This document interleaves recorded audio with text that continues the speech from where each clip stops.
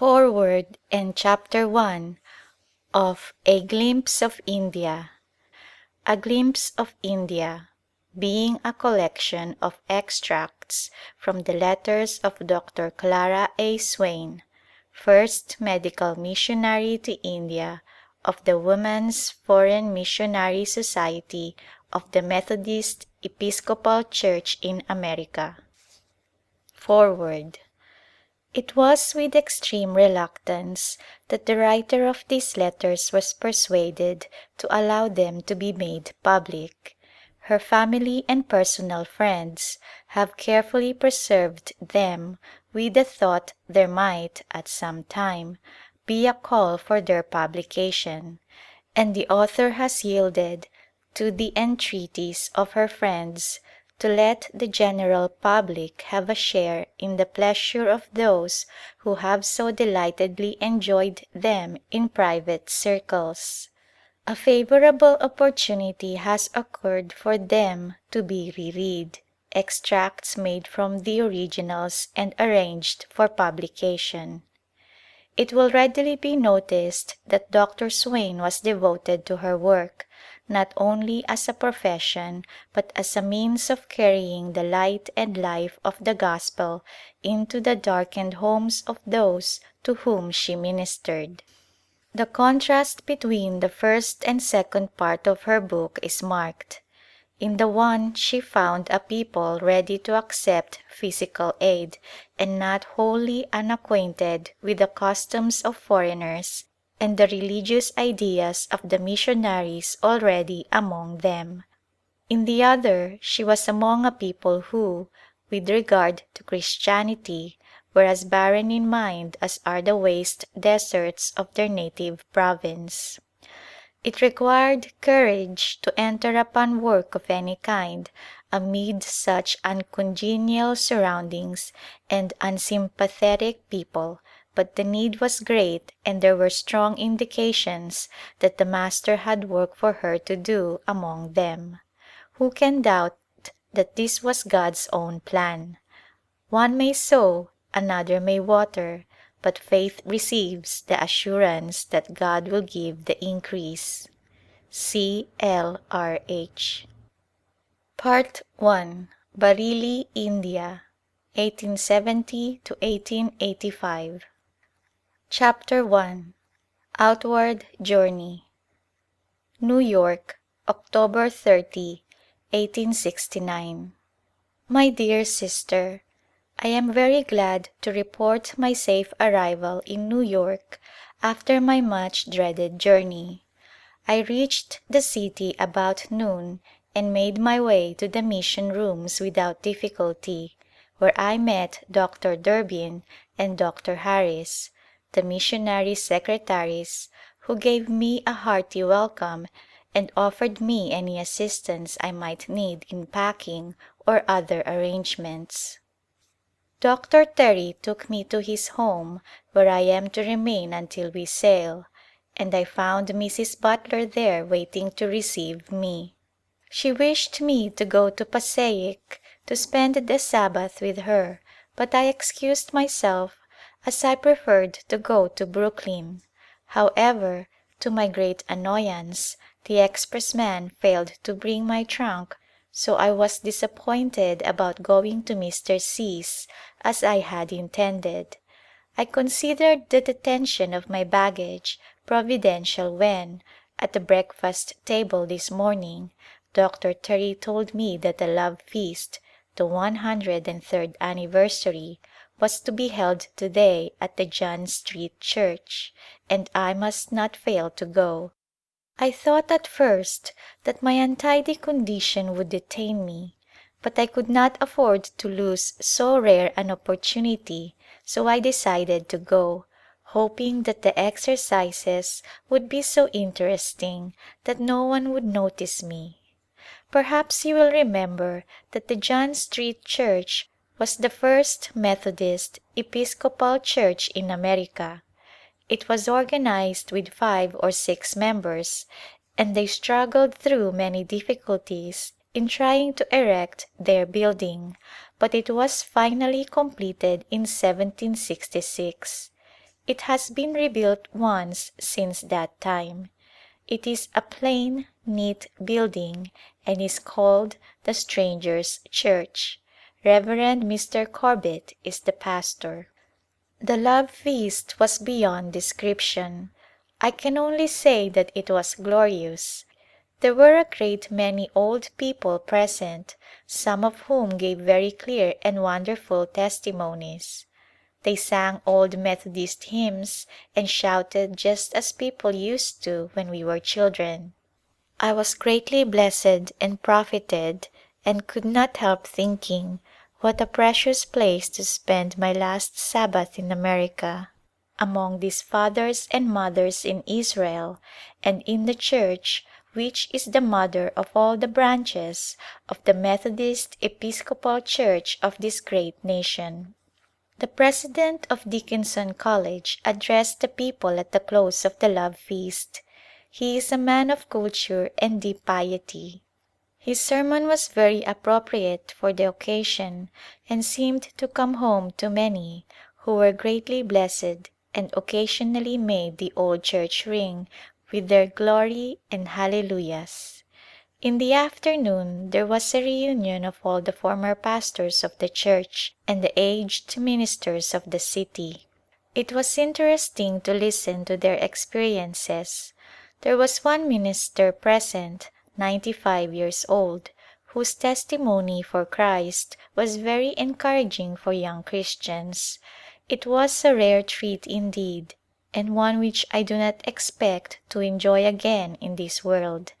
I trust that I may be counted worthy to attend the great reunion in the better land, not only of ministers and people of our own church, but of those of all nations who have washed their robes and made them white in the blood of the Lamb. Monday morning. Dr. Harris tells me that he has engaged our passage on the steamer Nevada, which will sail Wednesday morning, November 3rd, bound for Liverpool. I shall finish my packing today in order to have one day of rest before sailing. I have not yet seen Miss Thoburn, my traveling companion. She was expected on Saturday and is probably at some hotel in the city or with friends. I may not have time to write more than one letter Wednesday morning, and as I promised to write to Dr. Green, that letter will be for all of you. Liverpool, England, November 17th. Here I am safely landed in Liverpool, as well and happy as can be expected after a 12 days' rocking and rolling on the ever restless ocean. The weather was fine all the way and our gallant ship did its part nobly. Miss Thoburn and I had a pleasant stateroom with 2 berths, and everything provided for our comfort. We left New York at 2:30 in the afternoon, and after we had lost sight of the city we went down to our room to make all necessary arrangements, intending to go on deck again and stay until we were out of sight of land, but this pleasure was denied us. We had not been on deck long before we were glad to hurry back to our room and make ourselves as comfortable as circumstances would permit. There is no sickness to be compared to seasickness. I will not try to describe it. Experience only can make one understand and appreciate it in all its phases. The captain was disgusted with us. He said if the voyage were 2 or 3 days longer he should be tempted to throw us overboard, that he seldom had such a smooth and beautiful voyage and he did not see how any one could be seasick. We were on deck every day but 2, going up early in the morning with our pillows and blankets and staying all day. Our meals were brought up to us, and the captain was very kind and tried to tempt us with a variety of food. We found some very pleasant people among the passengers. Reverend Dr. Smith and wife of Chicago, editor of the Baptist Standard, Dr. Reed and daughter of New York, and Dr. Newton of Brooklyn. one of the physicians in charge of the eye infirmary. He and his wife were going to Europe on their wedding tour. I found that Mrs. Newton was educated at the seminary in Canandaigua and was acquainted with many of my old friends. We had a very pleasant time talking about people, as Cousin Louis says. When we arrived in Liverpool, these friends asked us to go to the hotel with them, which we were very glad to do, as we found no one at the dock to meet us as we had expected. We arrived on Sunday, and the gentleman who had been requested to meet us did not receive the letter until Monday, so we were obliged to attend to our baggage ourselves. I had my 2 trunks and 6 boxes to look after, and the thought of having them all opened and examined was not pleasant, but the custom house officer accepted my statement as to the contents of my trunks, and after looking over my lists passed them without giving us much trouble. We had not been long at the hotel when Mrs. Kelly, sister to Mrs. Butler of America, called and invited us to her home to remain until the time of our sailing, and we are now in her delightful home. 17th. This morning we received information that no steamer on which we could obtain passage to Alexandria would leave here for at least 10 days, so our stay in England will be thus prolonged. We have decided to go to London tomorrow and spend a few days in seeing the sights of that great metropolis. London, November 18th. How little did we think 1 year ago that this date would find me in this great city. We arrived at 2:30 this afternoon and found Dr. and Mrs. Smith, our steamer friends, pleasantly situated in a private boarding house where they had also secured rooms for us. They invited us to share their sitting room and order our dinner with theirs, and we already begin to feel quite at home. 19th. We were delighted with our journey yesterday. The farming country is beautiful. The farms look like finely cultivated gardens bordered with well-kept hedges, and occasionally we caught a glimpse of a large house surrounded with trees and flowers, which looked like a home of wealth and comfort. We began our sightseeing this morning, making our first visit to the Tower, where we spent 2 or 3 hours among the relics of the past. We were admitted to 3 of the towers and were shown the place where Lady Jane Grey was executed. While there a company of Highlanders came near and played a mournful dirge upon their bagpipes, so weird that it was almost painful. The Jewel Tower and St. John's Chapel each had interest for us. Leaving the Tower, we drove to the museum and spent the rest of the day there, where we saw so much to interest us that we were filled with regret that our time was so limited. 20th. Today we visited the Houses of Parliament. The buildings are rich and massive and there was much to admire. You have, no doubt, read much better descriptions of the notable places in London than I can give you. This afternoon we have been to City Road Chapel, where Mr. Wesley saw so many of those to whom he preached brought to Christ. Everything about the place is held sacred. The same pulpit is there which he used and it stands in the same place, but I believe it has been lowered a little. Do you know that Dr. Goodfellow, a returned missionary who spoke at our farewell meeting, presented me with a frame made from the wood of this pulpit? Dr. Durbin's picture was to have been put in the frame, but it was not finished, so it will be sent to me. Standing by the graves of Wesley, Bunyan, Dr. Watts, Adam Clark and others, I felt like renewing my consecration and asking God to give me that love for His cause, that spirit of self-denial which caused Wesley to give up all that was dear to him for Christ's sake. How God blessed the labors of those earnest workers and gave them souls for their hire, and how much better the world is today because they lived and labored for the salvation of souls. 22nd. I have about come to the conclusion that it is quite impossible to go out sightseeing all day and try to write my journal letter in the evening. I am so tired tonight that I can scarcely think.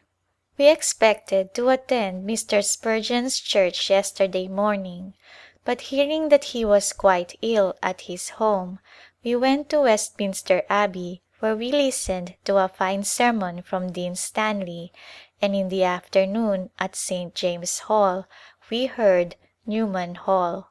His subject was repentance, and he made a most earnest appeal to the unconverted and to those who had grown weary in the work for Christ. The evening found us at City Road Chapel, where we also heard an excellent sermon. 23rd. Today we visited the Crystal Palace, a charming place made beautiful with plants and flowers surpassing in color and variety any collection I have ever seen. It would seem easy to be good in the midst of such surroundings. A few hours' stay among the tombs of England's kings, poets and historians, and a walk through the old cloisters where the monks used to walk and repeat their prayers, ended our sightseeing. These cloisters are all that remain of the old abbey. We returned to our rooms with grateful hearts for this unexpected and delightful visit to London. Liverpool, November 26th. We returned to Liverpool Wednesday evening and are again guests in Mrs. Kelly's pleasant home. We have been down to see the steamer on which our passage is engaged and find that it is a small coal steamer with only one cabin for ladies, in which are 4 berths. Everything looks clean and comfortable. We have each purchased a steamer chair, rug and a few other things for our comfort on the voyage. We were told that the steamer would sail on Saturday and that it would take 17 days to reach Alexandria. Only one lady besides ourselves has engaged passage. Mrs. Kelly and her family have made our visit so pleasant that it seems almost like leaving home again. Saturday, 27th. Mrs. Kelly's son accompanied us to the steamer this morning. The officers are very kind and gentlemanly. There is no stewardess or doctor. A few gentlemen have come on board, among them a young clergyman of the Church of England, who is going to India to officiate as chaplain in an up-country station. He was accompanied by an elderly gentleman who seemed rather anxious about him and asked us to pay him some attention in a friendly way. The lady who was to share our cabin has given up her passage. Mediterranean Sea, December 10th. This is the first time I have taken up my pen since we left Liverpool. Contrary to our expectations, our steamer did not sail until Monday, the 28th, so we went on shore on Sunday and attended church. We have had a rough voyage so far, but today the sea is more quiet and we are feeling better. In the Bay of Biscay the waves washed over the deck and broke the skylight in so that the water poured into our cabin and we were deluged. Fortunately, the things that we had taken out of our trunks for daily use had been placed in the vacant berths, so they escaped a wetting, but whatever was on the floor was thoroughly soaked. Our small ship rolled and tumbled but proved victorious over the great waves. Today we are gliding smoothly along and are really enjoying the sea. We caught a glimpse of the snowy tops of mountains on the Spanish coast, and on the 7th we passed Gibraltar, the lion of the Mediterranean. 15th. We have seen such lovely sunsets of late. Miss Thoburn says They are worth our long journey. Seeing them gives us such pleasure. Early this morning we steamed into the harbor of Malta, and as soon as the latter was lowered over the side of the steamer, men rushed up on deck to show their wares. There were various kinds of merchandise, beautiful Maltese and Italian laces, and the most exquisite jewelry. We looked longingly toward the town and wondered if it would be safe for us to go on shore, and presently the captain came up and assured us that we would have nothing to fear. He engaged a boat and helped us down the shaky ladder and wished us a pleasant time.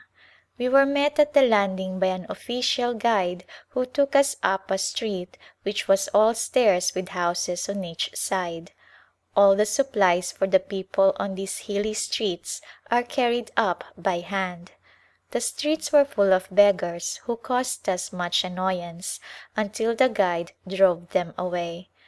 We visited St. John's Cathedral, the government buildings, the armory, and the palace gardens. Oleanders, poinsettias, and geraniums grow here very luxuriantly and are like small trees. The making of lace and jewelry are the chief industries. Alexandria, November 21st. We left Malta on the evening of the 15th and arrived here early this morning. As we have some hours to spare, we are going for a drive through the city. One of our steamer friends invited us to drive, and we went quite a distance to see Pompey's Pillar and the obelisk, called Cleopatra's Needle, so the time has passed quite pleasantly while we are waiting for the train for Suez. Steamer Krishna, Red Sea, December 25th. While you are, I trust, sweetly sleeping, we are floating down the Red Sea beneath a scorching sun, fanned by Arabian breezes. I cannot realize that this hot day is Christmas. It seems too hot for the 4th of July even. We left Alexandria on the 21st and crossed the country by rail to Suez. You will see on the map the part of the country of Egypt through which we passed. We crossed 3 of the branches of the Nile. The soil is very fertile and well cultivated, though the farming is done in a very crude and ancient style. We saw men plowing with a long stick for a plow, and a cow and a camel yoked together. The people are very poor and miserable, living in little huts of stone or mud. We are told that they raise large crops, but they are obliged to pay such heavy taxes that it keeps them very poor. We saw large cotton and wheat fields, and palm and orange groves loaded with ripe fruit which looked very tempting. We arrived at Suez at 7 o'clock in the evening and were immediately surrounded by a crowd of Arabs, all anxious to get hold of our luggage. The gentlemen in our company were obliged to attend to their own business, and we stood among this crowd for nearly an hour trying to hinder them from taking our parcels. One of the gentlemen came to our relief as soon as he could adjust his own affairs and took us to an English hotel where we met 2 young ladies who were sent out as missionaries to India by the United Presbyterian Board. There were 4 of them who left New York the Saturday before we sailed, 2 of whom were appointed to Egypt. These ladies had just come from Cairo in company with Reverend Mr. Ewing, who lives there. He was the first American gentleman we had met since leaving England, and we soon made his acquaintance and were proud to introduce him to the English gentlemen of our company.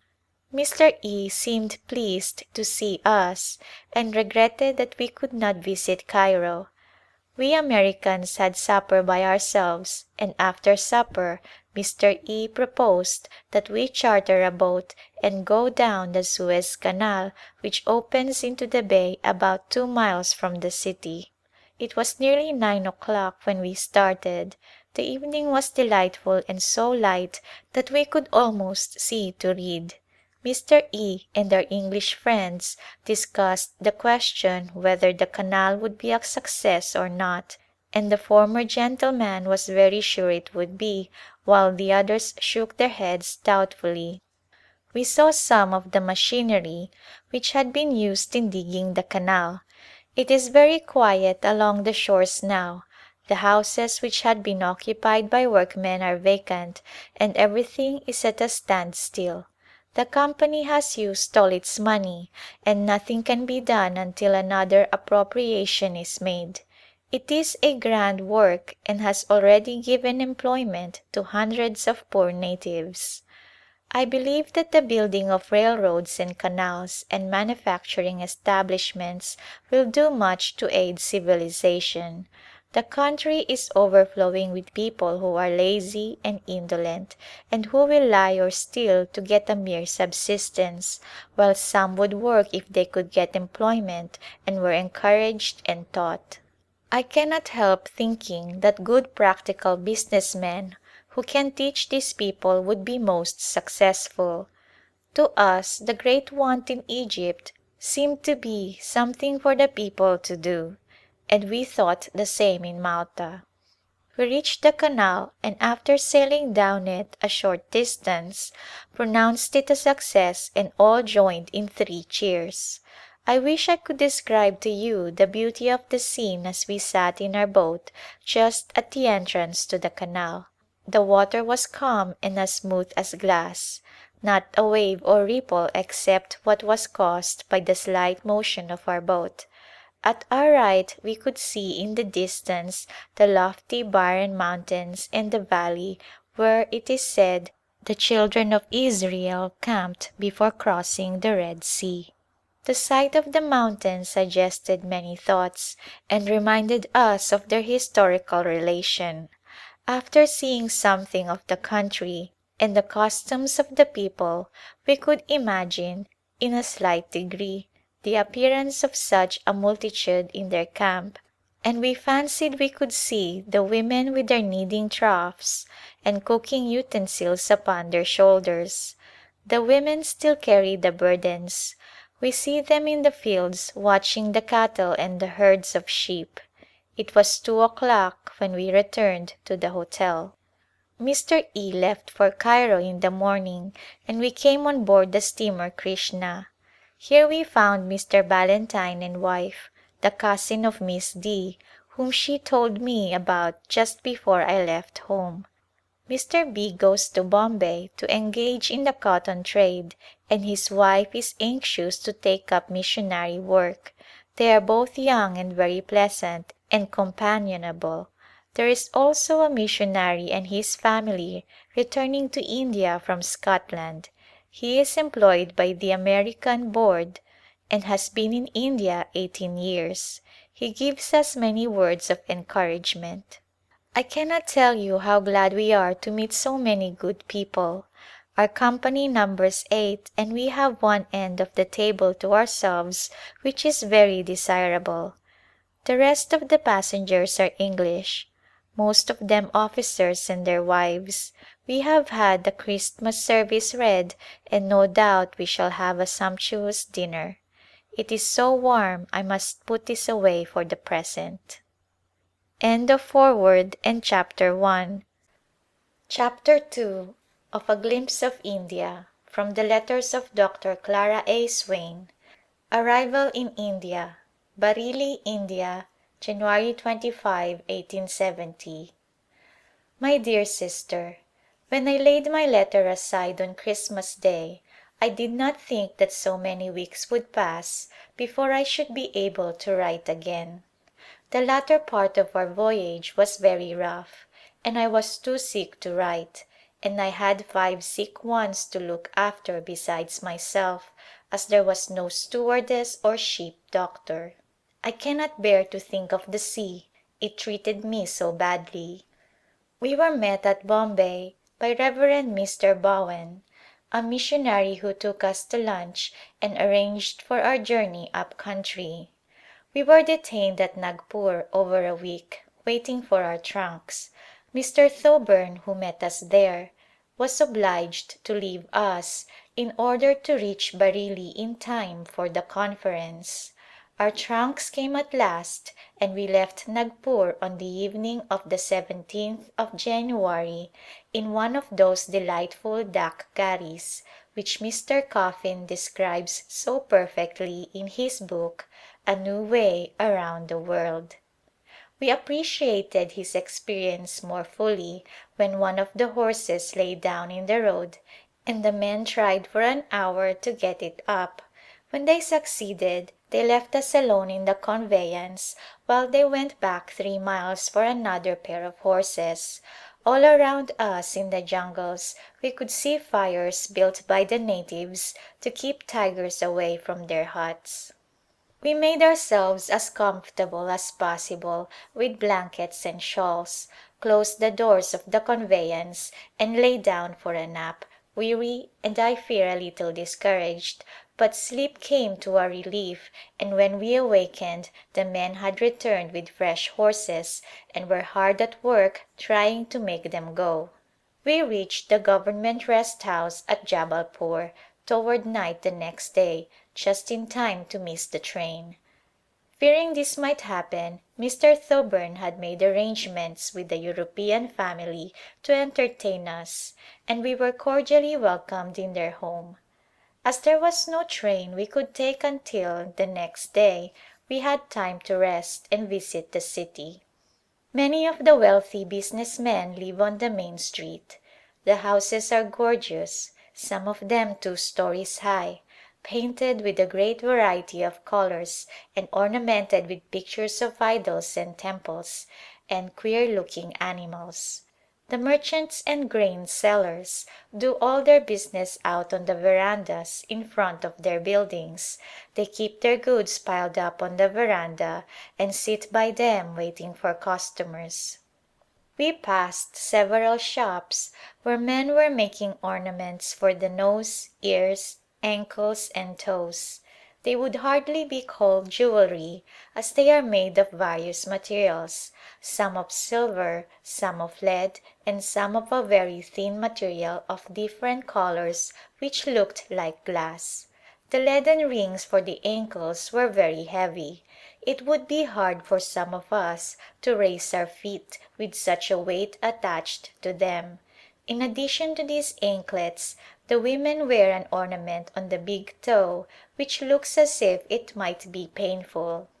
We saw men beating brass and making it into plates and drinking vessels, and others making brown earthen vessels to hold water. Their methods of manufacture are very simple as well as their way of living.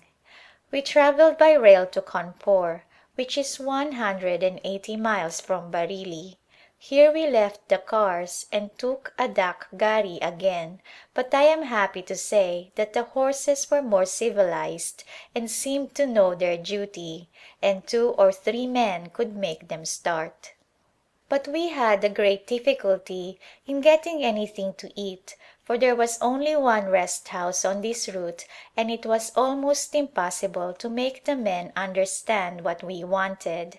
However, by pointing and making various signs, we succeeded in getting some tea and the bread used by the natives. It was 6 o'clock in the morning and we had a hard day's travel before us and we wanted some food to take with us but did not succeed in getting any, so we were obliged to fast until we reached Bareilly. When we arrived at the river Ganges we left the gari and were carried across the river in small doolies carried on men's shoulders. The bridge of boats seemed rather unstable but we were taken safely over and were not sorry to find garis ready for us. We saw men and women bathing in this, their sacred river, and met many more on their way to it.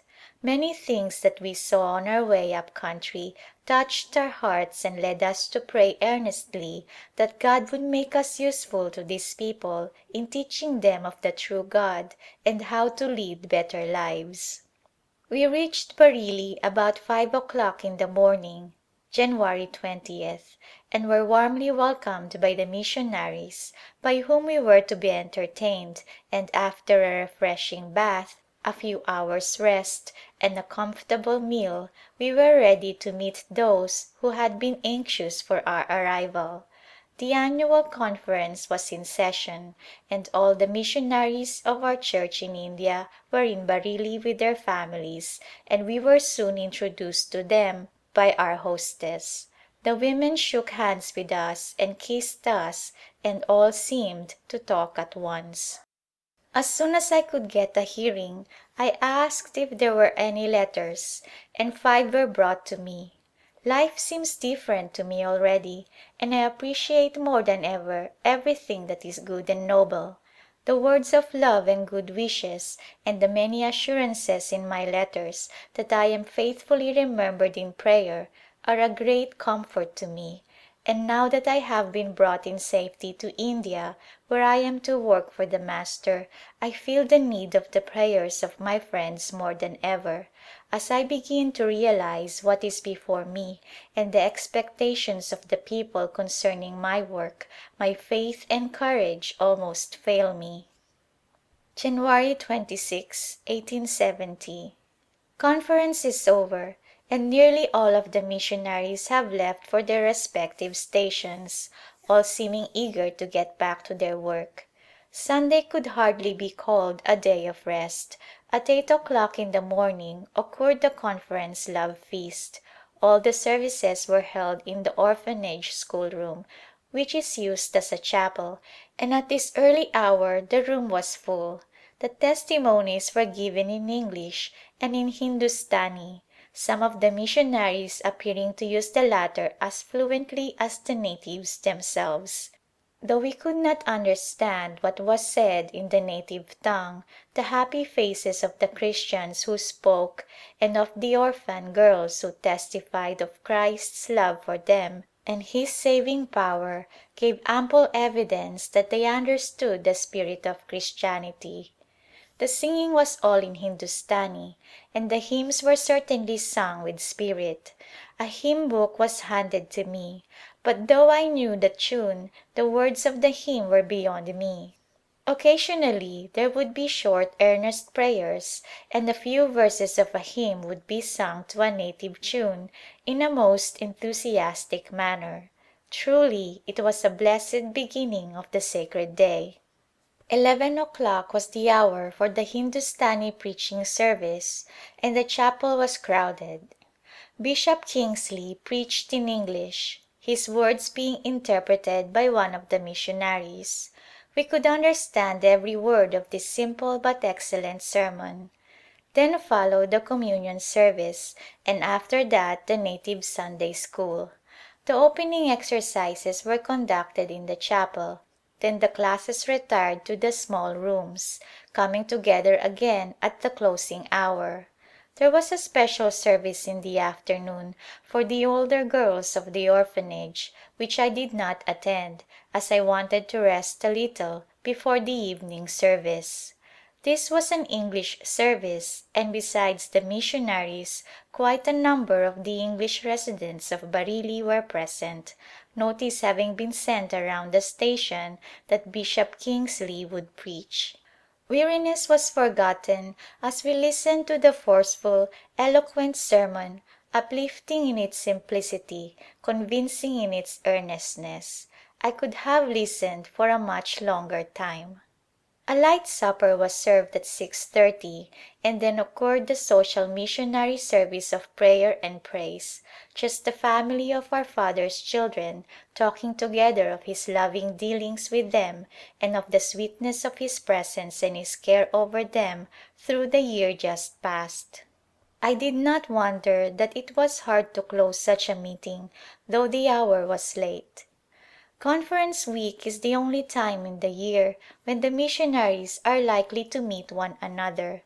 Some live in isolated stations where there are few or no Europeans, and even if there are European residents, the missionaries are so occupied with their own work that there is not much time for social life. So these annual gatherings are precious privileges in more senses than one. We enjoyed the conference sessions very much. We were formally introduced at the Monday morning session, and as the bishop gave us the hand of welcome the conference rose to greet us.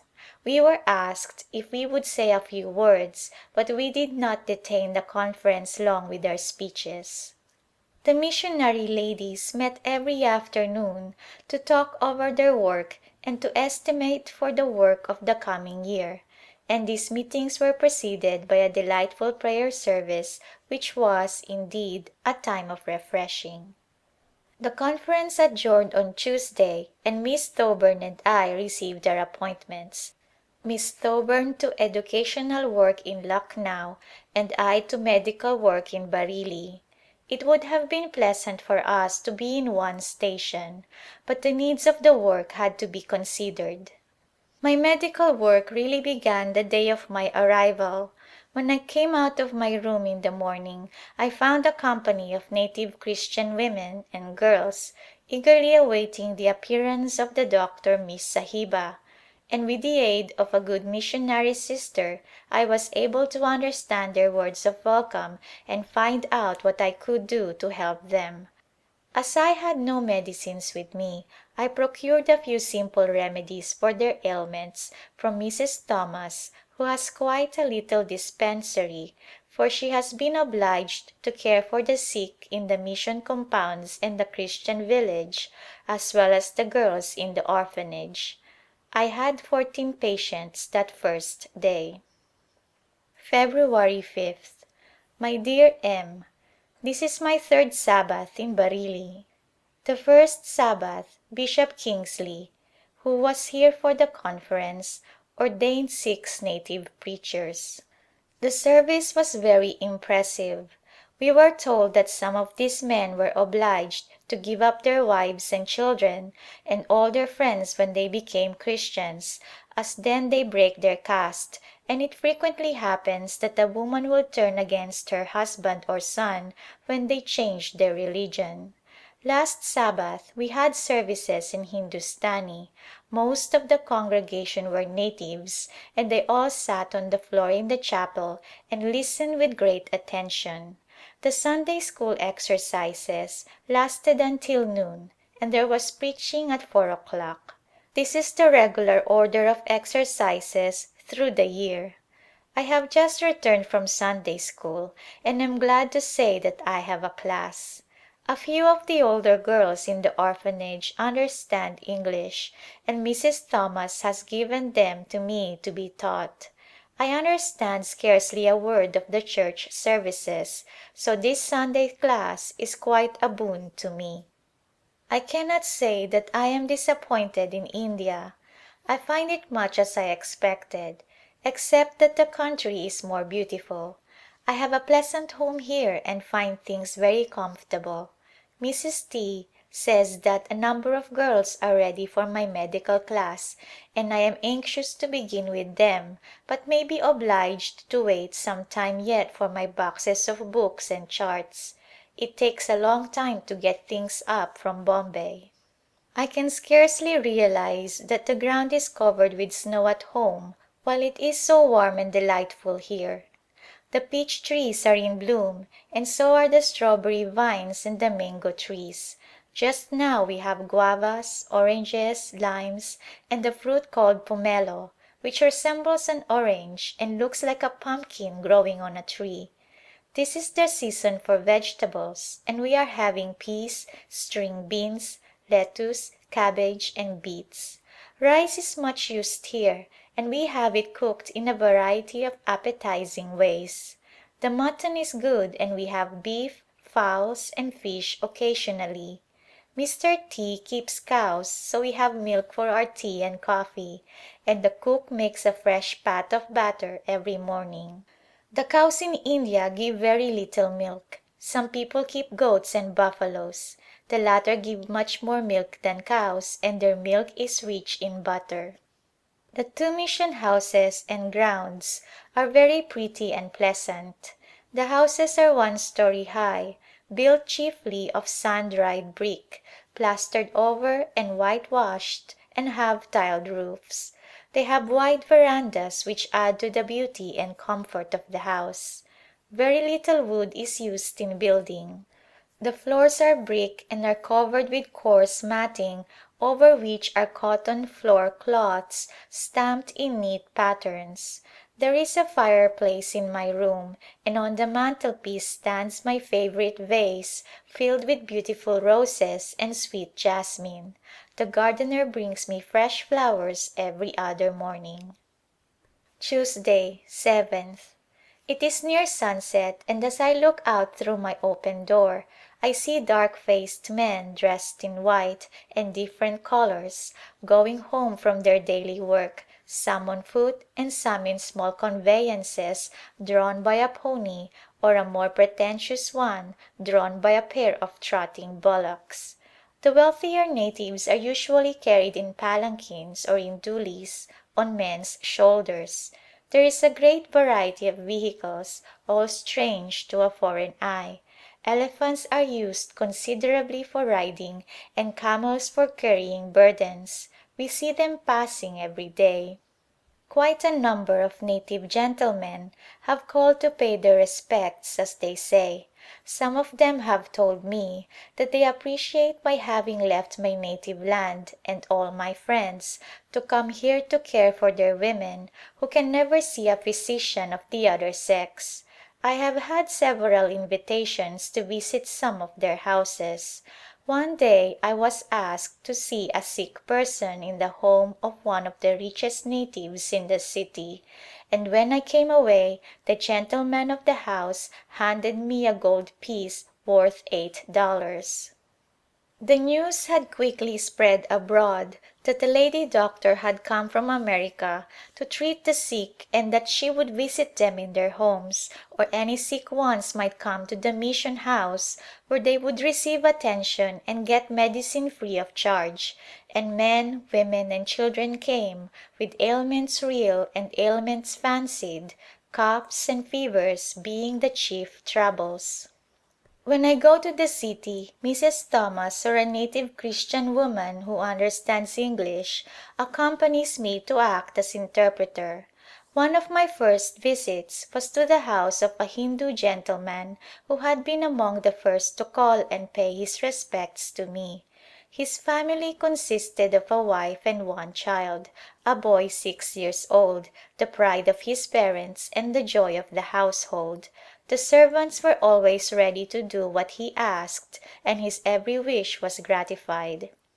We were cordially received and after the usual ceremony of offering pan or betel leaf and various sweetmeats which etiquette required us to taste, I turned my attention to my patient, whose illness proved to be the result of a long-standing disease which in due time would yield to proper medical and hygienic treatment.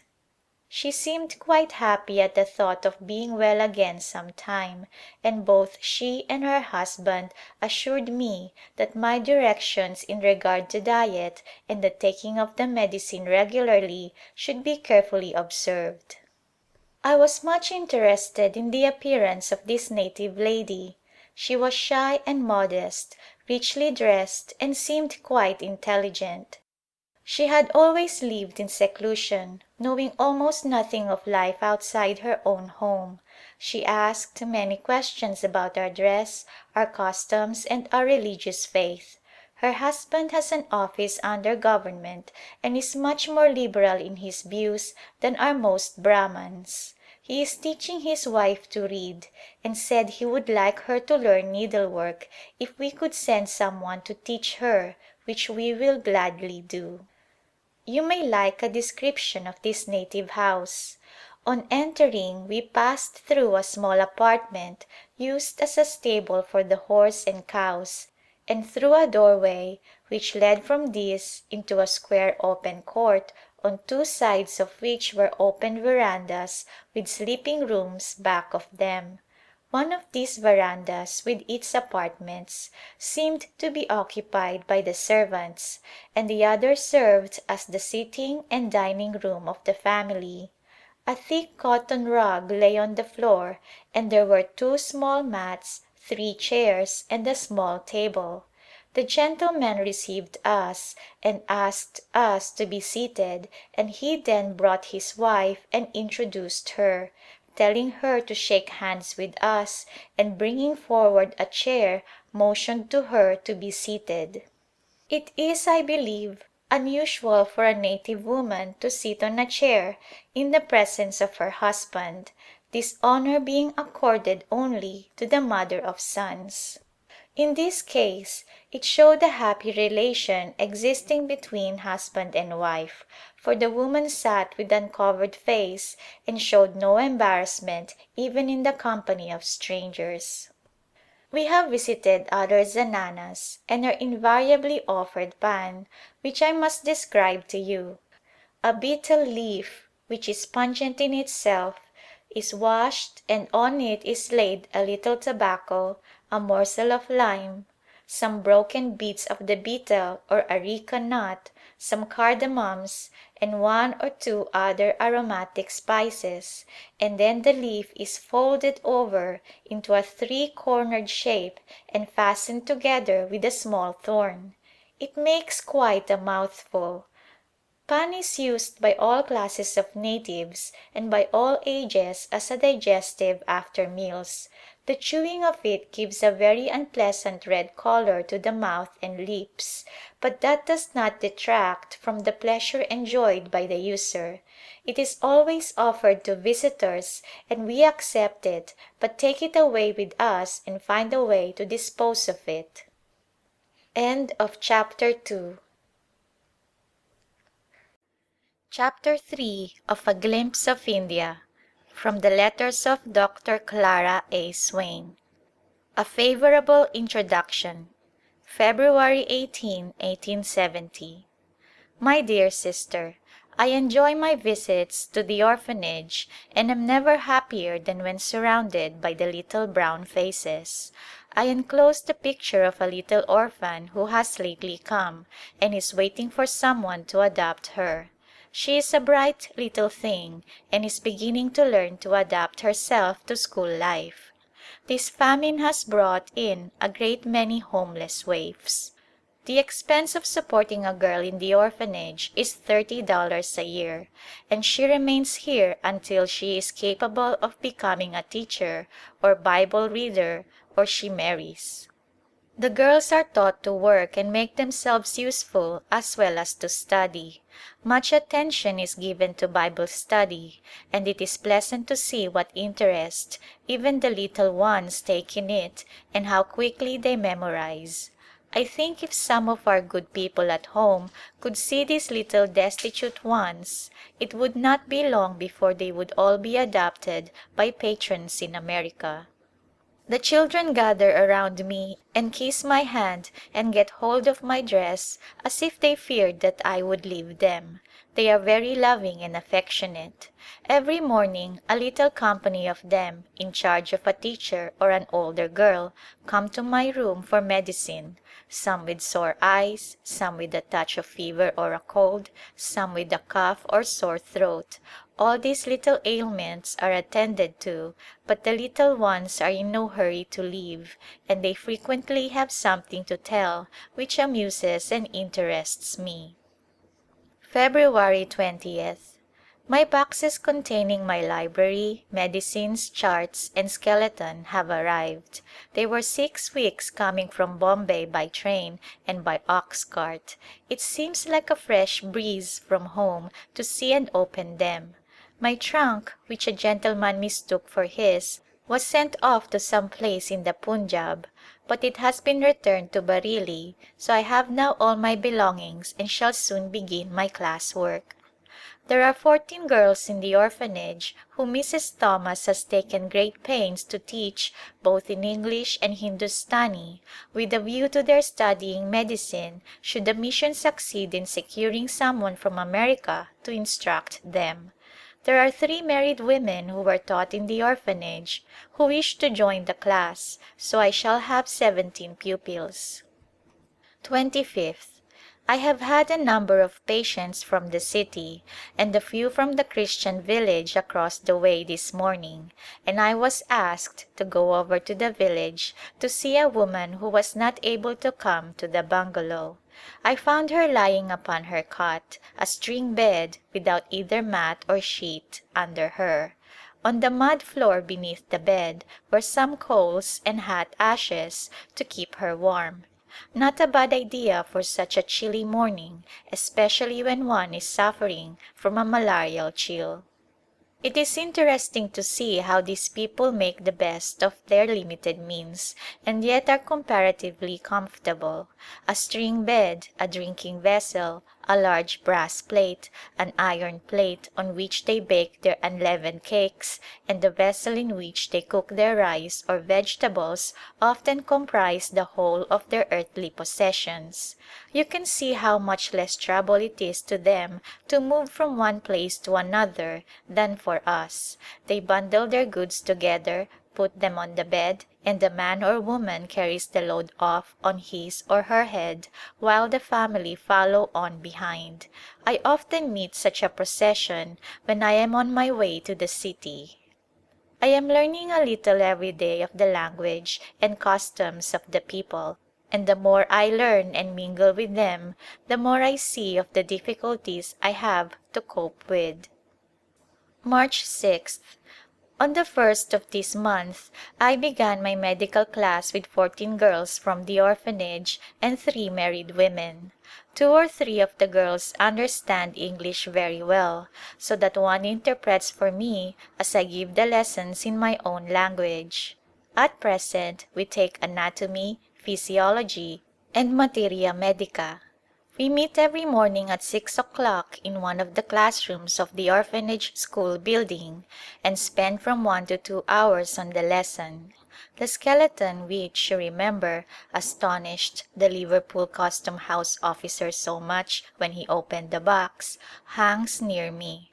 One of the girls, when she first saw the skeleton, exclaimed, "Oh, Miss Sahiba, how will this woman rise in the resurrection with her flesh in America and her bones in India?" I leave you to answer this question in your next letter. 2 of the class are appointed each week to look after the sick girls in the orphanage and to accompany me when I go to the city and to the Christian village. Some of them are very capable and will, I trust, in time, make very clever doctors. Others will make good nurses and more careful mothers for having the knowledge gained here. 10th.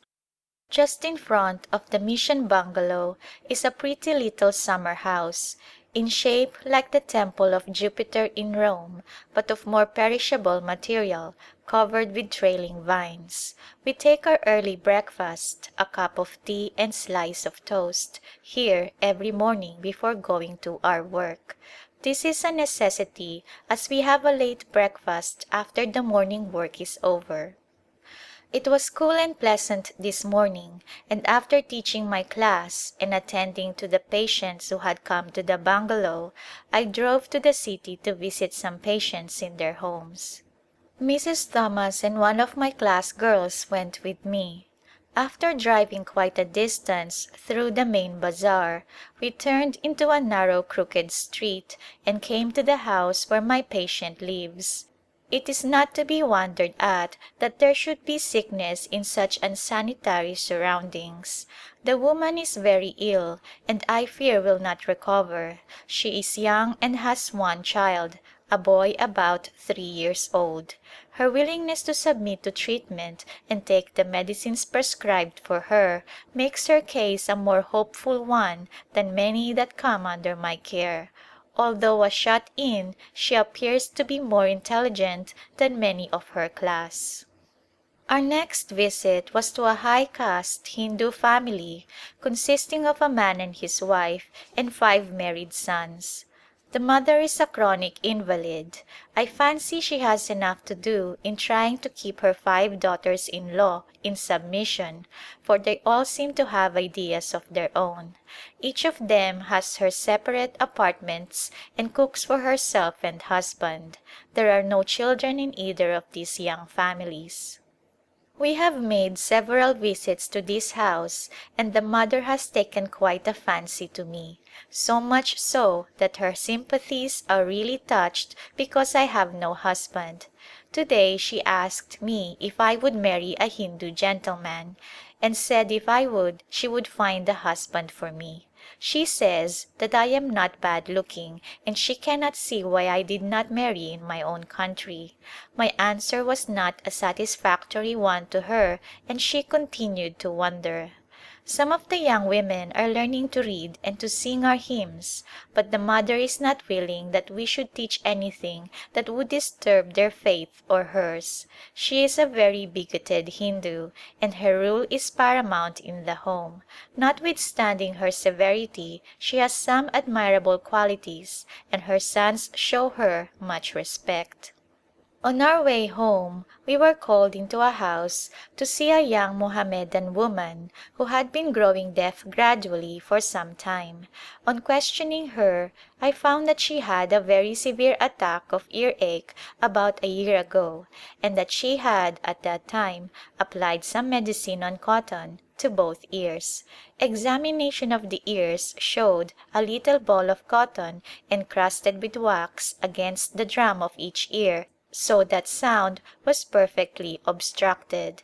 These were soon removed and a more grateful woman it would be difficult to find. She insisted on our taking pan and sweetmeats, this being all she could offer as she is a poor woman.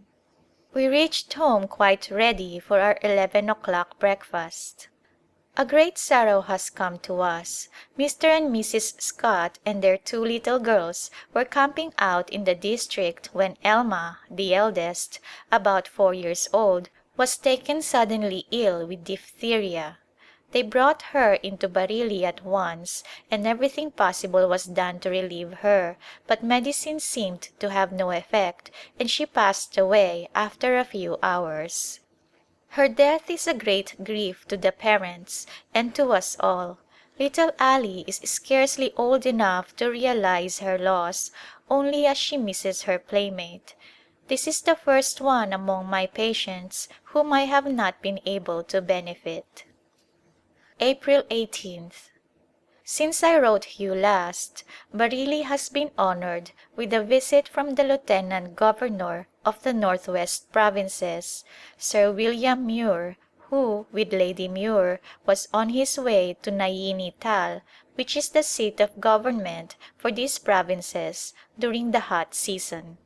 The Governor held a durbar or reception for the native chiefs of the Rohilkhand district and Lady Muir invited Mrs. Thomas and me to be present and sit with her on the dais, thinking that it would be a fine opportunity for me to be made known to the elite of the district as all the government officials, native as well as European, were present. It was a pretty sight to look upon. The fine-looking Mohammedan and Hindu gentlemen were attired in gold-embroidered robes of satin or velvet, royal purple, bright blue, green, and even scarlet, making a brilliant display, while the delicate colors of their turbans added a touch of daintiness to the costumes. Each was presented in turn to the governor, who made a pleasant remark as he received their salutation, and then followed his official address, in the course of which he said that the women of Bareilly and the adjoining towns in their time of need would now have the advantage of a physician who could enter their homes which up to this time had been closed to the medical profession of the other sex. Then turning toward me he mentioned my name and said that he hoped that when the women and children in the families of the gentlemen now before him needed medical attention they would not fail to call in the lady doctor. The Nawab of Rampur, a Mohammedan, had come to Bareilly to meet the Lieutenant Governor. He arrived in a golden carriage drawn by fine horses, with outriders, followed by a retinue of horsemen, state officials and servants, the whole making a brilliant royal procession. The next day Sir William visited the native college and addressed the students, and we were also invited to attend on this occasion. The address was in Hindustani, and I did not understand it only as Mrs. Thomas occasionally interpreted a sentence to me. In the afternoon Sir William and the Nawab of Rampore with his staff visited the girls' orphanage. The Nawab seemed pleased with what he saw and heard, especially with the intelligent replies of the medical class as I questioned them on the bones and muscles of the human body. He said he did not know that girls could learn so much. When he returned to his tent he sent 1,000 rupees as a present for the orphanage. Lady Muir called on us at the bungalow and invited Mrs. Thomas and me to accompany her to the city to visit a widowed Rani. The Rani told us that she had just returned from a pilgrimage to Benares, the sacred city of the Hindus. She is very devout in her way. She treated us with much respect, and as we were leaving a large brass tray of gold and silver coin was presented to us, which offering we were expected simply to touch as we made our salam. On the floor near by where we sat were trays of fresh fruit, peaches, figs, melons and other fruits, and at evening these were sent to our bungalow as a mark of respect. We afterward visited the house of a wealthy Mohammedan gentleman, where we found 250 women and children, 50 of whom belonged to his household. The rest were pupils of the Mohammedan schools of the city who had been gathered here to be examined by Lady Muir. We heard some of them read, and Lady Muir questioned them a little and then distributed some gifts and gave them a nice little talk. Both Sir William and Lady Muir are so thoroughly good and just toward all classes that their words are considered almost sacred. It will be a great help to my work among native families to have been introduced by them in this way. I must not omit to say that these schools in the city were all organized by this Mohammedan gentleman who is Deputy Commissioner of the Bareilly district. 21st. The heat is intense and we can only go out morning and evening unless really obliged to. This has been my lot a few times of late. I have had a serious case which has caused me great anxiety for several days. The patient is the wife of our Bengali preacher, who also teaches in the mission school. She is only 18 years of age, one of the loveliest women I have ever met. The day after the birth of her child she was taken with fever which continued for 5 days and seemed beyond control. I worked over her faithfully and today she is more comfortable and I think she will recover. I dare not leave her to a native nurse, so I take the whole care of her myself, except such little attention as her husband can give while I am visiting other patients. Calls for medical attention increase in number daily, and nearly every day I go to the city both morning and evening. I visit regularly in 15 different zananas. It is a trial to me not to be able to talk with the women instead of speaking through an interpreter. I suppose in a way this first year will be my hardest year in India. I have to study the diseases peculiar to the climate and country and their treatment, keeping in mind the mode of life of the people which is not always favorable to the recovery of a patient. End of chapter 3. Recording by Shena Sayre, Fresno, California.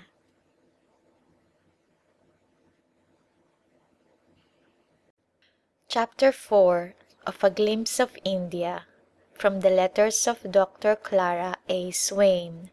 First hot season. Bareilly, April 25, 1870.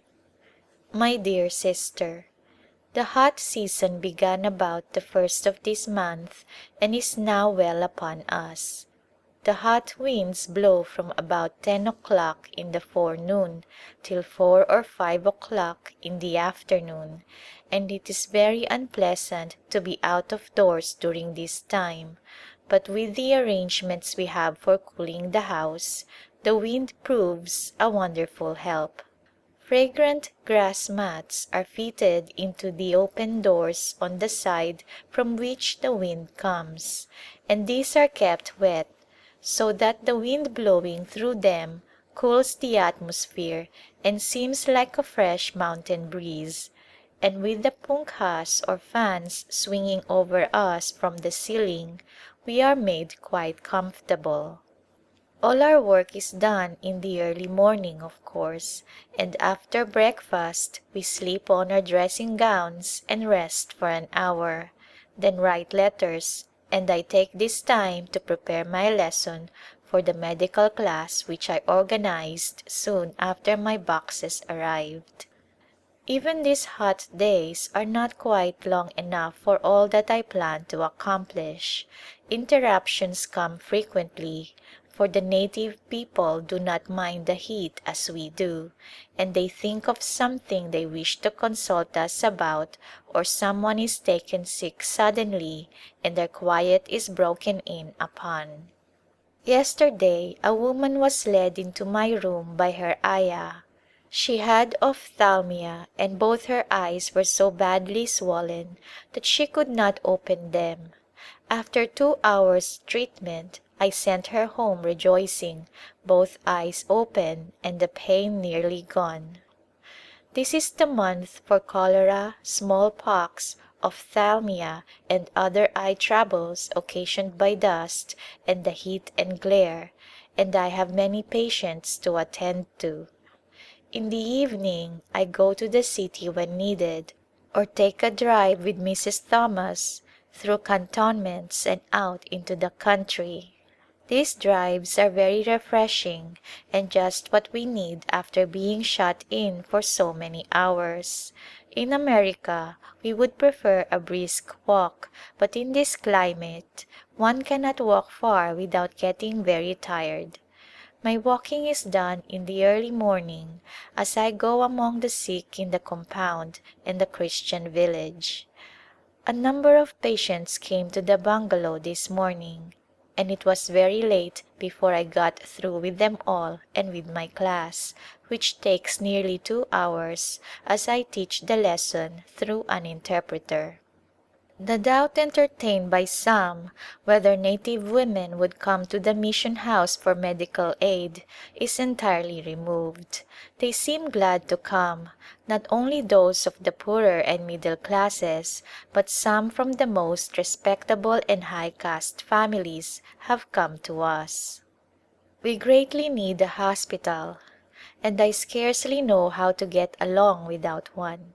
If our work continues to increase we could care for many more if we had a suitable place for patients to remain with us, and it would also save much of our time and strength. Hospitals, especially for women and children, are much needed in India, and if properly conducted might do much for their social and religious improvement as well as for the relief of their physical suffering. In talking with a native gentleman a few days ago, he remarked, "Such homes for the sick are just what we need. Native ladies would not hesitate to go to a hospital superintended by a lady physician, and I am anxious that the first one should be in Bareilly." Was not this encouraging? May 8th. We have just received the sad and startling news of Bishop Kingsley's death at Beirut of heart trouble. The date of his death was not mentioned, but it was probably more than 6 weeks ago. Dr. Bannister was with him. So much news of this kind has come to us of late that we ask ourselves, who next? Bishop Kingsley's wise and gentle administration at the Conference and his strong and earnest sympathy and valuable counsel endeared him to the missionaries, and his sudden translation has cast a gloom over us all. His great interest in our work led the missionaries to expect much from his report at home of the needs of the mission, but God's ways are higher than our ways and His thoughts than our thoughts. July 20th. The rainy season began about a month ago. The first few showers were very refreshing after so many weeks of intense heat. The scorched brown lawns are now a beautiful green and all nature seems to have sprung suddenly into new life. I have never seen it rain as it does here. It comes in torrents. One day as I was coming home from the city I was caught in a rainstorm and the carriage box was soon filled with water and I found myself in an impromptu foot bath, shoes and stockings as well. It was a warm day. Still my wetting resulted in an attack of rheumatism which laid me aside for a time. The rain comes down heavily for a few hours, then the sun shines and it is hot and steamy, just the kind of weather which makes one feel that even a grasshopper is a burden. The rainy season lasts until the end of September, which is considered the most unhealthy month of the season because of decaying vegetation creating malaria. Bareilly is noted for malarial fever. The side streets in the city and many of the native houses are so unsanitary that it is a marvel that any escape fever. Many Europeans, especially the families of government officials, spend the hot and rainy seasons in the mountains. The station looks quite forlorn, so many houses are closed and so few people are out for a drive in the evening. My work goes on as usual. As my practice increases, I find my room in the mission house quite too small and inconvenient for the morning clinics, and the homes of the poor where I am called to attend the sick are so utterly destitute of comforts of any kind that what little I can do for them seems of very little use. I long for a clean, comfortable place near me to offer them. Our need of a hospital grows each day more urgent, but where can we purchase suitable grounds on which to build, and will the society furnish the necessary means are questions to be considered. October 28th. My dear Dr. Green, I must write you a few words this morning to tell you how much I enjoy your letters. Whenever you want to do a real missionary work just write me a good long letter. I never knew the value of letters until I came to India. We are seeing good results from our visits in the zananas. A Bengali woman who has been a patient of mine for some time asked us to bring her a Bible in her own language, and she is so much interested in reading it that she says she does not like to do anything else. The last time we went to see her she whispered to Mrs. Thomas, "I like that book so much and I want you to explain it to me and tell me more about your religion."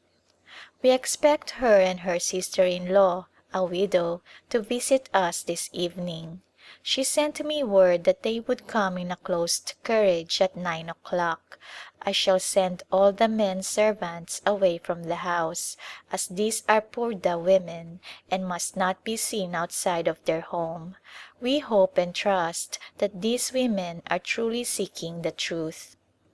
Another patient said to us, "I wish there was only one religion in India, then we could all eat together without breaking our caste. The women often give us food and sweetmeats, but they would not eat a morsel of their own food with us nor allow us to touch one of their dishes or drinking vessels." The Bengali woman who asked for a Bible is intelligent and if she becomes a Christian she will be capable of doing something for others, but there are many who do not quickly comprehend our teaching and others are indifferent. If you were to look into my room you would see the tiniest baby on my lounge which I have had here for a week. It was so feeble and puny that I had no hope for its life. The mother was very ill and had no nourishment for it, and we have kept it alive by giving a few drops of milk at a time, and now it really seems that it will live. I promised the mother that I would adopt the baby if she did not get well, but both she and the baby are now in a hopeful condition. I need not tell you how much I want to see you and how many times I wish for you when I return from my sick patients. How it would cheer me to find you in my room waiting to hear the result of my visits and give me some advice. I cannot tell you how hard it is to practice medicine here alone. December 26, 1870. My dear Sister, as the year draws to a close, I am interested in looking back over the months of service for the Master, and I feel grateful to God for what has been accomplished. While many have been relieved from suffering, we have the hope that some among our patients have become thoughtful about their eternal interests. I find that in this my first year in India I have visited 70 different families in the city and adjacent villages, with 250 visits in the homes of my patients, besides prescribing for 1,200 and 25 patients at the mission house. In many of the families we have read the Bible and other religious books and have conversed freely with the women, some of whom are learning to read. It has been impossible to give regular instruction in all the zananas where we have been asked to teach as our number of helpers is so limited, so we have followed the plan of reading a portion of scripture and explaining it in the presence of the family of each patient as we had time and opportunity. In this way we have succeeded in interesting the women and opening the way for friendly talk and inducing some to learn to read and think for themselves. Bareilly, January 8, 1871. My dear Sister, your letter of June 8th reached me after a 3 months' journey, and the one dated August 28th has come today quite unexpectedly, as this is not home mail day. Home letters are very welcome no matter how often they come. I am trying to arrange my work so that I can go to Lucknow to attend the annual conference on the 12th of this month. We are having delightful weather, the roses and other flowers are in full bloom, and the orange and lemon trees are laden with ripe fruit. I have been to the English church this evening and heard an excellent sermon. When I get hungry for a sermon I go there, for our services are all in Hindustani and I do not yet understand that language. Bareilly is a military station with several regiments quartered here, and there are also many civilians, so the chaplain usually has a good congregation. The Reverend William Taylor is now in Lucknow. You have heard of his marvelous success in Australia and Ceylon. He is holding meetings in Lucknow which are well attended by the natives. He preaches through an interpreter and has such a simple way of explaining the scriptures that the people seem to have little difficulty in comprehending his meaning. There have been several conversions. Mr. Taylor intends to remain in India 2 years preaching in the different stations, so we shall have him here in Bareilly some time. Christmas was a very enjoyable day. We did not have snow for a sleigh ride, but there was keen sharp air and plenty of dust. There was a morning service and then came the festivities. I had a number of presents from my patients, chiefly trays containing nuts, oranges, raisins, pomegranates, native sweetmeats, and trays with boxes of white grapes.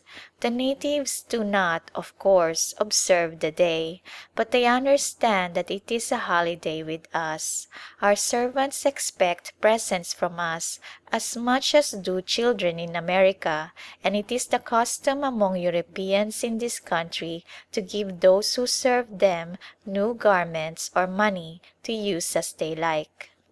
There was a Christmas tree in the orphanage schoolroom the evening before, and at 11 o'clock Christmas morning we had Hindustani service for the native Christians, and Christmas cards and little books were given to the Sunday school children.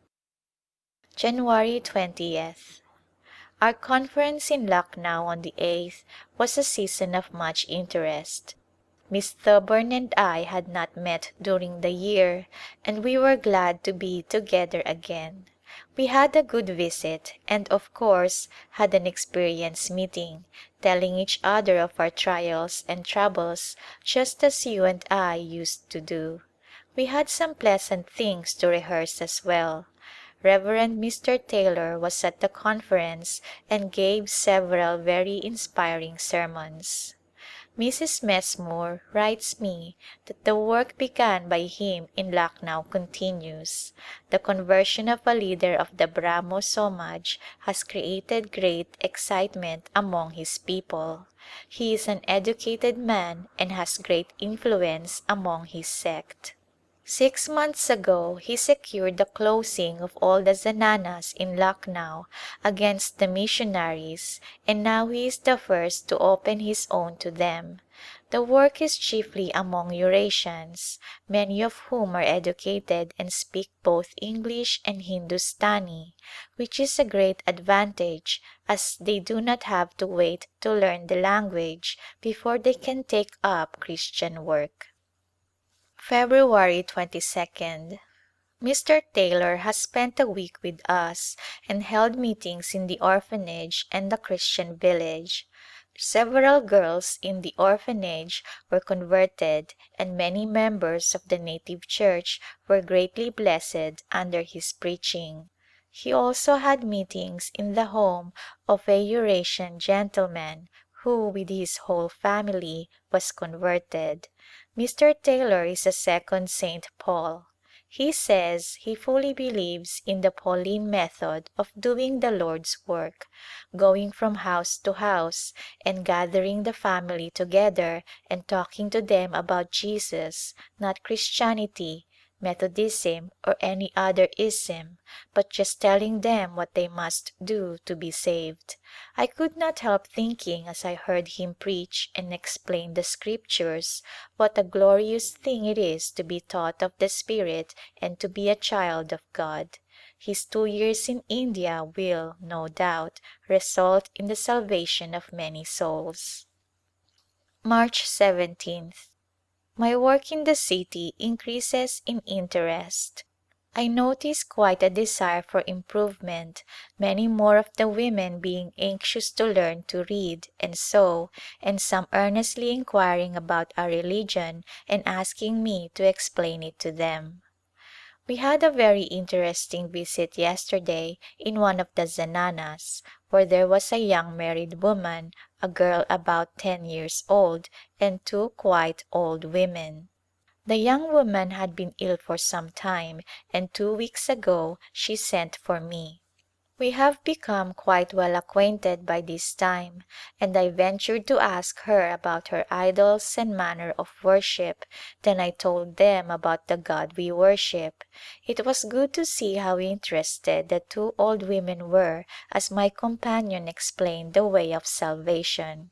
One of them said, "You speak good words, just what I have been longing to hear." They seemed quite disappointed when I said to them that I should be away for a short time, but I told them that Mrs. Sheehy, who was with me, would come to see them and would bring books to read to them and would tell them more about our religion. Nearly every day we have some interesting visits. Mrs. Sheehy, who now accompanies me in my visits to the city, is a European woman who was born and educated in India, and she understands the language and customs of the natives. She is an earnest Christian and a true missionary at heart, so my work is much more satisfactory to me since she has been with me. April 30th. It is the custom here for native gentlemen to call on foreigners to pay their respects, and I have had a number of such callers. They do not allow their wives to come to see us, for they live in seclusion, but when we go to their houses the gentleman receives us and does the honors. At first the woman sits on a mat in a corner while her husband is with us. She keeps her face covered and seems more like a shy kitten than a human being, but after a few visits she loses some of her shyness, and when we are alone sits on a chair or stool and uncovers her face and talks freely with us. I take special pains to tell the husbands about our customs, and that I think it is a great pity that they keep their wives and daughters in such ignorance, always shut up in their houses and never allowed to see the beauties of nature. I can see a change in the feelings of some of these men, and have persuaded two of them whose wives have been my patients to allow their wives to visit me. The poor things were very uneasy. Everything was so new to them and they were so much afraid that some man would make his appearance. The husbands walked the veranda all the while the women were within, lest some one should come or get a glimpse of the women through the blinds, though they were tightly closed. The women went from one room to another and asked questions like little children about everything they saw. We took great pains to show them our needlework and to explain the pictures and books to them. It is quite an accomplishment to be able to entertain native ladies nicely. Some of them are very simple-hearted and lovely, and one feels like taking them to one's heart as one would a little child. While they have the stature of an adult they really seem like children. June 10th. You will be glad to know that I have an arrangement which makes my work a little easier, because I can have some of my cases which need special supervision near me. There is a small house in the compound which was built some years ago for the native pastor, but which has not been occupied of late, and Mr. Thomas has had it put in good order and has placed it at my disposal to use for patients who are brought to me from out stations. There are 3 rooms in it which will serve our purpose nicely, and who should come this morning to occupy the first room but Abraham and Sarah. Abraham is a converted Jew, a merchant who on one of his trips from Damascus heard the gospel preached in India and accepted Christianity. Sarah, his wife, is the daughter of a native minister who was formerly a Hindu idolater. She is ill with fever and her husband will remain here with her until she recovers. She is a bright young woman and has a fairly good education and is doing good work as a Bible woman in the village where they live, 12 miles from Bareilly. I have had several new patients at the mission house this morning, some of them interesting cases. This is a busy time with us all, and every moment of my time seems occupied. End of chapter 4. Chapter 5 of A Glimpse of India, from the letters of Dr. Clara Swain. A Visit to the Hills. Almora, September 9th. My dear sister, I left Bareilly on the 10th of August for Almora and was nearly a week in getting here, although the distance is only 96 miles. I came to help care for one of our missionaries who came to the mountains in search of health. For a time he seemed to improve, but about the last of July he began to fail and he begged Mrs. Thomas, with whom he was boarding, to send for me, thinking that I might help him. I took one of my servants with me about 30 miles, then sent him back with my conveyance and trusted myself completely to the natives, travelling all night in a dolly carried by 4 men at a time, changing the men every 8 miles. It took 3 horses and 35 men to carry me 60 miles. We were 31 hours getting to the foot of the mountains. There I found fresh men sent down from Naini Tal by the missionaries with a letter directing me how to proceed on my journey. I reached Naini Tal all right and received a hearty welcome from some of our missionary ladies who are spending the season there. Naini Tal is 8,500 feet above sea level. It derives its name from the goddess of the lake, Naini, and is a favorite summer resort. The scenery is fine. The trees are covered with ferns and mosses of every shade of green. It is said that there are 120 varieties of ferns growing in the station. I was detained 2 days by the heavy rain but was at last able to move on, this time in quite another style of conveyance. It resembles a chair with a canopy and has a pole on each side with a sort of harness at each end which goes across the shoulders of the men who carry it. 4 men carry it at a time, and besides these carriers I had a man to carry my trunk on his back, another with my roll of bedding on his head, and a third carrying a satchel, while a servant whom Mrs. Thomas had sent to escort me walked beside my conveyance. I could not help laughing as I looked at my caravan, though it was no laughing matter to set off in this way for a journey of 24 miles through the mountains. Some of the ladies thought it very brave of me to start off alone, but I had no particular fear as I knew that other ladies had taken the journey alone with perfect safety. The first day we marched 12 miles and reached the Government Rest House just at evening. It is a lone bungalow standing on a hill with a dozen native huts near it.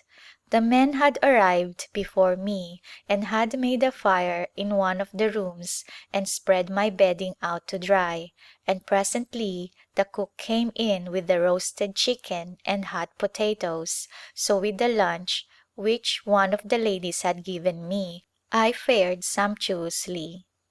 I tried to shake off all fear and enjoy the mountain scenery around me, but I could not forget how powerless I was with not a white person within miles and not even a Christian native near me so far as I knew. After dismissing the servants for the night, I committed myself to the tender shepherd who watches his flock by day and by night and lay down, not to sleep but to think. Such a feeling of desolation I never before experienced. The first dawn of the morning was heartily welcomed, and I was not long in making myself ready for another day's journey. At 7 o'clock we started on our way, travelling through such beautiful mountain scenery that my delight quite overcame my fear. We did not meet with any adventures except that a cow which had travelled some distance just ahead of us fell over the precipice and went rolling and tumbling down until she reached the bottom. We were some distance from her when she fell and supposed she would be killed, but to our surprise she got upon her feet and looked up at us most wistfully. The men were greatly pleased and said much in her praise. They consider the cow a sacred animal and pay her great respect. We reached the second rest house at noon and found that two of Mrs. Thomas' servants had been sent to meet me with a lunch. They said that fresh men would meet me at different points and that if we hurried we could reach Almora before night, so after a short rest we again set out. I found Mr. Elliot prostrated and too far gone to need much medical assistance. He lived only 2 weeks after I came. He was a young man of considerable talent and was beloved by all the missionaries. 2 years ago he came out to India for his health and was so much benefited by the sea voyage that when he reached Calcutta he was, to all appearance, well. In Lucknow he met our missionaries and became interested in the work and joined the mission, doing good service until the beginning of the hot season, when he began to lose his appetite and grew weak every day. Later he was out in a heavy rain and took cold which settled on his lungs and ended in quick consumption. He is buried in a quiet little cemetery near the mission houses. Almora is entirely surrounded by mountains, not a spot of level ground in sight, only as it has been made so. Most of the mountains are treeless and are terraced from summit to base. These narrow terraces are cultivated and wheat, rice and other grains and some vegetables are grown. The mountains look like great walled staircases with here and there a little hut nestling upon them. We get a fine view of the Snowy Range from here, which looks near but is 100 or more miles away. I wish I could give you a description that would cause you to see them. Imagine, if you can, a dozen or more mountains of silver reaching nearly to the heavens, piercing the gold and crimson clouds of an eastern sky, and glistening in the rays of the sun. Some are cone-shaped and some pyramidal in shape. The Hindus bow down and worship them when they come in sight of them, and indeed I do not wonder at it. The first good view I had of them my admiration amounted almost to worship. The hill people are much stronger and more active than the people of the plains, and they live more comfortably. Their houses are built of stone and many have little gardens, which gives them a homelike appearance. The women do not live in seclusion. The state of society in India is such that zanana life seems preferable for respectable native women. It is really not safe for them to go out alone. The London Mission occupies Almora as a mission station. Their missionary, the Reverend Mr. Budden, has been here 30 years. He has a small native church, a boys' school and a leper asylum, and his eldest daughter has an orphanage for girls, a number of whom are children of lepers. Many of them are bright children, but they bear the marks of the disease. From the doorway where I am writing I see men and women coming to the little temple below us to worship. It is the temple of the god Shiva, the destroyer. The poor creatures seem very earnest in their devotions. I will enclose a silver fern which I picked from the walls of this ancient temple. We have had many pleasant rambles over these mountains. Have been to the top of Simtola, Haridunga and Calamity. This last name means black earth and Haridunga means the diamond mountain. We had a search for diamonds there and on Simtola and found some fine specimens of clear crystal quartz but are not so sure about the diamonds. We leave here on the 12th for Naini Tal on our way to the plains. There are 5 of us and we shall need 60 men to carry us and our luggage. We will march 5 miles and then camp for the night. We are anticipating a pleasant journey, travelling slowly and gathering ferns and flowers and picnicking by the way. We have each a large book made of blotting paper for pressing our ferns. I feel anxious to get back to Bareilly for I did not expect to be away more than 3 weeks. My girls write me that they are doing well and everything goes on nicely. They visit my patients with my interpreter, who is a woman 60 years of age, and she takes great care of them. Bareilly, September 20th. Home again in Bareilly and busy as usual. As our work increases, our needs increase also, and I feel that I must have a hospital and dispensary. The most convenient and suitable place adjoins our mission premises and is owned by the Nawab of Rampur, a Mohammedan prince, but it will hardly be possible to purchase this property, as I am told a Mohammedan ruler never sells landed property that belongs to his inheritance.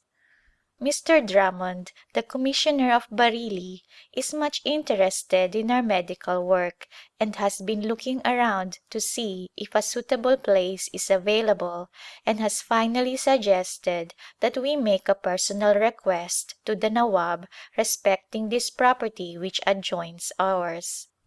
Mr. Drummond has learned that the Prime Minister of the Nawab will soon come to Bareilly on business, and he says he will speak to him about the property and find out from him if he thinks we might present a request for the purchase of the property.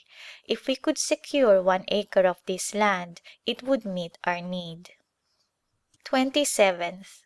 We are informed today through the Prime Minister that the Nawab invites us to visit his city and that he will arrange for our journey to Rampur if we will notify him what day we would like to come. This looks favorable, for the Nawab knows our object in wishing to see him. October 8th. On the morning of October 3rd, our party, consisting of Mr. and Mrs. Thomas, myself, and a native Christian gentleman, a convert from Mohammedanism who understands royal etiquette, set out on this important business, having previously notified the Prime Minister of our intention. He had made all arrangements for us. A fine carriage with coachman, 2 grooms and outriders, and 24 horses were supposed to be necessary to convey us into the domains of Eastern royalty. The horses were changed every 6 miles, 4 doing duty at once, and as we approached the city 3 cavalrymen met us to escort us to our stopping place, which was a house just outside the city kept by the Nawab for European visitors and travelers. Breakfast was awaiting us and servants stood ready to give any needed assistance. Mr. and Mrs. Parker of our mission had come from Moradabad to meet us, arriving some time before we did. Our breakfast consisted of 24 different dishes, to which we did ample justice, our long drive having given us good appetites. Our surroundings, the expression of our hopes and fears, and above all our faith and confidence in Him who has assured us that He will withhold no good thing from those who trust in Him, made the hour at the table one long to be remembered. After breakfast we knelt in prayer, asking our Father who had opened our way thus far to still be our leader, and not only grant what seemed so necessary for our work, but to remember this earthly prince and his people who were at that hour engaged in the worship of their own faith. When the Nawab received news of our arrival, he sent a messenger to say that he would not be able to see us that day, as he was especially engaged in his prayers. For our entertainment he sent 2 music boxes and some trained athletes who performed some wonderful feats. Then came a play, a burlesque on English officials, which not only showed their power of imitation, but their keen appreciation of the foibles and defects of others. After dinner 2 carriages were sent to take us for an evening drive to a country palace where the Nawab spends a part of his time during the hot months. Just in front of the palace is a beautiful tank of clear fresh water. This to me, with the fine trees and beautiful garden, was more attractive than the palace itself.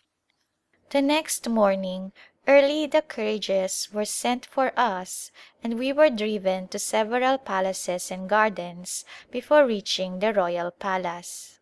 As we entered the gates, 5 royal elephants, gaily caparisoned, saluted by lifting their trunks and touching their foreheads. We were escorted into the presence of the Nawab, who arose and greeted us cordially, and assigning us seats, entered into friendly conversation. After a few minutes the Prime Minister advanced to His Highness and spoke in a low tone, and he signified his assent to the words, upon which the Prime Minister turned to Mr. Thomas, saying that the Nawab would listen to his request. Mr. Thomas said that he wished to procure on some terms a portion of the estate belonging to His Highness which adjoined our mission premises in Bareilly for the purpose of establishing a hospital for women and children. Before he had time to finish his speech the Nawab said, take it, I give it with pleasure for such a purpose." We were unprepared for so generous a gift, 40 acres and a house, and were not a little surprised at the Nawab's immediate and hearty reception of our request, and we accepted the gift with gratitude not to this prince alone, but to the King of the Universe, who we believe put it into his heart to give it to us. Our interview with the Nawab was a short one. Soon after the matter of business was over he arose, bowed to us and left the room. The Prime Minister showed us some of the apartments of the palace, which were beautifully and tastefully furnished and arranged, but to our regret we were not invited into the women's apartments. December 22nd. You can perhaps imagine the joy and gratitude of our missionaries when they heard of the generous gift of the Nawab, 40 acres when we had hardly dared hope to be able to purchase one. Some of the native gentlemen of the city were very much pleased, too, and promised assistance, so I resolved to circulate a paper stating our plans and asking for contributions, and I shall be able to report to Conference that I have 700 rupees subscribed from native people. The house on the estate is old but well built and needed some repairs to make it suitable to live in.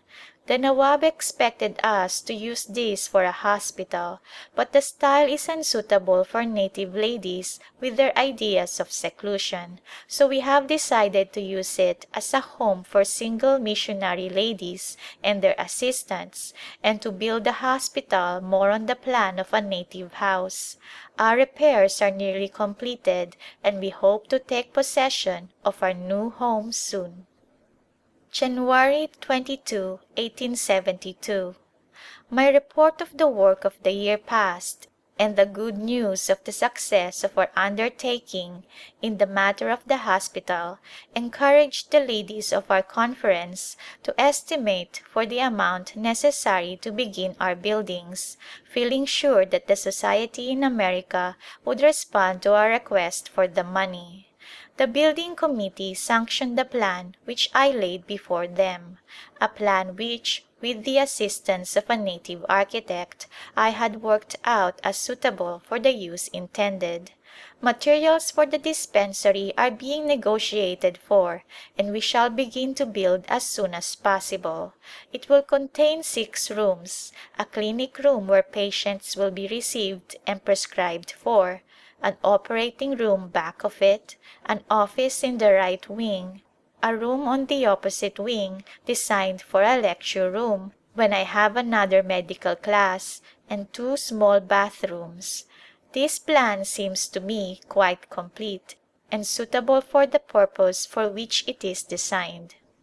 End of Chapter 5. Chapter 6 of A Glimpse of India. From the Letters of Dr. Clara Swain, Busy Days. Bareilly, India, March 3, 1872. My dear Dr. Green, I am writing in our new house, the King's Palace, as Dr. Butler calls it. Miss Sparks and I moved in on the 1st of January and were nicely settled before Conference, which was held this year at Moradabad. Mrs. H., one of our missionaries, came here on the 15th of January from Budaon, and her baby, a nice plump boy, arrived on the 30th of the same month. The dear little baby was baptized in our drawing room this evening. The missionaries living here in the station and a few native Christians were present, and it was a deeply interesting occasion. After the baptism we had tea together. Then Mr. Jude gave a short exhortation and prayed for each one of us and for the great work in which we are engaged. Mr. Jude and his wife take the charge of the orphanage this year, and Miss Sparks conducts the educational department. The Lord was with us at the Conference. All the missionaries seemed thirsting for a deeper experience, and many were blessed and returned to their work with greater love for it and for the salvation of souls. We are having good meetings here, and a few have professed conversion. I have received such a good letter from a Bengali gentleman whose home is in Bareilly.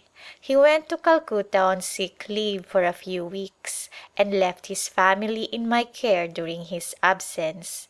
He had twice come to us in great distress of mind and asked us to pray for him, but he was not willing to acknowledge Christ as the Son of God and Savior of the world.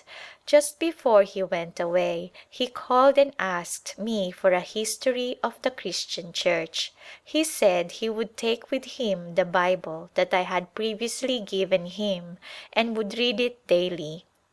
He writes that he is now reconciled to God, that the society of Brahmans and Hindus and his conversations brought him no relief and he turned to the Word of God. His wife has been convinced of the truth for many months. I carried her husband's letter to her and explained it and asked her if she was willing to follow her husband. The tears filled her eyes as she said, "I do not like to leave my mother. I am her only child." Turning to the mother, who is a widow, I asked, "Are you not willing to become a Christian too, and all walk together? You believe that your idol worship will save you, but the religion of Christ will certainly be sufficient for you." She has been a very devout Hindu, fasting, worshipping and denying herself as is required of widows. Her remarkable faith and earnestness have led me to respect and admire her, and I have often felt that both she and her daughter would make excellent Christians. The mother waited a moment, then said, "If Christianity is good for my daughter and her husband, it is good for me, and where they go I will go." The women have promised to come to us today for instruction. How this pays for coming to India! It is better than the world or friends can give. March 5th. My dear Sister, I spend 2 to 3 hours every day with my class, which I intend to present for examination as 4th grade doctors. I hope to keep them, or some of them at least, after they graduate, as I feel that they should have some experience of hospital practice before they go out to take up work by themselves. A theological school for native students is to be opened here the 1st of April, and several of my girls will marry native preachers who will come here to study, so I shall still have them under my supervision. We expect to have an artist here this month, and I will have a picture taken of our house and grounds. As you cannot come here, I will send you a copy. I must not forget to tell you that I met Miss Thoburn at conference in January and had a good visit with her. She is one of the choice spirits. May 6th.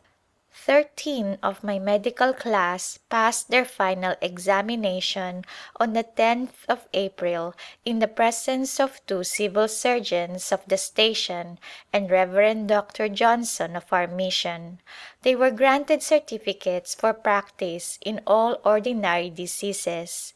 11 of them have since married and left the orphanage. One has gone to Moradabad to practice medicine and one to Almora, where her husband has charge of the commissariat department in the leper colony. 5 of them remain here as their husbands are students in the theological school.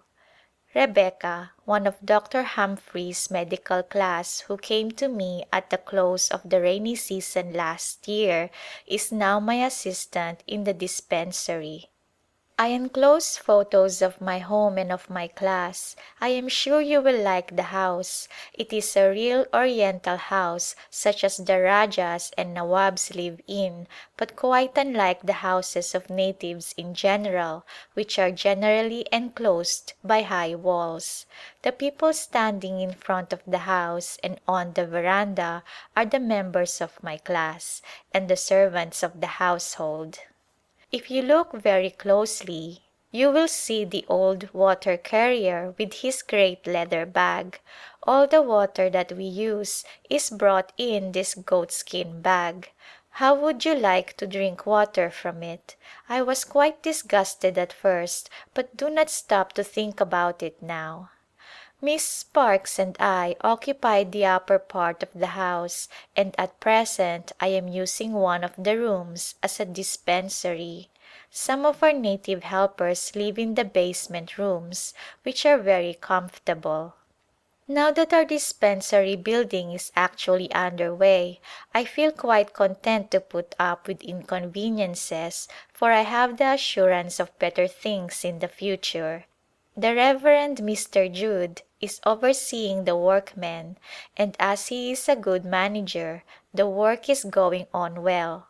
There is quite a little army of men, women and children, all very busy in their own estimation, though I can see from my window that now and then some of them linger over their loads or sit down behind a pile of boards to take a whiff from the hookah. They call their hookah smoking, taking a drink from the pipe. June 10, 1872. My dear M., do you realize that I am on my 3rd year in India? How quickly the time has passed. The weather has been very hot for 6 weeks past, hotter than I have known it since I have been here. We shall welcome the rainy season and are looking longingly for it. The rains usually begin about the middle of June, but are sometimes delayed.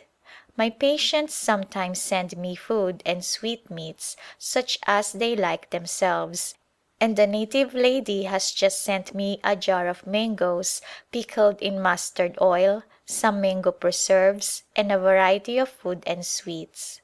Another native friend lately sent me a milch buffalo, which are very common here, the milk used the same as cow's milk.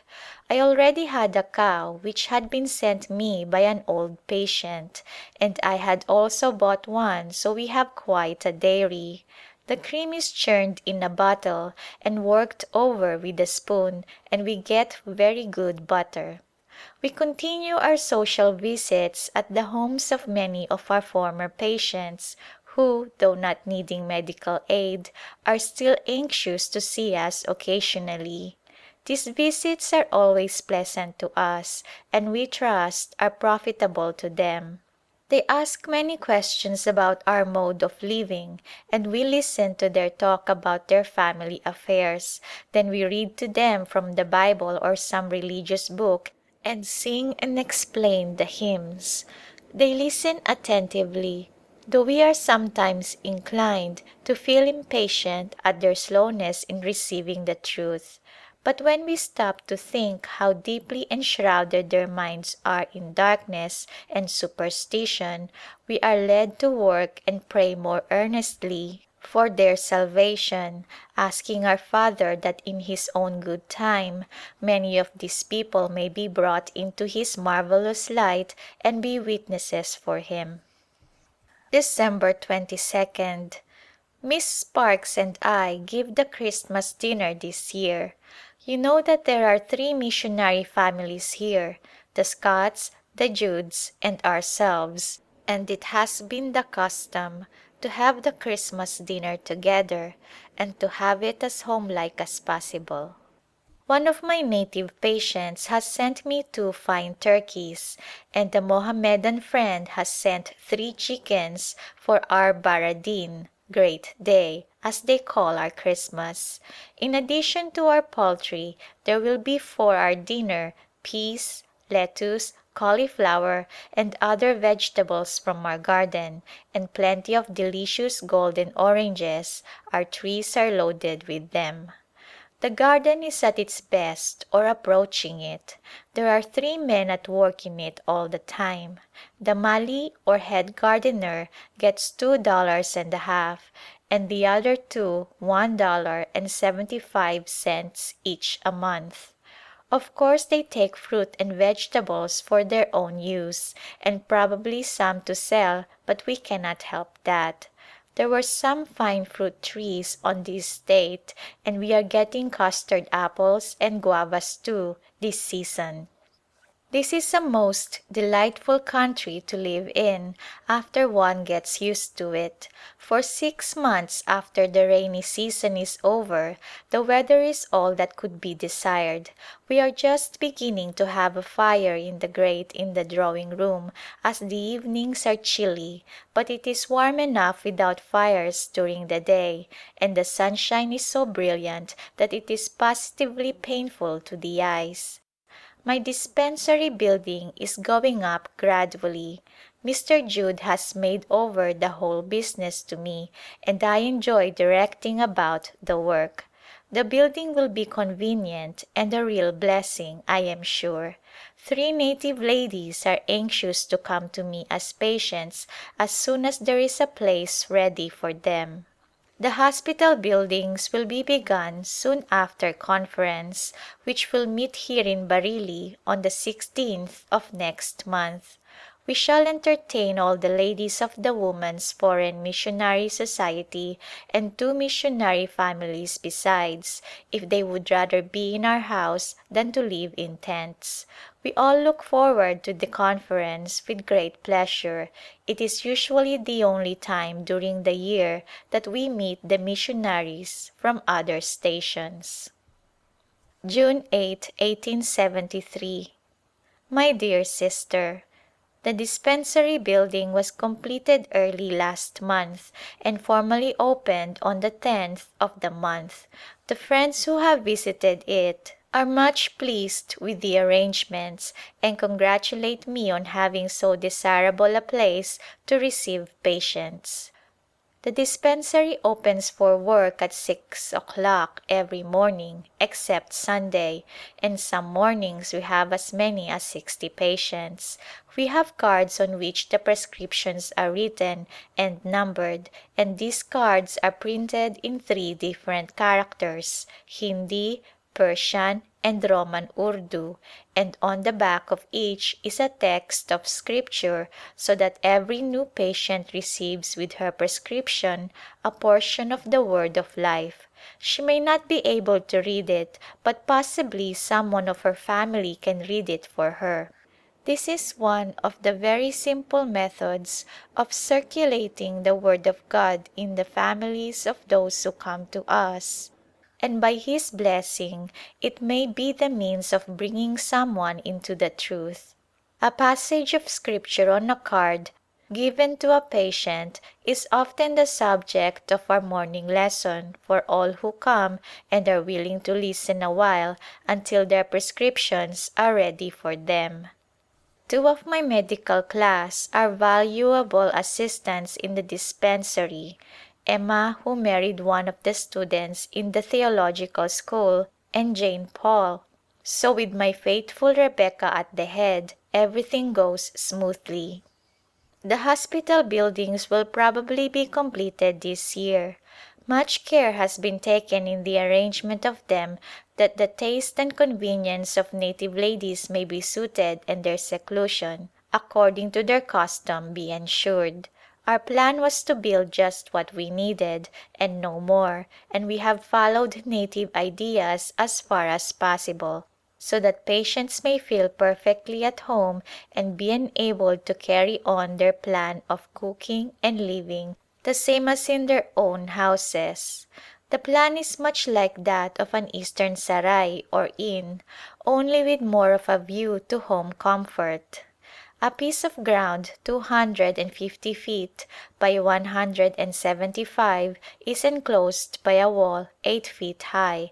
At the front of this stands the dispensary buildings. The front entrance is from the general compound and the back veranda opens into the hospital grounds, thus making the dispensary a part of the general plan. At the right of the dispensary, within the enclosure, is a row of dormitories 1 story high, extending nearly the whole length of the wall, and across the end, opposite the dispensary, is another row, more commodious, designed for patients requiring larger rooms. Dormitories will be built on the other side of the enclosure when needed.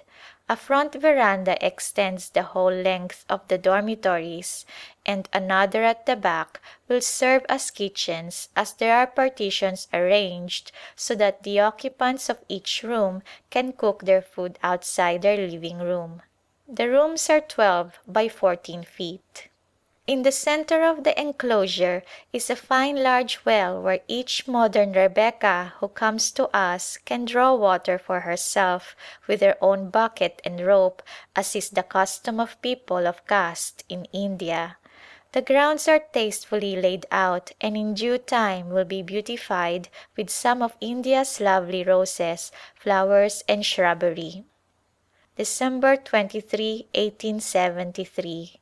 My dear Sister, perhaps I told you that at the beginning of the year I had employed 2 native Christian women as Bible women and teachers. They have each taught regularly in 9 different families, visiting them 3 times a week and teaching them to read, sew and knit. It is not always an easy matter to persuade a Hindu woman to learn to read. They say that their religious books forbid it, teaching them that some great calamity will come upon them if they learn to read. We tried to persuade one of my patients, after her recovery, to allow us to teach her to read, but she was unwilling, saying, "When I was quite young I began to learn to read, and after a few days my brother died. Our priest and all our friends said that it was because I was learning to read, so I stopped and have never dared to begin again." We told her of several Hindu families where the women are reading and no harm came to them, but she still hesitated, though she begged us to continue our visits and to come very often. I told her that would not be possible, as we wished to go to those who wish to learn and improve themselves, that we come to this country to do her people good, and that I want, as far as I can when not attending the sick, to teach them about our religion, which is a religion of love. I told her that one of our teachers would come to her 3 times a week if she wished to learn, and that Mrs. Sheehy and I would come to see her as often as we could. She thought a moment and said she would see about it. A few days later, as I was passing her house on my way to a patient, I called in to see her and was warmly welcomed. She said she was intending to send for us that very day, as she was in great trouble and wanted me to do something for her. She had been crying and was very sad. When I asked her about her trouble, she said, "I am ashamed to tell you that my husband is making arrangements to take another wife. I thought if you knew about it you could go to the magistrate and ask him to forbid my husband to take another wife, for we are very poor."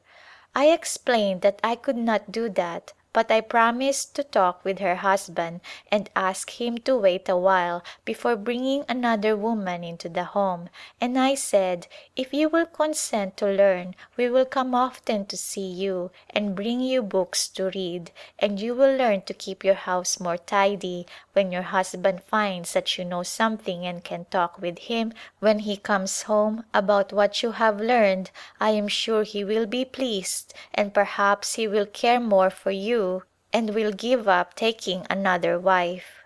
With more spirit than I had ever seen her manifest, she exclaimed, "I will learn. When will you send Eliza to teach me?"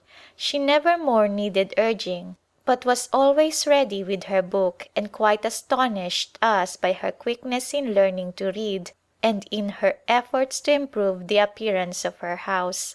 Her husband also became quite interested and assisted her in having the walls of the house and court whitewashed and the floor laid with brick. He gave up the idea of taking another wife and seems quite content with his present family. Mrs. Sheehy has had the supervision of the Bible women during the year, and every month she visits each family under instruction and directs the Bible women in regard to their teaching and their course of reading among the women. She also holds meetings with the women on the Sabbath and finds some interested hearers. And so the work goes on. End of chapter 6. Chapter 7 of A Glimpse of India, from the letters of Dr. Clara Swain. General Work. Bareilly, January 29, 1874. My dear Sister: I have 3 of my medical class with me as Bible women this year: Nellie Bain, who married William Peters; Libby Husk, now Libby Joel; and Harriet Richardson, the wife of Joshua Soule. The courtship of the latter was unique. Mr. Soule informed Miss Sparkes, who has charge of the orphanage, that he wanted an educated wife, but he did not want a dark woman. It happened that a few of the older girls were together in the compound, and Miss Sparkes indicated to him 1 or 2 whose marriage arrangement had not been made, but none of them seemed attractive to him. Just then Harriet came across the compound and joined the group. "There!" exclaimed Soule, "that is the girl that I will marry." Miss Sparkes told him the girl's name and her attainments, which was quite satisfactory to the suitor, and he left after being told that he could come in the afternoon for his answer. Harriet was informed that Mr. Soule wished to marry her, and she consented to meet him, and that afternoon the two were introduced to each other in Miss Sparkes' office, and an engagement was effected. As the husbands of these 3 young women are students in the theological school, they will probably remain with me for a year or 2, and I shall be able to give them needed help in their medical work and arrange for them a course of instruction in books calculated to give them more enlarged views and ideas in regard to their work and influence among their hearers. Another of my girls, Jane Paul, was lately married to the son of one of our oldest preachers, William Plummer. Jane's husband is a clerk in a government office and is an active Christian, and Jane is assisting in the medical work in Moradabad, where they now live. Sarah Mead, too, married and is now Sarah Odell. She has been appointed medical Bible woman in Pauri, where her husband is the native doctor. They have a small dispensary and Sarah is using her medical knowledge to advantage. Almira Blake, who was the first girl received into the Bareilly orphanage, was appointed to the orphanage in Pauri, and as matron will have just the work her heart delights in, the care of little ones. In one of my letters I told you of a woman who consented to learn to read in order to make herself more agreeable to her husband, who was planning to take a second wife. She has improved very much in her reading and is now studying the Old Testament in Hindu. She reads a chapter over several times, and when the Bible woman visits her she asks her to explain anything that she does not understand. She said to me one day, "Before I began to learn, I used to go from house to house to hear my neighbors talk and tell stories, and see their jewels, but now I have no time for that. I hurry to get my work done, and if any of the neighbors come in to talk and tell stories, I feel impatient for them to go. The stories in my book are better than any they can tell." At our request she invites the women and children of the neighborhood once a week to her house and we have a meeting with them. She and her daughter had learned to sing many of our hymns and to repeat the Lord's Prayer in Hindustani, and they are quite a help in these little gatherings. Her home shows the change in her mental condition. Formerly it was very untidy, deplorably so, but now everything is clean and in order, and it is a pleasure to visit her. Her husband is an educated man, but he had never thought his wife capable of anything beyond cooking and attending to his wants, but now that he sees the improvement in her he seems quite proud and fond of her. June 10th.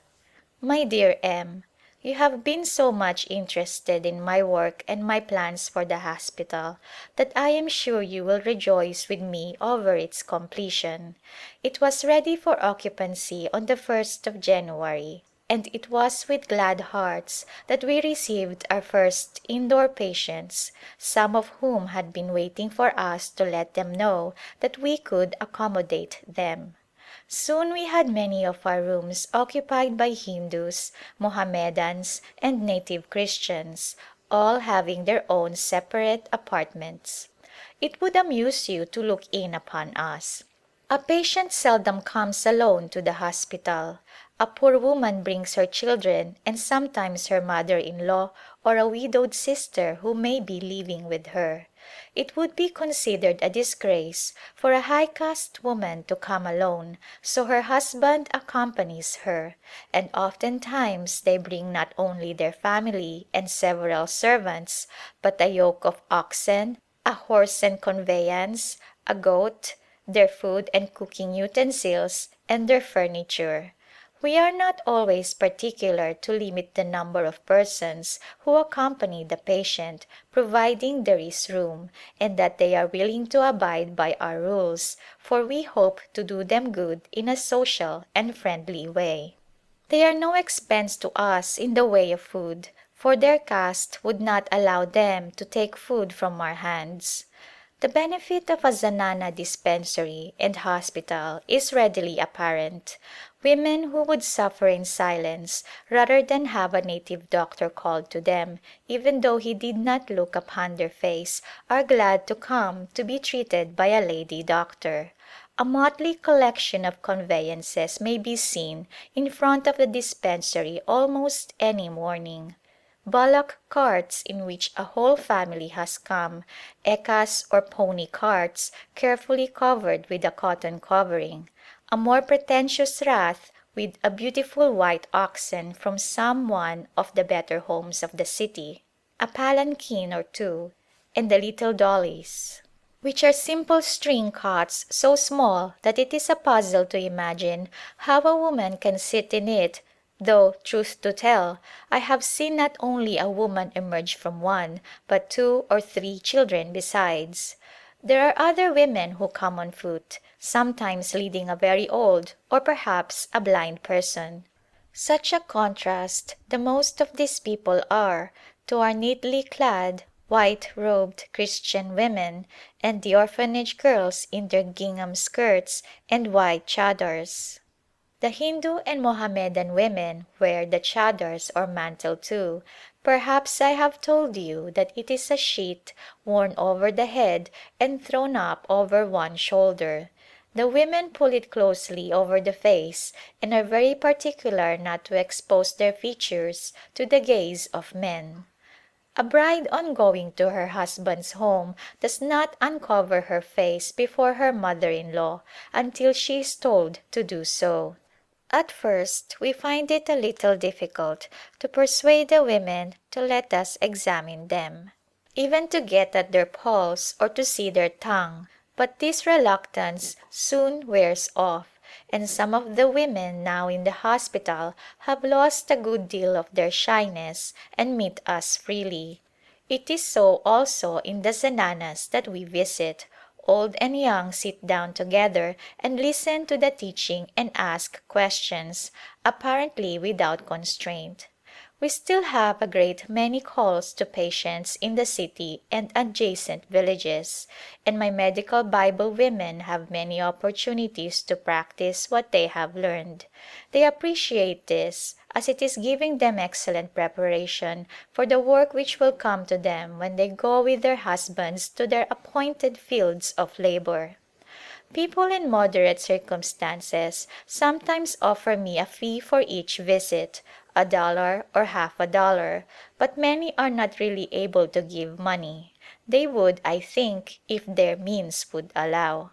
It is sometimes pathetic to see how desirous they are to show their gratitude, sometimes offering a few native sweets on a leaf, probably costing less than a cent, sometimes a few oranges or guavas, which really cost them next to nothing. A few times I have received an adequate fee for one visit, but nothing for subsequent visits. Though the patient may require medical services for weeks, the husband evidently thinking that one gold mohur equal to $8 ought to bring his wife back to health. All fees received are used to buy medicines and defray expenses for medical work. Natives are very fond of their money and do not part with it easily, but I have heard that native princes have given large sums for a surgical operation or when a favorite member of the household has recovered from an illness. The hakims or native doctors are shrewd enough to get pay for their services. A hakim will agree to cure a patient for a certain sum. If he is a little doubtful as to the result, he requires payment in advance. But if the patient does not recover, he will not refund the money. Of course his reputation suffers somewhat, for the injured family are eloquent in proclaiming their wrongs. September 11th. I have a visit of several days in Lucknow every month lately. Miss Monell, M.D., who was appointed to Lucknow, received a call to Hyderabad, which she accepted, and as there was no one to carry on the medical work which she had begun, I was requested to take the supervision. So I go to the zananas and visit the sick and prescribe for those who are brought to me at the mission house. I find many who need my services and am glad to do what I can for them.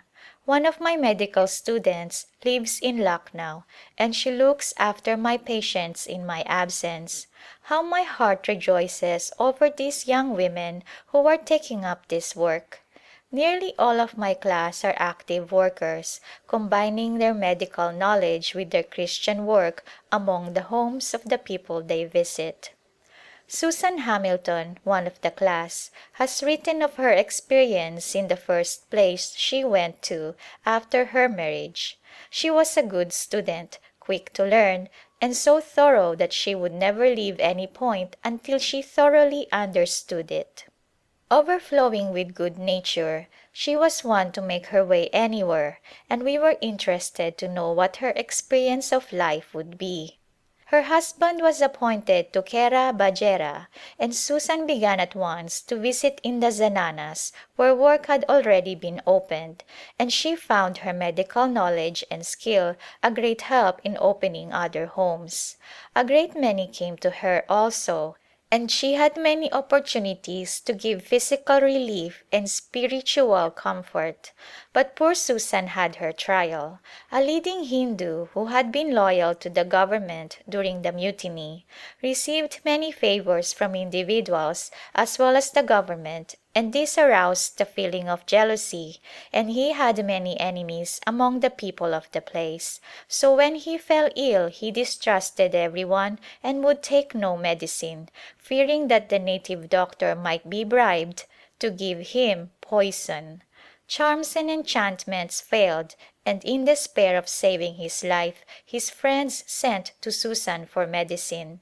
She sent him a dose of quinine, but it was too late to help him and he died.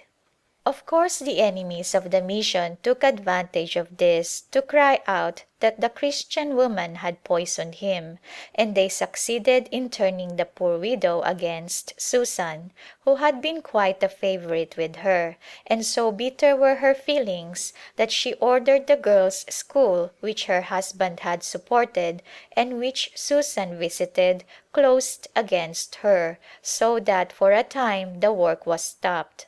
The widow's rancor subsided after a time and the school was opened, and the native pastor's wife gained an entrance to the home, but she declined to see Susan, saying that she had not been careful to give the proper medicine. This was discouraging for the unoffending woman, but she is hopeful that the way will yet open for successful work. December 29th. Looking back over the year's work, I find that I have 50 new families on my list, some of whom had never been visited by a Christian woman. There were some among them who were willing to be taught, and my 4 Bible women and Mrs. Sheehy have had a busy year. The work is among all castes, rich and poor. Sometimes the young women meet with great opposition from their mothers-in-law who fear the result of Christian teaching, but the Bible women usually succeed in overcoming all prejudice and retain their pupils. In some instances, the older women who opposed the introduction of new ideas into the home become the most interested listeners to the reading and exposition of the Scriptures. We have held meetings on the Sabbath in the home of one of our pupils for all in the neighborhood who were willing to come, and have sometimes had a good audience. They were generally respectful and attentive during the Bible reading and prayer, but occasionally some old woman would steal quietly away while we were praying, fearing that if she listened she might in some way be made a Christian against her will. A few of the families pay for the books which we furnish them, and also pay a small sum toward the teacher's salary. We require all who are able to pay for their books, for then they are taken care of. There is not much variety in our work from year to year, as you see, yet after all we do see some improvement and are encouraged to believe that some of the good seed sown is taking root. We cannot wonder that the work is slow when we reflect that for 2,000 years and more this people has been following in the footsteps of their ancestors without improvement either in art or science. It is a matter of rejoicing that some men are becoming enlightened enough to really wish to have their households taught, though certainly the most of them would prefer to have the religious part of the teaching left out. But that, of course, cannot be. February 10, 1875. My dear M. Since receiving your letter, I have visited the famous Taj Mahal in Agra. Dr. and Mrs. Humphrey spent a few weeks with us here in Bareilly before leaving for America, and as they were intending to visit Agra on their way to Bombay, they urged me to accompany them, which I was very glad to do. We arrived in Agra in the early morning, and after a rest and breakfast at a hotel went directly to the Taj. The gateway at the entrance to the grounds is a beautiful structure, but we were anxious to see the Dream in Marble, as it has been called. And what a beautiful sight greeted us as we passed through the gateway! We stood entranced for several minutes. Opposite the entrance was the Taj, a pure white marble tomb inlaid with mosaics of different colored marbles. You have probably read a description of this lovely tomb built by Shah Jahan for his beloved wife's last resting place. It is said that the building covers an acre of ground and that 22,000 men were 20 years in building it. The cost was $20 millions. I cannot vouch for the truth of this, but it is the current statement here, and does not seem impossible as one notes the fine and delicate carvings of the marble screens, the exquisite bas-reliefs, and other sculpture designs which must have required years of careful workmanship to accomplish. We tested the echo by singing one line of the doxology at a time, waiting for the whispering return of what seemed like sweet voices from unseen ones hovering over us in the great dome. This beautiful structure stands in a garden of 13 acres on the banks of the river Jamna. The garden itself is a beautiful sight with its fine trees, luxuriant shrubbery, flowers of every hue, and roses of every variety and color. There are marble walks and fountains in which the lovely pink lotus grows, and though the fountain jets were not in action, the placid waters added beauty to the scene. One cannot wonder that this quiet spot was a favorite resort of the beautiful queen and that she often came here from her royal home in Delhi. It was for this reason probably that Shah Jahan built here the tomb which embodies her dying request: "Build for me a monument whose beauty shall command the admiration of the world." The next day Dr. and Mrs. Humphrey resumed their journey to Bombay and I returned to Bareilly, rejoicing that my eyes had beheld this perfection of beauty. The day in Agra amid new scenes and with change of thought was refreshing, and I returned to take up my work with renewed zeal and courage. We have had a very interesting Bible reading with the dispensary patients this morning. Some of them were unusually attentive. "The entrance of Thy word giveth light."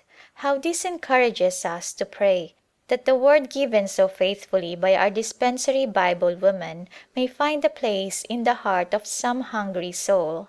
How it would comfort these poor women if they could only believe that God is a loving Father ready to help them at all times, instead of always having the fear that they may do something to displease their deities and incur their wrath. God has said that His word shall not return unto Him void, so we may hope that the good seed of the word which has been sown this morning may spring up and bring forth fruit in His good time. These people come to us with the utmost confidence, believing that our medicines will cure their ailments, whatever they may be, or of how long standing. And while we endeavor to heal their bodies, we are trying just as earnestly to minister to their souls. End of Chapter 7. Chapter 8 of A Glimpse of India, from the letters of Dr. Clara Swain, as M. saw it. Bareilly, February 12, 1875.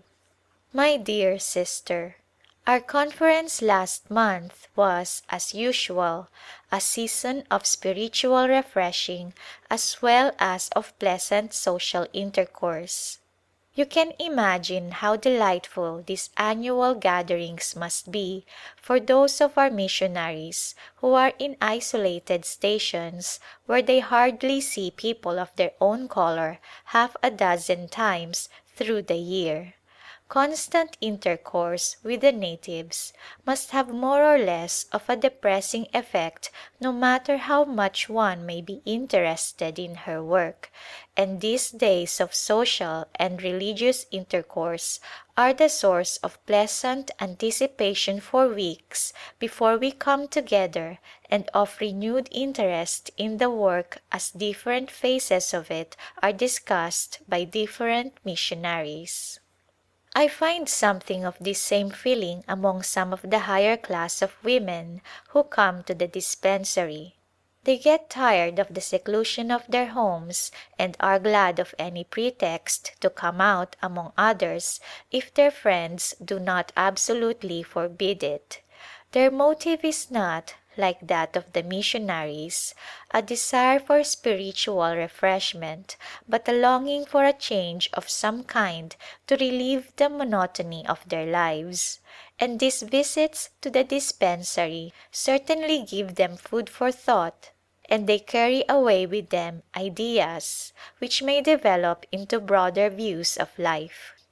A few days ago a bright little woman came to the dispensary closely concealed in her covered conveyance, and after receiving her medicine anxiously inquired which road led to the railroad station. This was rather startling and we asked why she wished to know. She laughingly replied, "It will be a long time perhaps before my husband will let me come out again, and I am determined to see the railway carriages and the engines and things that the English people talk about. I will bribe my servants and my husband will never know about it." One of my Bengali patients in the hospital said to me before she left, "May I not come here and stay a while every year, even if I am not sick? I like to walk out in the garden and go to your bungalow. I am not afraid to go out here, but if I should walk out at home my neighbors and friends would think badly of me. I do not care to see fine houses or anything that man has made. I love the trees and flowers and the pretty green fields." I afterward visited this native lady in her home and found everything clean and orderly. There were pots of rare geraniums in the courtyard which she cherished equally with her jewels.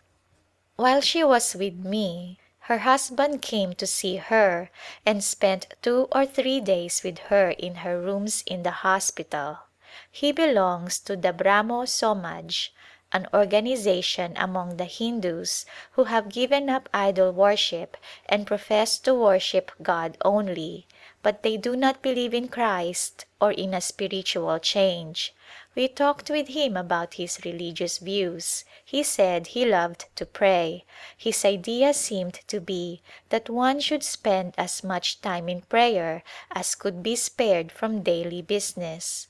While here he used to arise early in the morning and drive out to a mango grove some distance away and spend some time in prayer. He said he got an inspiration from his surroundings and he could better fix his mind on God when alone under the trees or out in the open field. Others of his faith have given a similar testimony. Bareilly, March 17, 1875. My dear M. Your letter asking me to give you some account of my daily life and work is at hand, and I will ask you to imagine that you are with me for a day, accompanying me on my visits here and in the city. We will first visit the hospital patients. In the first room at the right as we enter we find a Mohammedan woman who has been here for some weeks.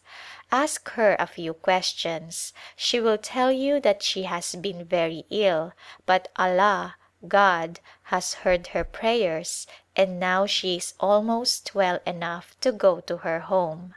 In the next room is a poor woman from a village brought in from the country in a very low condition. She is a native Christian and, as you see, too ill to be much benefited by medicine, but we are glad to have her here where we can give her nourishing food and the care she needs to make her comfortable. Our next patient is a young Eurasian girl who has been deceived by the brother of the woman with whom she lived. Her mistress brought her here to await her confinement and has come several times to see her and seems very kind to her. Although this woman is a leper, she goes about where she will and seems to get some enjoyment out of life. Here are two Hindu women in this next room. They have come from the country. One of them is a very bright young woman, a widow, who has come with her sister-in-law to remain while she is under treatment. It will appear more respectable to their Hindu friends to have her here as companion than for her sister to remain in a strange place alone. This woman's fingers on both hands are covered with jewels, which is remarkable for a Hindu widow, but they may have been put on for the occasion. You will be pleased to see this next patient, who is a lovely native Christian woman from Cawnpore, the daughter of a native minister. She is a well-educated woman and, as you see, has charming manners, but she is very delicate. We hope the change will do her as much good as medicine. Now we will visit the European ward. In one room is a woman from Burma, in the next one from Naini Tal. Such a distance apart have they lived, and here they meet on the same errand, the pursuit of health. The next room is occupied by a lady from Allahabad, the wife of a civil engineer. She spends some time with her husband on his district work, and though she enjoys camp life, she has found it necessary to come here for rest and light treatment.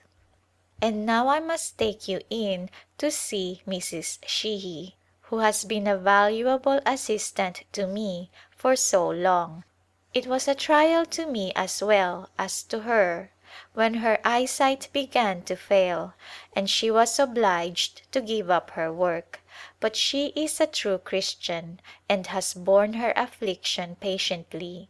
I have had her eyes treated by a surgeon from the Bengal Infantry, and he has just performed a most successful operation, removing a cataract from one of her eyes. He watches her case carefully and feels sure that she will quite recover her sight. It is pleasant to see how he appreciates our hospital and grounds. He says it is quite a relief to come here where everything is so clean and orderly, and the compound so beautiful with its shrubbery and lovely flowers. But now we must go into the dispensary. You see we have this clinic room and here back of it is the operating room. This is the office and the room corresponding to it in the opposite wing is the lecture room. Then there are the two bathrooms. We have quite a crowd of people here this morning. Most of them are from the city, but a few I see are village people. Do you notice how patiently they wait and how attentive they are to the reading of the Word by the dispensary Bible woman who is so faithfully trying to interest them? Some of their questions show that they are really trying to comprehend what they hear. Some of them enjoy the hymns and prayer. I have told you before of Rebecca.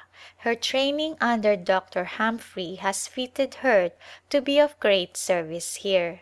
She will prescribe for the more simple cases, and the more serious ones will wait to be examined and prescribed for on my return from the city. These people are never in a hurry.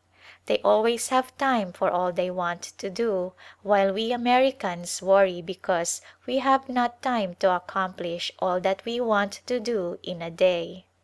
But our carriage is at the door and we will continue our morning's work.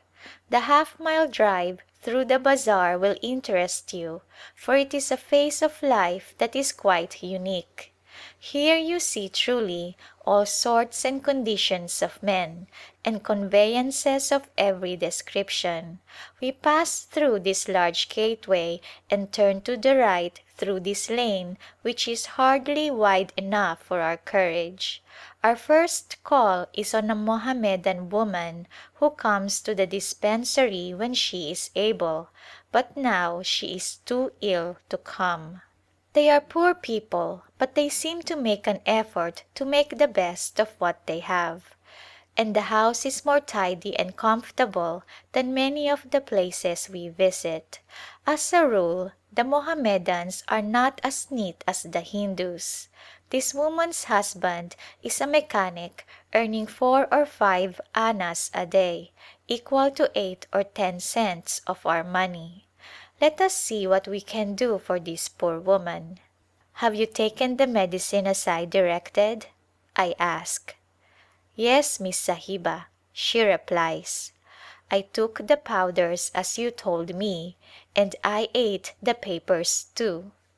We must not let her see us smile, though you are inclined to do so, I see. "I am glad you took the powders, but it is not necessary for you to eat the papers. How about the fever?" I ask. "My fever came on as usual, but not so strong," was her answer. "So I will leave more powders with the injunction to throw away the papers they are wrapped in." Across the street is another of my patients, the wife of a wealthy Hindu banker. This woman has been ill for several months with an incurable disease from which she cannot recover. She is resigned to her fate but begs that I will visit her often, as, she says, it is a comfort to talk with someone who knows how I suffer. Her husband is very kind to her, although she has never had any children, and he has taken a second wife, but his first wife is the one he loves. You can see that she is of a more refined nature than the other who just now passed through the room. Now I must take you into another part of the city, a region where low caste people reside. My patient here is a boy who is recovering from smallpox. I was not called to attend him until he began to recover. Then I found his case to be a serious one. I fear he will never be strong enough to wait upon himself even. It hardly seems possible that human beings can exist in such a place as this, so many people crowded into so small a space, yet this is common in the cities and is often the case in the villages also. One of my Bible women visits several families in this mohalla or ward, and a number of people come together to hear her give the Bible lesson. Some of the women and girls are learning to read. The medicine case is useful in opening the way for the gospel. The neighborhood gets interested, and when we suggest that the children be taught there is frequently a ready assent. Then where we have the girls, the mothers are almost sure to come in, and this leads to an invitation to their homes. We will walk back to the entrance to the lane where we left the carriage, and I will stop to see a little Mohammedan girl who has been very ill with typhoid fever. She is a mere skeleton, but she is determined to live. I fancy that she is well married, and that may be the reason that her people are so anxious for her recovery. She needs better care and better air than she can get here, but the family are not willing to bring her to the hospital. There is another case near by that I must look after. This is a young married woman who is seriously ill, but I trust she will recover for the sake of her child, who is such a treasure to both mother and father. A son is always warmly welcomed in a Hindu family, and this is the first born. The little woman is well inclined and has a desire for improvement, but she belongs to a caste that is not considered respectable, and she can never associate with any one of higher caste than her own unless she becomes a Christian. I love to tell these people that God loves them just as much as He does a Brahman, and their souls are precious in His sight, that He needs them and has a place for them in His service. One more visit we must make before we turn homeward. There are several in this family suffering from an epidemic, and I will take a look at each of them and perhaps change the medicine, but we must not stop to answer the many questions that they will surely ask on seeing a stranger. All are doing well, I am glad to see, and now for home and breakfast. It is 10:30. A busy forenoon, do you say? Yes, but not out of the ordinary, and there are dispensary patients yet to be attended to after our breakfast, you know. They will have enjoyed a comfortable rest in our absence. September 27th. My dear Sister, you would be amused over some of the arrivals this morning. A woman came to the hospital with the evident intention of remaining some time, as she was accompanied by her husband, 3 children, a widowed sister, and 12 servants. There was an ox cart with their furniture, and they had brought food, cooked and uncooked, to last some time, and there were the 3 conveyances in which the family came. The woman needed treatment, and of course we were glad to have her here, and I could appreciate her wish to have her children with her, but I asked her why her husband came. She made several excuses. She would be afraid to stay here without him. Their friends would give her a bad name if she were separated from him. It would not be respectable for her to remain in a strange place without him, and so he stays.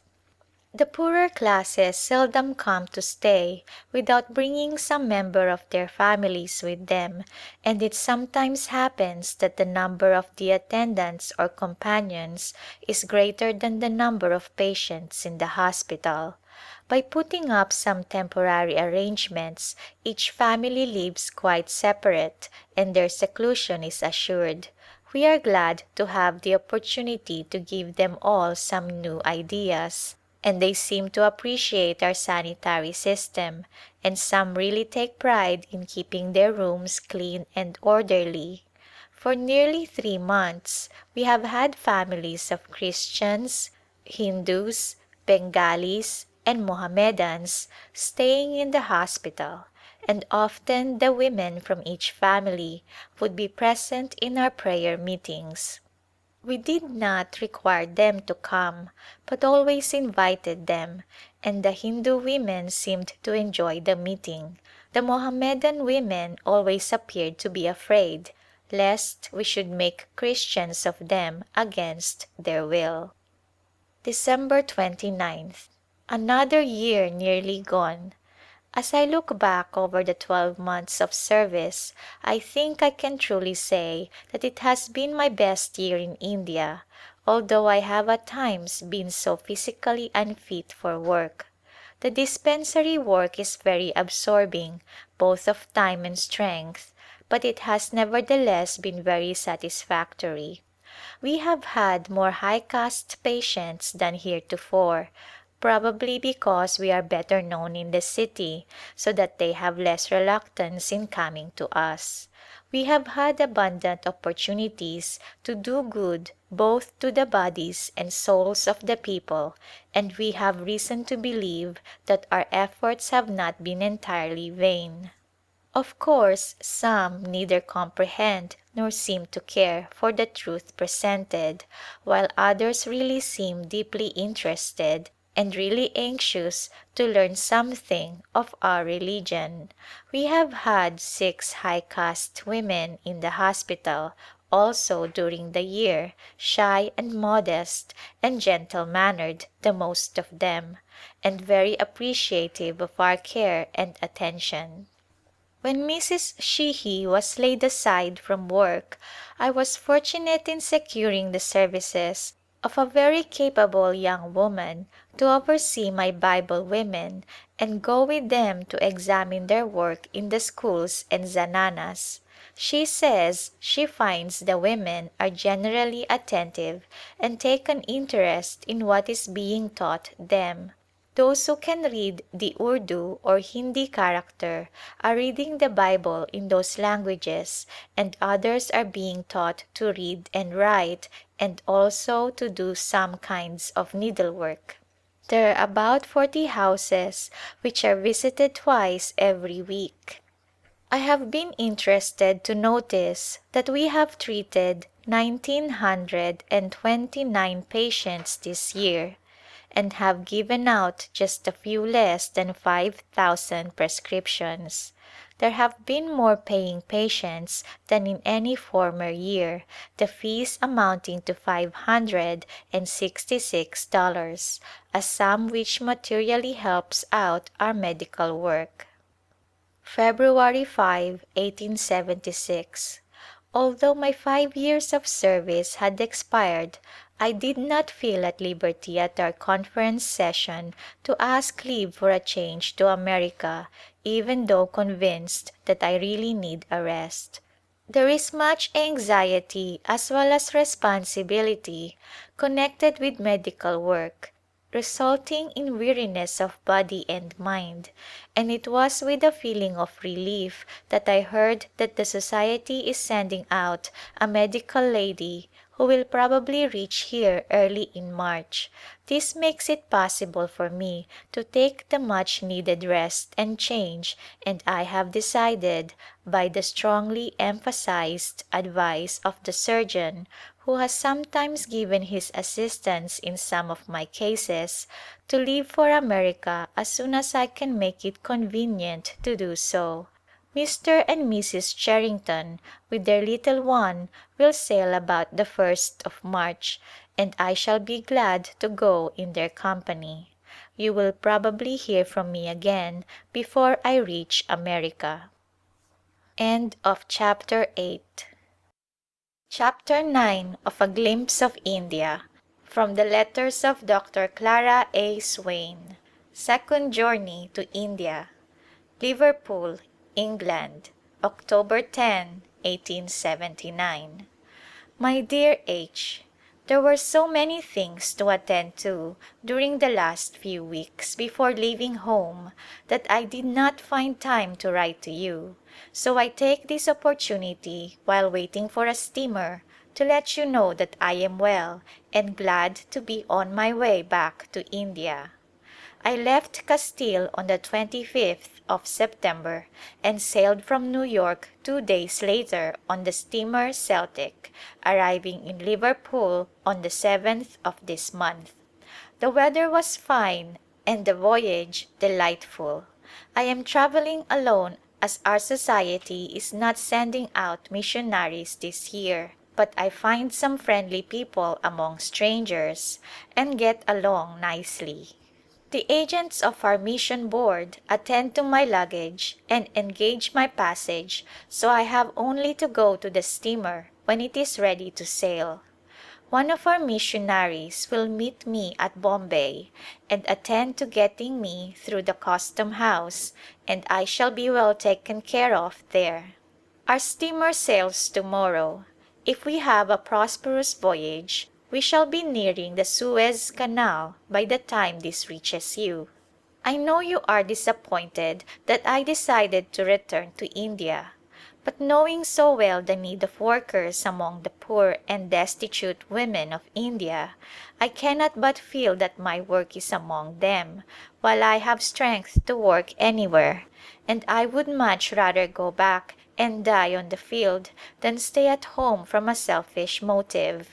My greatest trial in leaving home is the separation from you all. Bombay, November 8th. I am sure that you will rejoice with me that I have reached India safely in spite of the winds and waves and the many dangers of the sea. After we left Malta we had one very stormy day, the waves washing over the main deck and the great ship rocking like a cradle. No one can appreciate the rocking in the cradle of the deep who has not experienced it. We reached Port Said at the entrance of the Suez Canal the fourth day from Malta and the 12th from Liverpool.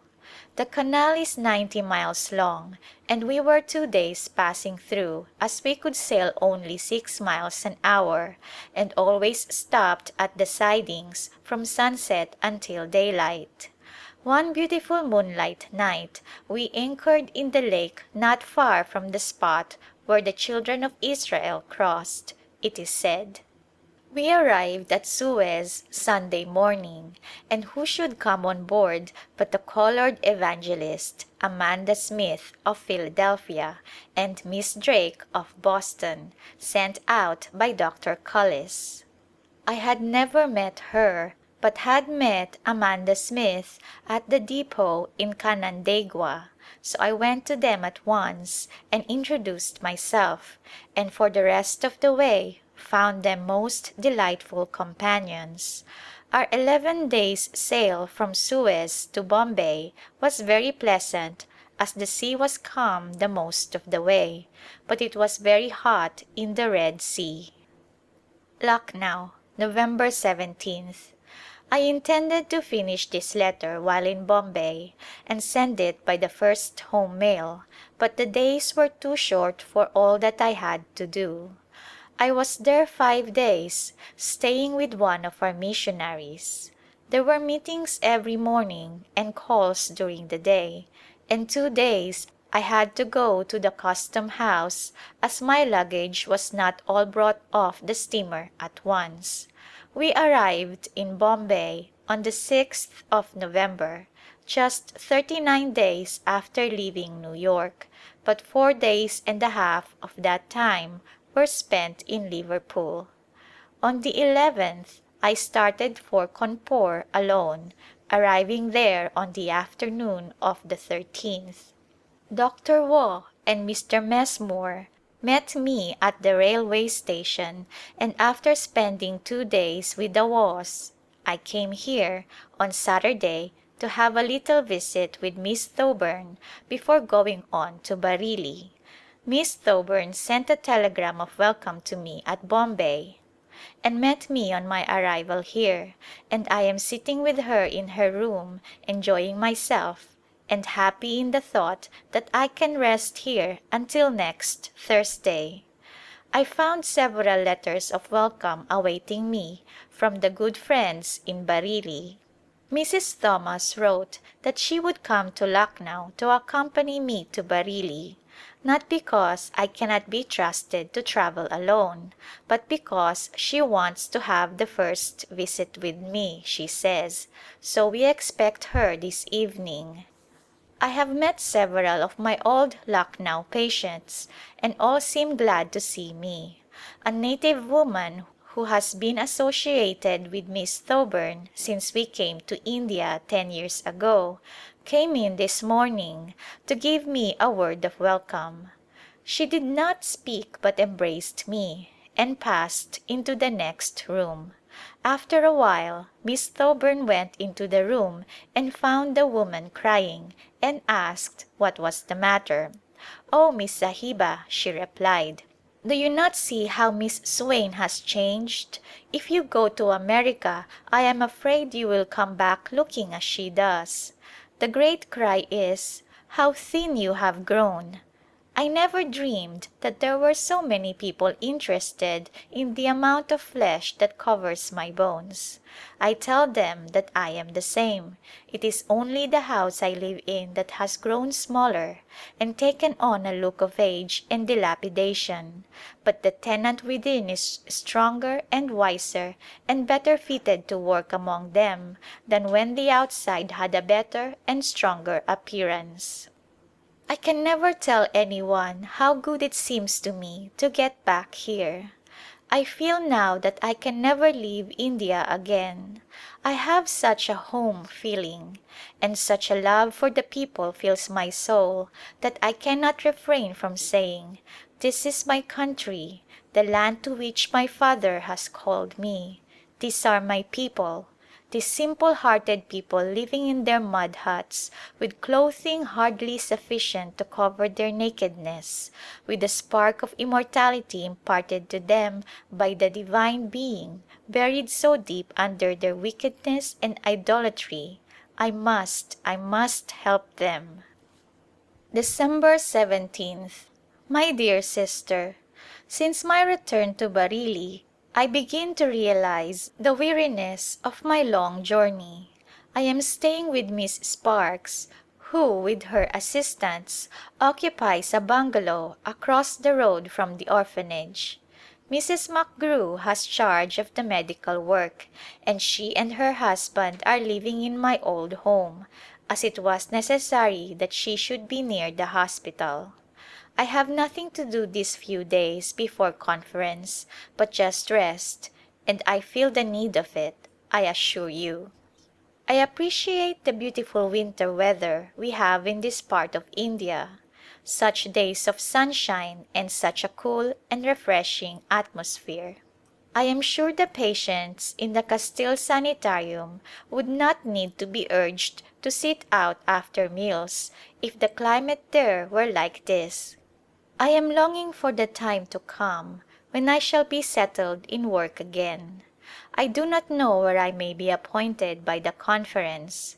Miss Thoburn hopes it may be Lucknow, but I think I can do better work in Bareilly, and it would be my choice to return to my old home and work. I have only to wait a few days longer to know the decision of the Conference, which will meet on January 7th. Cawnpore, January 8, 1880. We left Bareilly on the 6th, the missionaries from Budaon having come in the night before to accompany us. At Shahjahanpore, Dr. and Mrs. Johnson joined us, and at Lucknow Mr. and Mrs. Badley and other missionaries were added to our company. We had one of the intermediate railway carriages to ourselves, and we had quite a social time, enlivening the hours with singing and recitations. Other missionaries had arrived at Cawnpore before us.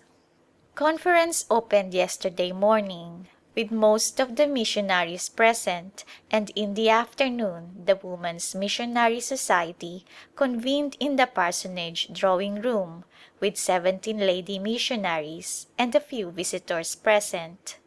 After singing a hymn, Mrs. Amanda Smith led the devotions. Then the officers for the ensuing year were elected, and the hours for the daily meetings fixed. Each of the ladies present reported the amount of missionary money raised by the native auxiliary of her station. The largest amount given by any one auxiliary was 18 rupees, and the total amount from the 9 auxiliaries was 84 rupees. Each auxiliary has the privilege of deciding for what purpose their money shall be used, and I noticed that one auxiliary had assumed in part the support or a teacher for a low-caste school in their own city. Another devoted a part of the money to the purchase of books and scripture texts for the city Sunday schools. A portion of the Bareilly money provided conveyances for the Bible women who have Sunday schools and prayer meetings among native Christians in different parts of the city. An estimating committee of 6 ladies was appointed to consider what amount of money would be needed for the work of the ensuing year, and when this is settled, the estimates will be presented to the Finance Committee of the Men's Conference, which will pass upon them and return them to the ladies. Then the corresponding secretary will forward them to the Secretary of the General Executive Committee in America. Great care is taken in preparing these estimates.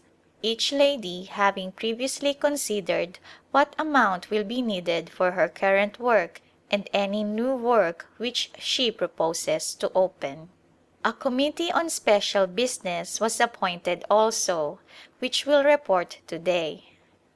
Ninth.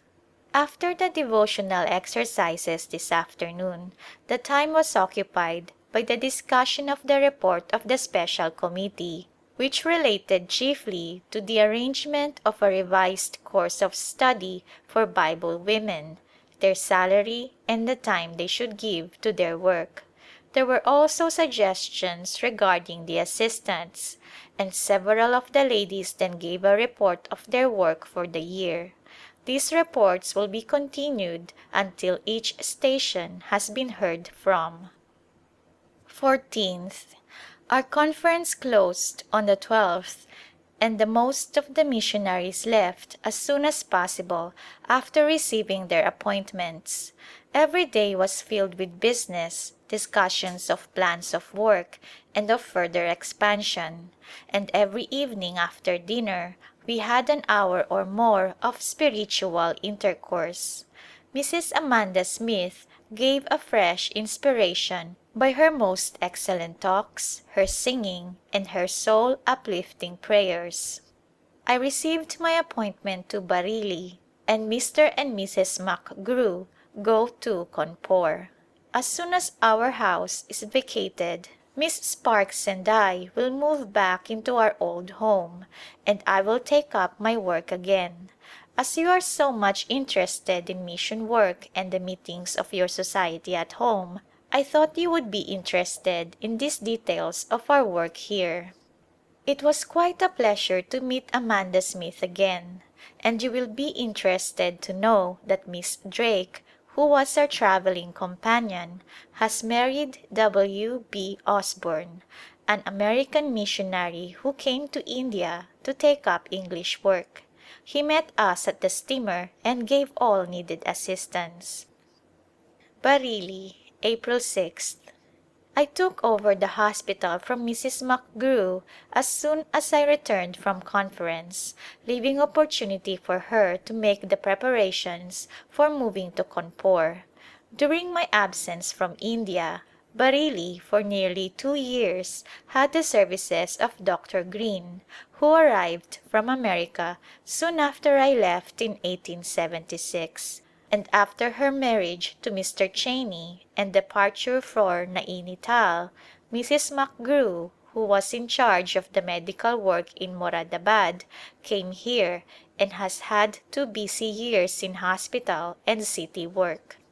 It has not been an easy matter to find time to write since my return.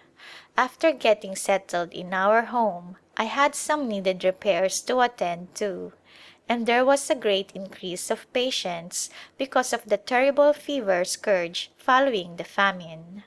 Rebecca, my faithful assistant of other days, Miss Yerbury, a young English lady who was at one time a patient of mine and is now studying with me, and Lorraine and Matilda, 2 of Mrs. McGrew's medical students, have all been overcrowded with dispensary work, filling prescriptions for those who come and to send to those who are not able to come, so that to them the days are more busy than ever, while my calls to the city are continuous and I am frequently called to outstations.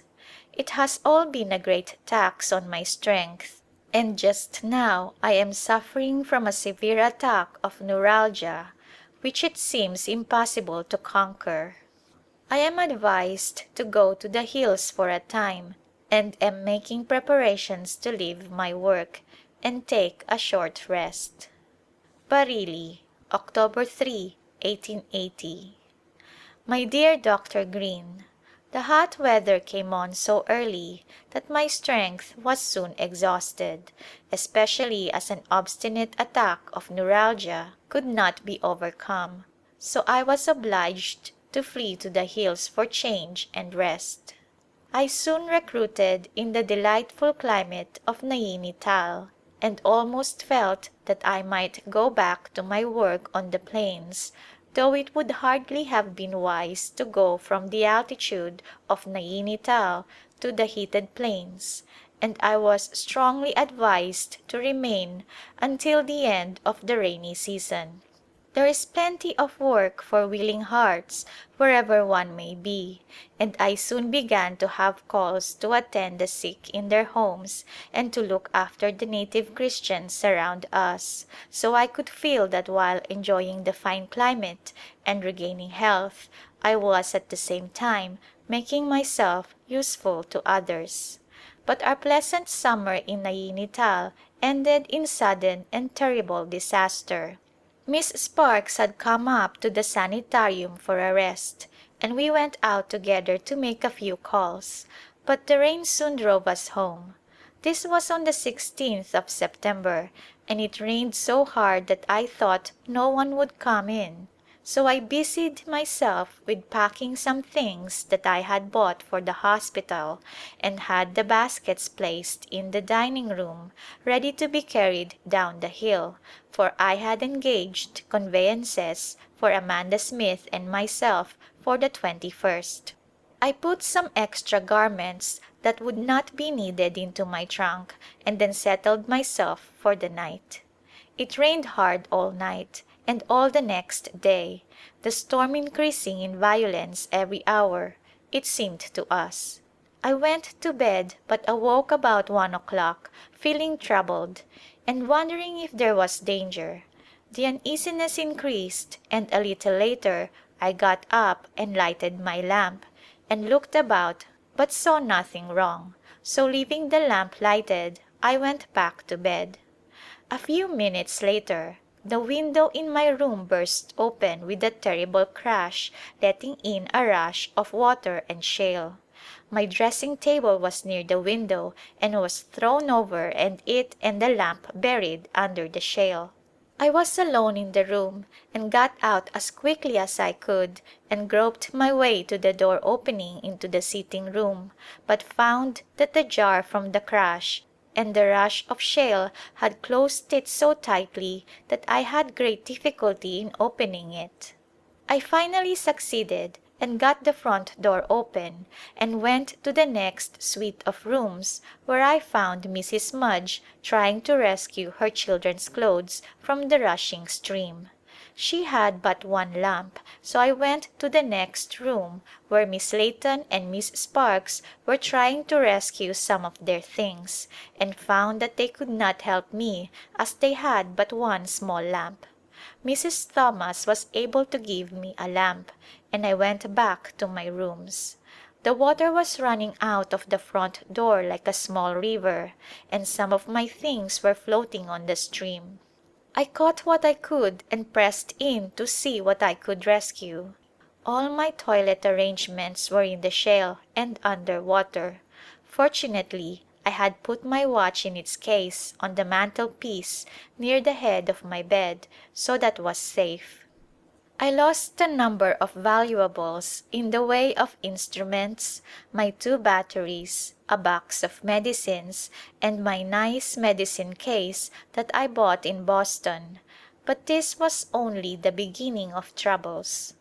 The men assisted us down the hill to the mission house where the Bucks were living, and Mrs. Buck provided us with some dry garments. But just as we began to feel a little comfortable, the men who had been working hard to save Mr. Buck's house came in and said we must pack up things there as quickly as possible, as the water was gaining on them so rapidly that there was no hope. So we all set to work pulling up the carpets and packing Mr. Buck's library and other valuable things, until about 1 o'clock, when the water began to pour into the house and we saw we should have to leave everything and fly. Mr. Thomas said we must leave at once or the road would soon be gone and our escape cut off. So we hurried down the hill to our mission chapel, where we found a number of native Christians and our servants who had taken shelter there as their houses were falling. We sat in the veranda wondering what we would do if the water came there, for the chapel was not far below the mission house. I said to Mrs. Thomas, "I think the assembly rooms over there near the lake will be as safe as any place if the water comes here. We can go down there." Just then I looked up toward the hill back of the sanitarium and noticed the trees shaking, and in an instant down came the hill, demolishing a large hotel, a large department store which stood below it, and the assembly rooms which a moment before had seemed to us a place of safety. Not a trace of either building could be seen 2 minutes after the catastrophe. 200 natives and 50 Europeans were buried beneath the ruined buildings, and not far from $1 million worth of property destroyed. The mission property, consisting of 3 houses, a church and schoolhouse, a large building occupied by native Christians, and a number of servants' houses, was in what was considered about the finest locality in Naini Tal. But today it is in a ruinous condition. The hill above it is cracked, and it is feared that another hard rain will bring it down. When it seemed no longer safe for us to remain at the chapel, and we saw people rushing in all directions to find a place of safety, word came to us that we must leave immediately, and we all started together down the road, which was so cut up into deep gorges that we were often deep in water. But we finally reached the outlet of the lake, but were prevented from going further as the bridge was in danger of being swept away any minute. So we sought shelter in a house near the European hospital. It was not a very desirable place, for they were bringing into the yard and hospital the dead and wounded who had been rescued from the ruins. However, we remained there overnight and in the morning.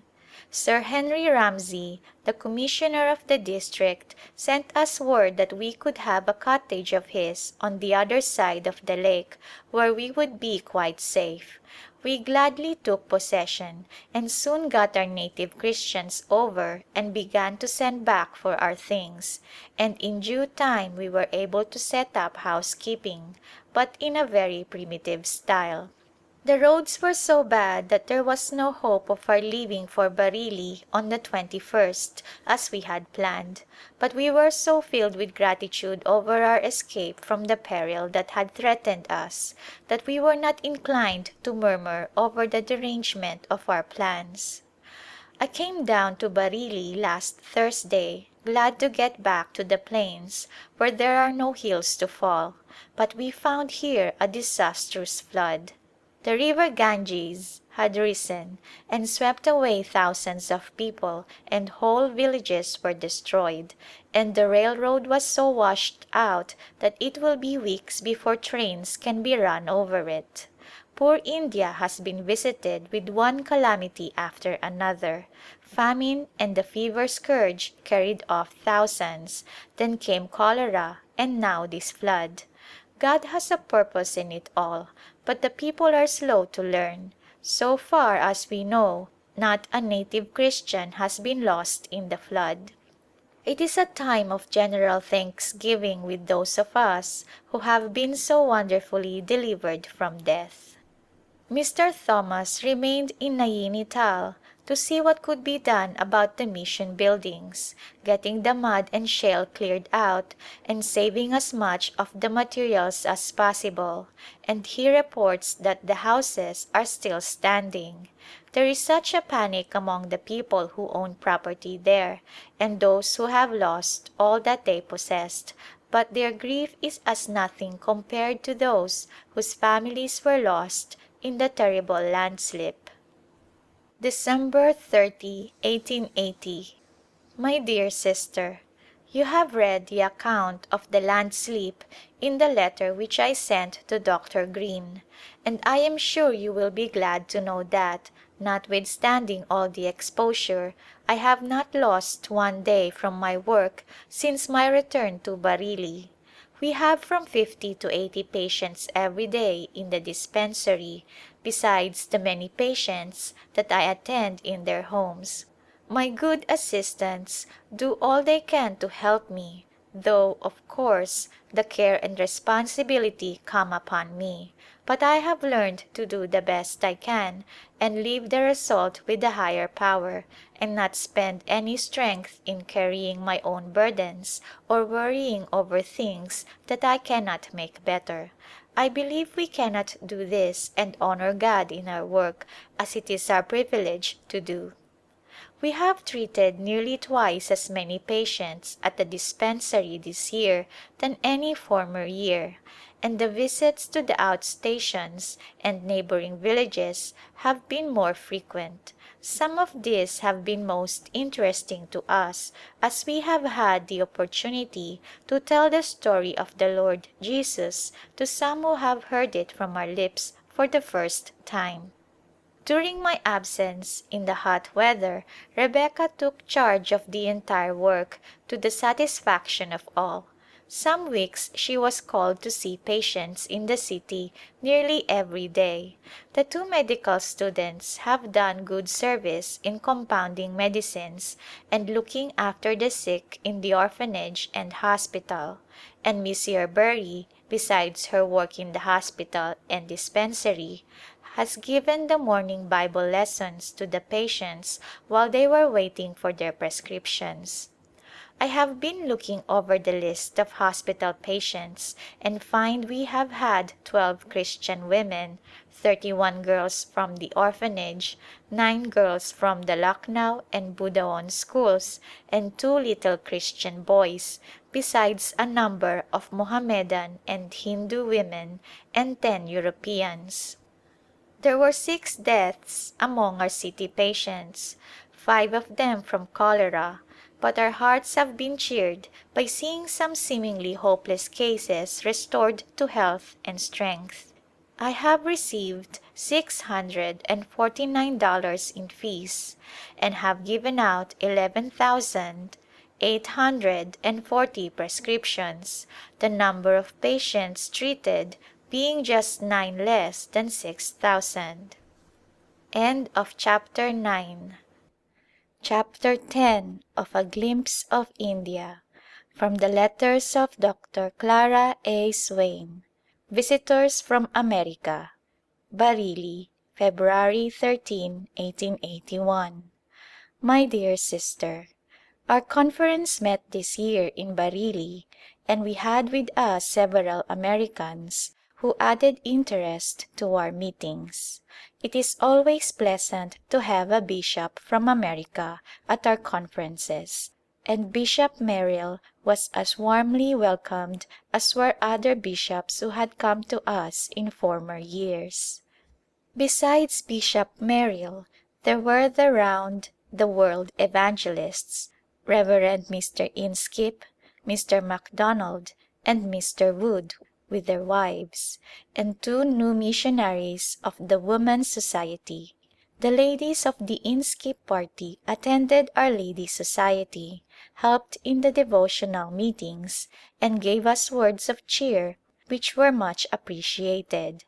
On invitation, Bishop Merrill conducted the devotions at one of our afternoon meetings, and made a fine address for which the ladies gave him hearty thanks. I have had a delightful family all winter, and some very nice Hindustani patients staying in the hospital. Several of my English patients are quite well now and have gone to their homes, and others will go this month. Native patients are beginning to come in again from outstations. I am expecting a Bengali woman to day from Shahjahanpur. She is the wife of the station master, to whom I was called last week to examine her case, and I had great difficulty in persuading her to come to the hospital. To a Hindu woman who has never left her secluded home or ever looked outside her own premises, the distance between the 2 cities appeared very great, and it seemed a dreadful thing to her to come so far away from her home and friends. I am sending you a report of the mission work in the charge of the ladies of our society. In it you will see my medical report and will notice that my fees amounted to nearly my yearly salary. My health is as good as ever it was, and I find myself just as well able to work. I think I travel 6 miles a day on an average, for I have so much running about and so many separate buildings to look after, and then if any one outside our grounds is sick that means extra work. There is nothing like having plenty to do in India. I am sure we should all die if we had no definite aim in life. Bishop Merrill was astonished to see the vastness of our mission work. He had no idea that we had such a Christian community, so many churches, schools and Sunday schools. He was surprised to see how well versed the children are in the Scriptures and says he thinks them far ahead of the children in America. His presence added much to the interest of the conference meetings. He is such a solid and wise man and sees things so correctly. You will find quite a full account of our meetings in the Indian Witness which I am sending you. I will send it every week if it will interest you. It may perhaps answer in place of a letter sometimes.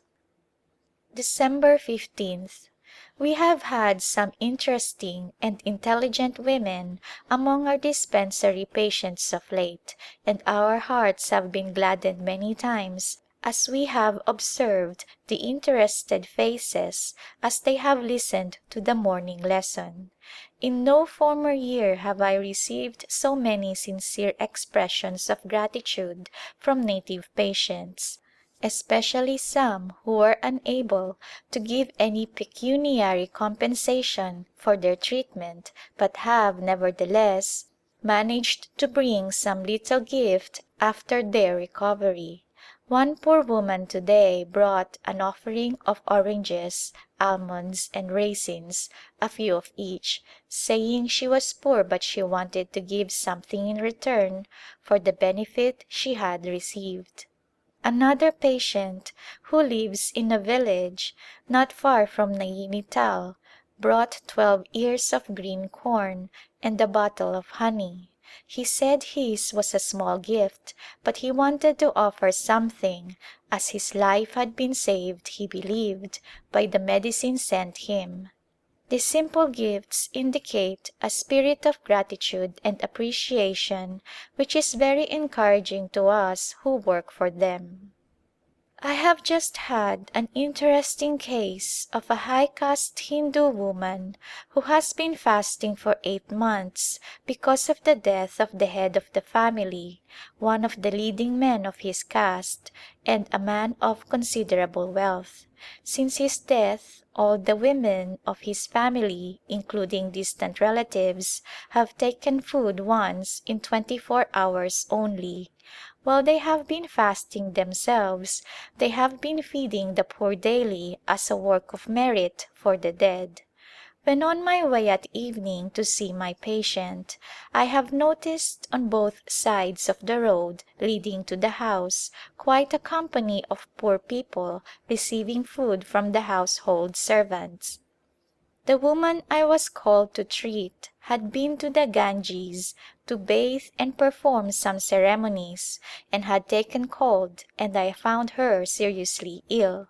She begged me to give her something to cause her death, saying she was not afraid to die but she could not endure such pain.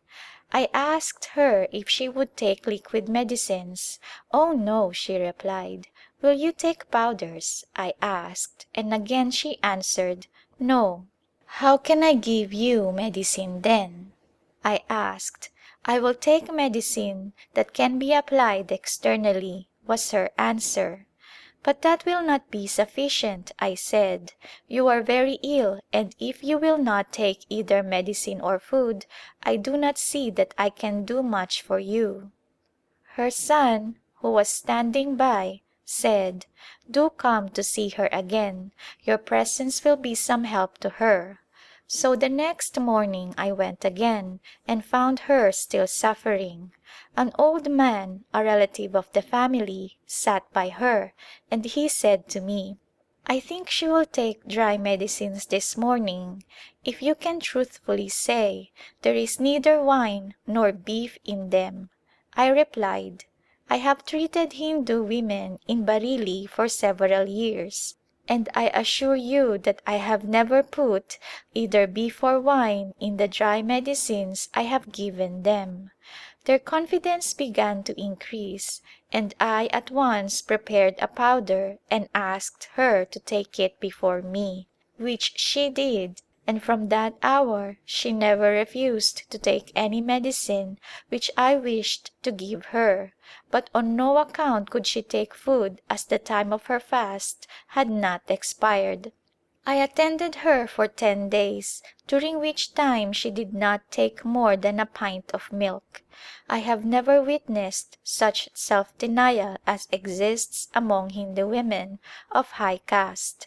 This woman seems to have led a very pure and holy life, according to her religion. Bareilly, January 25, 1882. My dear M : There is a great deal of cholera in the city, and we have been obliged to stop the work of the Bible women and teachers for a time. My own work goes on and will increase if the epidemic breaks out among the native Christians. There has been but one case among them so far. To day a woman was brought to the dispensary who is just recovering from smallpox. I have been exposed to it many times since I have been in India, but have never had any symptoms of it. I am living in our house again this winter. You remember that I lived in the hospital last cold season and went to Naini Tal in the hot weather. The house has been whitewashed inside and out, and with new mattings and floor cloths we are very clean and nice. Miss Kelly has charge of the zanana work in the city, and she and her assistant are living with me, and I have one assistant and one student, so we are a family of 5. In addition to my medical work I have been building and repairing all winter, and at times have had 50 and 60 persons at work, masons, carpenters, plasterers and coolies. The masons receive 12½ cents a day and the coolies 3½ cents. The others get 6 cents a day.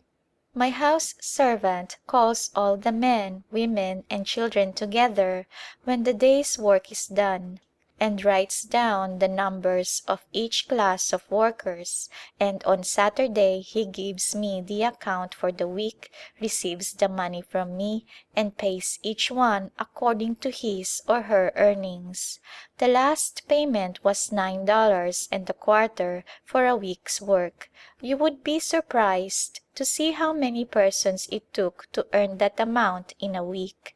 I go out every morning to direct the work and in the evening take a look to see what has been accomplished. A missionary ought to understand all trades, have engineering ability, be a good financier and accountant, and ready for anything, for we have a little of all sorts of work to do. One of our missionaries came in the other day and seeing the work that was going on said, "If you had been a man you would have made a general." "No indeed," I said, "I would have been an engineer." I am having a new well dug, and when that is done I hope to have a little rest from brick and mortar. June 24th. Rebecca, who has been so many years with me in the dispensary, left just as the hot season began, and I was left alone with the helper, who knew almost nothing about caring for the sick. But Mrs. Parker has just sent her native doctor, Shuluk, who was also trained by Dr. Humphrey, to assist me, and I am quite relieved. The rains have begun and everything looks fresh and green and beautiful. No place is more lovely than India in the rainy season. That is my opinion, others may not think so. The mangoes are just in their glory, so ripe and delicious. I bought 100 this morning for 50 cents. I wish you could help me eat them. Peaches too are abundant and are very fine this year. We have had some profitable meetings in the hospital. Nearly every patient who was able came in and all listened with great attention to the lessons. One old Hindu woman reads the Bible and finds great comfort in believing its words, and when she tells me what it means to her, I feel that she has come into the light. Just now there is a very interesting woman here who says that when about 14 years of age she was sold to a Mohammedan who has several wives. She has been ill for some time but could not get treatment where she was living. One day a religious devotee came to the place and told her that there was a lady doctor in Bareilly who could cure her. So she got ready and has come 700 miles with the hope of regaining her health. She has been trained as a dancing girl and wears the dress peculiar to that class. The skirt of her dress has 100 gores and is 30 yards wide. When she whirls in the dance the skirt stands straight out, yet some of the folds fall about her limbs. She seems inclined to lead a different life, but thinks it would be difficult as she has been taught to feel that her present life is the one ordered for her. I trust that while she is with us she will learn that there is a better life for her. I wonder if I have ever told you of my leper patient. It is the custom for a crowd of beggars to go to the bungalows occupied by Europeans to beg for pies, and every Sunday morning we find them in front of the house waiting for the servant to appear to supply them. Among them is an old man who has been coming for about 5 years. He is a leper whose nose, ears, fingers and toes have disappeared because of this terrible disease. He is a hideous object but his very helplessness appeals to our sympathies and we are glad to bandage his sores and give him what help we can for his special need, at the same time giving him a word of comfort and pointing him to one who is able to cleanse the leper. He ought not to be allowed to go about among people, but there is no law to hinder or restrain such people from going where they will. There are mission asylums in the hills for lepers if they will go. One of my medical class developed leprosy and was sent to the mission asylum in Almora where she has been well cared for and she is glad to be doing something for others who are more helpless than she is. A few mornings ago a woman came bringing her sick child, the only surviving one of 7. The Bible woman spoke words of comfort to her, telling her of Jesus who when upon earth took little children in his arms and blessed them, and that now he is near to heal the sick and comfort the broken-hearted. She assured her that the 6 little ones that she had consigned to the sacred river were safe with him, and she would see them again if she would believe in him and trust in him for salvation. We prescribed for the little one, praying that the dear Father would spare this one, and that the good seed sown in the mother's heart might spring up and bear fruit unto eternal life. Many people believe that these people have little natural affection, but some touching instances of their care and love for each other have come to our notice both among low and high castes. A Hindu, who has a wife and 4 children, called me to visit his wife, who was very ill. He is employed in one of the government schools, receiving $10 a month, and when I visited the house he offered me $1 as a fee, which I declined to accept as his means are so limited. "I give it gladly," he said. "My wife's life is more to me than money." Another man with an income of $3 a month, offered me $1 for my visit, which of course I refused to take, but when his wife's improvement was assured, he felt like giving all that he had and insisted on my taking $2.50, leaving them only 50 cents for their food. I might tell you of similar instances which have occurred in my practice, showing that a heathen man is capable of loving and caring for his kindred. December 18th. 4 of our hospital patients have died this year. One of them, a village woman who was converted to Christianity 3 years ago and baptized by our native pastor, the Reverend Joel Janvier, was with us for 2 months, and during the time bore her sufferings with great patience and resignation, and in her last hours gave evidence that for her to die was gain, for she was departing to be with Jesus. Last June Mary Angelo, a Christian widow, came to me asking me if she could have a room in the hospital for a time as she had no home. I was very glad to give her a room on condition that she would read and talk with the sick in the hospital every day in their rooms, and she did this very acceptably. Later I gave her a place in the dispensary as compounder, and she has learned the work so quickly and is doing so well that I am now paying her 4 rupees a month and expect to have her as a regular student next year. The girls of the medical class taught by Dr. Dees have given good service in putting up prescriptions in the morning clinics. The second Decennial Conference is to meet in Calcutta on the 28th of this month, and many of our missionaries are planning to attend it. This is a conference of missionaries of all denominations in India. The first one was held in Allahabad in 1872 with 136 members present, representing 19 missionary societies, but it is expected that the number will be much larger this year. I shall try to tell you a little about it in my next letter. End of chapter 10. Chapter 11 of A Glimpse of India. From the letters of Dr. Clara Swain. Decennial Conference at Calcutta.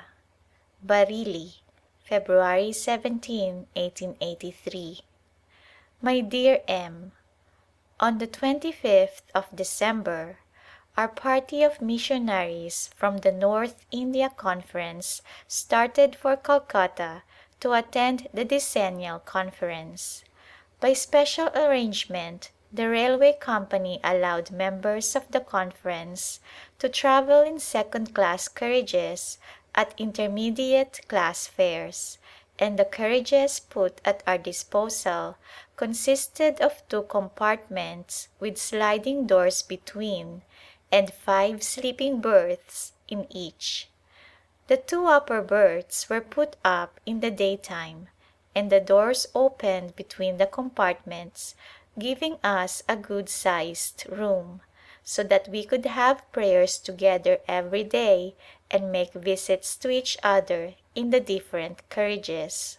There were 8 married missionaries with their wives, 10 missionaries without their wives, 9 single ladies, besides Bishop Foster, Dr. and Mrs. Reed, and Mrs. Lore, who with her daughter had come out to India to spend a year with her missionary daughter, Mrs. McGrew.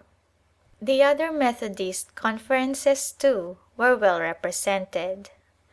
The conference opened on Thursday morning, the 28th, the Honorable Sir Henry Ramsay as President giving an address of welcome in a most comprehensive speech which contained allusions to the different departments of mission work. A prayer meeting was held every morning at 7:30, continuing an hour, and on Sunday, the 31st, there was a United Communion service. Every day there were papers, speeches, and discussions on various topics, participated in by missionaries of the different missions, and the morning session of the fourth day was given to the ladies for the presentation of their special work. There were 4 papers read, one of them by Miss Thoburn, on the education of native Christian girls. Following the papers were short speeches by several ladies on their own line of work. Mrs. McGrew made a neat little speech on medical work, in which she referred to me as the pioneer woman medical missionary in India, and said that one of my medical students has been carrying on in her old station a medical work larger than she herself had in hand. She also mentioned one of them who had given valuable assistance during the cholera epidemic in Bareilly, to whose obedience, practical insight, and general efficiency the civil surgeon gave unqualified testimony. Dr. Thoburn spoke several times very effectively on preaching to the heathen, development of native agency, development of spiritual life, and enthusiasm in the churches of India, all of which are subjects in which he is deeply interested. Bishop Foster was an interested listener, but did not speak, and Dr. Reed, the senior missionary secretary of our board in America, spoke only at the public missionary meeting, but they afterward expressed their pleasure in having the privilege of seeing such a body of devoted missionaries and hearing what had been accomplished in the past and what was being planned for the future. After so many days of intense and high intellectual enjoyment, it was natural that the physical nature should demand relaxation, and our Calcutta friends arranged to give us opportunity to see some of the sights of the capital city of India. One delightful day was spent at Barrackpore, 12 miles from Calcutta.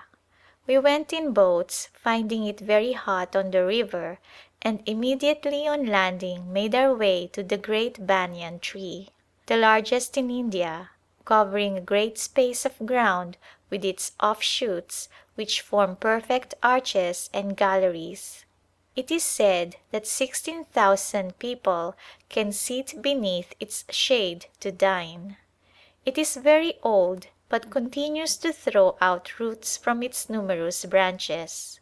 The roots are really cared for, each being placed in a hollow bamboo as it shoots downward to the ground, upon which a little mound of earth is built up to receive it, when it begins to grow rapidly until it forms a straight trunk, which in turn sends branches from which other roots shoot downward. This process may go on for centuries if care is taken. We made our coffee and partook of our late breakfast under this tree, feeling that nature's dining room was a most delightful one. But this gigantic tree was not the only attraction in the gardens. There are beautiful lawns and shrubs, palms, and an endless variety of plants, roses in great profusion, heliotrope and other sweet plants, fountains playing in marble basins, and a great variety of richly colored crotons. I brought home some small croton plants and have them growing in pots in the veranda. After the 7 days of the conference and 2 days of sightseeing, the most of us were ready to return to our work. I have not mentioned that Dr. Thoburn's church in Dharmtola Street was selected for the conference as the most commodious, central, and suitable place in Calcutta. Arrangements for our entertainment among the Methodist families of the city had been made previous to our arrival, and we made some most delightful acquaintances and fast friends among them. This year there were 27 different missionary societies represented by 475 members. Among them were 3 veterans: the Reverend Mr. Bennett of the Baptist Mission, who came out to India in 1829, Reverend George Bowen of our Methodist Mission, and Dr. Murray Mitchell of the Free Church of Scotland, who read a farewell in verse of his own composing, and Dr. Newton, who came to India only 5 years later than Mr. Bennett. Each of these veterans made speeches which brought tears to many eyes, and, I am sure, inspired the younger missionaries present to renewed interest in the work of evangelizing this dark land. February 22nd. My dear Sister: We had such a good conference at Lucknow this year. It opened on the 11th of January with Bishop Foster of America presiding. Dr. and Mrs. Reed from New York were present, and Mrs. Lore, who has spent more than a year in India. She and Mrs. Reed added much to the interest of the meetings of the Ladies' Society, and they in turn were much interested in our business sessions. Bishop Foster and Dr. Reed were invited to address us on Monday, which they did, much to our edification. Several of our missionaries go home this year. Mr. and Mrs. Parker, who you remember were home 13 years ago, Mr. and Mrs. Badley, Mrs. Hoskins with her little Willie, and Mrs. McGrew with her 3 children, her mother and sister, Mrs. and Miss Lore. Mrs. Hoskins goes to be for a time with her 2 boys, whom she left in America over 5 years ago. Mrs. Johnson will probably go in this company, and they will have with them Mrs. Anandabai Joshi, a cousin to Pundita Ramabai. Mrs. Joshi goes to America to study medicine. Bishop Foster and Dr. and Mrs. Reed are visiting our most important mission stations and are much pleased with what they see of the work. We have enjoyed their visit here very much. The bishop was greatly touched and affected by the sight of so many half-clad and poorly fed people as he sees everywhere. He says he does not see how we can get used to it. He thinks our sympathies must be constantly wrought up by the conditions around us. I do not know what he would think if he could go with me into some of the houses in the city. There is great need of more missionaries in this part of India. Every day the way is opening for more schools, more zanana visiting, more of all kinds of mission work. Nearly everyone in our mission is really overworked. We are training some good helpers from among the Anglo-Indian population who will be able to relieve us in some parts of our work in the future. The 3rd young woman has come today to join our medical work. You will remember that I mentioned in some of my earlier letters a Miss Jor, who was a teacher in the orphanage. She was with us 7 years, living a part of the time in our family. 2 years ago she married and went to Simla to live, and last June she came to me as a patient. She died here before I went to Calcutta. I called 3 physicians for consultation, and they declared it a very critical case and there was no hope for her recovery. When I told her this, she said, "It is all right. I have trusted the Lord for many years and I can still trust Him," and she passed away perfectly resigned to the Lord's will. We are having the coldest weather that was ever known in Bareilly, so people say. There has been very heavy snow on the mountains. In Naini Tal the snow is 5 feet deep. From our veranda we can see the snowy mountain tops quite plainly on a clear day. March 15th.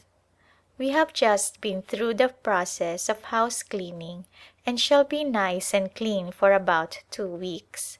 At the end of that time spider webs, dust and insects innumerable will accumulate, and the doors, windows and curtains will be so soiled that a stranger might wonder if there were a housekeeper on the premises. I take a glance into all the rooms occasionally to see if the bearer does his work properly, and when things get too bad we turn everything out and have another cleaning day. We all go out to our work early in the morning and come back to breakfast at 11 o'clock. By that time we are too tired to care very much how things look. Our drawing room is usually beautified with flowers, which makes it look fresh and pretty, and the gardener generally has flowers for the dining table, and we have some lovely ferns on the veranda. October 1st. The Dasara meetings begin on the 7th of this month and we are all planning to attend. The Rev. Dr. Phillips will have charge of the meetings. You may have met him when he has been in America on furlough. He is a grand Christian man, beloved by all who know him. The Phillips family were among the oldest of the missionary families, and Dr. Phillips and his sisters are of the second generation. We expect that Dr. and Mrs. Butler will be at the meetings. What a pleasure it will be to them to visit their old mission field and see the wonderful progress that has been made since they left India 15 years ago. December 28th. During the last 6 months it has been our lot to care often for the dying and to point the bereaved to Him who is able to make sorrow a blessing. We have had some changes in our corps of workers, one leaving to engage in other work and another coming to take her place, also a young woman to join Dr. D.'s class in the dispensary and give what help she can wherever needed. Many of our patients have come from villages 20 and 30 miles distant. We are always glad to give them something to think about as well as to prescribe for their physical ailments. During the year we have had opportunity to give the gospel to thousands, some of whom have listened gladly. Only He who knows all hearts can tell the results of the year's work. In some instances we have visited in their own homes those who have been patients in the hospital and spoken words of comfort to them. One of these visits we can never forget. A little boy of 2 years, who had been a patient of mine since he was a few months old, was brought to the hospital one morning and after a few hours he died. He was the last of 5 children and the grief of his parents was terrible. No language can describe the hopeless lamentations of his mother or the look of desolation on her face. We tried to comfort her but our efforts were vain. After she had gone to her home I went to see her, taking with me one who knew the woman and her sad history. When we sat down she began to talk about her boy and we said, "Let us tell you where he is now." And we began to talk about heaven and its inhabitants, where her little ones are now safe. A look of intense eagerness came into her face and she said, "How do you know this? What proof have you that this is true?" We replied, "God has told us and we will read about it from the book He has given." Then she said, "Let me call my mother-in-law that she may hear also." So the mother and father and grandmother and some of the neighbors listened eagerly while we read and talked to them of the place where their treasures had been gathered. The description of the New Jerusalem caught their attention. The 12 gates, each gate one single pearl. It seemed incredible. They thought of the large gates in their own city and wondered how there could be a pearl large enough to be one gate, and then 12 of such gates. Natives are very fond of pearls, and this description pleased them. It was worth the journey to India to witness that poor mother's interest in what we read, and the comfort which we could give her. We are praying earnestly that the light which has begun to dawn in her heart may grow brighter and brighter unto the perfect day. Bareilly, January 18, 1884. My dear Sister: I have just returned from our conference at Cawnpore and have come back disappointed that I could not get Miss Hyde to help me in my work here this year. We need 2 doctors here in Bareilly. The work has become so large and there are so many outside calls that it is really beyond one person's ability to care for it properly. But I shall have to work alone for another year. It was a great pleasure to have Dr. and Mrs. Butler with us at conference. We all enjoyed Dr. Butler's sermons very much, also Mrs. Butler's presence in our women's meetings. We are having a very cold winter, so cold that the flowers do not blossom as usual. Everything has been touched with frost. Even our vegetable garden does not yield us the usual supply for our table.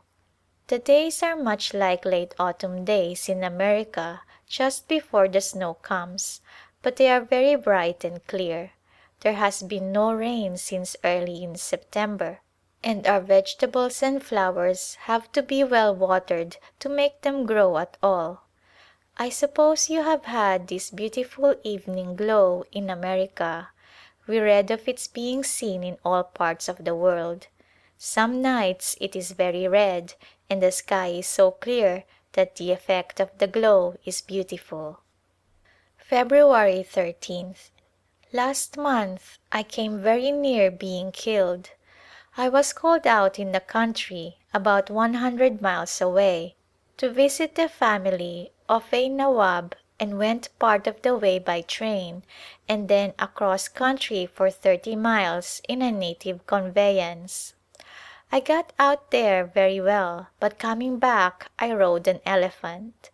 One of the men of the family was celebrating the marriage of his son and had invited 5,000 guests, so every conveyance was in use for the marriage procession, and the best they could do for me was to give me an elephant. My native assistant and I mounted the elephant and just as we were passing out of the yard the driver said we must lower our heads or we would get hurt. The yard was enclosed by a high wall and had a gate 15 feet high with a beam across the top. I thought my head was as low as I could get it, but the beam caught me under the chin and at the side of my head. My assistant screamed and the driver backed the elephant at once, thus saving my head, but it was black and sore for some days. One of the governors of North India was killed in this way. December 29th. Many times during the past year when very poor and suffering women and children have been brought to us, we have rejoiced that we have so comfortable a place in which to receive them. I am quite sure if those who 12 years ago gave so liberally toward the building of the hospital were to see how much comfort it has brought to hundreds of women who in their own homes have known only hardship and privation, they would realize that their investment has yielded a valuable dividend. At present the patients in the hospital are of the most needy class. One is a beggar whose only home is a little hut on the shore of the Ganges. Others from villages whose chief characteristics are poverty and disease, and others are some of the most wretched poor of our own city.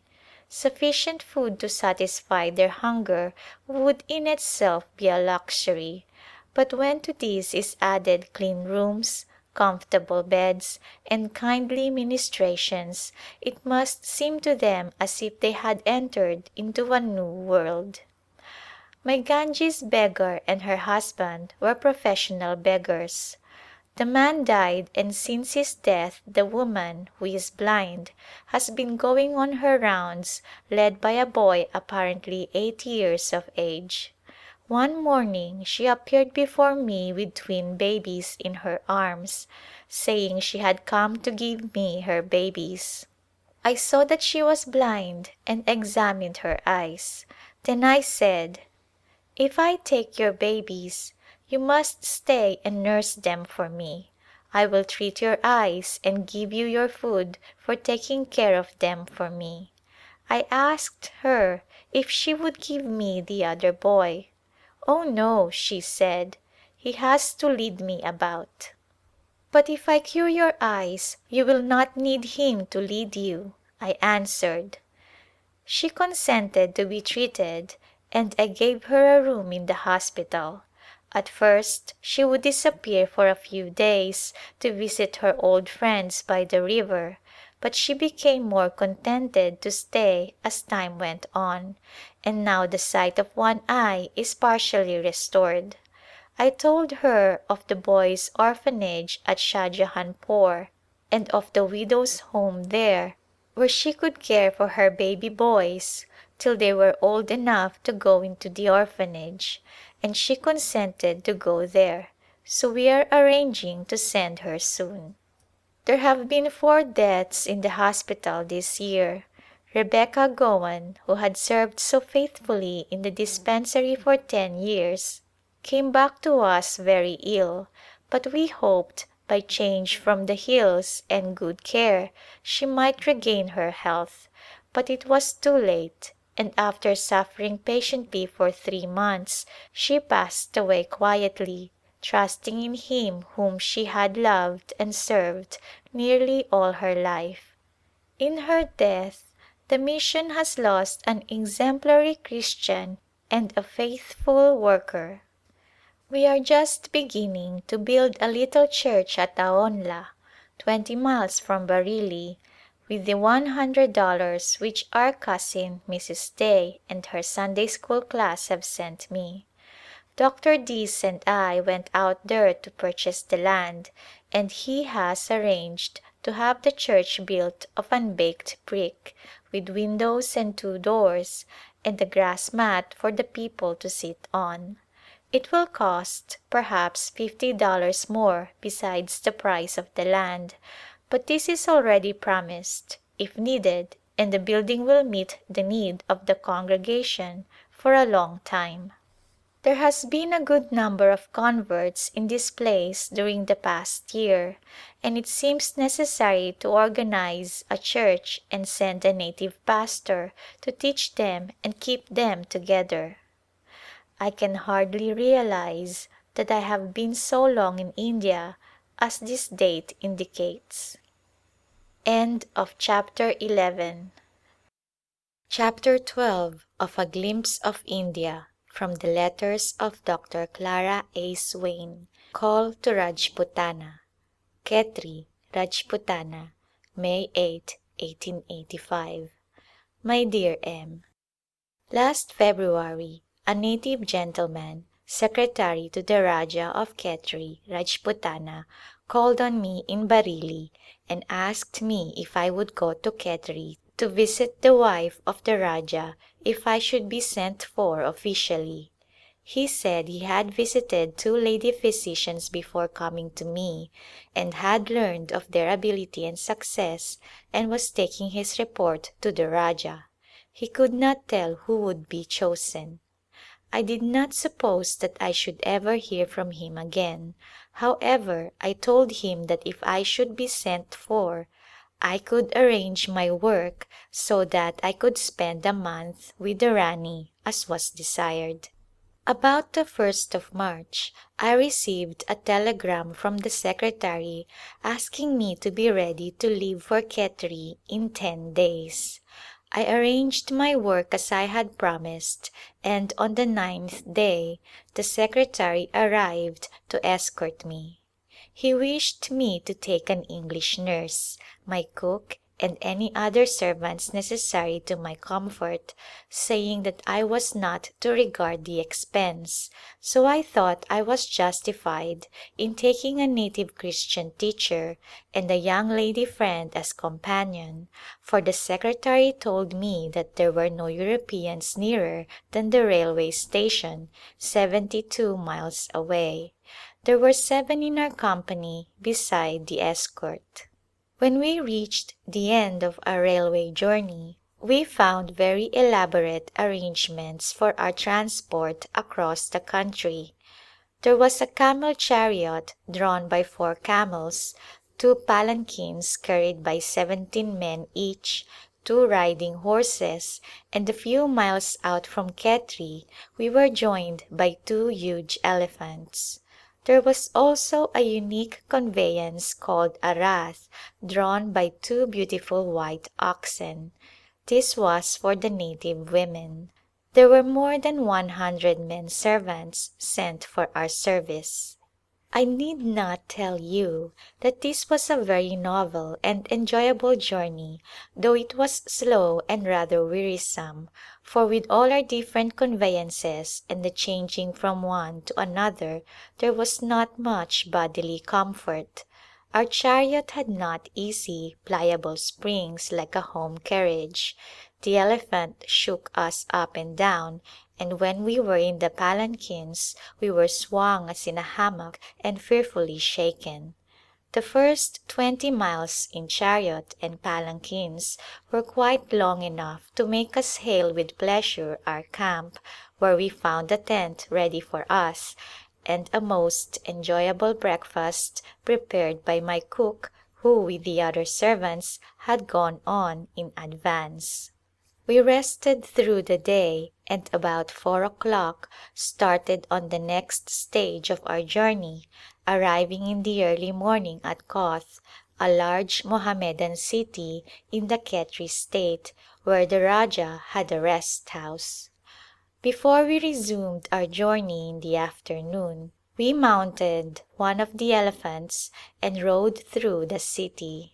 The elephant was told to kneel and a ladder was placed against his side for us to mount. When we were seated in the howdah, the elephant raised himself on his front legs and we held on tightly to the sides of our little carriage while with a mighty heave the animal gained an upright position.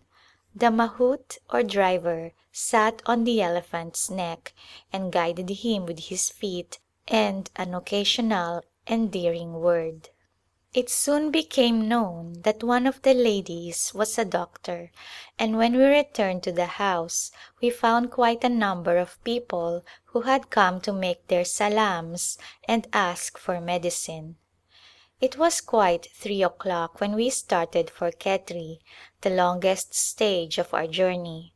It was as tiresome to the men as to us, and my cook fell asleep on his horse and slipped off without awaking. After a while it was noticed that his horse was riderless, and one of the men went back and found him asleep in the sand. We lay this several times during the 40 miles, changed from palanquin to chariot and to elephant to rest our weary limbs.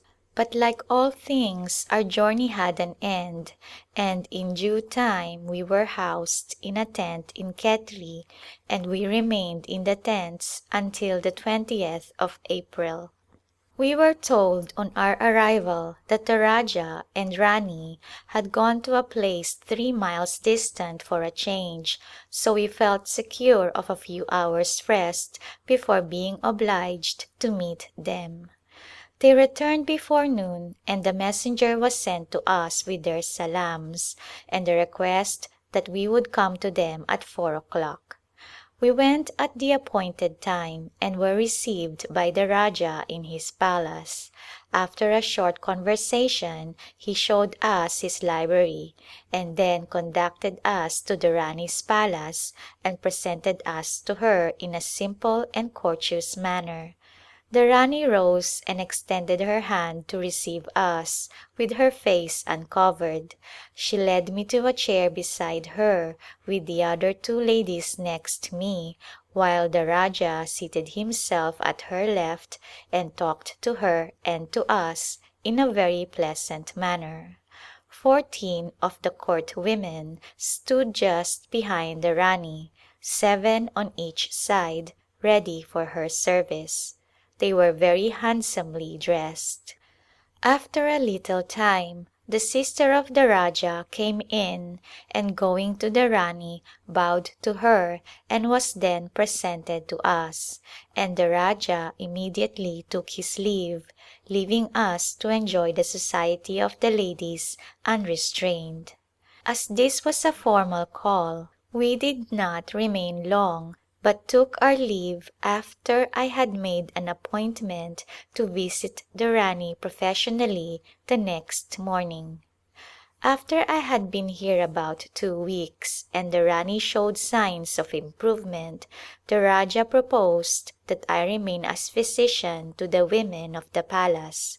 This was most unexpected and required much thought and prayer before I could decide to leave my work in Bareilly and the missionary society which had cared for me for so many years. But each day as I became more acquainted with the people and saw the grand opening for missionary work, a field comprising so many thousands of people with no missionary or religious teacher in this part of the country, I began to see the hand of the Lord in bringing me here, and the more I prayed, the more I saw the Lord in it all, and I accepted the proposition on condition that the young lady who had accompanied me as companion be allowed to remain with me, and that we both be allowed to work among the people as Christian women. The Rajah make no objection to this, so I have engaged to remain here 2 years, after which I will be at liberty to go to America if I wish. Both the Rajah and Rani are very kind and say that they would like me to remain permanently, though they will not urge me to stay longer than the 2 years for which I have engaged to remain. They say that my name will always remain on the palace register and they will regard me as their own as long as I live. I would not have accepted the situation for the salary only, for I have enjoyed my work in the mission, but there is a great opportunity for missionary work here without expense to the society in America, and it seems to be an opening of which some Christian should take advantage, so, as I have been called here, I see no reason why I should not be the one to start a work here.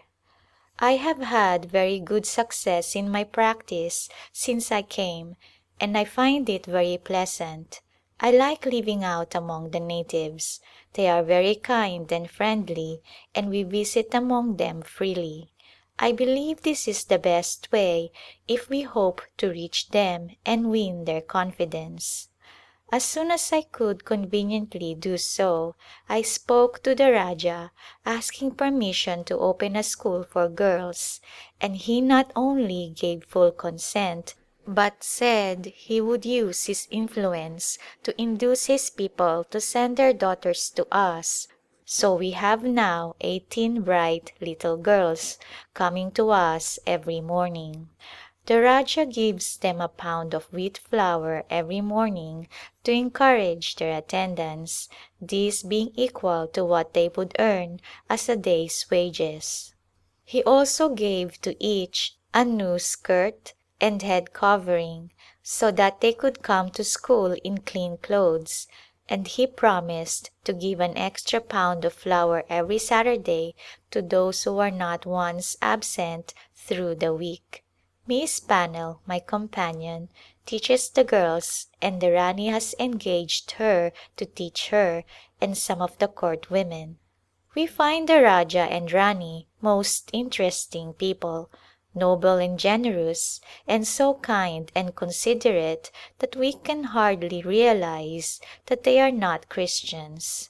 If we might only be the means of bringing them to Christ, how glad I should be. Will you not join us in prayer for their conversion? All things are possible with God. I am sure that there is some one here to be saved by our coming. The Rajah and his secretary are the only English-speaking persons here besides ourselves. We brought a good number of religious books, portions of scripture and hymn books, all in the Hindi language, and these we distribute as we have opportunity. I suppose there are more than 30 persons here who are already singing our hymns, for we have taught them to all who are willing to learn. Some of the hymns are very popular, and the singing women in the palace sing them to the Rani every evening. The Rani says our hymns are purer than theirs, and she likes them much better. Think what a change this is, for some of their hymns are so vile that we would not listen to them. Now Christian hymns reach every woman in the palace. We find that we can sing religion to these people when we cannot preach it openly. I do pray that we may see some fruit from our labor here, and that we may be very faithful in improving every opportunity to present Christ. A house is being repaired for us, and we hope to move into it soon, as it is getting to be too hot to remain in tents much longer. It is a native house without a window in it, and we shall probably not enjoy it very much, but it will be arranged so that we can endure it for a while until the new house which the state will build for us later will be ready for occupancy. The place is a pleasant one. It is situated in the valley and surrounded on all sides by low hills. On one of the highest of these are a fort and palace in which the 7 wives of the late Rajah live. He died at the age of 27 years, leaving 9 widows, all, I believe, childless. The present Rajah is an adopted son and was educated for the position which he now fills. He has but one wife. The Rani is a very bright and beautiful woman about 22 years of age. I have not met so charming a native lady since I have been in India. The Rajah is well educated and the people seem to respect and like him as a ruler.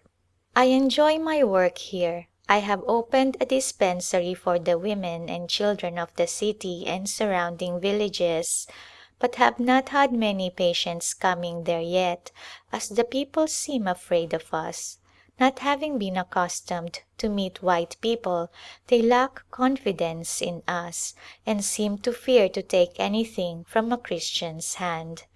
We are the only Christians in this native state, but there seems to be a number of good Hindus here who practice self-denial and pray often to their gods, believing that by long prayers and bathing and abstaining from meat they are working out their own salvation.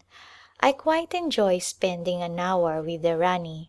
She is very good and sincere, and she talks so much like a Christian that I sometimes think she is not far from the kingdom. She sits at her prayers for 2 or 3 hours every day, besides attending to all the bathing and ceremonial purifications that her religion enjoins upon her. June 10th. I returned to Bareilly on the 25th of April and remained there just a month, settling my affairs and making over my work to my successor. It was not an easy matter to leave my home and all my interests in Bareilly. I did not quite realize what it would be when I accepted this situation, but now that it is all over and I am back in Khetri, I feel quite at home and watch with new interest the opening and development of the work. The people here are Rajputs and are different from the people of northern India in their language, habits and food. Their temples too are quite different. We have a very good house. But think of it. All this hot weather we have been without doors except the one at our bedroom. All the other entrances are covered with straw mats which can be rolled up. We are having doors made and they will soon be hung. The birds, squirrels and lizards have full liberty all through the house, but we do not mind them unless they make too much noise or get into our food. July 28, 1885. I hope you are less anxious about me now that negotiations apparently satisfactory have been concluded between England and Russia. I do not think we should be in immediate danger even if there should be war. India is much better protected, has more English soldiers, military stores and railways than before the mutiny, and the natives are more loyal to the government than at that time. Fancy my learning to ride an elephant, yes, and a camel too. I took my first ride on the camel 10 days ago and rode with ease about 4 miles. The camel driver sat in front and I sat behind him on a side saddle tied on the back hump of the camel. The camel kneels down for the person to mount and alight, and the motion then is something dreadful. You are thrown back when the animal unfolds his 4 legs and thrown forward when he raises himself on his hind legs. I can ride on the elephant with almost as much ease as in a carriage, so you see I shall be quite ready for a speedy flight if war should come. I called last evening on the families of the Prime Minister and his brother, the former Prime Minister. One of them has a wife and 4 children, the other has 2 wives who are sisters, but there are no children. Both families are wealthy. The women were weighted down with jewels. They know no other life than the seclusion of their homes, sitting on their cots, chewing pan, admiring their jewels, and being waited on by their servants. We asked if the little girls might attend our school, and the ladies said they could not allow them to come with the children we have, but they would like them to be taught if we could come to them. The 18 little girls in our school are learning to knit and are interested in their work as well as in their lessons. The Rani has a lesson regularly every day, often for 2 or 3 hours. She can write an English letter in a very good hand and read short sentences in English. She says her life is much happier because of our being here. She has longed for a friend. Her court women are all in the position of servants to her. July 10, 1885. My dear M., I have had a visit from the Rajah's secretary who came with a request that I would celebrate my birthday, which occurs on the 18th of this month, in the American fashion. He said that the Rani and several of the ladies from the palace would like to come for a little visit and that some of the native gentlemen would like to come and pay their respects. It is the custom here to make a birthday anniversary a high day. Visits are paid and valuable presents sent. I am told that the Rani is having a very beautiful gold chain or necklace made for me and she wishes to come and put it on my neck herself. I told the secretary that I was not accustomed to wear anything of the kind and I would prefer that the Rani would not do it, but he said that it will give the Rani great pleasure to present it to me and I must not refuse. So I suppose I must accept it and wear it sometimes when I go to the palace. I am trying to think what I can do to please the women on the great occasion. I might follow a German custom and have a bran pyramid with the proper number of wax tapers. August 4th. My birthday party was a success, I think, for all seemed to enjoy it. Our sitting room upstairs has white walls panelled in blue, and the white lace curtains at the doors were looped with blue ribbons.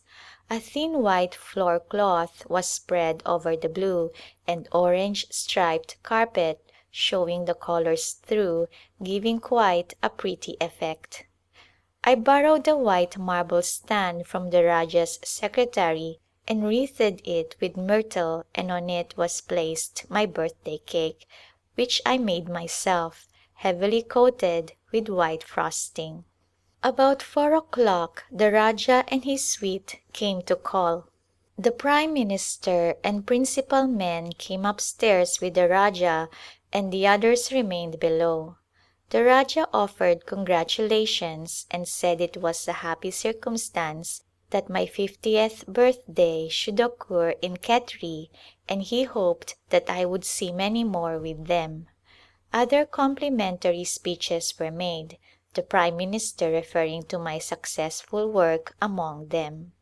A little time elapsed after the gentlemen retired before the Rani arrived, accompanied by the chief officials of the state, who remained below, while the Rani and her women came upstairs. The Rani made a pretty little speech of congratulation and said how happy she was to have me with her, and what a benefit to the women and children of the state was my presence and my medical knowledge. "You are to me in the place of a mother," she said with a charming smile. She commented on the delicate appearance of our white room, which she said gave her pleasure. Miss Pannell and I made an effort at general conversation to include the women, and I distributed pan among them, a point of native etiquette which we are careful to observe. That for the Rani was wrapped in gold leaf and for the others in silver leaf. This visit lasted about half an hour, and when the Rani rose to leave she fastened a beautiful necklace about my neck, then all made their salams and retired. The state band played outside all through both visits. After all this ceremony was over, Miss Pannell and I sat down to enjoy a quiet cup of tea and a slice of the cake which had graced the party, and so ended my 50th birthday, the most unique of all my birthdays, for had not royalty shed lustre upon it? Have I ever told you that we are living in a tomb? It has been repaired and remodeled sufficiently to make it a habitable house. The person for whom it was built was cremated, and his ashes were carried to the Ganges and sprinkled upon its waters.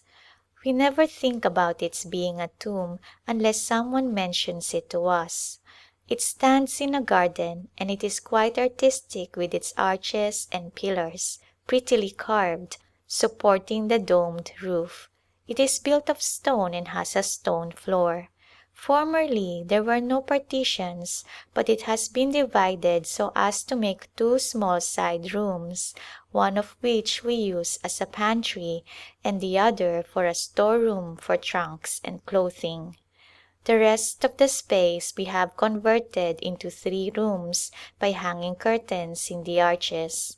The walls are frescoed, each room being done in a different tint. The dome is blue, the sky tint, and shades down into a rosy flush to meet the white walls, which look as delicate as porcelain. It is really a very pretty place, and we very much enjoy our cozy home. September 15th. Early this morning I went up to the palace to see the Rani and found her getting ready for her worship. When I saw all that had to be done before she was ready to say her prayers, I could not help wondering how many of our people would pray if they had to go through such a process. The maid whose duty it is to prepare everything had washed the room in which the water was heated as well as the one in which the Rani bathes, which must always be done just before her prayer time. The Rani put on a clean yellow silk sari, letting loose her hair which flowed over her shoulders. She looked very pretty and the very image of simplicity. When quite ready she enters a large brass cabinet in which are placed all the articles required in her worship, and there she sits without having taken any food until 3 o'clock in the afternoon, saying her prayers over and over and bathing in wine a little image of Krishna.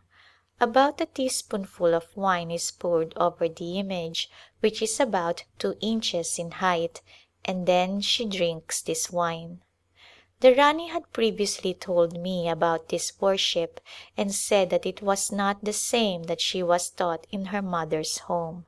When she was married and came to Khetri to live, a pandit was sent to teach her the form of worship observed here. She said that she did not like it, that it seemed foolish to her, and she did not get any comfort from it, only that she was obeying what she was taught to do. She said that she wrote to her mother describing the worship, and she wrote back telling her that she must stop it at once, as they were teaching her to drink. I am trying to persuade her to take a glass of milk before she goes to her prayers, as she is not strong enough to go without food so long every day, and I do not see how she can be benefited by the treatment unless she keeps up her strength. The Rani has some fine dresses and elegant jewels which she showed us the other day. One of her state dresses is a wonderful production. It is a delicate yellow in color and of very thin material, but the skirt is so heavy that I could hardly lift it from the floor. It is cut in small gores and is 70 yards wide, trimmed around the bottom with silver lace, a quarter of a yard in width. A jacket of the thinnest gauze material with a veil of the same completes this lovely costume, and with it she wears pearls on her head, neck and arms. She is small and has a bright, pretty face with large black eyes, and is very refined in her manner. No one sits in her presence until she invites them to do so, and no one goes into her apartments without having received permission to enter. I do not know when we shall learn all the ins and outs of native court etiquette. We have made several mistakes, I am sure, but the Rani overlooks them. December 5th. Last month we had a very pleasant visit to Jaipur. The Rajah was obliged to go to meet the Viceroy, and as he intended to take the Rani with him he invited us to accompany her. We were delighted with the prospect of this novel journey of 100 miles across country with such a procession as we knew there would be, for the royal people in India never travel without a host of followers. There were 300 soldiers, a brass band, and 1,000 men. It took 100 men to carry the flagstaff, which was in one piece, unjointed.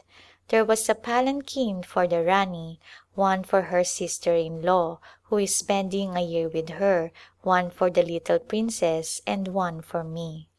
There were 75 men to carry the palanquins. Then there was an elephant for the Rajah, one for the princess and her attendants, and one for Miss Pannell and me when we wanted to change from the palkis. There were over 200 camels, some for riding and others for carrying the luggage and for the servants. The tents with their furnishings were carried on 17 ox carts.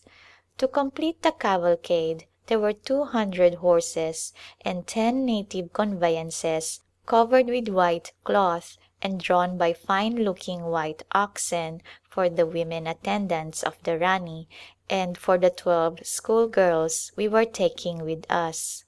6 camels drew the 3 gun carriages on which were guns to fire a salute as we entered the towns on our way. I must not forget the treasury cart which carried the money for our expensive journey. Perhaps you can imagine something of the appearance of such a procession. The men were all dressed in Oriental costume, the long upper garment and pajamas or drawers and the sash of red cloth. Their turbans were red, yellow, pink or green. Such a variety of color made our procession look quite gay among the green fields through which we passed. We marched from 12 to 30 miles a day and were 5 days making the journey. We stopped at night and the camels were unloaded, tents put up, beds made, and our food cooked and eaten, and after a refreshing sleep were always ready for the next day's journey. We enjoyed it all very much and happily no serious accident occurred. Now and then an unruly camel would run away and throw off his load. A few chairs were broken and my cook grieved over his quilt which had been torn by a biting camel. It was amusing to hear the remarks made by the men who were sitting outside our tents talking over the adventures of the day. Some of them had very funny experiences. Natives enjoy a joke or anything funny more than we do, if that is possible. I could almost write a book about this journey and our stay in Jaipur where we remained a full month. The reception of the Viceroy was grand. If I had time I would write you all about it, but even then you would get but a faint idea of the affair. The floral decorations and the illuminations were beautiful. We had a fine large house not far from the palace where the Rani stayed. We had taken with us everything that we would need for housekeeping so that we were very comfortable. The Rajah gave us a carriage and pair for our own use and we improved the time in sightseeing, for there is a great deal to see in Jaipur.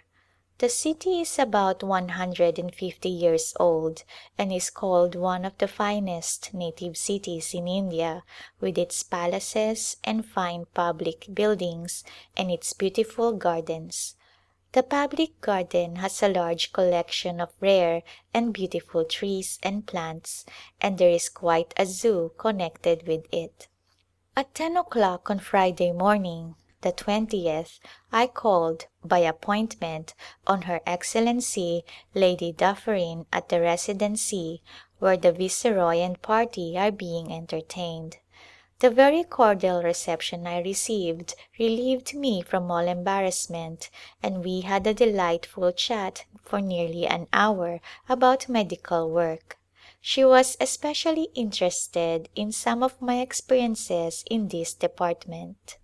Her idea is to form a national association with the Central Committee and the Central Fund with branches all over India managed locally to promote female medical tuition and medical relief and the establishment of hospitals for women all over the country and to raise subscriptions for this object. Khetri, February 22, 1886. My dear Miss G., I wish you were here today to see my cozy little home and to sit down with us in our little drawing room over a jar of coals to have an old-fashioned visit this evening. I have 2 women with me this winter, one for the dispensary and one for the school. Both are very pleasant and companionable. We have fine times these lovely days going out into the country on excursions and occasionally we go out with the Rajah's party on a hunting trip. It gives a little variety to a rather monotonous life and the young women enjoy it exceedingly. I do not dislike it myself, for comfortable arrangements are made for us and we have a good elephant to ride. We keep at a distance from the shooting party and are only onlookers. A few days ago we went out tiger shooting. We could not ride all the way on the elephant nor even on the horses up the steep mountain side. When we arrived at the place where the tiger was supposed to be, the Rajah placed the men at certain distances and gave us seats a little way behind himself with men on each side of us who were ordered to fire if the tiger came in our direction. Then about 100 men surrounded the place and made a great uproar with drums and horns, screaming loudly, and presently a huge tiger sprang out from under the bushes in the ravine and started up the hill opposite us. When it was in just the position for a good shot, the Rajah fired, and the animal turned its course toward the gun and came in our direction. The men all fired and continued to do so until the poor tiger was so wounded that it was glad to lie down and play dead for a while. When he began to show signs of life again, a few more shots ended his existence. It took 50 men to bring the huge beast home to Khetri. This shooting affair occurred only about 4 miles from our house. As soon as the tiger was dead, the Rajah sent a messenger on horse to tell the Rani that it had been killed and would be brought into Khetri at once for her to see. The New Year finds us pleasantly situated, with the satisfaction of feeling that the time we have spent here has not been without good results. Our acquaintance among the high caste families has greatly increased and is to us a gain in influence among all classes. I hope you have seen the letter I wrote to M. about our visit to Jaipur. We took 12 of our schoolgirls with us and they had lessons regularly every day. Seeing their pleasure in the trip quite added to our enjoyment. Miss Pannell took them all to the public gardens one day and they were much interested in the strange animals and birds they saw in the zoo. Although monkeys are common enough where the girls reside, those in the zoo were particularly interesting to them, there being several varieties from other countries. The antics of these sagacious animals caused many a hearty laugh. The girls enjoyed wandering through the lovely garden, but they did not touch a flower much as they admired them. On our way to and from Jaipur I found opportunities to give medicine and advice in the villages that we passed. In one I gave a little book to a man, but on our way back he brought it back to me saying that he was afraid to keep it. Last week the Rajah came to examine the school and he expressed himself much pleased with the progress the girls are making. Some of them are very bright and read quite fluently. They are themselves very proud of their attainments. They like to take a peep into our rooms. One day Miss Pannell was using the sewing machine and a little girl who was looking on said, "Oh, Miss Sahiba, what a wonderful thing! You must worship anything that does such wonderful work." Miss Pannell said, "No, indeed, we worship the one who gives the brains and the skill to make the many wonderful things that are in the world. We should worship only the one great God." April 10th. We have had a little patient here for 2 days, a little girl who was stolen from her home by a wicked woman who took the child's jewels off her and threw her into a well. Fortunately the water was only about 2 feet deep and the poor little thing crawled into a crevice on the side of the well and so escaped being killed by the stones which were thrown in after her. She was in the well all night and being afraid to answer the woman when she called to her, she was supposed to be dead. In the morning 2 of the Rani's servants went to the well to bathe and as they let down their brass vessel to draw up water, the little girl caught hold of it and called out, "Take me out of the well." They drew her out and brought her to me. I did not find her badly injured, only a few flesh wounds, and her nerves shaken from fear and from being so long in the water. She kept in bed for several days, refusing to get on her feet, but finally began to rally from the shock, and today is almost well. The Rani has been very kind to the child. She arranged to have her taken to the palace yesterday and gave her the worth of her jewels in money and 2 suits of clothes. The little girl is the daughter of a poor widow who lives in the city. The wicked woman who stole her has been put in jail. April 12th. News came today of the death of one of the wives of the late Rajah. She was the foster mother of the present Rajah, the only mother he ever knew, as he was given into her care in his infancy. This Rani had gone on a visit to her relatives, was taken suddenly ill, and died before news of her illness reached Khetri. The Rajah started at once to perform the ceremonies due from a son, and carried her ashes to sprinkle upon the waters of the sacred Ganges. Immediately after the news of the Rani's decease reached the palace, it was communicated to the head men of the towns and villages of the state that all the heads of families might shave their heads, which is the sign of mourning among the Hindus. At the same time an invitation was given to the feast in honor of the deceased Rani on the 12th day after her death. At the appointed time about 5,000 men and boys arrived, and when all were assembled they were seated in rows of 50s on the ground, with a broad passage between the rows for the servers of the feast to pass.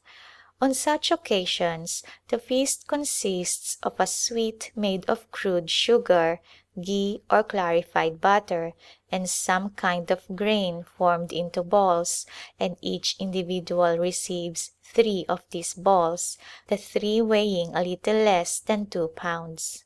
A number of men were appointed to distribute these from baskets, handing 3 balls to each individual until all were served. This was an interesting sight to me. Everything was done so quietly and so systematically, and in 2 hours it was all over and the people were ready to return to their homes.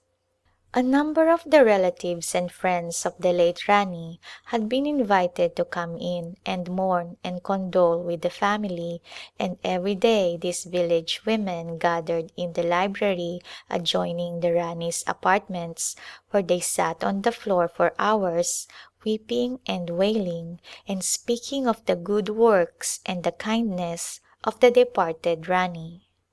One day the Rani asked me to speak to the women and tell them how wrong it is for them to destroy the girl babies that are born to them when they feel that there are more girls in the family than they want or can afford to marry off. Quite a crowd of women were assembled, and the Rani quieted them and asked them to listen to what I had to say. I spoke through an interpreter, as they would hardly understand my Hindustani, and they listened very attentively and occasionally remarked to each other about something that was said. I told them of the great sin in God's sight of taking the life of a little one that He had given them to take care of for Him, and this seemed to give some of them a new idea. Poor things! They had never thought of it as sin, for it had become a custom among their people. The expense attending a marriage is a source of great evil, and where there are several girls in one household to be married, the family is, in many cases, ruined financially.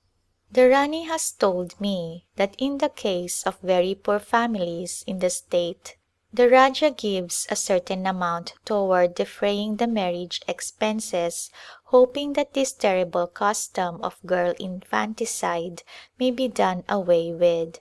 Of course the marriage of a poor girl would not be very expensive As the arrangements would be simple and not much expected in the way of dowry, the natives say, "A girl takes, but a boy brings." End of chapter 12. Chapter 13 of A Glimpse of India, from the letters of Dr. Clara Swain, A Summer Resort. Mount Abu, April 12, 1887. Dear M., we have been away from Khetri since last September, spending some months in Agra and returning to Jaipur, where the Rajah had some business to attend to on the 15th of February, and on the 26th of March we left for Abu Road, where I received your letter. The Rajah came on with his camp a week before we did, as we were to come by rail. He engaged 3 private carriages for us and a luggage van and truck for our belongings. Our carriages were separated from the train and left at a distance from the railway station, and we went into them at night, the women being carefully shielded from sight so that none of the servants saw their faces.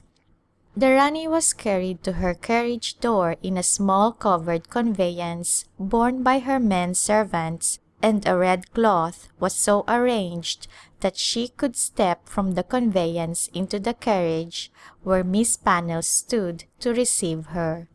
The windows and blinds were closed, but as soon as the train was well started and at a distance from the station, all were thrown open and the Rani enjoyed a full view of the fields on each side, bathed in the lovely moonlight, and they were kept open in the day also, when the train was in motion. We had strict orders to close the windows at the first signal of approach to a station, and the orders were obeyed. The Rani thinks it is delightful to ride in a railway train in the daytime, when she can have all the windows open and see the lovely green fields and trees. It is the only time that she ever sees much of the outside world. We left the train at Abu Road, where we remained for a week in the house of a native prince, which he placed at our disposal until suitable arrangements could be made for so large a party to come up the mountain. The palace women had each a queer little conveyance, carried by 3 men, to take them the 15 miles up the mountain. The Rani, Miss Pannell, and I had each a palki with 12 men, and our luggage was carried by coolies and camels. When we came to a spot where we could get water, we stopped and our cook made tea and toast for us, of which we ate seated in our palkis. I quite enjoy these simple ways of living. With a few dishes which we carry in our lunch baskets, we can sit down anywhere and take our food, under a tree or by the roadside. It does not matter much. We have been on the sacred mountain of the Hindus 12 days. You have read in the history of India of Mount Abu, its temples and sacred lake, which tradition says Krishna, one of the Hindu deities, dug with his fingers, thus making it a holy bathing place for his followers. The lake is 1 mile long and half a mile wide, with several small islands in it, on which are rocks and palms, making it look quite picturesque. The famous Jain temple is 2 miles from here. It is not known when it was built, but it was repaired in 1209. It is said that it cost 18 million rupees. It is white marble with 52 life-size statues of the goddess that the Hindus worship.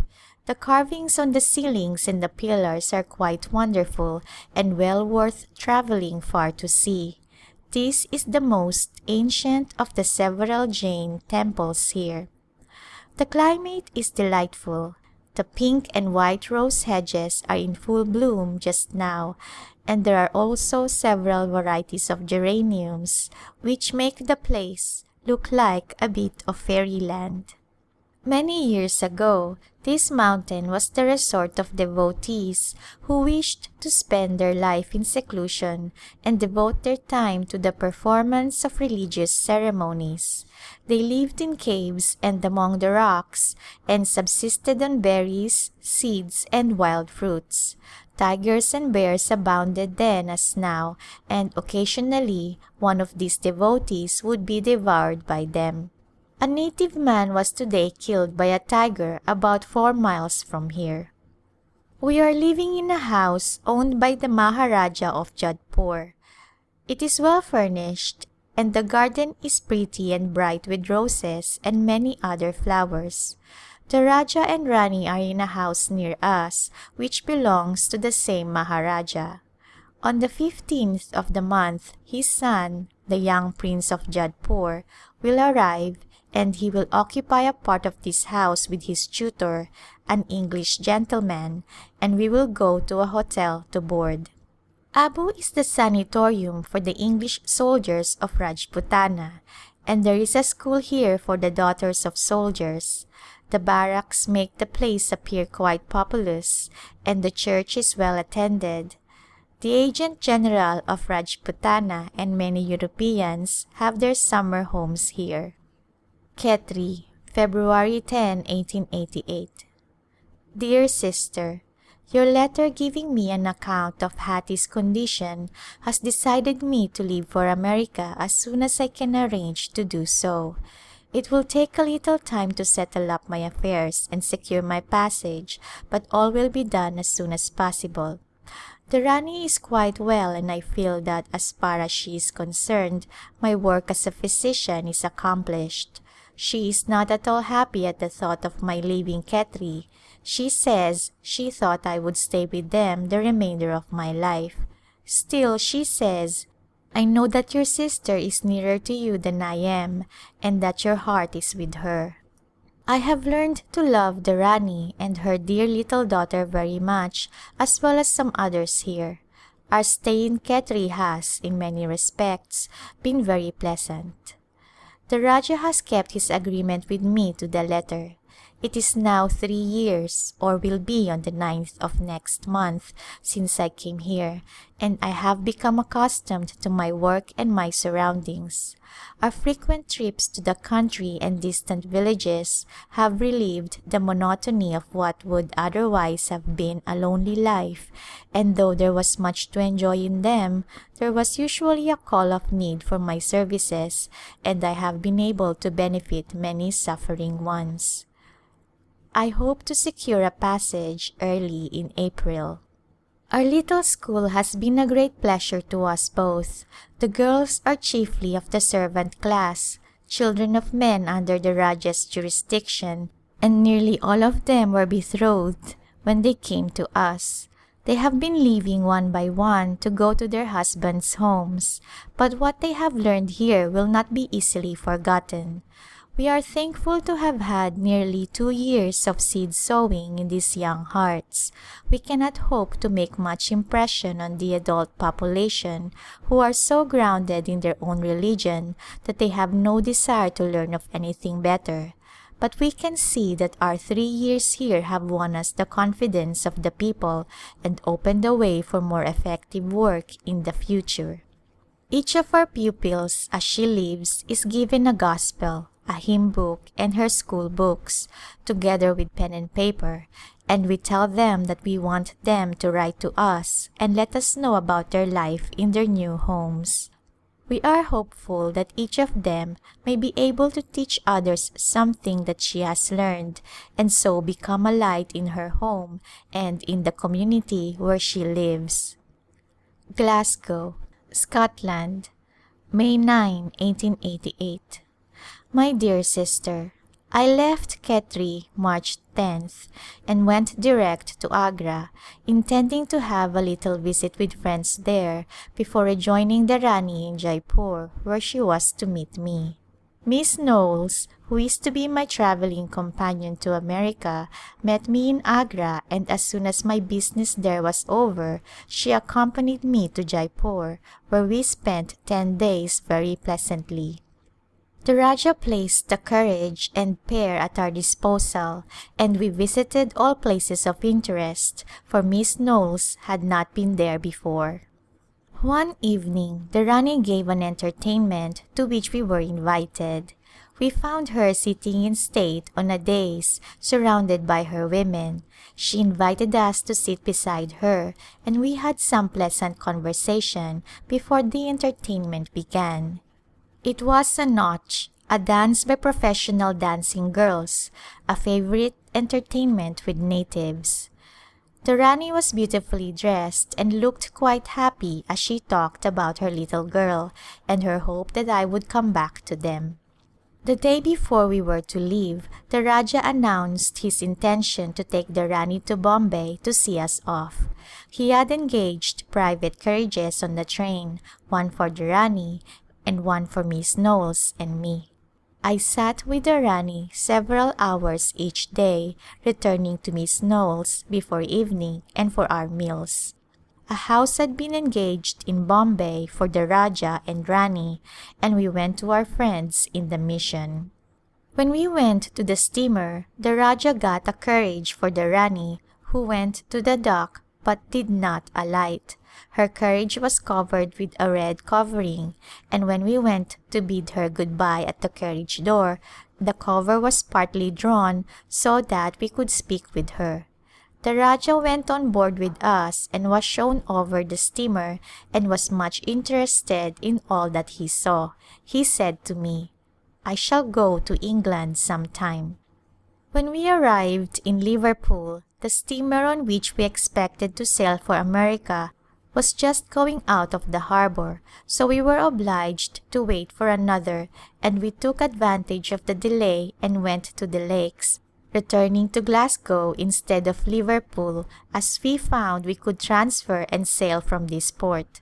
Boxes of curios and other things had been sent from India for the Queen's Jubilee, and though the great exhibition was over, we were in time to see some of the things. We expect to sail for New York the day after tomorrow. Letter from the Rani of Khetri, received in America. Agra, India, December 11, 1888. My dear Miss Swain, I have written 2 letters to you, and the Huzur Sahib has also written to you, but we have not yet received an answer. We will hope to hear from you soon. I am very anxious to hear from you about your health. Please let me know how you are. I hope the rest and change are doing you good and that you feel stronger. I trust that you will be able to return to India soon.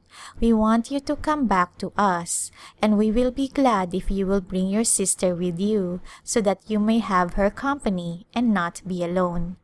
Khetri will not seem like home to me without you. I am feeling pretty well and shall be glad when my troubles are over. It is very cold in Agra. Bai is getting to be a clever girl. She can read and write Hindi nicely and has written a letter to her father in Jaipur. She will write you a little letter in Hindi to enclose in this letter. She is learning the English alphabet and can print the letters nicely from a book. With my love and salams and Bai's love, I remain your loving Betty, S.K. Bai, Princess. Betty, Daughter. Brindisi, Italy, November 30, 1889. My dear sister, just a month today since we left New York. We are waiting for our steamer which is due here tomorrow morning and will sail in the evening, reaching Bombay probably December 16th. The journey has been very pleasant so far, though we have sometimes wearied of the long railway journeys. In Liverpool we arranged to take Cook's tourist tickets, and after a few days' rest we went up to London and spent 5 days in sightseeing, visiting the Dore Gallery, of which I must tell you another time. From London we went to Paris, arriving just after the close of the exposition, but we visited the Eiffel Tower and went up in the elevator. When we reached the second landing, 360 feet, I stepped out, but the rest of the party went to the top. It is a magnificent structure. After 4 days of enjoyment in Paris, we went to Lucerne in Switzerland, where we remained 3 days. We went by steamer to the foot of Mount Rigi and up the mountain 5,500 feet by train. On the steamer, we met Mrs. Hannah Whitall Smith and her daughter who invited us to join them. The view from the top of the mountain was grand. The glaciers in the distance, the high peaks around us, and the soft, feathery clouds below us, with now and then a green mountain top on which were houses, made a lovely scene. It was warm and bright in the sunshine where we were, but at Lucerne it was dark and cloudy. The great cloud hung over the town and lake like an umbrella. Lucerne must be one of the loveliest spots on earth in the summertime. One evening and the next forenoon were all the time we had for Milan, where we arrived on the 25th, but we went to the cathedral and then started on to Venice, the city of canals and gondolas. Our stay there was delightful, but too short for all that we wished to see. When we had been to St. Mark's Square and Church, the Palace of the Doges, the glass works, and the lace factories, we congratulated ourselves that we had seen some of the wonders of the old world. We passed over the Bridge of Sighs, but the door leading to the prison was walled up. We 3 unprotected females arrived in Venice at night and fortunately found an official at the station who spoke English. He inquired what hotel we wanted, engaged a gondola for us, and attended to our luggage, and before we had time to realize our situation we were gliding softly through the Grand Canal to our hotel, which we reached in about 25 minutes. The hotel people were so kind and so glad to see us that we felt at home at once. Everyone seemed desirous to make our stay pleasant. I must tell you a little more about the lace works. We saw the women making the lovely point lace sets which are so expensive in America and so much cheaper here at the factory. A number of women from the prison are employed in making lace without remuneration, and as the factory belongs to the government, naturally the lace can be sold much cheaper than if made by paid labor. There are many girls who are learning, and these must work 3 years before they begin to earn anything. There are a few women who get 6 cents a day. The overseer said that most of the learners are girls from good families who do not need to work but are learning for their own pleasure. He showed us some pieces of lace, 1 yard of which took one person 6 months to make. The distance from Venice to Brindisi gave us 24 hours of travel. We saw the beautiful olive groves which line the shores of the Adriatic on the left. Brindisi looks like an ancient town and the people seem poor and ignorant. Their houses look very uncomfortable, but I noticed that there seems to be plenty of wine and beer here as elsewhere in Italy. Our hotel is not a pleasant one. It is cold and not very clean, and the food is wretched. The farming country around is beautiful, and we have quite enjoyed our rides. Bombay, India, December 18, 1889. We sailed from Brindisi on the 2nd of this month and reached Bombay on the 16th. I am resting a few days at the mission house before starting on my journey up country. We had pleasant weather all the way except that a head wind impeded our progress somewhat and made it a little unpleasant to sit on the hurricane deck in the daytime. We traveled second class from Brindisi as the expense is much less, but the table fare was not the thing for me. The first sight that met my eyes as we came up to the dock was 2 happy faces from Khetri, one my old and trusted servant, and the other a servant of the Rajah who had been sent to make arrangements for my journey. I was very glad to see them and felt irresponsible at once. After receiving their salams and the good wishes of the Rajah and family with a letter of welcome, I left everything in their hands and drove with the other ladies to the mission house, glad enough to get where I could have good food and a bed that does not rock with the waves of the sea. Miss Knowles left us yesterday to visit friends in Pune for a few days, then she goes to Calcutta. Miss Bo left last night to join her parents in Allahabad. When I am ready to go up country, I will go to Agra to spend Christmas with Miss Yerbury, and I hope to attend the North India Conference, which will meet on the 2nd of January. End of Chapter 13. Chapter 14 of A Glimpse of India. From the letters of Dr. Clara Swain. Return to Khetri. Khetri, January 3, 1890. Here I am at last in the house which was my home so long, tired and worn from my long journey, but I shall soon get rested and be all right again. Miss Pannell, the young lady who was my companion when I first came here, was quite ready to come back to Khetri with me. We traveled alone with 50 native men who had been sent to escort us across the plains, and were out 2 nights in tents, traveling by day as it was safer for us with so small an escort. I was so late in arriving in the country that the Rajah and Rani were obliged to return to their state, but they arranged for my journey, so I had no trouble at all.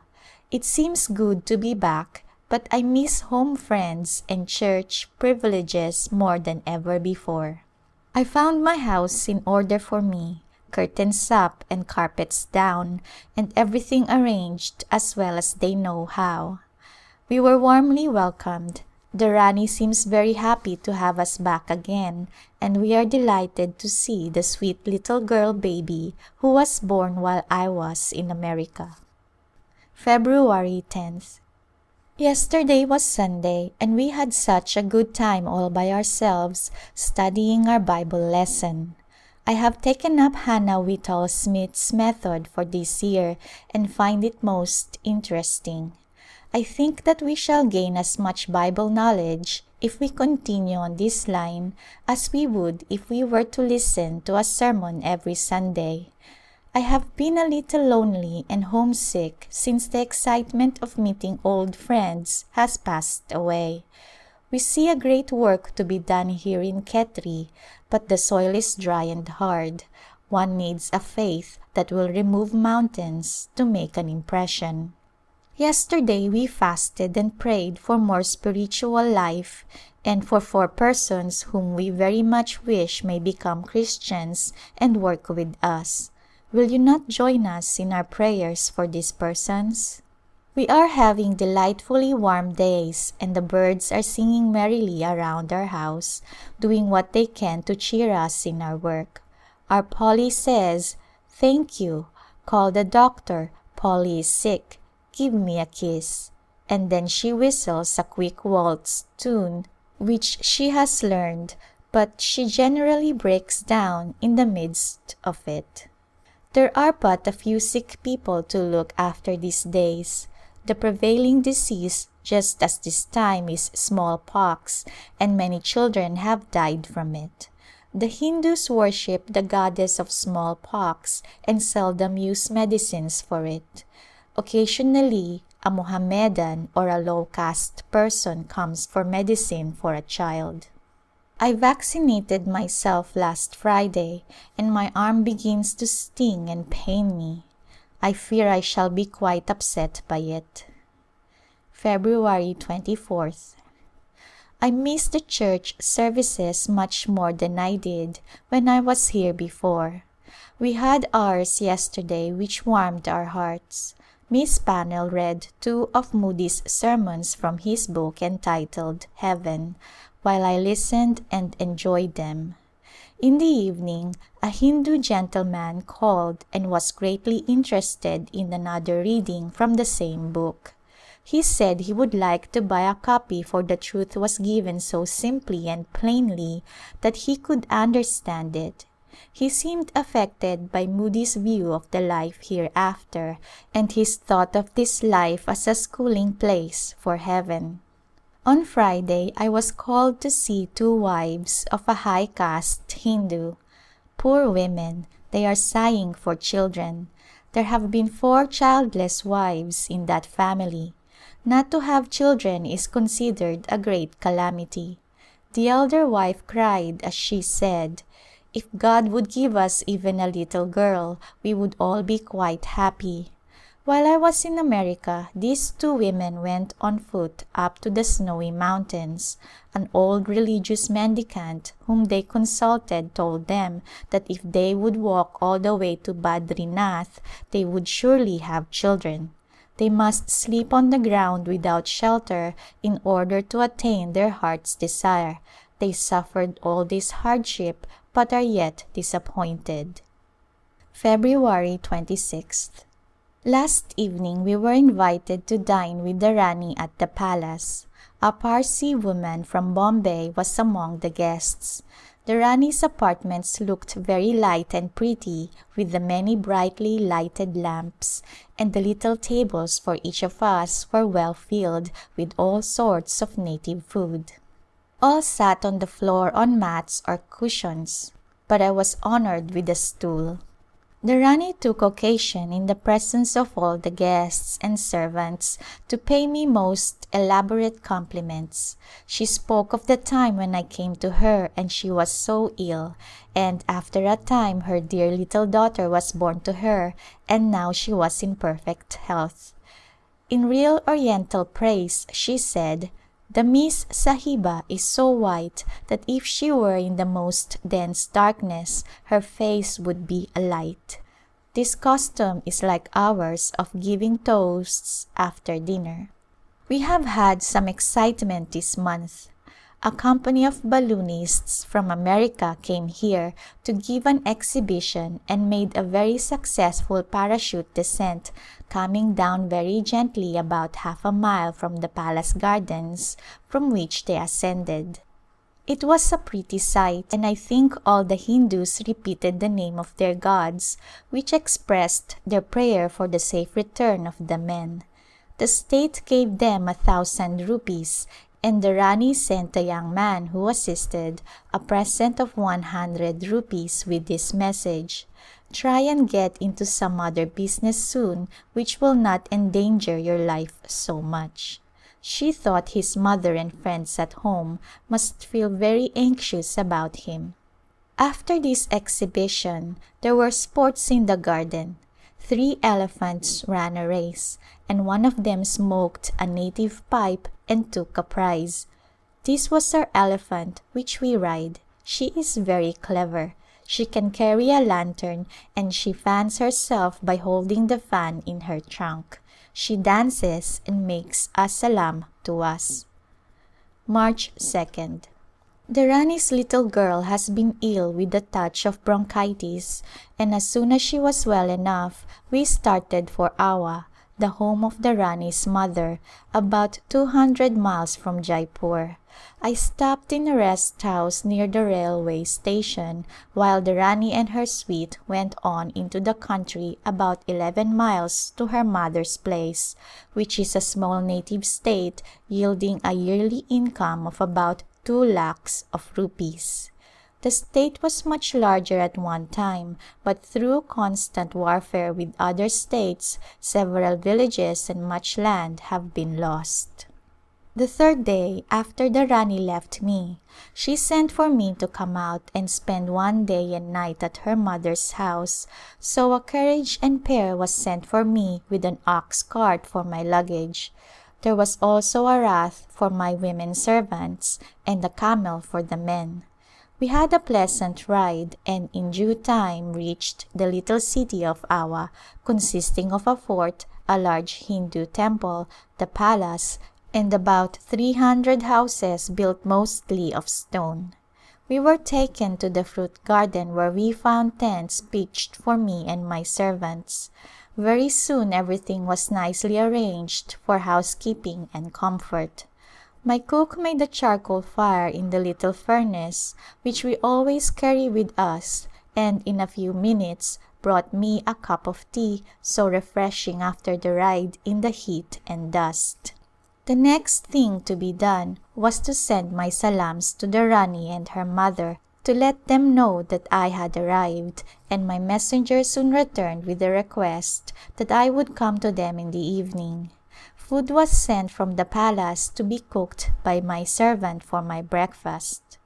A messenger came for me in the afternoon and I went to the palace, where I found the Rani in full dress seated in the court with a crowd of women attending her. It was her brother's birthday and 24 guns were fired in his honor. He came to be introduced to me. The Rani's mother, her father's sister, her brother's 2 wives and other women were then introduced, and after this ceremony we all sat down and looked at each other. The brother said that it was very kind of me to pay them a visit, and the Rani's mother said, "You have become a mother to my daughter."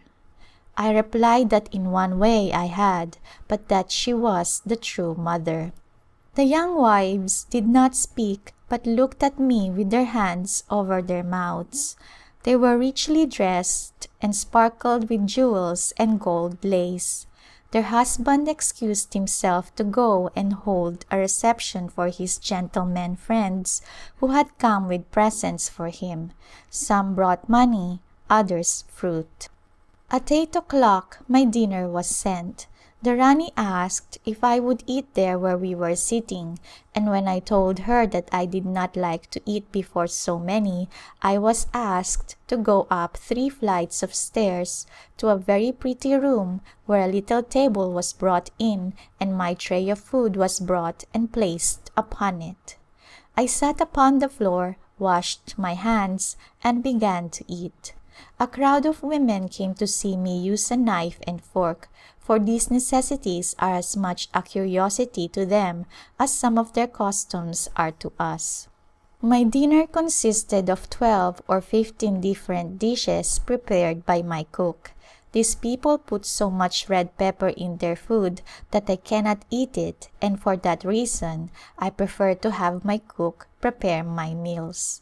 Another large tray of food was sent up to me from their cook house, for which I expressed my thanks, and then it was taken away. Soon after finishing my dinner, I begged leave to withdraw to my tent, promising to call the next morning before leaving. The next day I was up in good time, ordered my breakfast, and had my things packed for the cart, and when everything was ready, I drove up to the palace to bid the good people goodbye. They gave me hearty greeting and trays of fruit were brought and placed before me, and the Rani's mother presented me with 100 rupees in gold.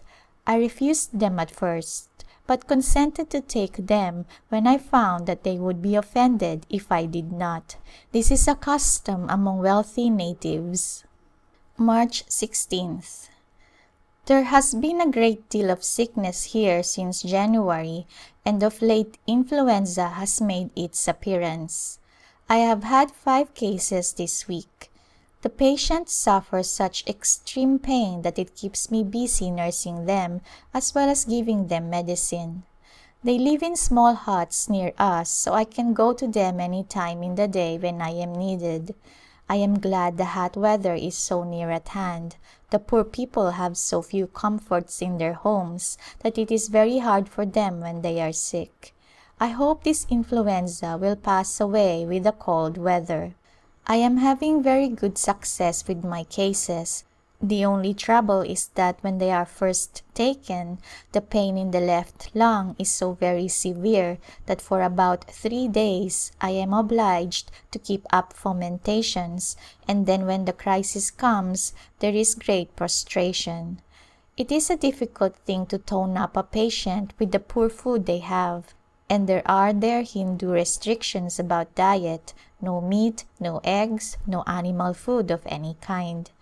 I am planning to go 7 miles out into the country tomorrow to the place where the state is building an artificial lake or reservoir for irrigating the fields in that vicinity. There has been a great deal of sickness out there and I shall have a busy day.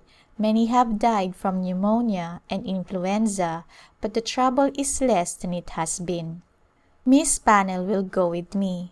Our cook will go out tonight with the things needed for our stay and will have our breakfast ready for us when we arrive.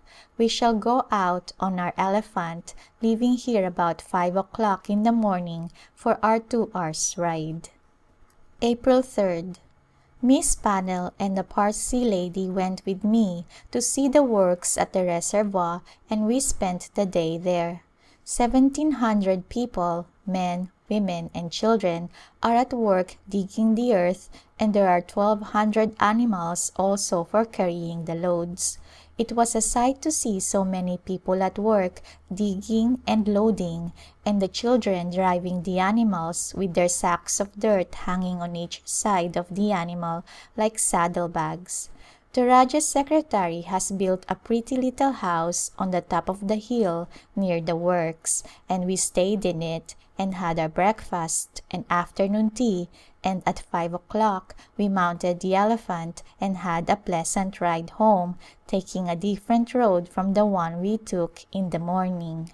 We found a number of sick people and I attended a good number of cases and tried to help all who seemed ailing in any way. April 26th. We have had a slight shower today which has cooled the air and made it very pleasant. This would have been a fine evening for a ride, but the Rajah has taken our elephant with him and has gone to attend a wedding about 30 miles away. A little girl was married there 3 days ago, and her people being wealthy, they made a great wedding, inviting hundreds of people. The Rajah and his staff went, and for the wedding present they took 1 male elephant, several horses, and some jewels and money. When the Rajah's daughter is married, these same people to whom these valuable presents have been given will be expected to give as much in value to him, so their wedding presents are simply an exchange. I believe that 100,000 rupees are to be expended on the wedding of this little girl. May 22nd.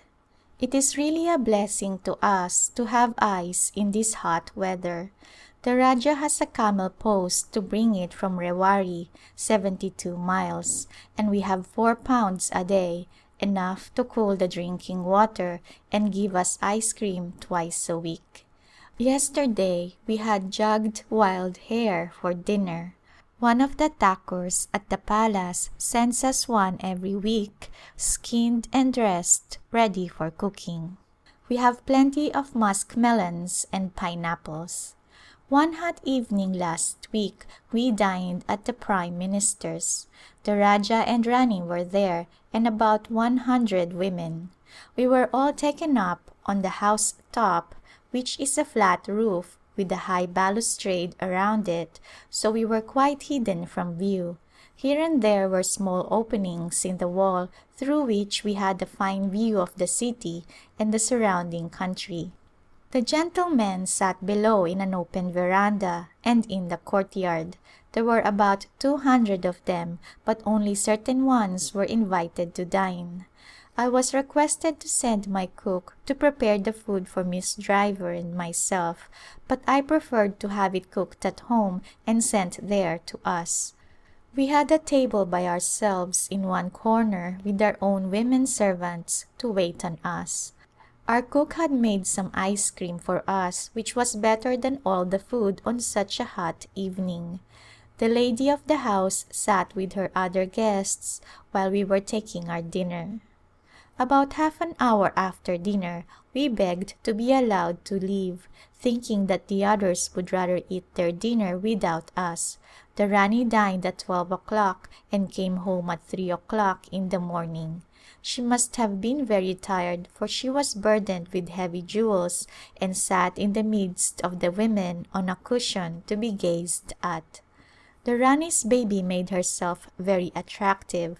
Whenever she caught a glimpse of me, she called out, "Nani," which means grandmother. Sometimes she wakes in the night and calls for Nani. She is a dear little one and very clever. May 25th. I have had such pleasant news about one of our former schoolgirls. She was the oldest and brightest among them, but shy and modest. When Miss Pannell was giving out the books the first morning of school, she did not seem willing to take one, but when the others had taken theirs, she put out her hand slowly to receive one, and Miss Pannell saw that she was crying. A few days later, when the girls had become a little accustomed to their white teacher, Miss Pannell said to her, "Narayini, why did you cry when I offered you the book the other day?" "Oh, Miss Sahiba," she replied, "your hands are so white that I thought you might be a leper and I was afraid to touch it."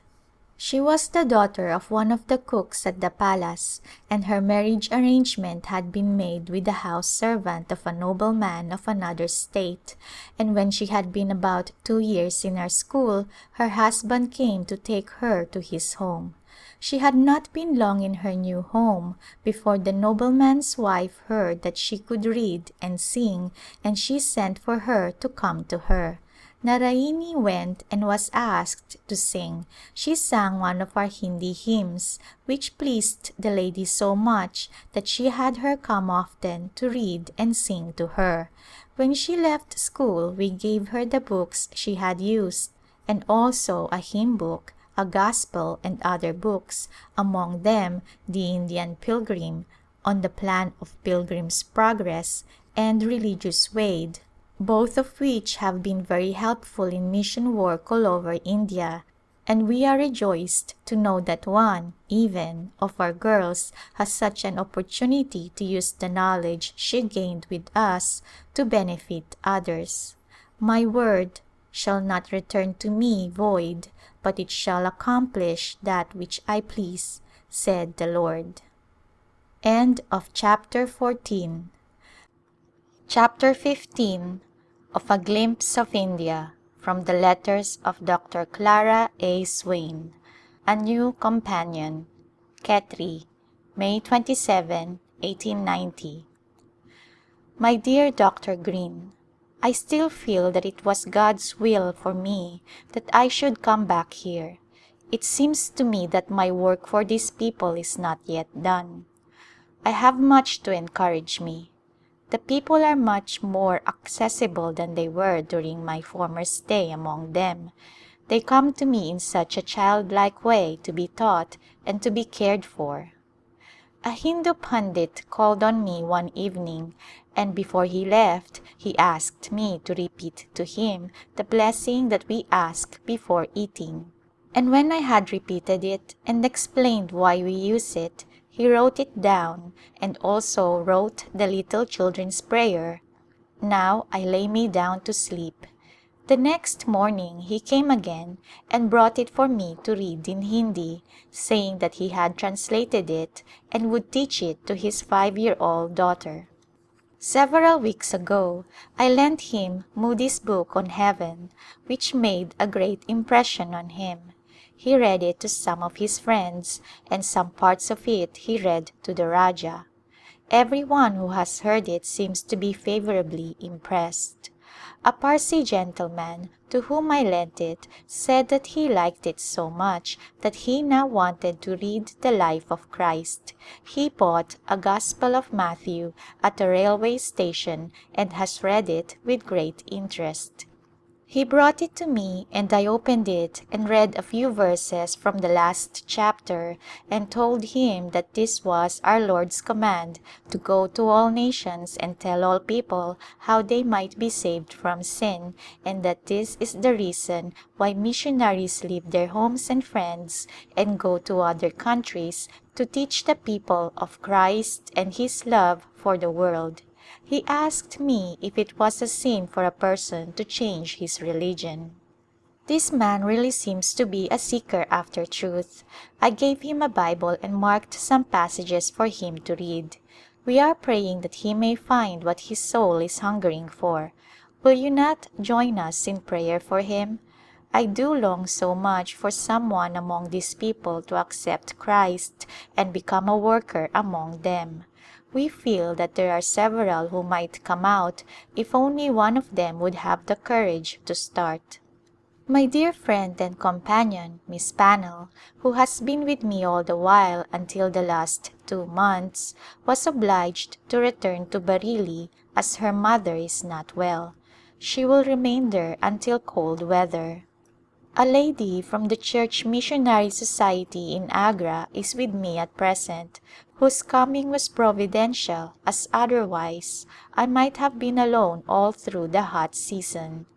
Miss Driver was a stranger to me, but I find her a most desirable companion.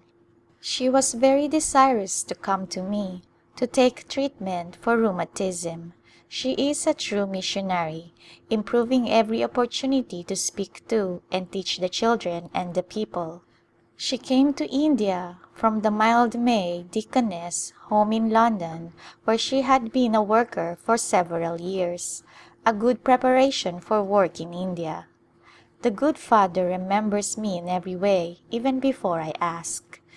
The heat has been intense this week. On Monday the thermometer stood at 109 degrees in the evening on the veranda, and in the house it was 98 degrees.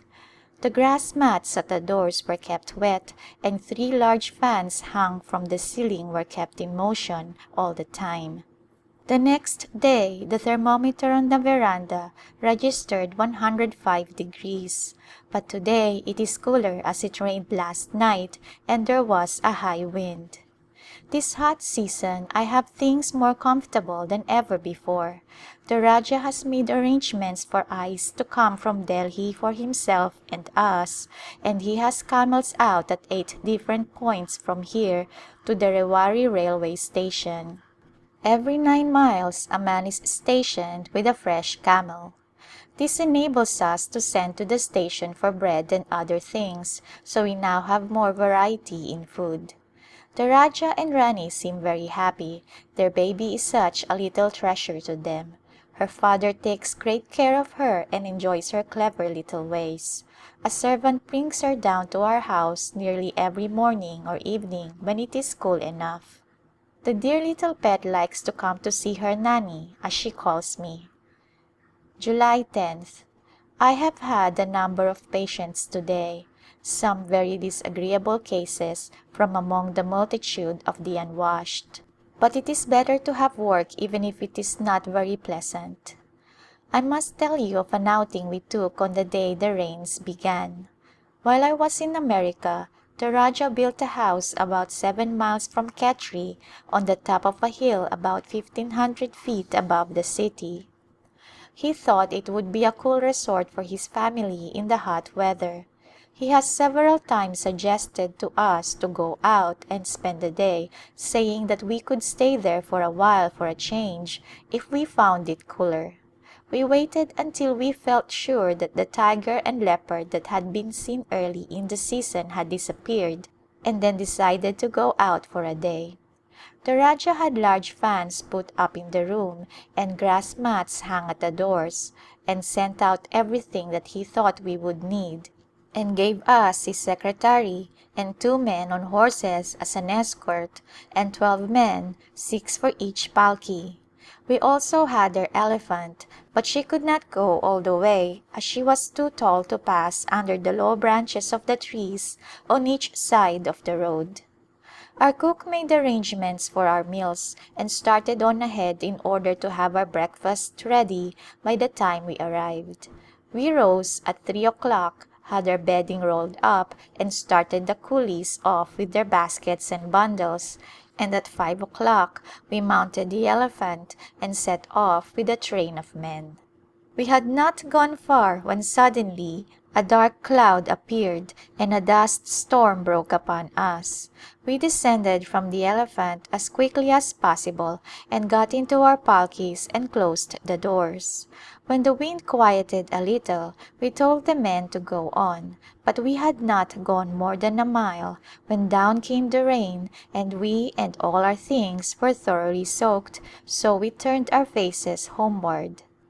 By the time that we reached Khetri it was bright and clear again, and we began to wonder what we should do for breakfast, as the cooking utensils and the food were all on the way to the country house.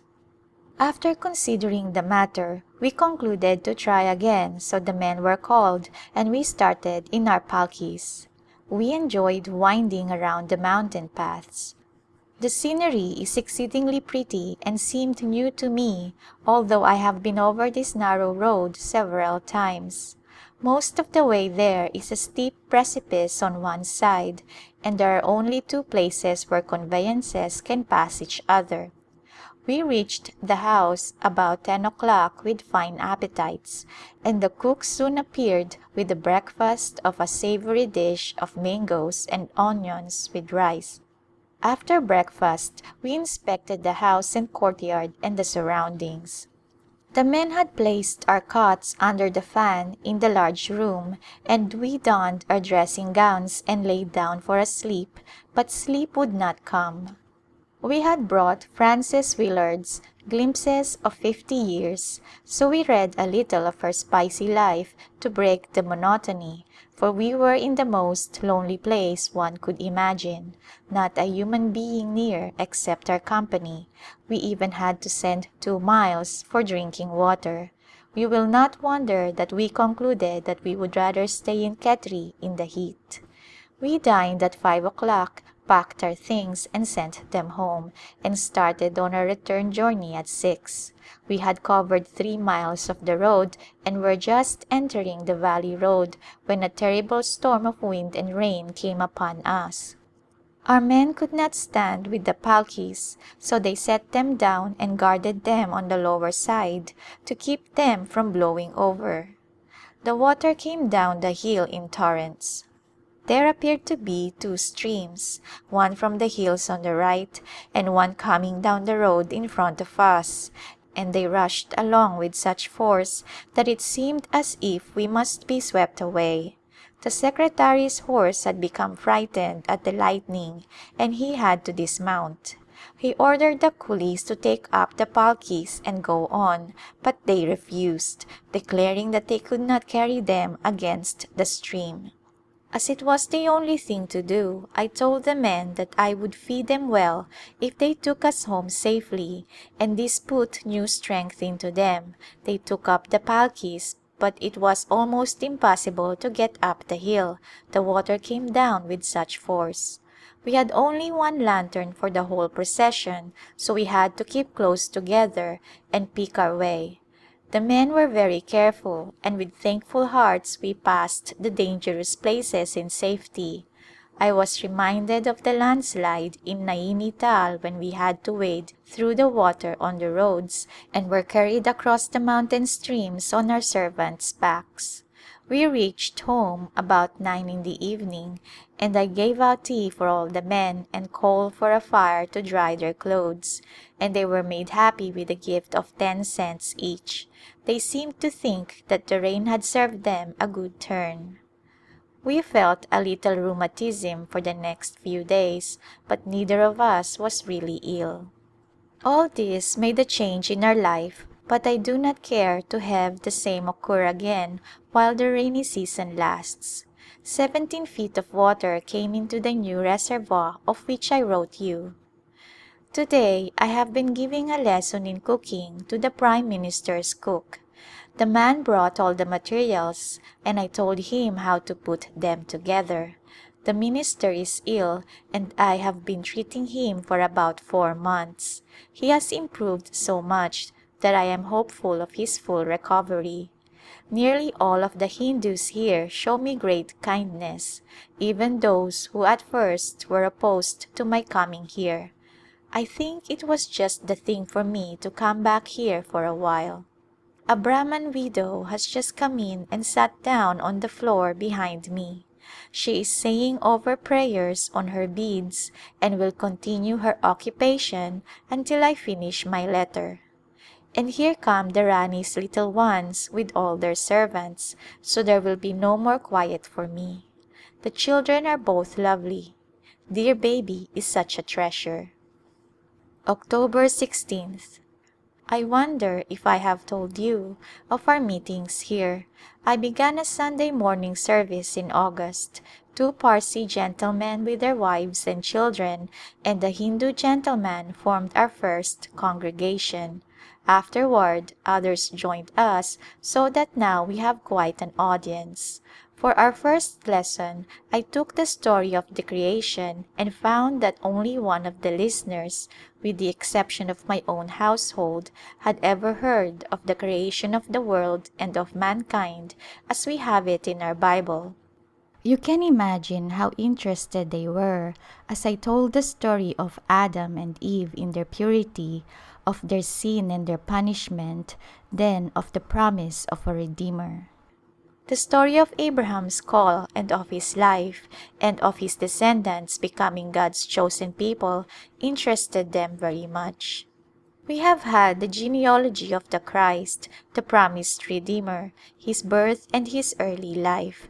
Last Sunday we had a lesson on John the Baptist, who came to prepare the way for the Christ, and the story of Christ's baptism, and next Sunday we will have the temptation and compare it with the temptation of our first parents.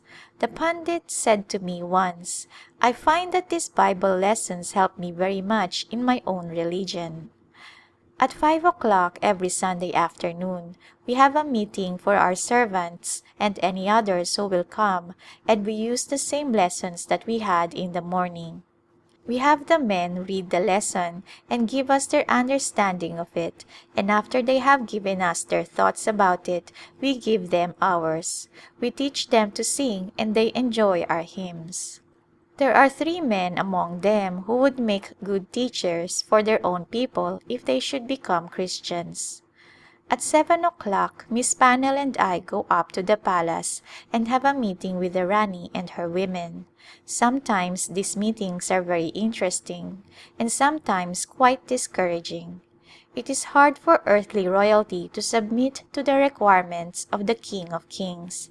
They require submission from their own subjects, but their religion teaches them that they may do what they please. Their position in the world saves them.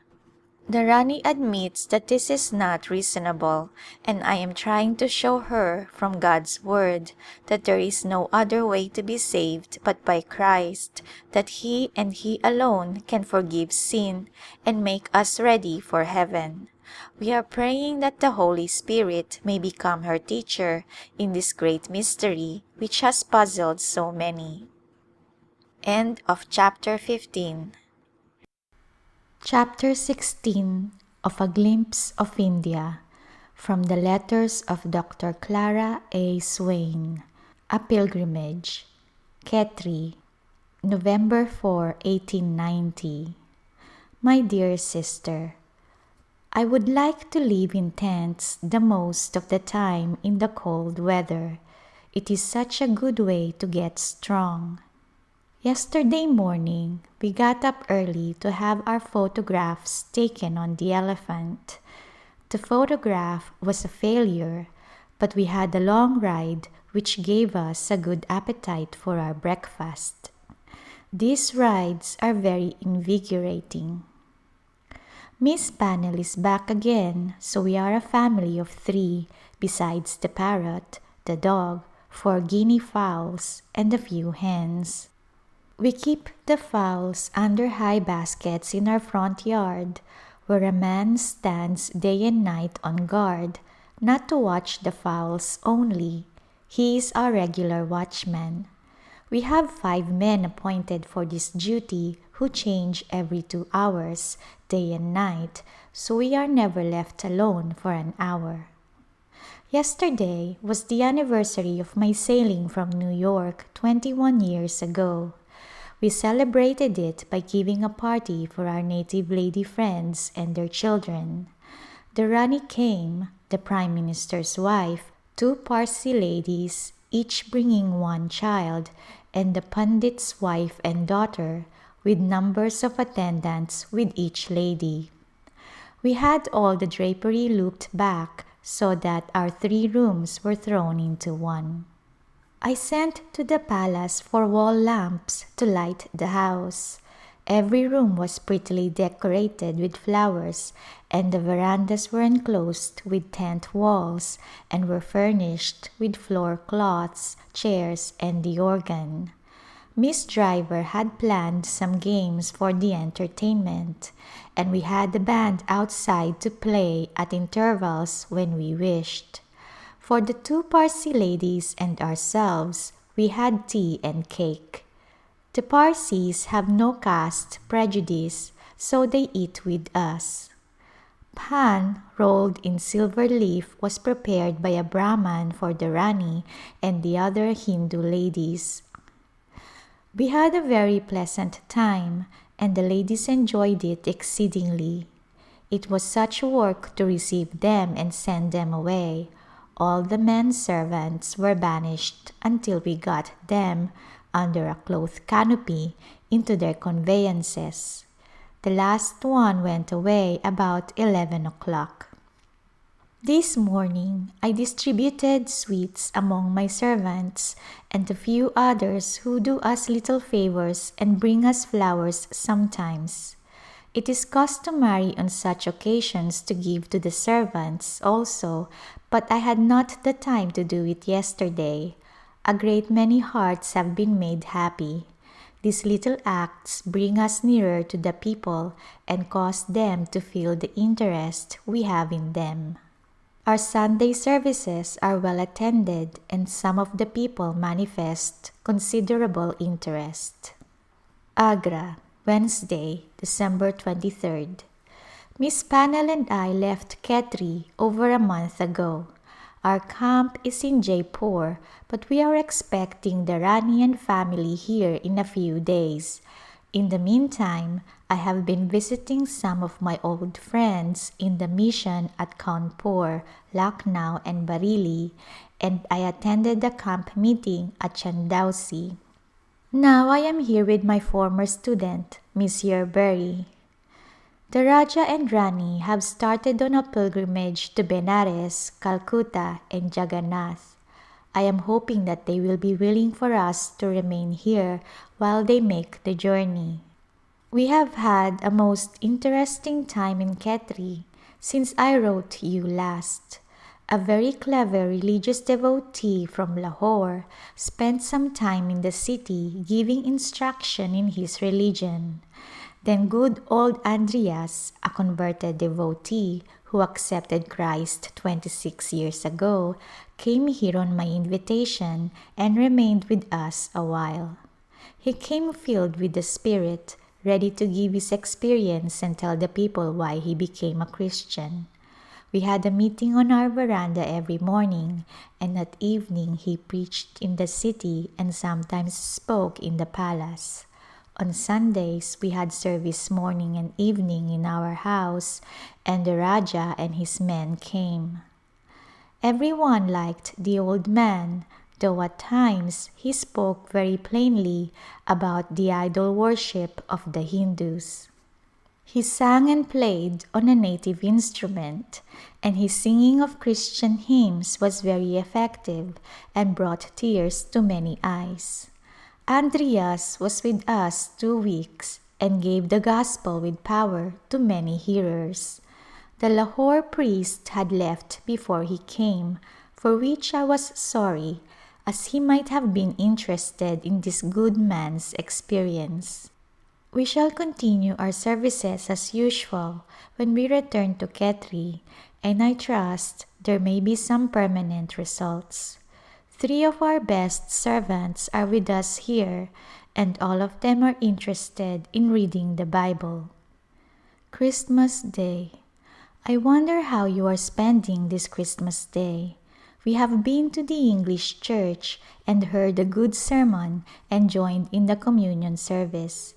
It is a mission church and the clergyman is a plain, earnest Christian and a good preacher. Miss Yerbury has a great many presents from her patients today, Christmas cards, trays of fruit and vegetables, besides other things of greater value. The presentation of a tray of fruit or vegetables is an Oriental custom and is a very easy way for the poor people to express their respect and gratitude for medical attendance when they are not able to give a fee for the doctor's services. Calcutta, March 1, 1891. We have traveled many miles since we left Agra, and already we have been 20 days in Calcutta. When the Rani's first child was born, the parents made a vow that she should be taken some time during her childhood to Jagannath, below Calcutta, to have her head shaven. This religious act had been deferred much longer than the parents intended, for the little girl is now about 7 years old, and the Rani began to think it time to fulfill their vow. They wished also to visit some of the ancient Hindu shrines, which they could easily reach on their way to Calcutta. A number of poor people of the state who expressed the same desire were invited to go with them, and others who would be company for the Rani. There were altogether 200 persons, including the servants.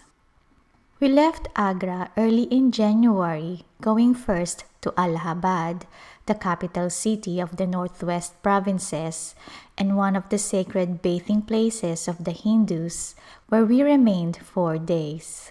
All the men of the party went to the river to bathe and have their heads shaven. A number of them became ill with colds and fever, and some with pneumonia, and for a while I had many sick people to care for. From Allahabad we journeyed to Benares, the sacred city of the Hindus all over India. It is a city of temples and places for the pilgrims who throng the city every day of the year. I stayed at the government rest house, and the rest of the party went into the city among the temples and near the river Ganges. The Rani became very ill here. Several of the company, after bathing and worshipping in the temples, asked permission to return to Khetri, and the remainder of the party took the train for Gaya, the ancient center of Buddhism, now in ruins. The celebrated Buddhist temple is the one thing of interest there. Our stay was only of a few hours, then we came to Calcutta. We are stopping in a wonderful house which will accommodate more than 500 people. It cost 600,000 rupees. It is built like 2 houses joined in the middle, with a large open court for each and a fine veranda on all 4 sides. I am in the 2nd story, which is like the one below. The Rani's rooms are opposite mine, and the Raja and his suite occupy the lower rooms. There is only one shrine which they wish to visit here. The Prime Minister and another official have gone to Jagannath to take a lock of hair to present before the idol, which will take the place of the child's visit and the shaving of her head. The Rani has not enjoyed the shrines. She says they are such filthy places. I think her faith in all these things is much shaken. In one way it has done her good. She realizes how very little she has gained in comfort or satisfaction after all their trouble and expense. She has never required me to accompany her to any of the shrines. In each city I have either stayed with friends or at the government rest house and have had a pleasant time. I have been to visit Miss Knowles here. You remember she came out to India with me. I have also dined at Bishop Thoburn's. Yesterday, the Rani went in a closed carriage to the temple of Kali, a few miles from Calcutta. On her return, I asked her if she had a pleasant time, and she replied, "No, I stayed just so long," measuring on her finger. She said the place was so filthy that she could not go in but turned away at once and got into the carriage, saying that she was quite ready to return. She was disappointed too in what she saw in Allahabad. At Faizabad, she invited me to go with her to the bathing ghat. The place was enclosed, but the water was so muddy that she would not bathe, but she said that her little daughter might bathe if she wished. Agra, March 9, 1891. Our trip to some of the shrines of the Hindus was quite interesting in a way, and the journey has done me much good. If I were a Hindu, I should probably think I had been cured of all my infirmities by my visits to these idol temples. We were 20 days in Calcutta, then returned to Agra, and shall probably leave this week for Khetri. The Rani is living in another house at a little distance from us. One evening, Miss Yerbury gave an at-home in her honor, and there were 20 ladies present. The rooms were beautiful with an abundance of flowers, and the table decorations were lovely. The Rani enjoyed it all very much. She came into the room where we were taking refreshments, but of course could not eat with us. Some fruit was provided for her and was sent to her carriage to be taken to her house. Today we are to have a picnic in a lovely garden in which is a celebrated tomb. As this is a government holiday, Miss Yerbury does not go to her dispensary, so we take the opportunity to have a day out of doors. The air is delightful just now, but we shall be glad of the shelter of a big tree at midday when it will be much warmer. 10th. We had a fine time at our picnic yesterday. There were 6 of us, 2 young clergymen, 3 lady doctors, and a married lady. The garden is outside the city and borders on the river Jumna. It is a pleasure garden with beautiful lawns and flowers, and with a number of masonry platforms arranged for picnic parties. We sat on a carpet spread on the lawn and had our refreshments, and when it was cool enough, we had a game of badminton, which is an especially good exercise for ladies in this climate. Our whole party was invited to dine in the evening with another lady doctor who has just come out from Ireland to join the Lady Dufferin Hospital here. I am getting rather tired of this long holiday away from my home and my work, though it is very pleasant here, and I always enjoy coming to Agra. Khetri, April 6, 1891. We arrived here March 29th after 4 months of travel, staying at rest houses or visiting friends. It seems good to be at home again. Miss Driver and I are trying to divide up our time so that none may be wasted, for we want to make the best possible use of each hour of the day. We have begun the Chautauqua course of reading and shall spend an hour together each day with this. Then we have Giki's Life of Christ, 2 volumes, which we hope to read for an hour each evening. With this and our Bible readings, teaching the servants, my dispensary work and city visits, and the many visits to the palace, I shall not have much time to be lonely. I have not mentioned the hour or 2 each day that must be given to writing. Then the bath and meals must have their time, and there are frequent callers from among the people around us. There ought to be time for going out for an airing and exercise too. 18th. I have had quite an interesting clinic at the dispensary this morning. A woman came to me who said she had no children. I asked her how long she had been married, and she said 5 years. Have you never had a child? I asked. Oh yes, she replied. I had a child 4 years ago, but it died. Then I asked her age, and she said she was 15 years old. 15 years old, 5 years married, and had a child when she was 11 years old. I told her that she was not old enough to be a mother.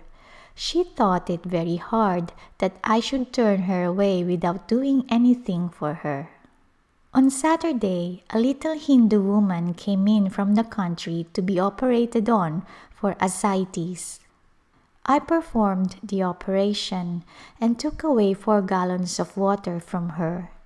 I found that she had an ovarian tumor, but as I had no assistant, I could not operate for that, though I was sorry to let her go out of my hands without the second operation. In the afternoon, Miss Driver and I went out on the elephant to make calls in the city. I am sure you would have been amused to see us mount. A new pad had been made for her, which brought our howdah up so high that we had to have a longer ladder than usual, and such a tip as we had when she rose on her feet. We hung on as well as we could and had a good laugh over it afterward. We had some very pleasant calls on the native people.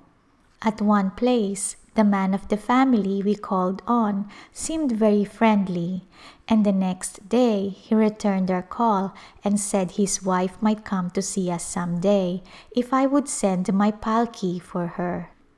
May 15th.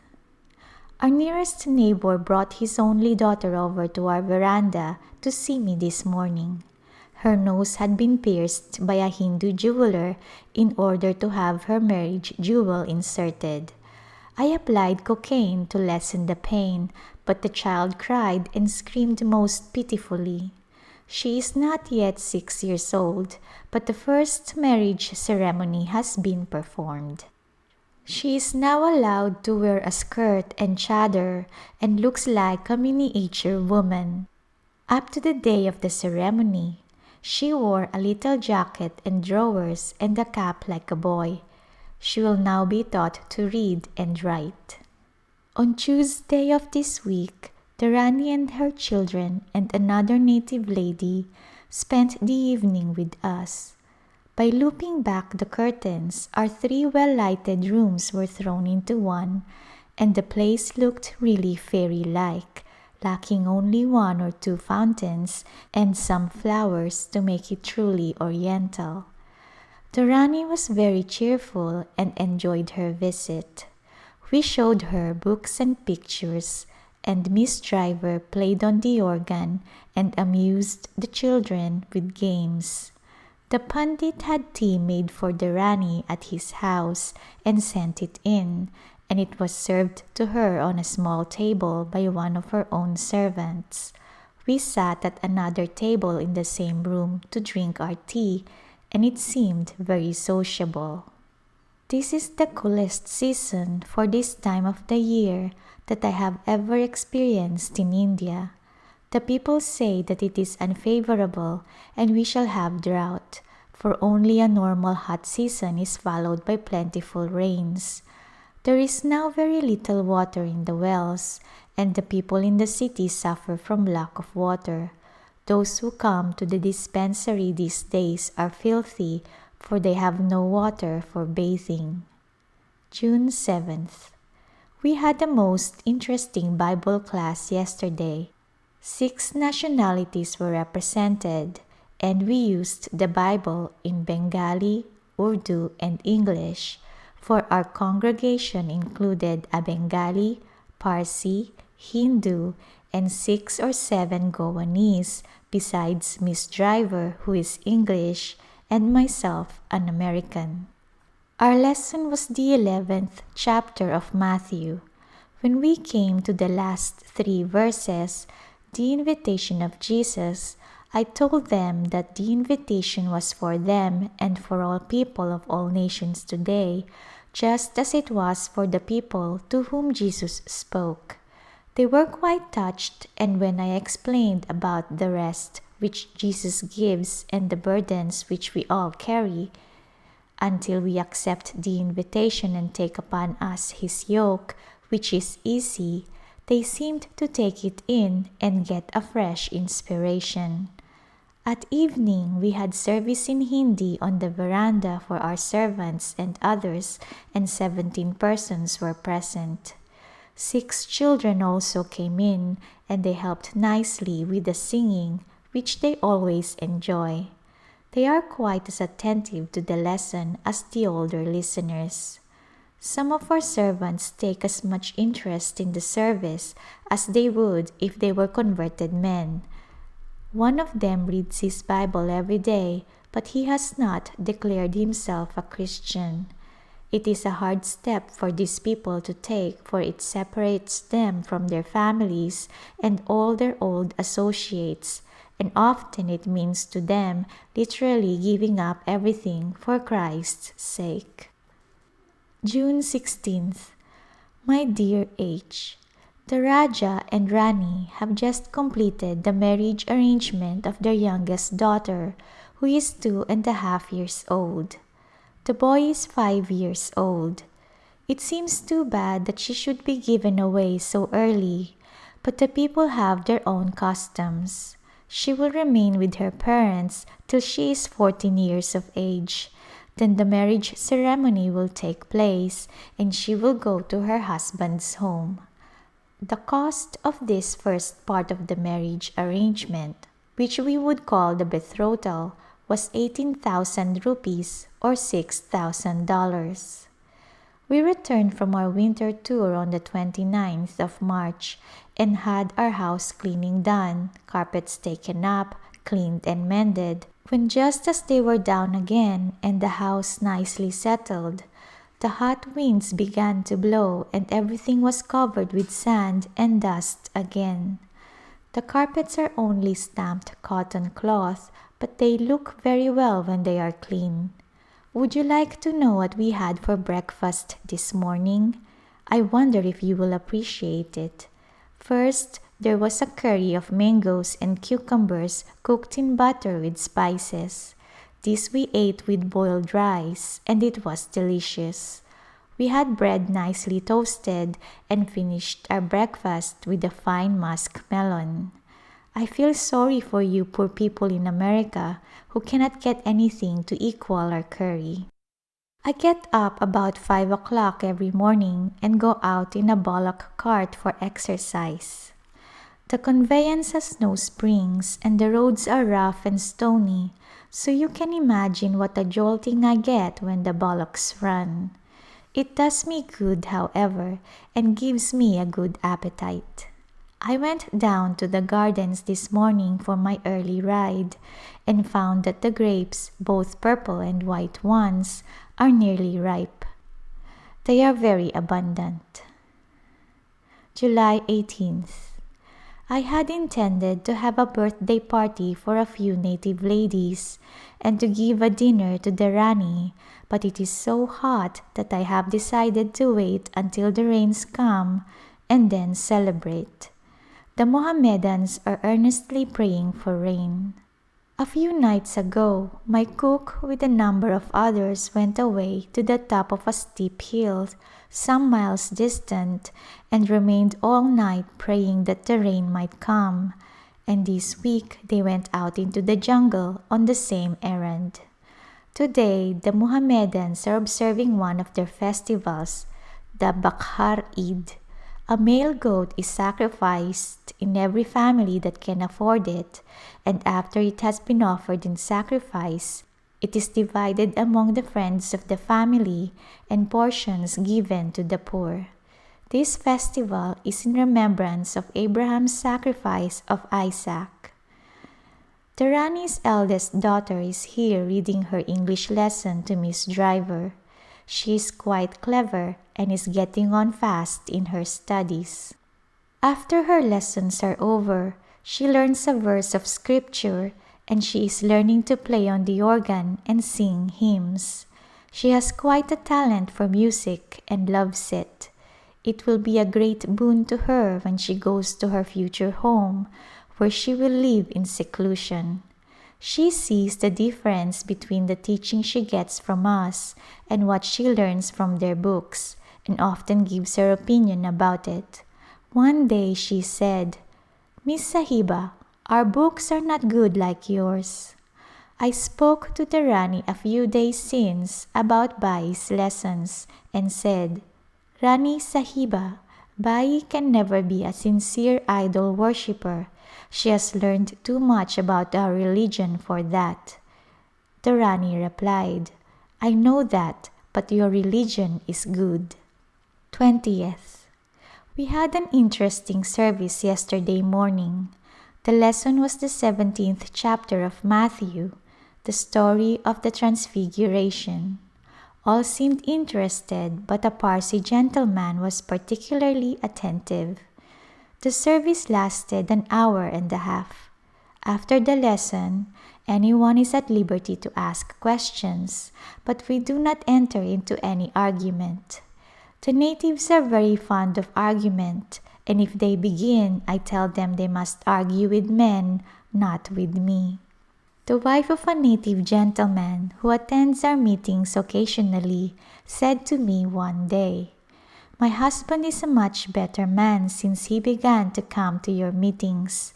He treats me better and does not get angry at little things as he used to do." We see a change in others too. There were 25 present at the evening service. We explained the 9th chapter of Matthew and sang a number of hymns.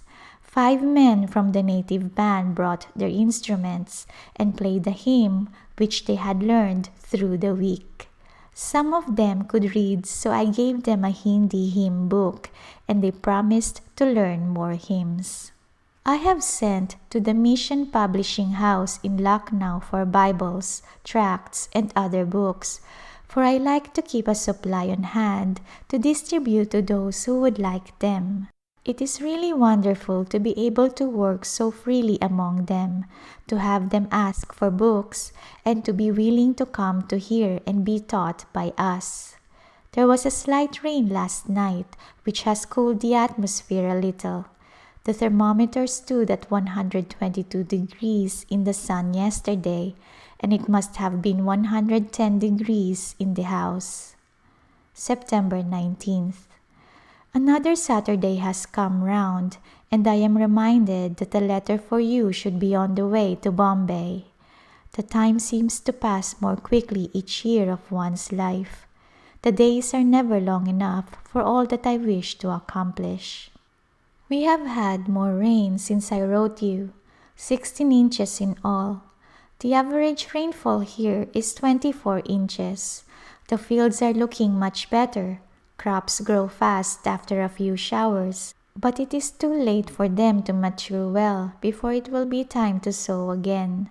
2 or 3 crops are raised on the same land in 1 year. Just now, Miss Driver and I are especially interested in chickens. We have some fine large English hens which are rare in this country. One has recently hatched 5 chickens and another 4 guinea fowls, beautiful little creatures. We keep them in a cage on the veranda and go out to feed them 2 or 3 times a day. A few nights ago, a snake, a cobra, killed 4 of the finest ones. We were sorry to lose them, but thankful that we and our servants escaped. Many persons have been bitten here this summer, and I have heard of only 3 that survived. A few nights ago, as we were retiring, the room seemed so close and warm that I opened an outside door and there was a snake just ready to come in. There happened to be a stone on the veranda and I threw it and cut the snake in 2. Then I called the servants to find the head part which had fallen off the veranda. We felt rather nervous about going to bed, and I had all the cracks filled with paper before I could lie down to sleep. This was the 3rd snake which has visited us lately. Miss Pannell is visiting in Agra. She writes me that 20 dacoits entered the boarding house of the medical class and stood over the girls with clubs raised and demanded their money. One of the girls screamed and was struck with a club, but the watchmen in the yard heard the scream and rushed in. Several of the men were injured, and one constable was seriously injured and is in hospital, but the dacoits got away. It is always a dangerous time in India when there is scarcity of food. So many are desperate through hunger, and they steal and even take life. We have never been troubled with thieves here. I suppose the people think we have nothing of value. The Pandit, who generally attends our Bible class, could not attend on Sunday, as it was the day for the Hindus to feed the Brahmins and their friends and as many poor people as they can afford to, in remembrance of their deceased relatives. Toward evening, he called to apologize for his absence.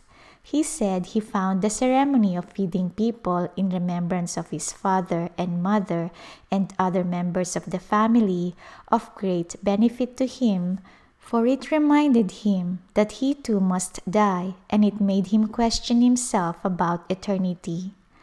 I asked him if there was any idolatry connected with this ceremony, for if not, I thought it might be a good thing, as certainly it must lead a person to reflect upon the past and remember those who had once been with him, and it also reminded one of his own future life. He replied, "Yes, there is a little idolatry connected with it. When the food is ready, we just offer it to God through one of our deities, and this is the reason that I did not send you any of the food, because I know that Christians do not eat anything offered to idols."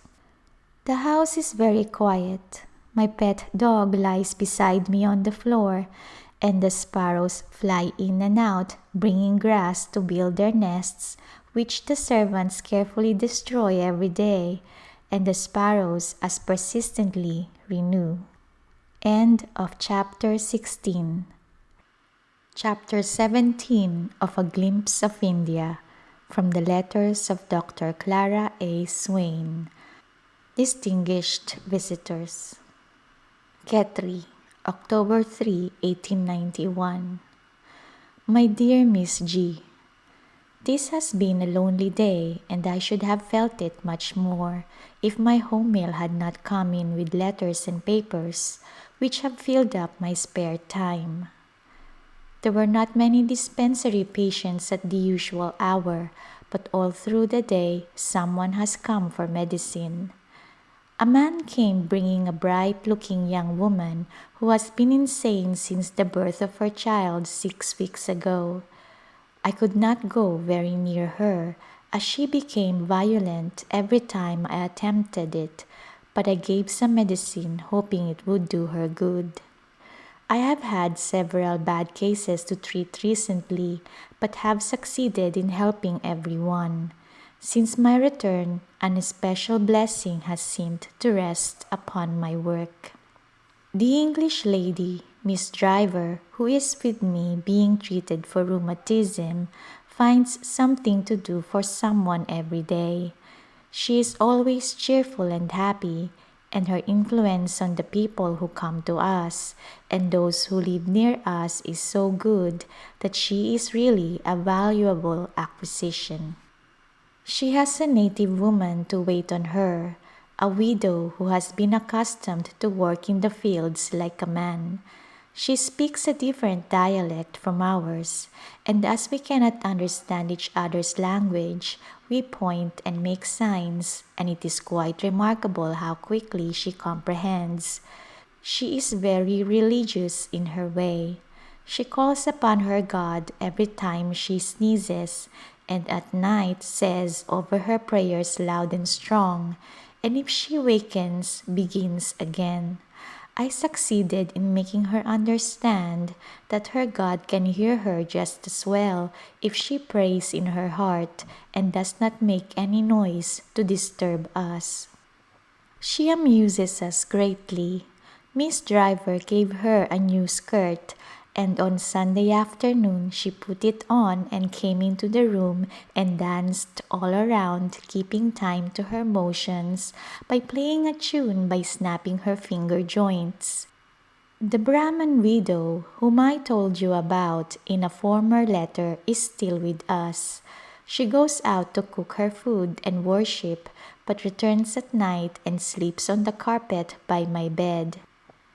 She is a tall, fine-looking woman and quite intelligent, but very bigoted. We improve every opportunity to teach her the truth, and notice that she has more confidence in us than in any of her own people and believes what we tell her. There is certainly a change going on in her mind. One stumbling block with every Hindu is the fact that Christians kill animals and eat meat. This they consider a great sin, and they do not know how to accept the practice of it, even in a person who seems to them good in other respects. We have many talks with the widow on this subject.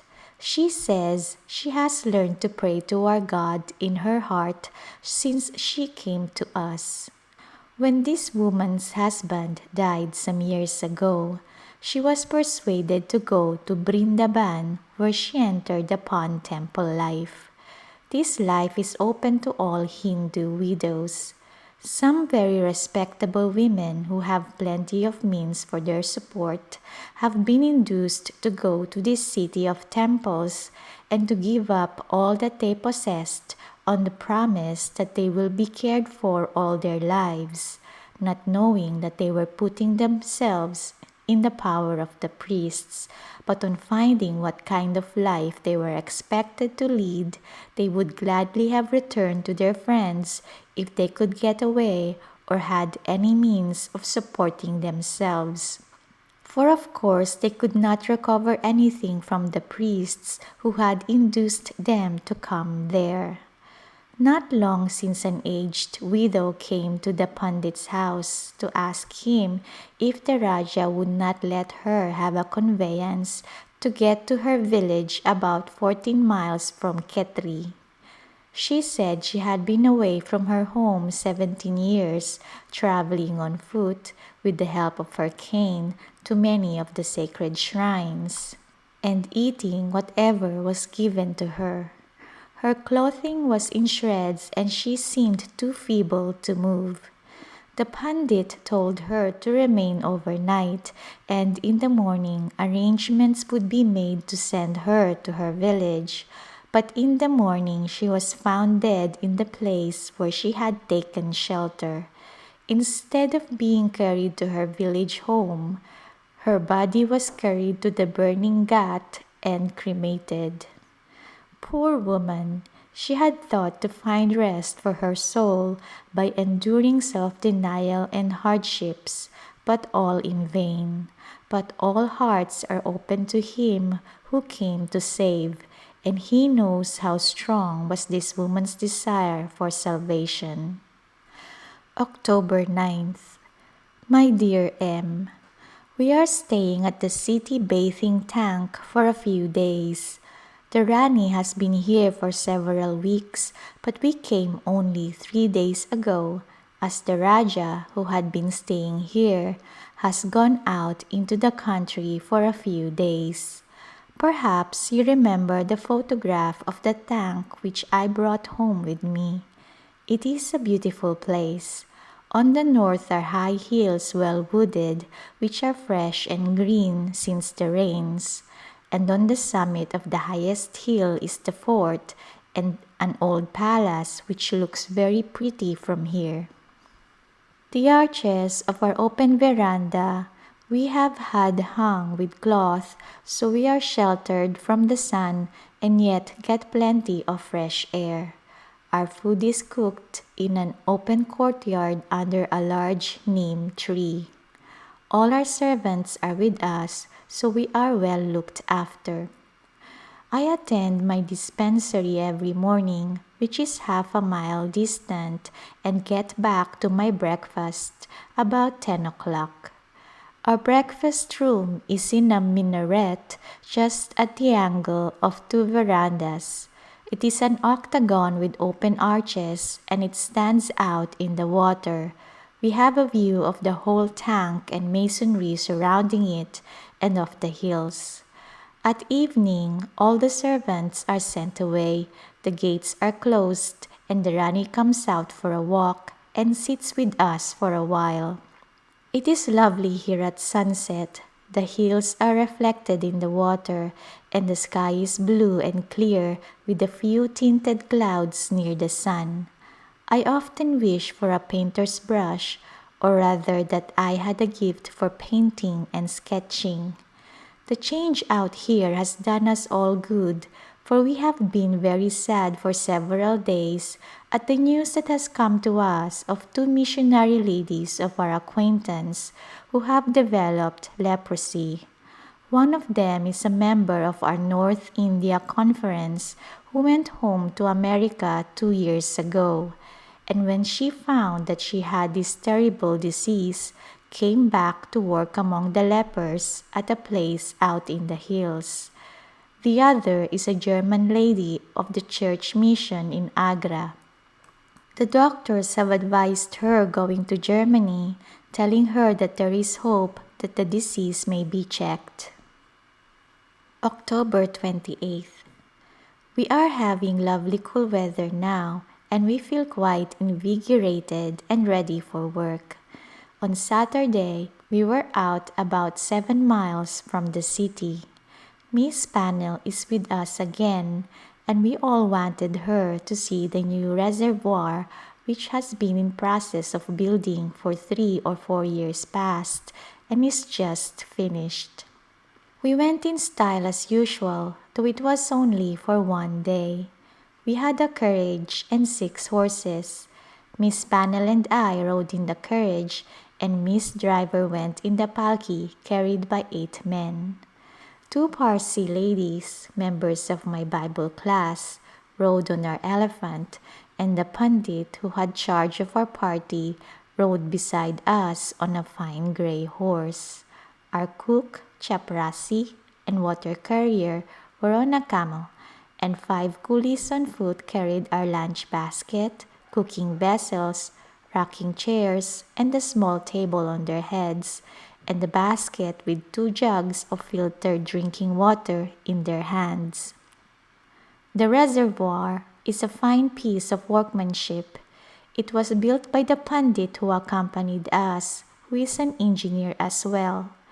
It covers several acres and receives the drainage of 8 square miles. The dam is 60 feet high with a strong central wall. And just in the center on this wall is a beautiful little temple built for the worship of the goddess Devi.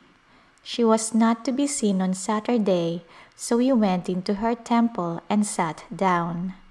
After our dinner, we walked nearly a mile along the canal to see the water let into the fields, which is done by lifting a valve on the central wall which lets the water out from the reservoir into the canal for irrigating the fields.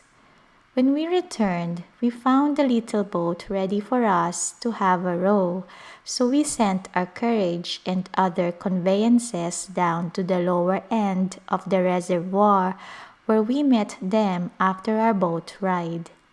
We enjoyed the day very much. We came home in the evening, and I rode all the way on the elephant. The air was so delightful, and the peculiar motion of the elephant was just the exercise I seemed to need, so I preferred it to either of the other conveyances. November 28th. Since I last wrote you, our little girl has been very ill with bronchitis, and I had an anxious time day and night until the dangerous stage had passed. I had to stay at the palace the most of the time, for the Rani was so fearful that the child would not recover that she could hardly control herself. She never saw anyone die, and when either of the children is ill, she worries herself into a fever. and it is almost harder to control her than to control the disease of the child. I am thankful that the little girl came through all right. She is improving every day and will soon be as well as usual if they take proper care of her. The political agent of Jaipur was here for 2 days this week. The city was illuminated and the Raja gave a grand dinner in his honor. We were invited and our cook had charge of the menu. I advised him a little about what dishes to select and made the plum pudding myself, boiling it over my oil stove. He served soup, fish, meat entrees, roast chicken, roast lamb and vegetables, a hot cheese course and plum pudding, and for dessert, a gelatin cream pudding, almonds, raisins, oranges, and small cakes. The agent, poor man, has dyspepsia, so was not able to do justice to such a dinner. There were only 3 of us at table, the guest, Miss Driver, and myself. The Raja came in during dessert not to eat with us, but simply to drink the health of his guest in a glass of light wine. The agent returned the compliment and both made speeches as is the custom. The table stood just beneath a great shining chandelier and was beautifully decorated with vines and flowers. The agent is very easy and pleasant in manner, and we greatly enjoyed the evening, which ended with a fine display of fireworks. The agent general is expected soon from Mount Abu. Also, the civil surgeon of Jaipur to inspect the dispensary in the city. After their departure, the Raja will invite a native chief, the Raja of one of the Rajputana states, so Khetri will be very gay this cold season. This is Saturday and I expect a number of people to come to Bible class tomorrow, so I must stop writing and look over my lesson, which is the 25th of Matthew, the parable of the virgins. Camp Naranol, January 1, 1892. My dear sisters, a happy new year to you. The Rani's little girl has been quite ill again.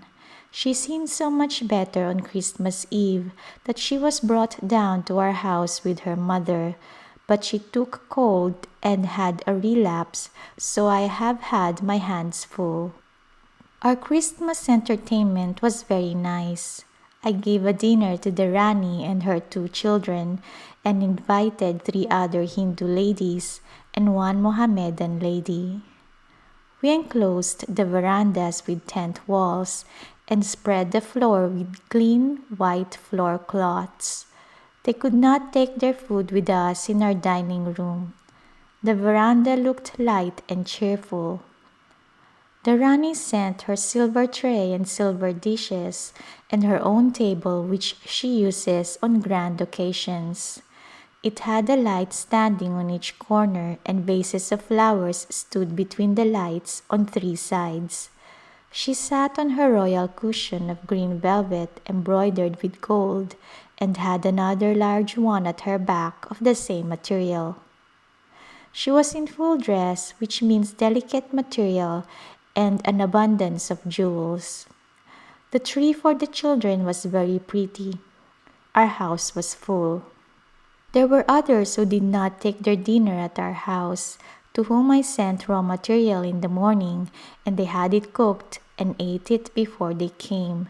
This is quite common among natives.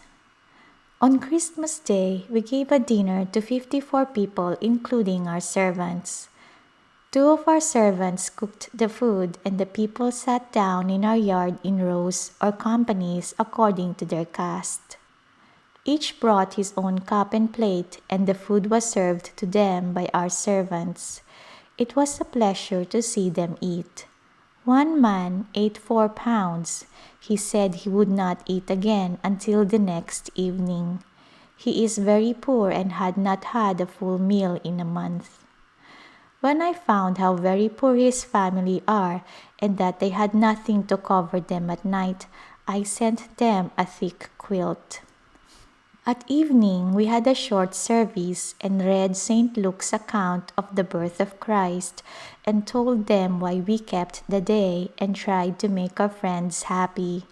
After the service, I distributed oranges and nuts to all.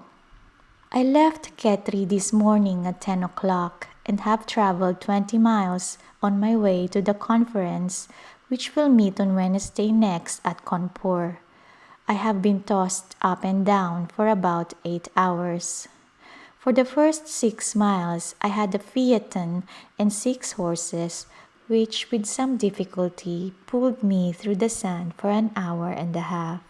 Then I sent them back to Khetri and mounted the elephant and rode 4 miles, but the sun proved too strong for my head, and I changed to the palki carried by men to this, my first camping place. Khetri, January 25th. We are having lovely winter weather. A heavy rain has made everything look fresh and green, and the oranges right from the trees are simply delicious. I have just been out over the hills to see a poor little boy who fell into the fire. His face and one hand and arm are badly burned. I dressed the burns and hope he may live, but I am doubtful about it. On my way back, I went into an orange garden and bought a quantity of large sweet oranges and had real pleasure in picking some of them myself. I returned to Khetri 10 days ago after attending the North India Conference, the first conference of missionaries that I have attended since I returned to India. The journey and the visit with old friends, as well as the good meetings, did me a great deal of good and gave me new inspiration for my work. I brought back with me 2 young people, children of Dr. Scott, one of the missionaries. They were delighted with the journey and rode on the elephant nearly all the way from Rewari. Mabel had never been in a palanquin, so she wanted to try that for a few miles. The Raja and Rani are pleased to have them here. The Raja sent a horse and a gun for Wilfred to use while he is here, and the boy roams about the hills the most of the time on his shooting expeditions. We all enjoy having them with us. They are so bright and cheerful. February 28th. The country is in sorrow over the death of the Queen's grandson, second heir to the throne, the news of which reached India while the Agent General was on his way to Khetri, and as the Viceroy had ordered that all government officials go into mourning and that all entertainments be suspended, this visit was a quiet one. The only public function was the laying of the cornerstone of a reservoir which is being built for the benefit of the people of the city. The agent thought he was justified in doing this, as it is always the policy of the English government to care for her people in time of need. A tent was pitched near the site of the reservoir, and a stairway of mud, beaten hard and whitewashed, led from the street up to the tent, which was on slightly elevated ground. A red carpet covered the center of the stairs, and flags and flowers adorned the tent, in one corner of which was a table containing all manner of good things to be served after the speeches and the laying of the cornerstone. It was a very pleasant occasion, and we enjoyed it very much, particularly the speech of the Agent General, who is one of England's choicest men. End of chapter 17. Chapter 18 of A Glimpse of India. From the letters of Dr. Clara Swain. In the Mountains. Endcliff, Naini Tal, May 7, 1892. My dear sister, We left Khetri on the 6th of April for this cooler climb. The heat was unbearable on our long journey to the railway station at Rewari. We remained in our tents during the day, traveling at night when it was a trifle cooler. I took a severe cold from using wet towels on my head, so that when we arrived in Bareilly, we were detained there a week, as I was afraid to come up into the cool air of the hills with such a cold. I stopped with the lady missionaries who are living in my old home, and while I enjoyed being in the old place, I was constantly reminded of the flight of time by the trees and shrubbery which I planted 20 years ago, which have grown so tall and large. The drives through the compound of 40 acres are bordered with trees of different kinds, and the lovely flowers and creepers make the place beautiful. We took the early train from Bareilly to Naini Tal to escape the heat and reached the foot of the Himalaya mountains at about 6 o'clock. Here we found any number of coolies ready with dandies to carry us up the hill, 12 miles, to Naini Tal. The Rani took a house for herself and us, and the Rajah secured one near us for himself and his staff, so we are comfortably situated.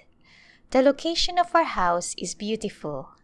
We are just on the spur of a hill, about 500 feet above the lake. We can see all of Naini Tal on the opposite side and also the whole length of the lake. The view is really charming and the air is cool and delightful. Such a change from the plains is like being transplanted to another clime. The Rani has never been here before and she enjoys the change and the lovely views.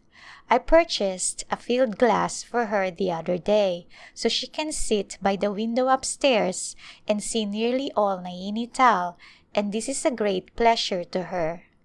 We have divided the house so that we live almost as if each had a house to herself.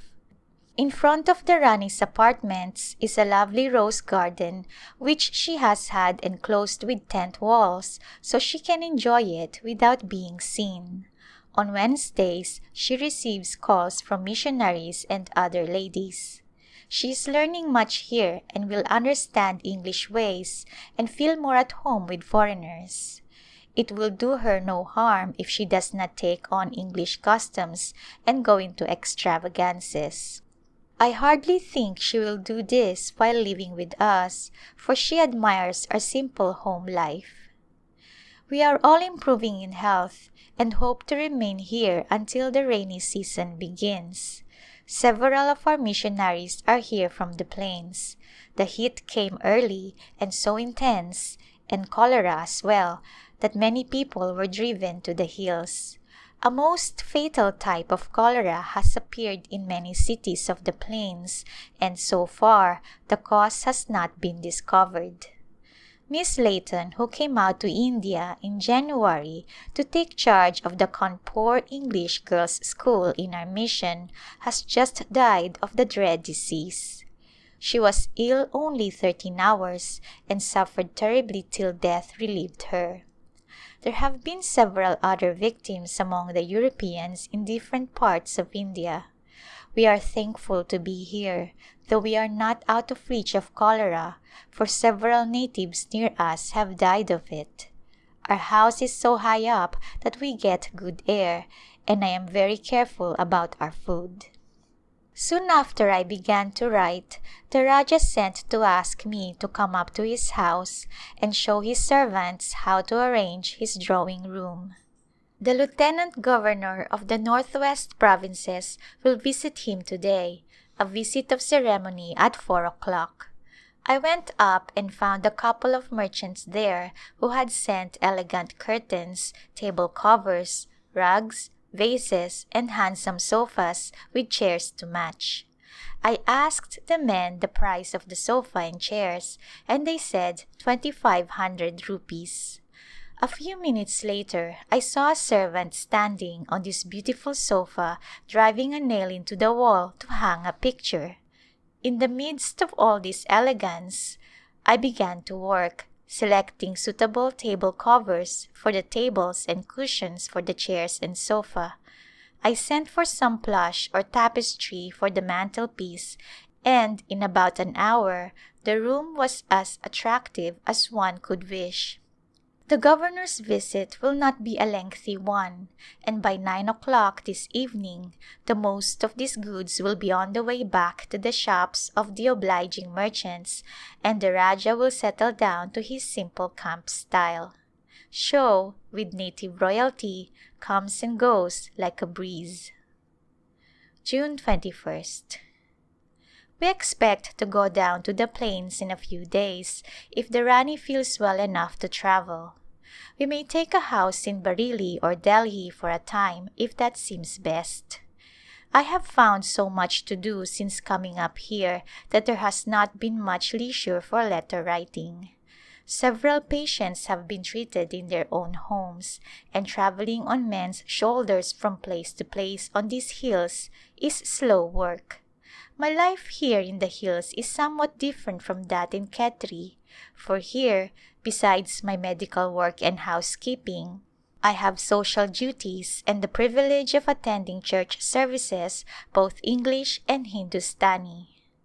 Tomorrow, my old friend Mrs. Hoskins is coming to spend the day with us. She is in one of the mission houses across the lake, and we often take a peep at each other through our field glasses. The missionaries will soon be returning to their work on the plains, for we hear that there have been some cooling showers, but I think it is hardly safe to go from this cool climate until the rains have really set in. I have a man sitting near me on the floor who is making a thin garment for me. He measures and cuts and measures, and I feel sure that if the length of time he takes over it will make it right, the garment will fit perfectly. Bareilly, July 25, 1892.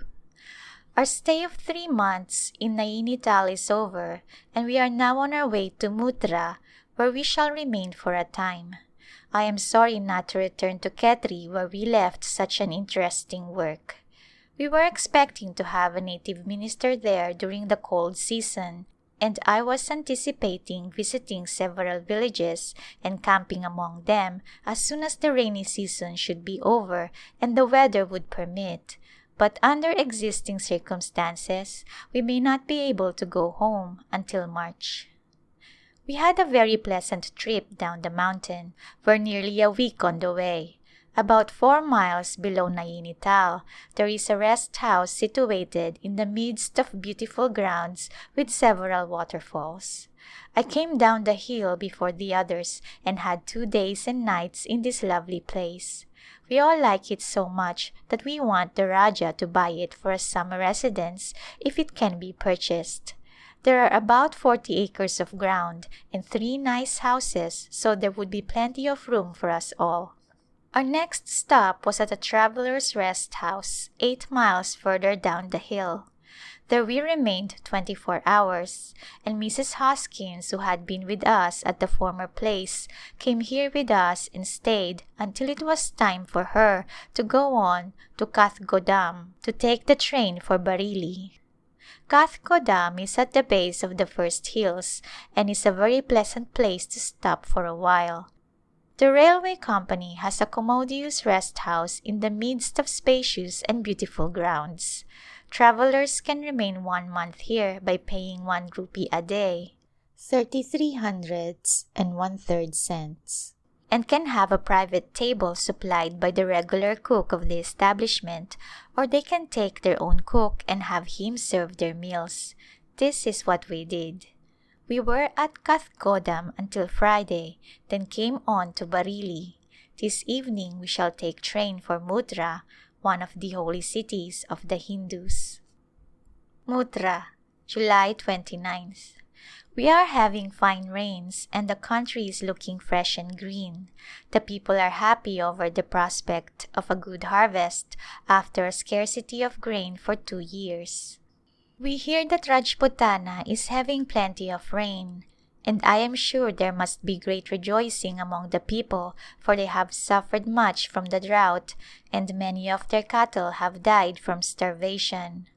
We long to go back to Khetri, but cannot on account of the Rani's health.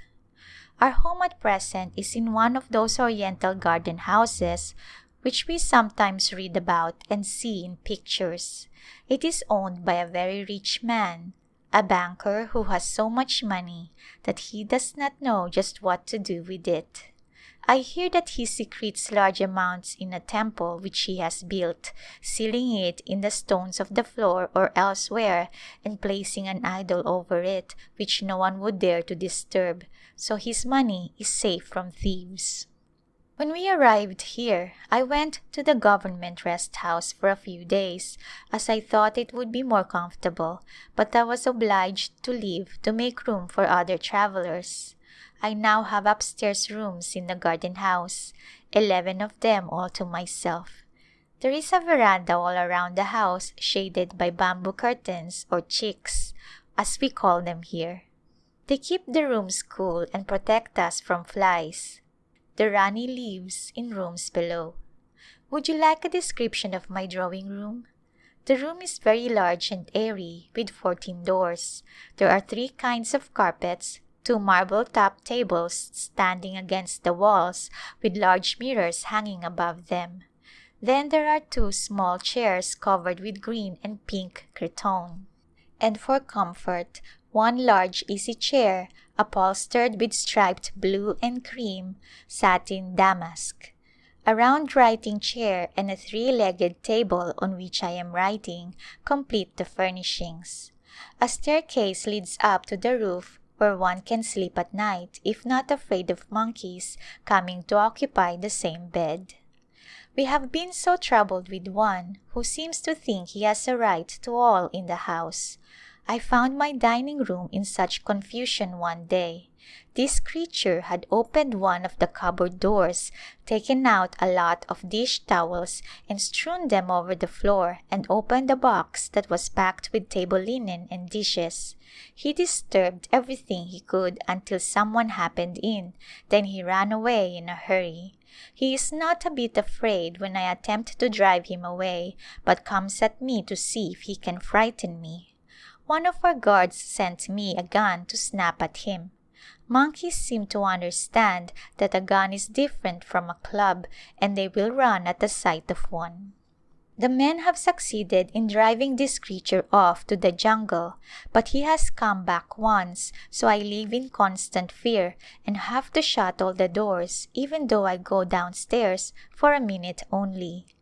The other day this monkey stole the dinner of one of the servants. He took his bread and the brass dish containing vegetable curry, and running up to the top of the house, sat down and ate it all, and then threw the dish back to the man.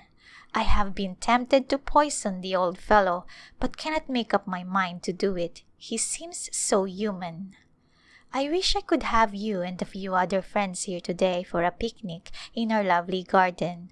The walks, the trees of many varieties, and the hedges are so green and pretty, a delight to the eyes. There are palms, cedars, and fruit trees, some loaded with luscious fruit, and the rose trees and jessamine shrubs with their white star blossoms are lovely. This afternoon I am invited to take supper at the training school and deaconess home, a fine institution. Mutra is a large Hindu city, very well built and quite populous, but the people seem as hard as the street pavement. It is a difficult mission field, still the missionaries are doing good work among certain classes. Yesterday I went with one of the mission helpers to Brindaban, 6 miles from here. If you look into my book on Mutra and Brindaban, you will get a description of the place and of the temples, some of which are unusually fine works of art. We visited all of the finest ones, also some of the famous bathing ghats, and then went to the little rest house belonging to the mission, had breakfast, and after a little rest returned to Mutra on the train. It rained very hard on the way home, and I took a carriage to our place, which is quite 2.5 miles from the station. The main street in the city was like a river, and the water ran so swiftly that I was thankful to get through it and reach home in safety. We expect to go to Agra on Friday to live in the same house we had before. Agra, August 30, 1892. We are again in the old government house, now owned by the Maharaja of Jaipur, who has given us the use of it for the present. It is very commodious and is more convenient for our large party than any we could get in Muttra. It will accommodate 100 people. This is a beautiful place. The grounds cover about 150 acres, and the fine old trees are very beautiful just now in the rains. The parrots and the peacocks lay claim to the trees as their home. It is a pretty sight to see them fed. The servant spreads a cloth on the ground and throws grain upon it, and the birds seem to understand that it is their dinner time, and they come in crowds. It is impossible to count them, but there must be hundreds of them. The parrots are very beautiful in their raiment of green and gold. They are all wild parrots, not a tame one among them.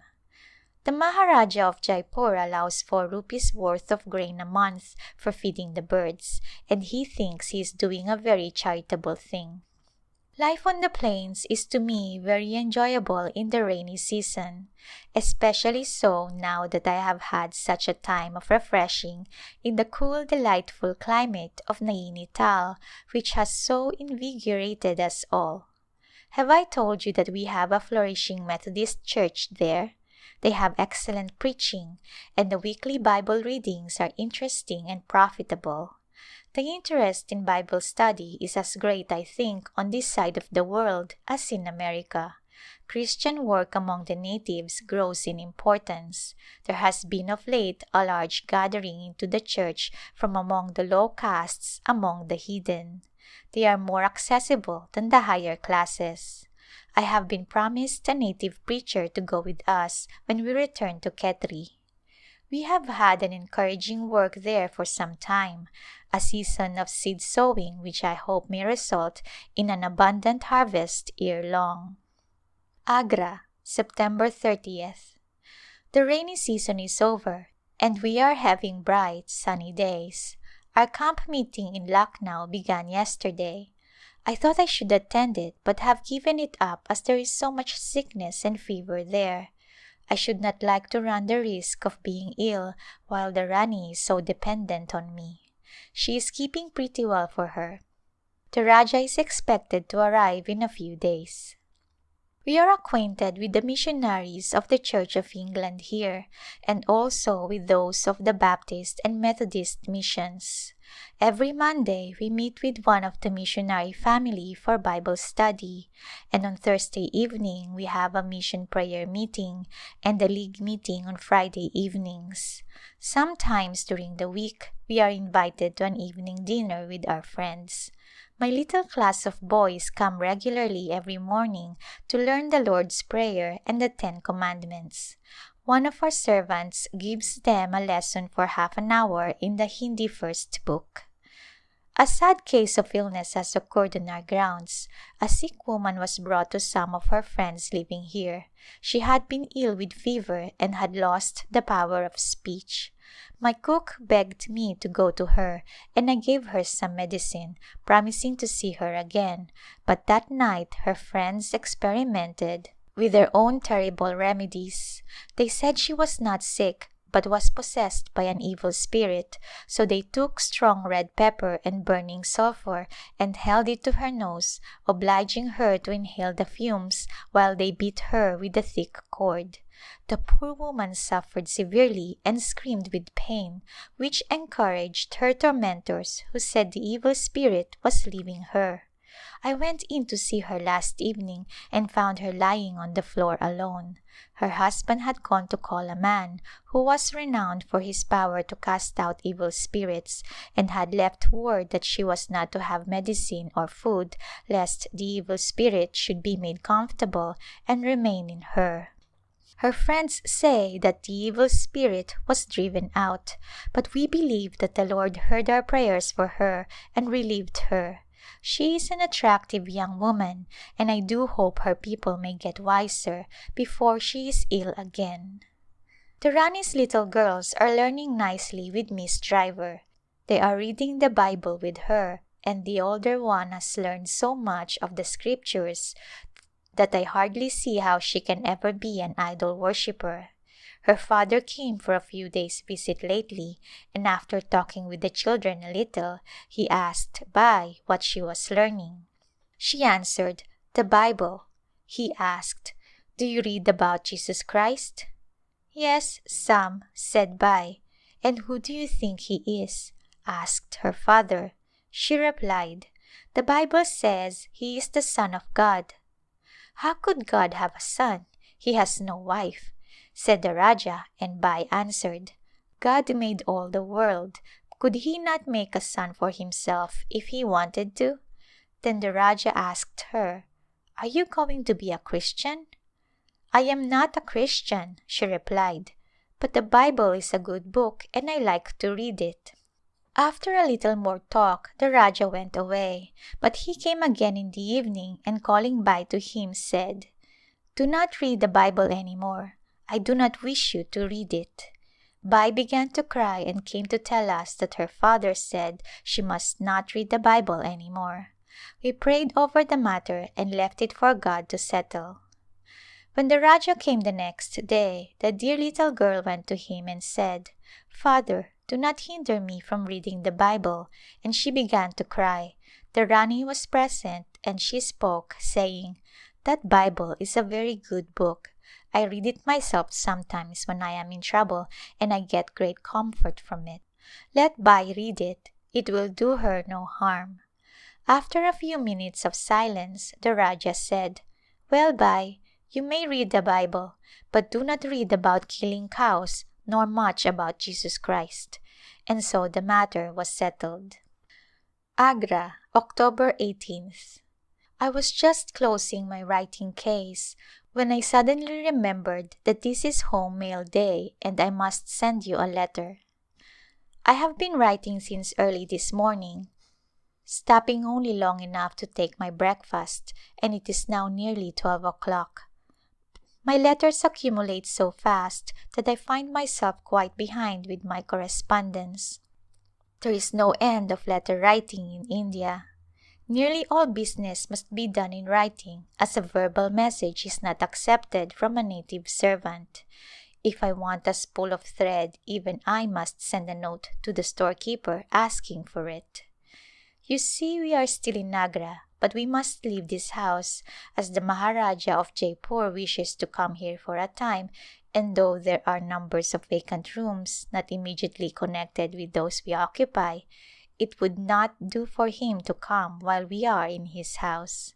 We have rented a fine large house with 14 rooms and are having the rooms whitewashed and put in order for us. We shall have to rent furniture, but that is easily done. We are sorry to leave this beautiful house and grounds. I have a nice class of boys to teach who live here on the premises, and there are many sick people on the grounds and nearby who have called me to attend them. I am sorry to give them up, and my morning clinics will not be so large in the new place. The poor woman of whom I wrote you in my last letter died after suffering greatly from the treatment by her friends. The Mission Bible class met with me on Monday evening. There were 18 present. We finished the book of Jonah, which has been quite an interesting study. Among those present were 2 Baptist ministers, 1 Methodist, and 3 Church of England clergy, with ladies from each mission. We had a very pleasant and profitable meeting and a social time afterward over the tea and cake. Just now the Lord Bishop of Calcutta is here. I went to the confirmation service on Tuesday in the English church when 30 young women and men were confirmed, all natives. It was a solemn and interesting occasion. End of chapter 18. Chapter 19 of A Glimpse of India, from the letters of Dr. Clara Swain. Birth of an Heir. Agra, January 27, 1893. My dear sister, a very happy event occurred this morning at 3 o'clock. A long-looked-for and much-prayed-for little son came to gladden the hearts and home of the Raja and Rani of Khetri. Not for 100 years has such an event occurred in the royal family. For the past century, the Rajas or governors of the state have been adopted or appointed from a branch of the royal family. The present Raja and father of this little prince was adopted in infancy.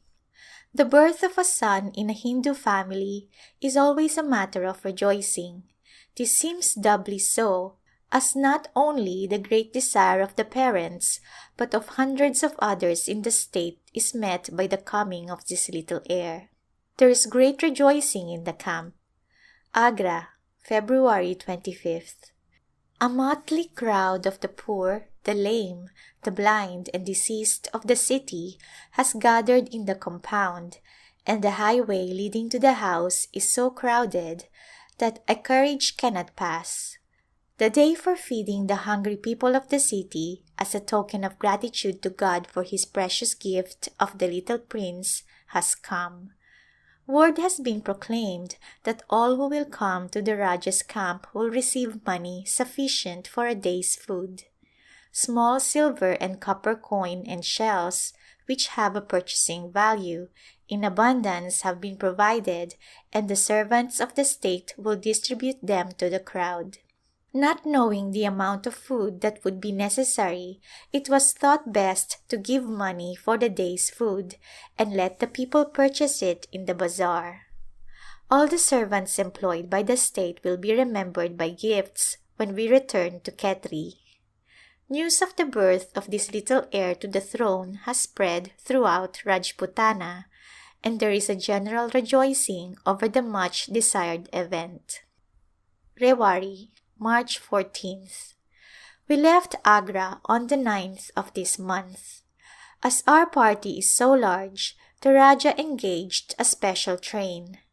There were 200 of us, including the servants.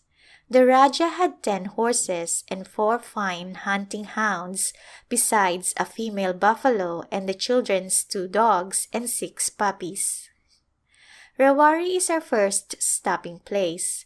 Tomorrow morning early we shall start for our next place, where we shall be in tents.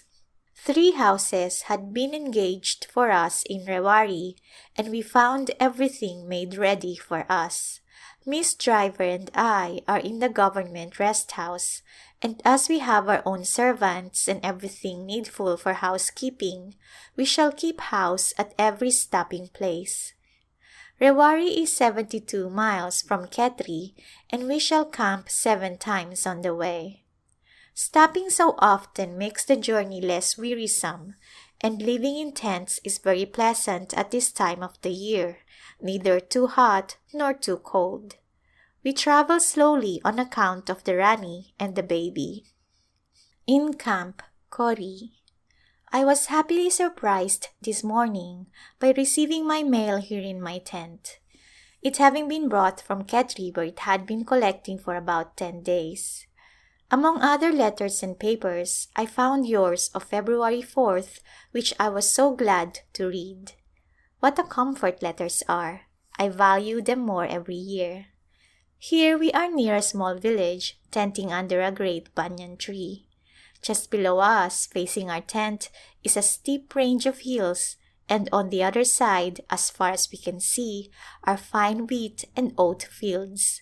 The sun is bright and hot this morning. I am sitting in my palki outside the tent, and just in front of me is our good old elephant at the well drinking and throwing water over herself. She really seemed to know us when they brought her to our house in Rewari. She lifted her trunk and made a salam and then began to dance. Many a mile has she carried us and through some dangerous places. Kund. We started early this afternoon, but when we had gone less than a mile, we found it very hot indeed, and I was obliged to leave the elephant and come the rest of the way in my palki. We reached our tents in good time and found them pitched in a very good place. The state quarries are near here with about 200 men at work, so the place has quite an air of business. We leave this evening for our next stopping place, 8 miles from here. Jaipuri. We reached our tents about 9 o'clock last night, all very tired. The Rani and baby have kept well so far, though she feels the weariness of constant travel. The Rani is staying in a temple here and our tents are close by. This is a pretty little village with fine fields of grain surrounding it. No end of people come to take a look at us. We are quite an object of curiosity to them. Our route is rather indirect, and many of the places through which we pass are quite new to us. Saturday. Another resting place. It has become very tiresome unpacking and packing every day. I shall be glad when we reach Khetri. The people of this place are all farmers. They look very strong and are kind and inclined to be social. Many come for medicine which I am glad to give. So many suffer from sore eyes, being always out in the sun and dust. Not having proper treatment, many lose their sight altogether. I took care to bring plenty of eye medicine with me, and I hope it will benefit those to whom I have given it. Our next camping place was a village in the stair of Patiala, which we reached early on Sunday.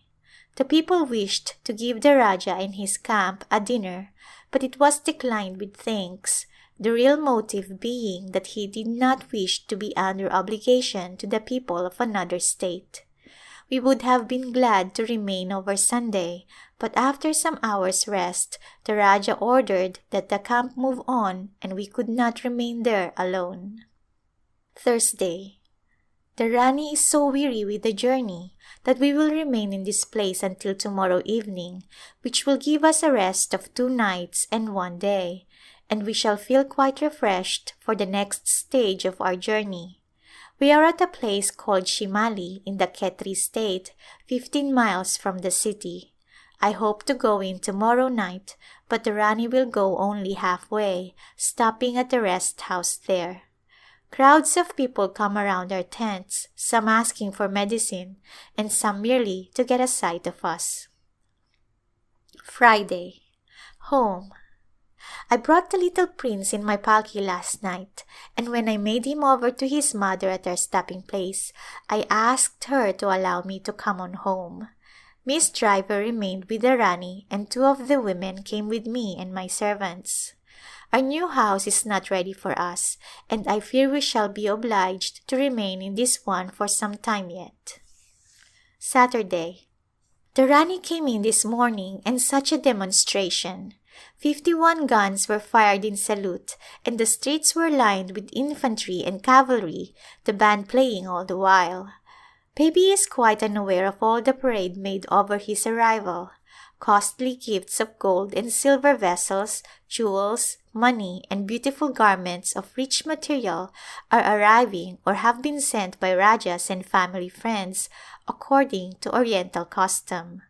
Over 5,000 rupees in money and gifts have been received for the little one from friends who have come to visit the Raja or have sent to congratulate him on the birth of a son. The little prince is a fine baby. He gives no trouble and we all love him. I bathe and dress him and look after him almost as much as if he belonged to me. March 28th. An offering to God for his precious gift has been decided upon. 60,000 rupees is to be spent in various ways, in feeding the poor of the state, presents to the servants, and in other benevolences. This custom of the Hindus of making a thank offering for special blessings is worthy of imitation.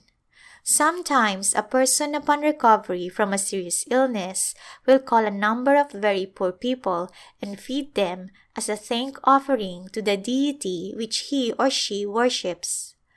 I am having frequent calls to the city. Some of my visits among the people are very interesting. None seem afraid of me now, and this confidence is a marked contrast to my early experience, when to them a Christian and a foreigner was an object to be avoided. The secretary has asked me to have a church built here. He seems to think it necessary for our comfort to have a suitable place of worship.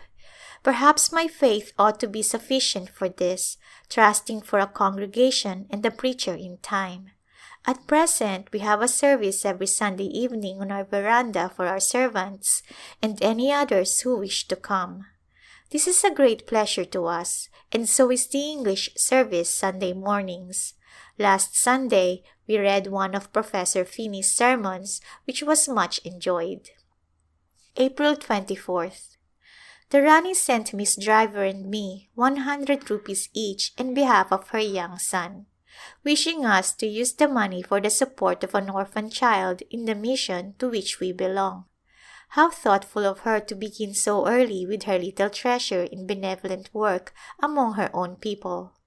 After some study of the needs, I felt inclined to send my 100 rupees to Mrs. Hoskins, the missionary in charge of our native girls' school in Cawnpore, with the Rani's request that the money be used for the support of some little girl who had no mother or who had no one to care for her.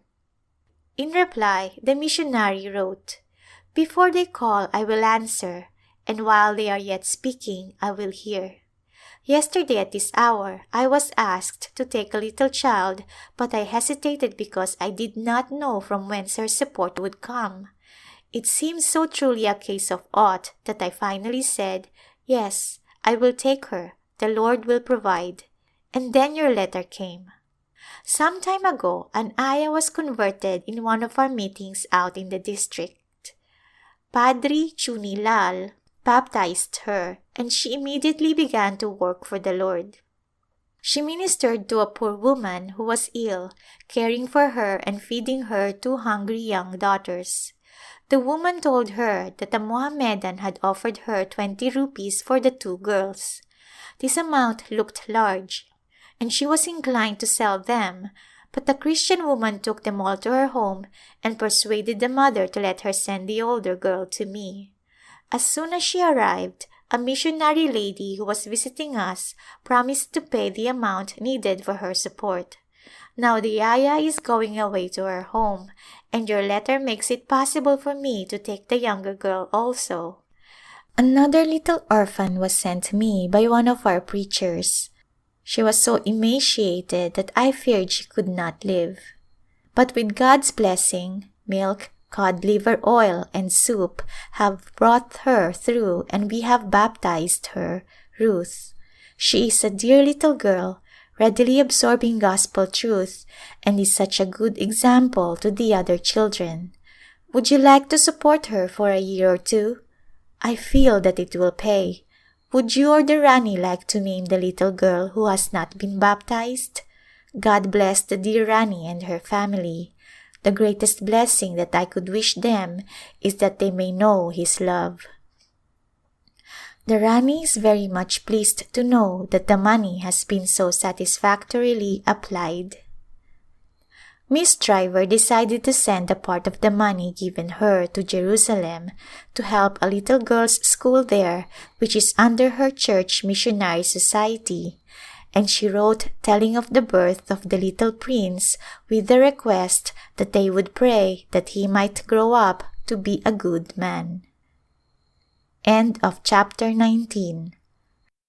Chapter 20 of A Glimpse of India, from the letters of Dr. Clara Swain. A visit to Besau, May 12, 1893. My dear sister, Miss Driver has just come in to breakfast, which we seldom take together, as she usually goes early in the morning to the palace to teach the children, and does not return until after my breakfast hour. The Rani is trying to arrange for her elder daughter's engagement. She has been told of a young man, 18 years old, from near where she lived before she was married. She thinks he will be a suitable husband for her daughter. I hope, if it is best, that the engagement may take place, for the marriage arrangements are a great anxiety to the parents. I have had very few patients today, not more than 10 or 12. A dear little boy, 6 years of age, is staying on my veranda.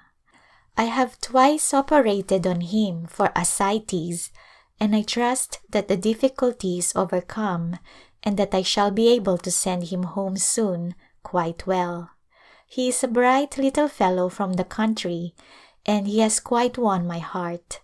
I dislike to give him up, for he has been great company for me while I have been alone.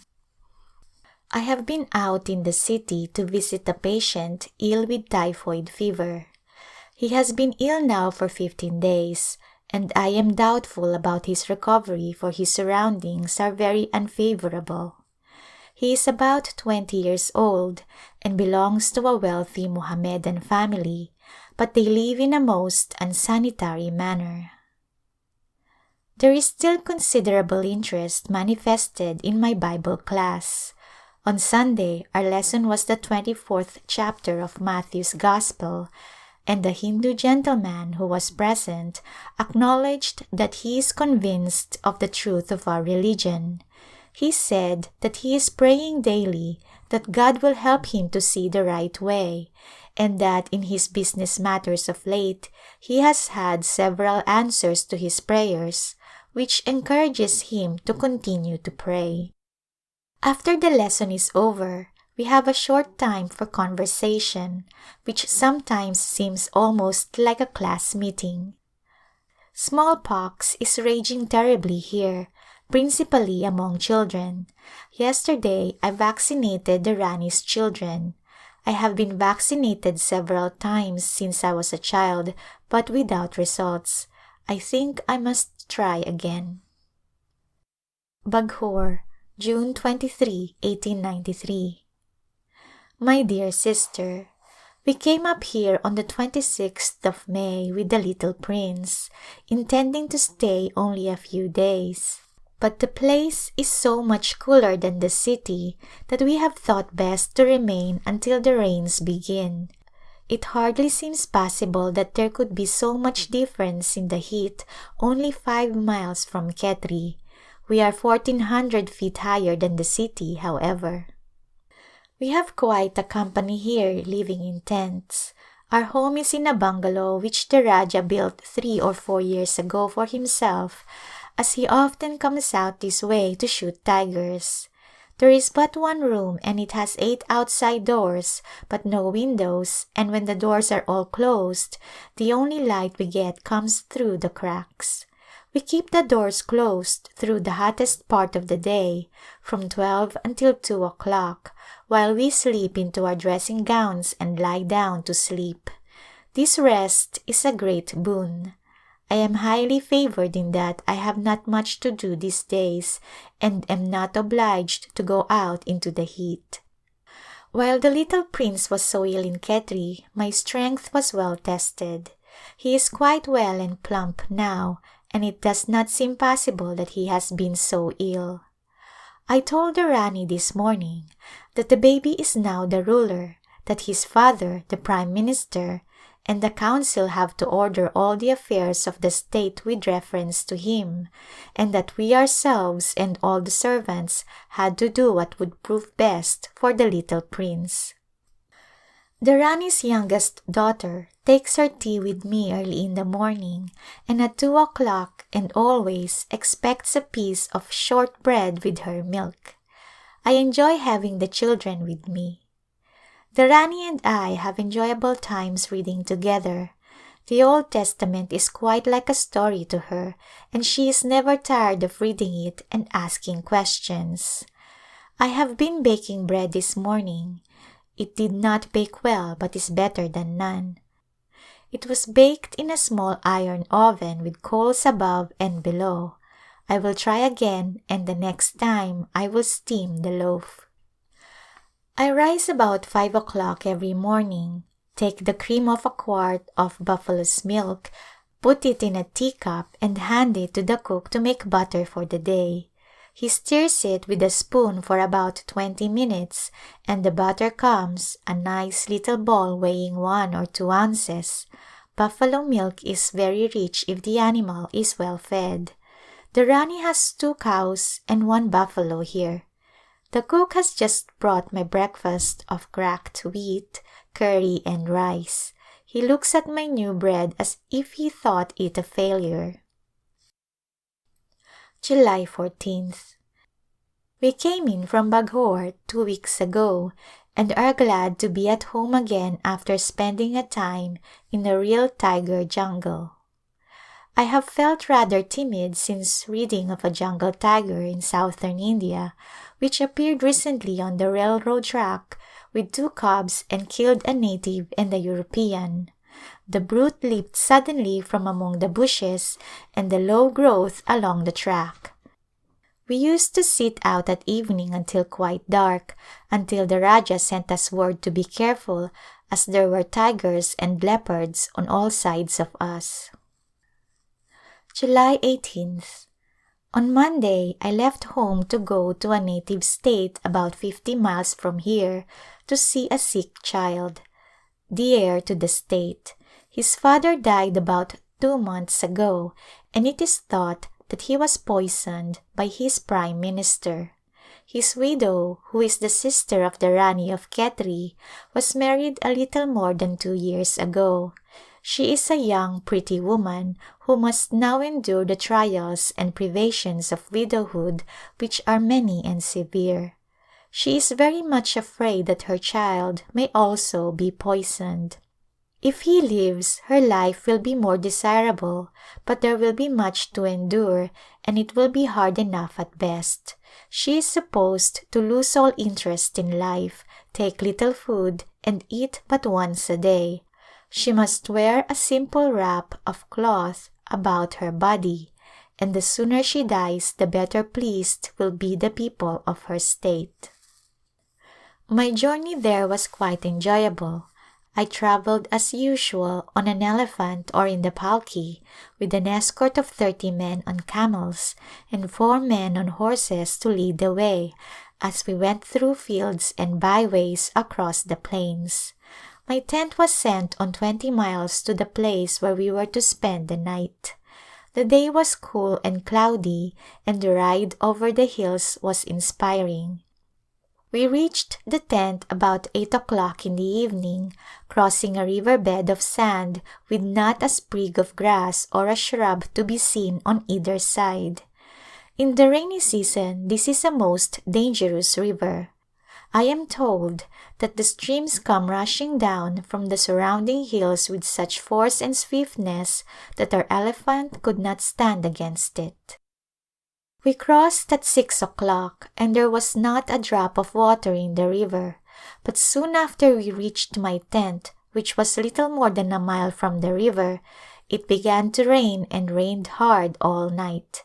The wind blew and my tent swayed but did not come down, but my cook's small tent was blown down and the men had quite a serious time putting it up again. Some of our party left home a little later than I did, and when they reached the river they found that they could not cross, so they were obliged to remain on the other side until morning. The 3 women whom the Rani sent to accompany me were in that party, among them the pasband of the late Raja, a very lovely native woman. She traveled in state, with a horseman riding in front of her conveyance carrying a silver scepter, and her 2 women followed the conveyance on a camel, with the camel train of men servants behind. Although this woman was a concubine of the late Raja, she is greatly respected for her goodness and purity of life. She did not choose the life she was obliged to lead. She is obliged to live like a widow, eats only once a day, dresses only in brown cloth, and spends most of her time in worship. And she must do all this in honor of a man whom she despised.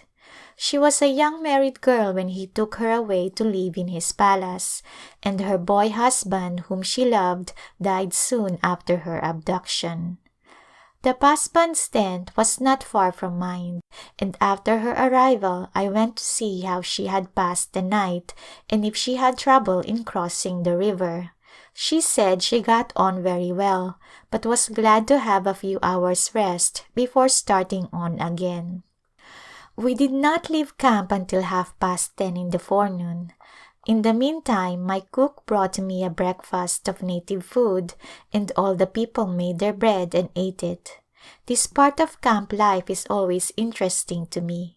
I never get tired of seeing the animals fed, and the men make their bread and bake it over the little fires in the camp. They sit down and eat it with much enjoyment, for the jolting of the camels gives them a good appetite. On the 20th, the rain ceased long enough for us to reach Junjun, a city 12 miles distant from our first camp, and I rode all the way on the elephant. We reached the city about 1 o'clock and stopped in an old building belonging to the Thakur of Besau, which is used as offices for the men who attend to suits and other business transactions for him. The rest of the party came up bringing my palki and my servant with the lunch box, and soon my lunch was brought upstairs to the room where I was resting while waiting until it was time to move on. Junjun is a very old city situated at the foot of a hill. There are a few nice buildings belonging to the different Thakurs of the district who come here to attend court or for other business. I noticed the outlines of a very pretty palace which was commenced by Abi Singh, one of the early Rajas of Khetri, but was never finished. After lunch, as we were about to leave, a great crowd of people came about me and began to clamor for medicine, holding up their hands, asking me to notice their pulse and telling me of their ailments.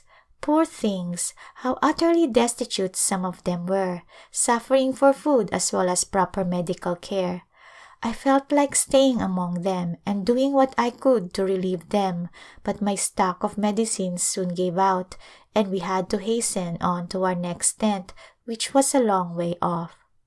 It was late when we reached the place and I found that my tent had not been put up, but the men soon pitched a small hunter's tent for me and I was glad to lie down on a comfortable cot after my long ride on the elephant. It was too late for me to take dinner, but the rest cooked and ate their food and finally lay down to sleep. At 3 o'clock, the watchman called out for all in the camp to get up and be ready for an early start. My cook got up and went to the well to bathe and say his prayers. He stumbled and hurt his leg and crawled back to his tent in great pain. One of the servants came to call me, and I, thinking it was only a sprain, gave an order to one of the men to prepare some hot water and foment it. But when I went to him an hour later, I found on second examination that there was dislocation. As I had no chloroform with me, I was obliged to reduce it without, and I got the bone in place the first trial. When we were ready to leave, I had him put on the elephant as he could not ride the camel, but the motion of the elephant caused him much suffering. We arrived in Besau about 10 o'clock and were directed to the palace where we found a crowd of men to receive us, but not a woman servant appeared. I was asked to go upstairs and a dozen or more men followed me. I was ushered into a very comfortable room, the walls of which were covered with hideous paintings of all the former Rajas of the state, and in a quiet corner I discovered the portrait of the Raja of Khetri, taken when he was quite young. After some time and a great deal of ceremony, I was asked to go down to the ground floor to see the sick child. The mother was sitting on the floor holding her skeleton child, for the little one had been fed with opium ever since its birth and for some time past had been ill with fever. I remained 3 days with them and left the little fellow somewhat better.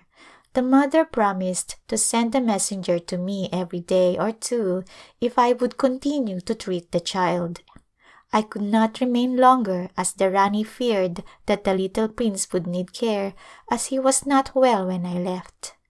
I was very glad to be able to remain as long as I did, for it seemed such a comfort to the poor mother to have me with her, and she began to be more hopeful about her child.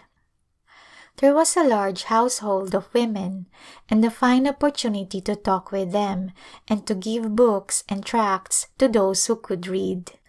On our way home, we stayed over Sunday near a village of a few hundred inhabitants, and during the day a great many people came to my tent for medicine and for books. I asked them to sit down and I would tell them something from our religious books.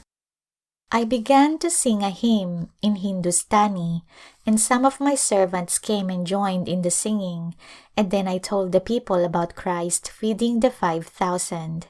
They listened most attentively while I told them what they must do to be saved.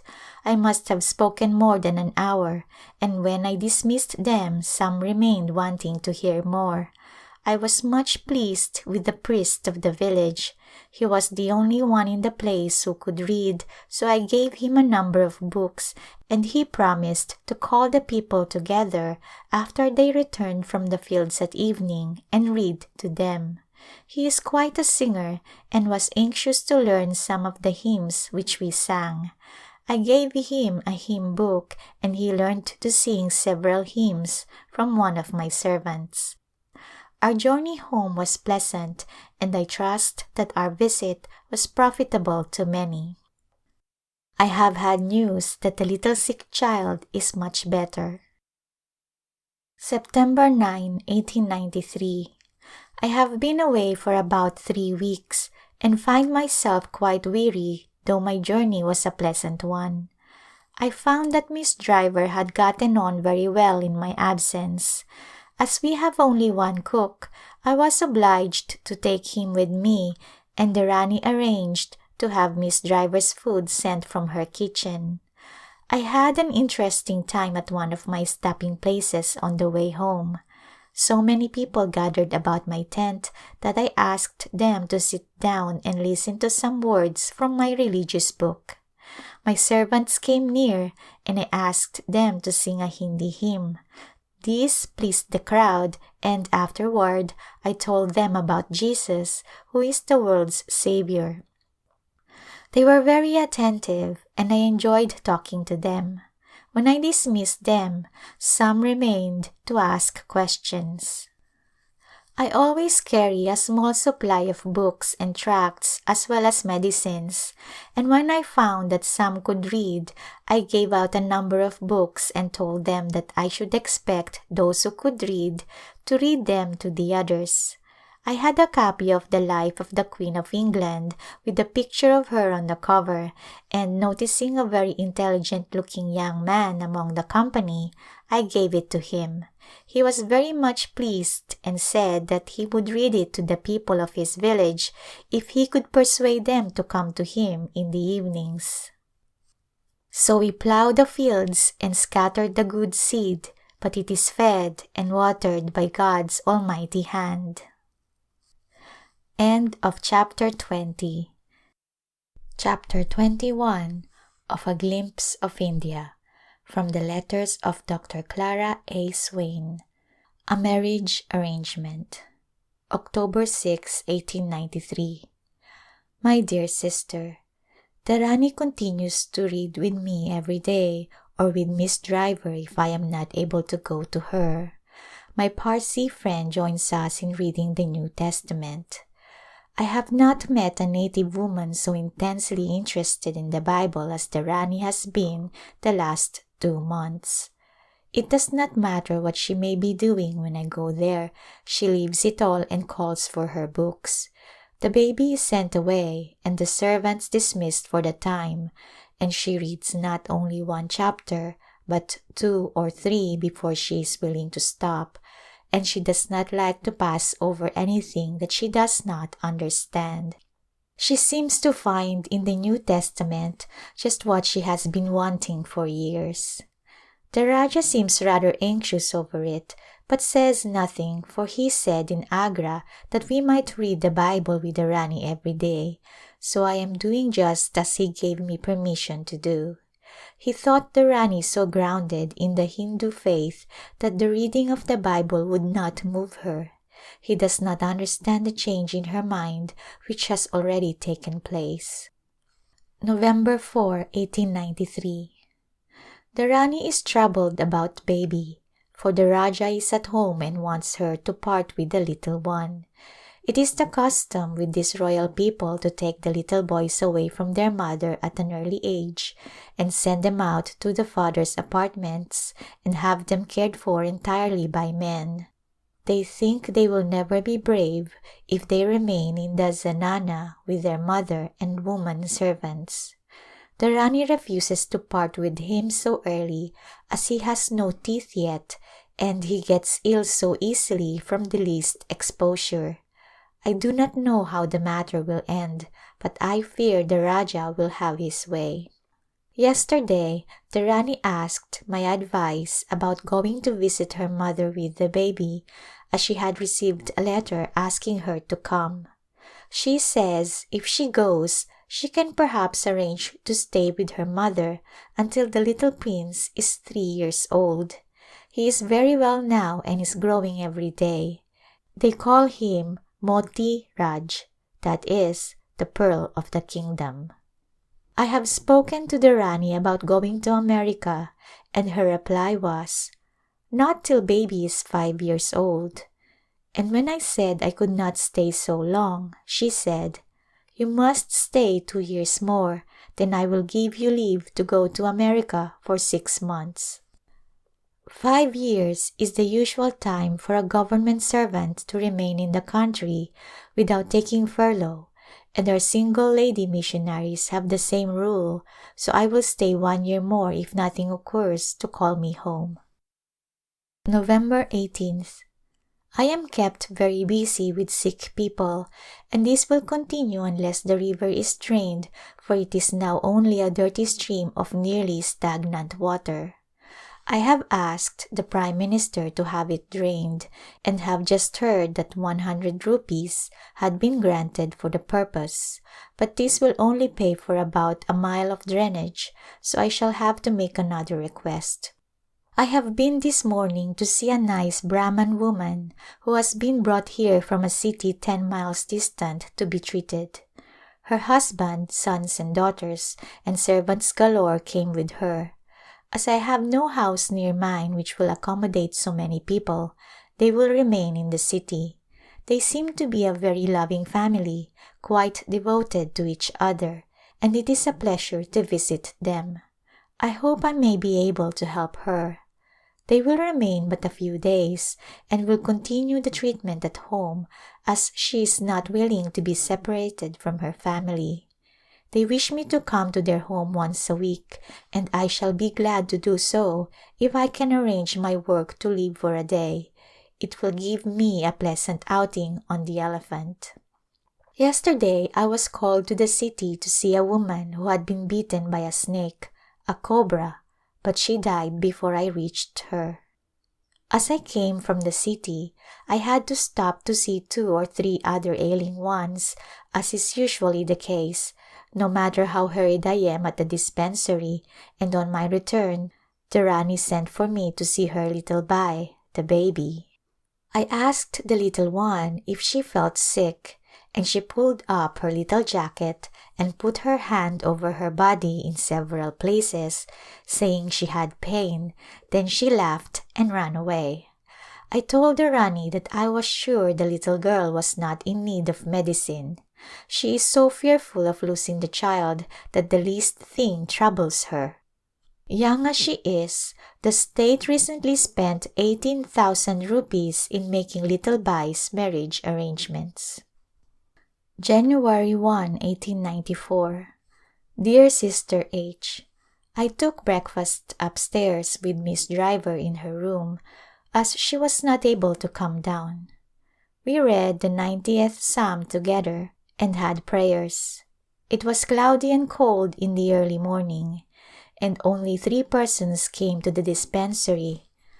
But after a while the sun came out and I went out on the elephant to visit a patient in a village 1.5 miles distant who is head gardener to a wealthy man. My patient is ill with pneumonia and his surroundings are not conducive to his speedy recovery. There was a cow in the room with him, and just behind his cot was a large hole in the wall just where the wind would blow over him. It is wonderful how much these poor people can endure.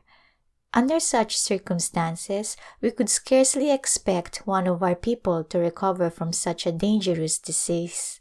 My servant, Bhima, has been very faithful in carrying out my orders for this man, and I find him very much better today. I asked to have the cow taken outside and the door opened to air the place, for Bhima had filled the hole in the wall, the only place for fresh air, though in the wrong place. It has been a busy day, putting up prescriptions for the children at the palace and for others, arranging the house, packing my trunk and lunch basket, and settling accounts. This evening I have been up to see the Rani and the children and had a nice little visit with them. Baby begged to come to me at once. Dear little pet, he is a real wellspring of pleasure. It has rained so much that it has been impossible to get camels for the men and luggage, so I may not get off tomorrow as I hoped and expected. Camp Naranol, January 4th. 2 Mohammedan dancing women came to the dispensary this morning. One of them is a bright-appearing young woman, rather refined in her manners. She said that she fell off a camel 15 days ago and has suffered great pain ever since. I found she had been severely injured by the fall and I fear she will not soon recover. She handed me 2 rupees as she was leaving, and I was about to refuse it when I remembered that women of her profession are never poor. The camels came at 10 o'clock and we were soon on the way, taking the road by Nalpore instead of by Shimala, as it is much shorter, and arriving at Naranol at 6 o'clock, just before dark. January 5th. I had a good night's rest and we left early this morning as we had 26 miles of travel to this place, Kund, where we arrived at 3 o'clock this afternoon. I came 6 miles in my palki and the rest of the way on the elephant. The palki bearers lagged behind, so I had no choice but to take the 20 miles in this way, but I was too tired to speak when I arrived here. My head man gave the bearers a good scolding and said he would report them when he got back to Khetri. After a refreshing cup of tea, I changed my dress and went to call on Mrs. Seal. She was glad to see me and asked me to spend the night with her instead of in my tent, which I was glad to do. I had brought her a Christmas cake and 100 fine large oranges and some sweets for the children. About 1/4 mile from Mrs. Seal's house are the slate quarries where a great many men are employed in getting out slate for roofing and flooring. Mr. Seal has the slate carried on camels to Rewari, the nearest railway station. Kanpur, January 7th. I left Rewari at 1 o'clock yesterday afternoon and reached Delhi at 3 and took the mail train for Kanpur at 9 o'clock in the evening and arrived here at 6 this morning. I am feeling quite well after my journey and am ready to go to conference. I am staying with my old friend Mrs. Hoskins. It seems so good to see the old friendly faces after 8 months of native surroundings. I will mail this today and write you about the conference in my next letter. Khetri, January 27, 1894.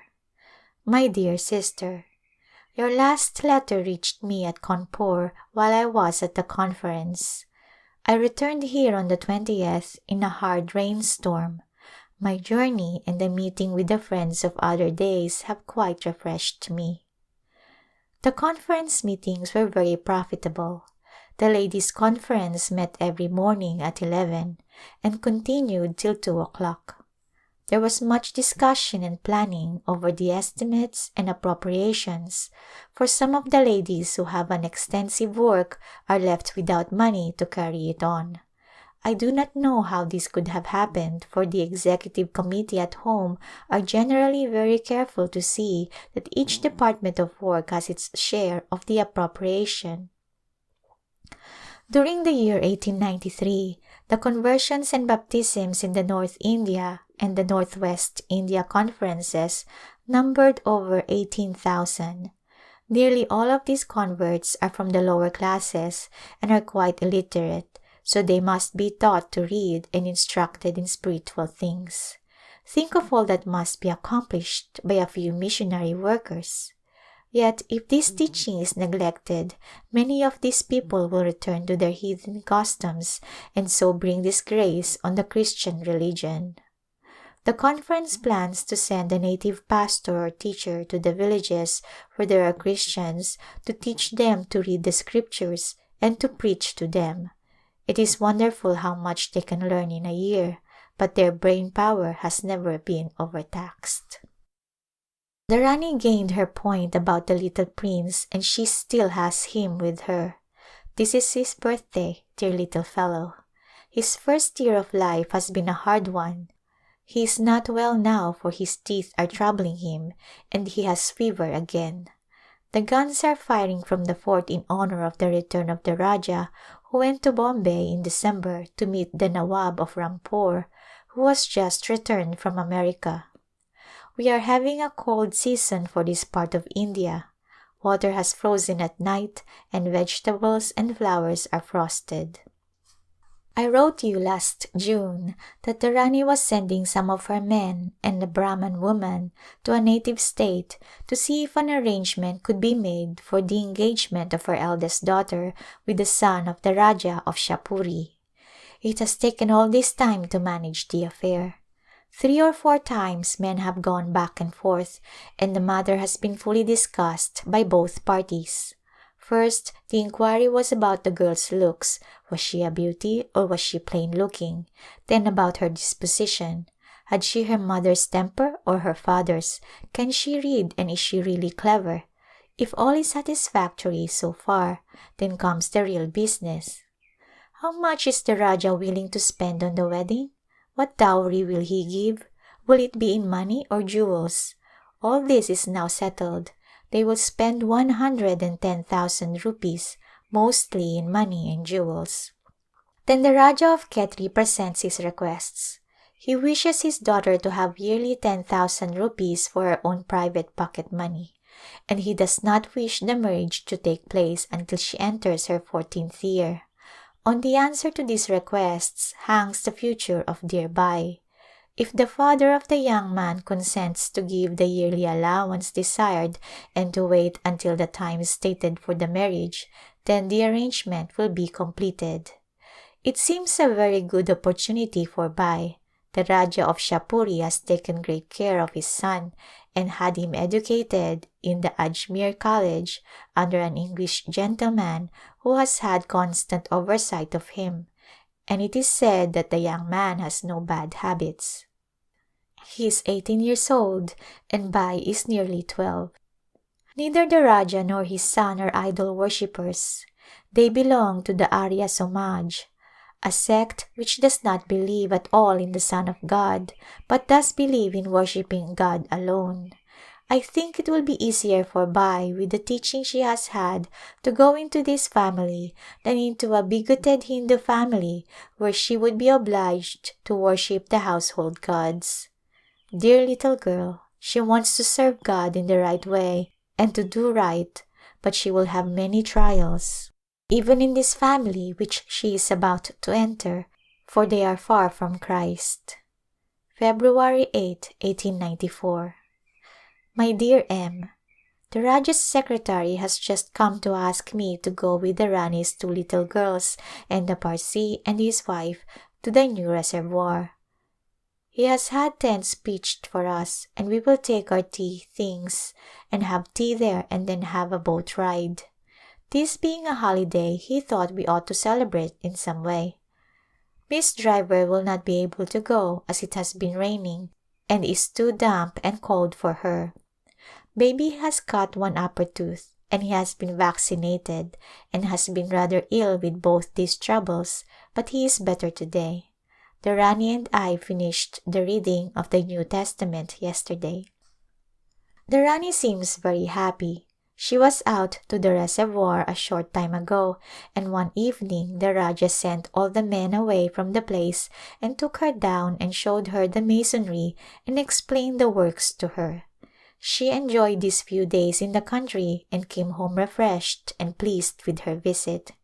We were invited to go with her, but it was difficult to get men enough to carry the palkis on so short a notice, and it was too hot for us to go on the elephant, so we declined. The Rajah's men have caught the tigress, of which we were so much afraid when at the country seat last summer. She was seen going into one of the copper mines, and 20 men were sent out to entrap her. They placed a strong cage over the opening of the mine and watched for several days, and at last she ventured to come up into the cage. We are glad to have her caught, but do not like to have the creature become a resident of Khetri and live near us. A stronger cage has been prepared, but I do not think any bars can securely hold a fierce jungle tiger. My ayah has just come in to say that the men have arrived with the tigress and have taken it to the gateway of the Rani's palace, and she has been down to look at it. I hope they will not send it down here for me to see. February 22nd. The birthday of the little prince was celebrated on the 14th of this month, though he was born on the 27th of January. The real birthday is not celebrated among the Hindus, but their pandit or priest appoints a propitious day. A durbar or reception was held for him, and the men and children who came were dressed in bright yellow coats, making a brilliant-looking company. The baby prince wore a little yellow silk coat and pants. Such a little mite in pants looked very comical. Presents of various kinds and money were brought, every one giving according to his salary. End of chapter 21. Chapter 22 of A Glimpse of India, from the letters of Dr. Clara Swain. A Royal Wedding. Khetri, Rajputana, India, June 22, 1894. My dear Miss J., your letter of March 1st reached me in April, and as soon as I had finished reading it, I wrote one sheet in answer and then was called away. Now I will make another trial, which I hope may be successful. I think our kind father put it into your heart to write to me, for your letter did me much good. It was so natural and so cheery. I have felt a fresh inspiration ever since. The thought of the crocuses and snowdrops of my youthful days sometimes gives me a longing for the homeland. I have been without a companion since the 19th of February. Miss Driver, who had been with me 4 years, was obliged to take a change, but she did not expect to be away so long, and I thought I could stay alone for a short time. When I learned that she was too ill to return, I tried to get someone to spend the hot season with me, but no one seemed willing to take the long journey in the great heat, so I have been alone with natives all around me. None of them are Christians, and I have felt the isolation very much, and have longed sometimes for someone to speak with in my own language. Letters have been a great boon, and so have my home papers and books. You wish to know of my surroundings. First, I will tell you about our new house, which has been in process of building for over 4 years and is not completed yet, though it is so nearly finished that I moved into it at the beginning of the hot weather. It is a stone building, the walls, roof, and door casings all of stone, no wood about it except the doors. There is a drawing room 30 feet by 20 and a bedroom on each side of this 20 by 20. Behind the drawing room is the dining room, 20 by 20 feet. A lovely room with one fine arch. The walls are colored buff, paneled with orange and white. It is very pretty and is much admired by the natives. The drawing room is a deep rose color paneled with white and the arches are prettily decorated. The bedrooms are pale rose and white. Over each door is an arch filled in with white glass and the upper half of the doors are glass. The rooms are 18 feet in height. The house stands on a rock and is higher than the palace or any other house in this part of the town, and we were hoping that on account of the height it would be very cool, but the rocks around it absorb the heat, so it is not as cool as we thought it would be. It will be more comfortable in the cold season. From the veranda and the house top we have a fine view of Khetri, which is a city of 6,000 inhabitants. Its site is elevated, and in the rainy season the dark green foliage in the background extending over the surrounding hills makes a varied and pleasing landscape, while the light yellow hills formed of sand blown in waves from the desert add to the artistic effect.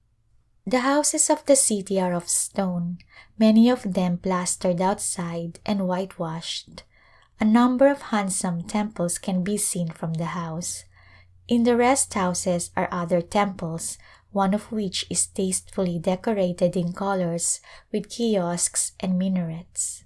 At evening the gongs are struck for prayers. It reminds me of home and is the only familiar sound I hear in this faraway place. There are no wild flowers here, and English flowers, especially annuals, do not come to perfection. Creepers and flowering shrubs grow well, and there are some very beautiful flowering trees. The flowers from the babool tree are just beginning to drop, and I will enclose a pressed one. Just now I have neither garden nor potted plants, and there is really no place for a garden, but I hope to have potted plants in the veranda in the cold season. The palace is so near that I often walk over there in the evening. The Rajah has only one wife, a bright and clever woman. She has 2 daughters and a son 17 months old. The older girl will be 12 years old in September, and the younger one 6 in January. Both of them are betrothed, and the older one, a dear little girl, will be married when she enters her 14th year. The lady who was with me was her governess. She has been taking music lessons and learning English, and she reads well in her own language. On Sunday she made a cap for her little brother and ornamented it on the crown with a pink and blue hen worked in wool, and around the top she worked the motto, "God is love." This was all her own idea. She has not learned to keep the Sabbath and thought it was all right to make the cap, but she wished in some way to have God connected with it. She is fond of learning verses of Scripture and has a much prized book in which she writes them. The younger princess is bright and playful. She has a number of dolls which she sets up in a row, and in her funny way she teaches them the 10 Commandments and the Lord's Prayer. But it is the little prince who is the great treasure of the household and the mother's idol. He does not yet walk because he is always in someone's arms, and whatever he cries for he gets whether it is good for him or not. So he keeps his doctor busy putting up prescriptions for indigestion, sleeplessness, and various other ailments. Notwithstanding all the bad management, he is a sweet little fellow, very affectionate, and a great pet with us all. I have a small dispensary where I receive patients up to 12 o'clock. After that they come to my house at all hours of the day. For many come a long distance, from the country and the surrounding villages, and this is one reason why I have been so long in answering your letter. I cannot do much in this great heat but look after the sick. Though my out practice is not very extensive at this time, yet it takes much time to go among the people, and I have only 6 men to carry my palki, and twice a day is as often as they can carry me any distance. I have a little zanana work at evening, which I much enjoy, and always a service on Sunday for my servants and any others who wish to attend. We had interesting meetings last Sunday, and all joined heartily in the hymns. Some of the men are excellent singers. Agra, December 12, 1894. Dear Sister, we are all in Agra, and the Rani had planned for us to stay here until it was time for us to go to the hills for the hot season, but an unforeseen difficulty has arisen, and she expects now to return to Khetri in a few weeks to marry their daughter. At the time of her betrothal, it was arranged that the marriage should not take place until next October, when Bai would be 13 years old. The young man is now 20, and he thinks he must be married, and his father threatens to break the engagement and make another arrangement for his son if the Raja does not allow his daughter's marriage to take place early in the year. This would be expensive for the Raja, as he has already given a part of the marriage dowry, so it seems necessary to consent. Poor Bai! It seems dreadful for a child of only 12 years to be married. The Rani does not like the thought of Bai being taken away so young, but she says they are forced to agree to it, as this young man seems to be the only suitable person for Bai in all Rajputana. Physically, Bai is as well developed as an American girl of 16, but in mind she is not as mature and still prefers her dolls and play and her lessons to anything else. She will probably have a governess and go on with her lessons after she goes to her husband's house. The Raja comes soon to make purchases for the wedding. 19th. The Rani and Raja are very busy in selecting and buying jewels and clothing for their daughter. Nothing seems to make native people so happy as to have an occasion to buy jewels. They call jewelers from different cities and take great delight in the varieties of beautiful ornaments that are sent into the zanana. Trays of them are brought in worth thousands of rupees, necklaces, bangles, head ornaments, jewels for the hands and feet, the toes and ankles, some in most curious designs. The state buys the jewels after the Raja and Rani have selected them.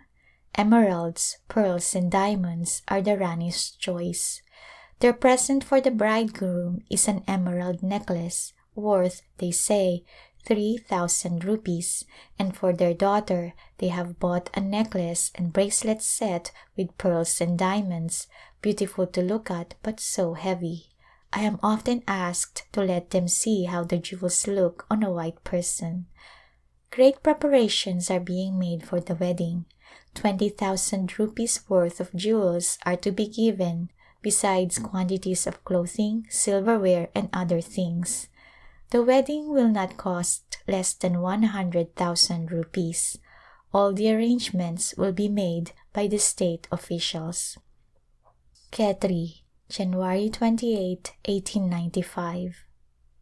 My dear sister, we are in the midst of the great preparations for the wedding of the princess.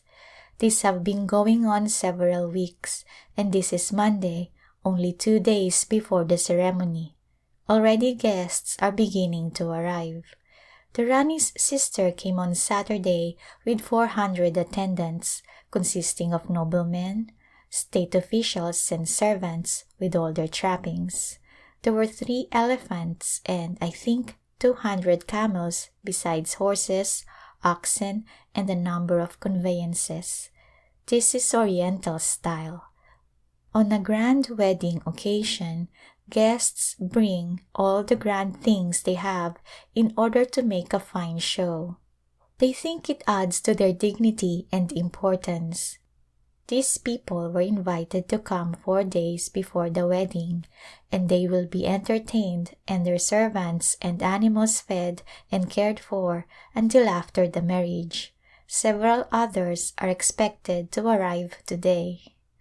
The Raja of Sekur has already sent 100 fine horses and will arrive today with about 1,000 people, 300 camels, oxen, tents, horses, carriages, and elephants. The Maharaja of Jodhpur will arrive the day after the wedding, as the Raja and his suite cannot go out to meet him in proper style before that time.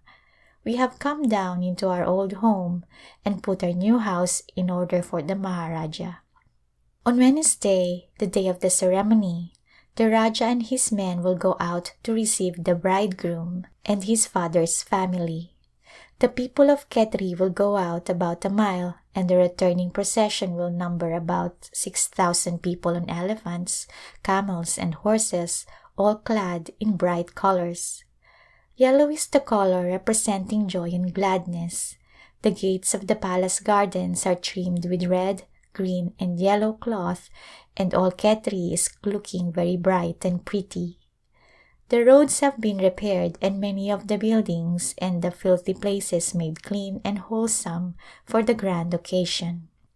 But our poor little princess is sad at the thought that she must so soon leave her home and her mother. She cries a great deal, and the Raja, I hear, begins to feel her leaving very much, and sheds tears with her. Khetri will be very lonely for us all without our little Bai. She was only 2.5 years old when I came here 10 years ago in March.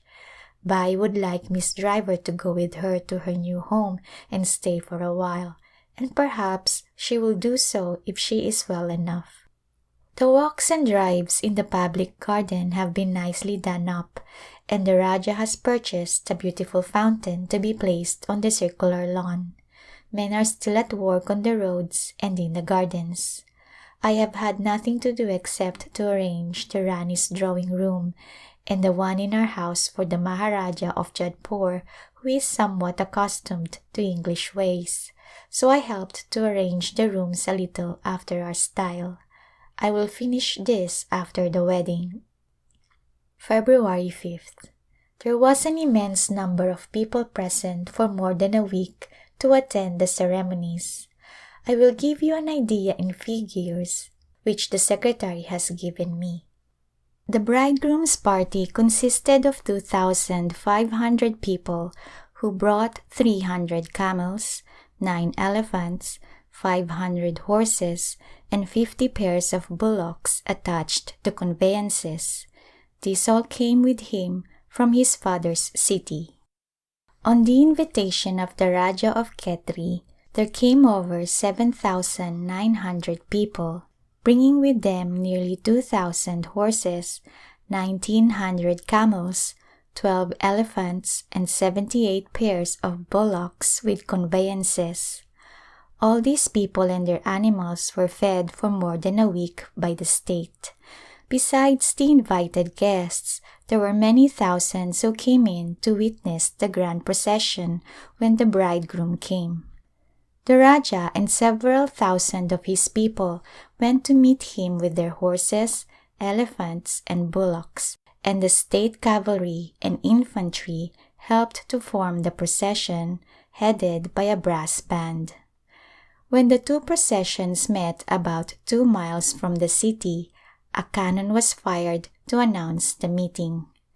The bridegroom alighted from his horse and mounted an elephant, and a golden umbrella was held over him, and golden fans waved to keep flies away.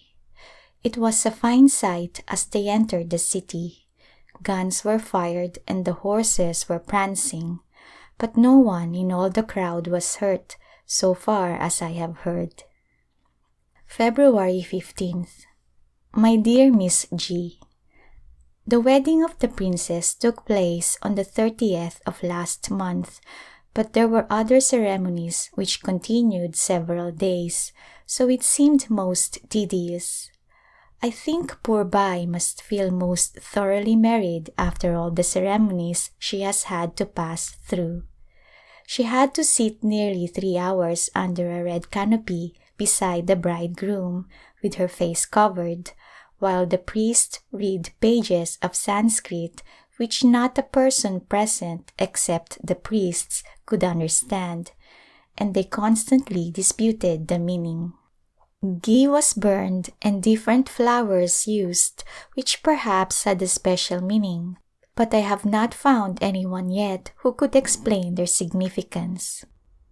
Near the end of the ceremony, the Raja sat inside under the canopy and the Rani outside in a small enclosure, and they were connected to each other by a silken cord, showing that their daughter Bai was a legal child.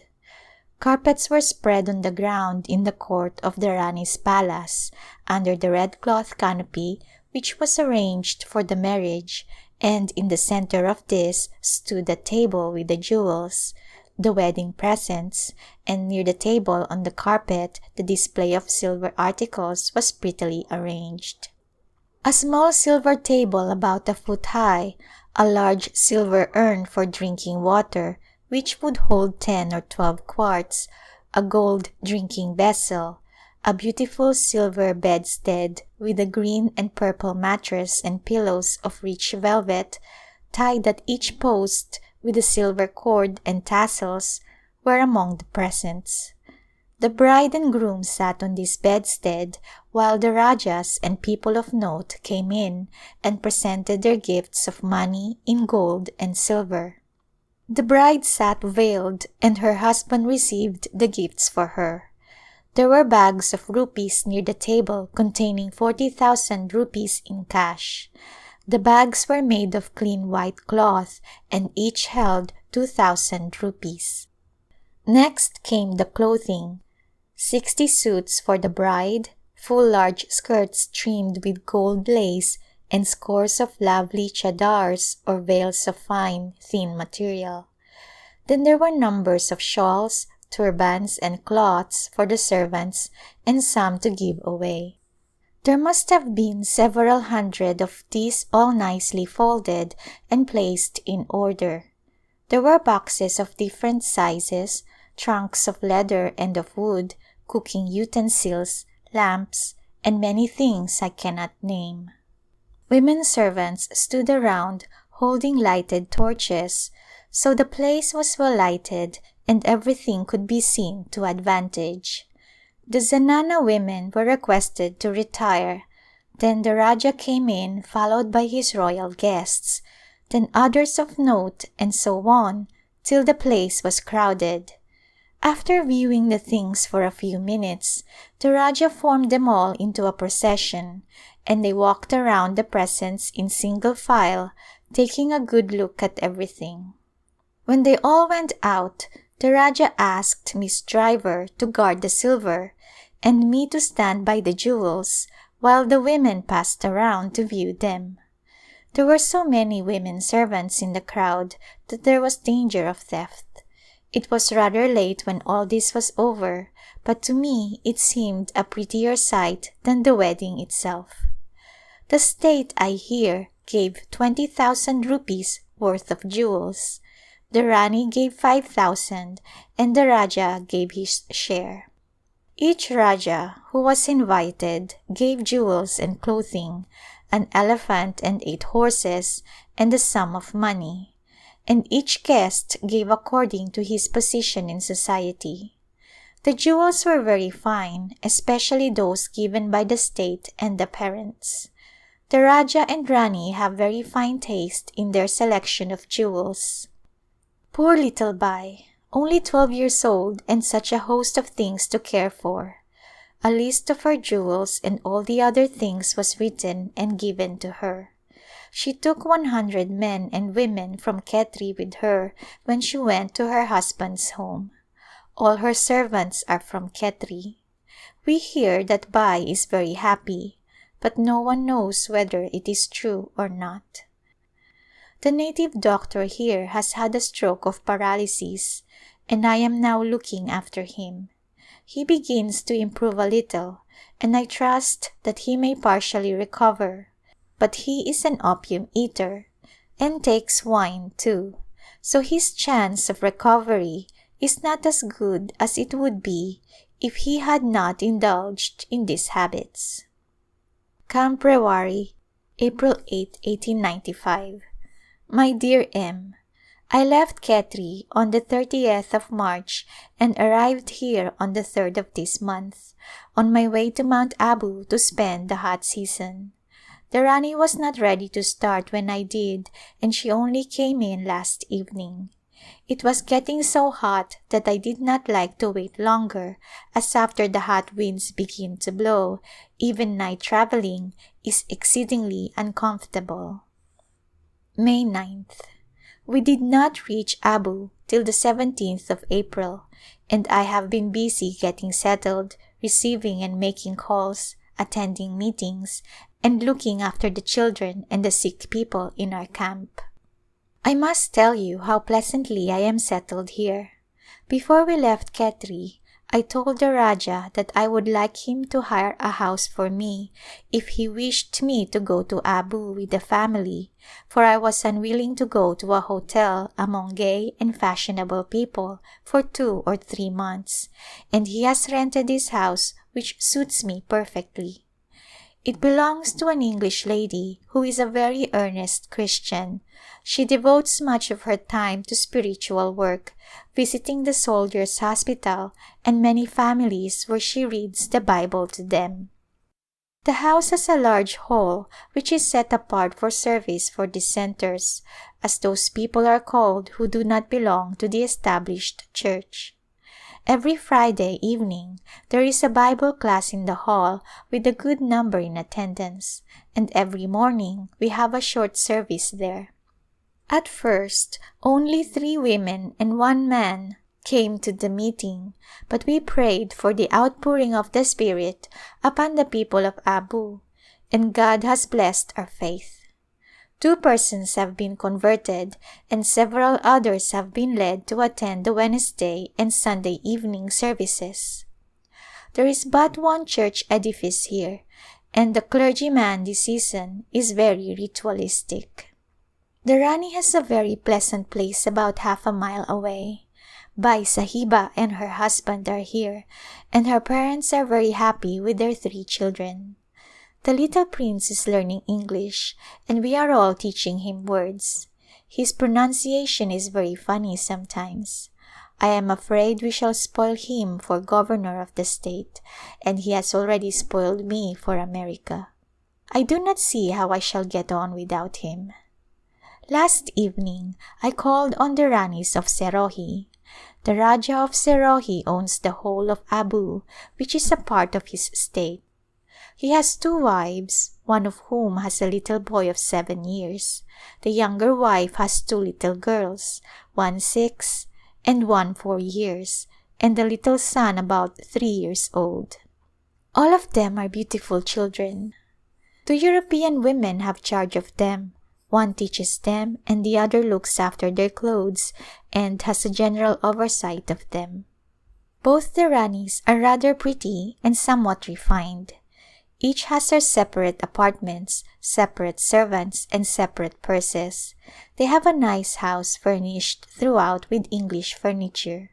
The Raja treats them kindly and seems fond of all the children, but I hear that he loves the first wife best, and of course her son is the heir.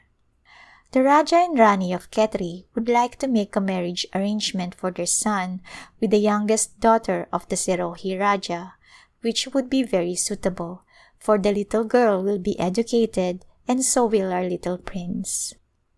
I have been asked to speak to the European woman in charge of the children about bringing about an arrangement. Fancy my making a marriage arrangement for a child 2.5 years old. In conversation with the woman, I found that the little girl's marriage arrangement is already made. July 4th. I have just remembered that this is the day when you all feel your independence. I hope you are having a pleasant day. My engagement with the Khetri state expires on the 8th of October, but I may not be able to leave until January, where our conference will meet in Meerut. But I want to attend that and then get my luggage off to Bombay, where it will remain until I sail. I have not told you what a pleasure it was to us all to have Bai Sahiba with us. She and her husband came to Abu and stayed 6 weeks. She seems very happy in her new relation. Her husband is very kind and indulgent, and it appears to be a very suitable marriage. Bai is glad to be with her parents and her little sister and brother who are so dear to her. She will go home with us to Khetri and spend several weeks, and she wishes me to engage a person to teach her painting while she is there. While in Abu, I sent to Bombay and got a book on watercolor painting and a box of paints, thinking it would amuse the children when they were not at their lessons, and it proved to be a pleasure to the parents as well as the children. They all sat at a table together, and the Raja tried to outdo the Rani in picture painting, while the children were just as much in earnest in their endeavor to see which could paint the prettiest bird or animal. Enthusiasm ran high for a time. Bai Sahiba has done well in music, and I do not doubt that she will make a success in painting, for she applies herself well to anything which she undertakes. End of Chapter 22. Chapter 23 of A Glimpse of India, from the letters of Dr. Clara Swain. Last Days. Khetri, September 29, 1895. My dear sister, my days are so much alike that there is not much variety in my letters, I fear. The daily round is much the same. We had our usual Sunday service yesterday, and I will tell you of a little incident which will interest you. A Brahman from the city came in and seemed inclined to talk. He said that he received great benefit from having an idol in his house, and asked my opinion of idol worship. He said that when he entered his house and saw the idol, it helped to remind him of his hour for prayer. I said that God had given us so many reminders of Himself in nature that it did not seem necessary to have an idol, the work of men's hands, to remind us to speak to Him. I referred him to the beautiful green hills around us, the trees and flowers, and the fields so rich in color, and asked him if these were not sufficient to make us think of God and to fill our hearts with praise and prayer. I then turned to the commandments in the Hindi Bible and read them aloud to show him that I could not believe in idols when God had so strictly forbidden us to make any image, to bow down to any likeness of anything to worship it. After I had again read the first and second commandment, he had nothing more to say, but listened attentively while we read and explained a few verses of the 6th chapter of Matthew and repeated the Lord's Prayer. He seemed to get a new idea, and when we sang Jesus, Savior of my soul in Hindi, he joined most heartily. I am anxious to see if he will come again next Sunday, for he seemed much impressed. Baby has got 2 more teeth. He was ill for a few days, but is better now and is running about with the chicken under each arm. Our little Bai is quite ill, and I feel troubled about her. She is so delicate that she will not be able to stand a severe illness. The Rani is very unhappy over my leaving. She really begins to believe that I will go to America, and she is wondering whom she can get in my place, and if they will like another doctor. She makes herself very unhappy over it, hoping, I think, that her sorrow will make me change my mind about leaving. 30th. We are having very hot days and no rain. I have had a very busy morning. Just after my early cup of tea, I went to the city to see a wee baby who has sore mouth and eyes. On my way home, I stopped at the palace to see the children. but found that the Raja was in with them, so I did not wait. A number of sad cases have come to the dispensary, some of them so hopeless that I long for the marvelous gift of healing. They come with such faith that I can heal them, and I have to tell them that medicine cannot cure them. To comfort them, I give some simple remedy. Among the patients this morning was a little boy with softening of the bones who was brought to me from a distant village. Yesterday, a young man 16 years of age was brought who had the same trouble. Both are Hindus and never take animal food. I cannot persuade them to change their diet, for their friends would rather let them die than have them taste meat or eggs. Just after my last patients had gone, I was called to the palace. The Raja wanted to ask me about the hill stations, which would be the most suitable for them to go to next hot season. The Rani is so determined to leave Khetri in January when I do, that the Raja thinks it best to decide on a place and then let the Rani go to the nearest plains station and stay there until it is time to go up to the hills. They finally decided on Almora, beyond Naini Tal, and they will go to Bareilly and remain there until the hot season. The Raja asked if I would not stay and go to the hills and get a little stronger before going to America. I told him I thought my native climate would be the best for me. Then he said, "You ought not to remain in America more than a year. You should then come back to us." I replied, "I am getting old enough to go to heaven before many years." "Yes," he said, "but India is just as near heaven as America. You can go to heaven from here." He seems to think that I must stay with them as long as I live. I shall be very sorry to leave them, especially the children. October 28th. I have secured a young lady to give Bai Sahiba painting lessons. She came from Meerut accompanied by her mother, and they will probably remain permanently, as the Rani would like the young lady to be governess and companion for little Bai. The two women are living with me. One day last week we went out with a party to hunt leopards. The place was not more than 2 miles from our home, but we had to go up and down very steep hills and some sand hills.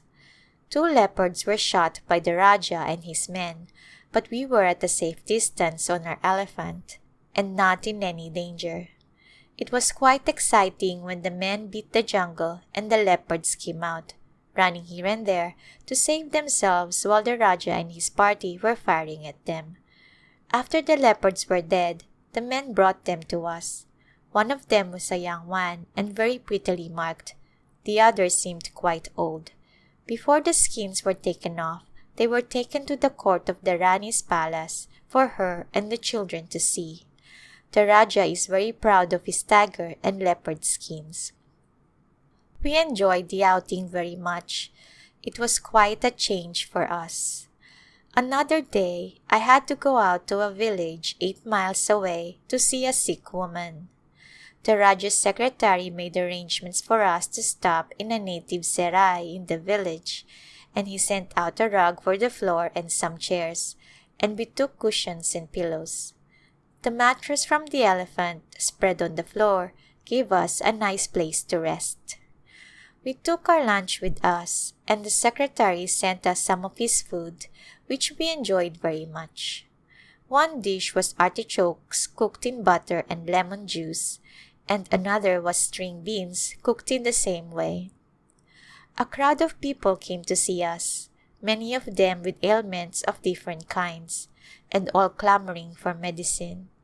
I went to see my sick woman in her house and ministered to her, and was called to see another woman, so it was rather a busy day.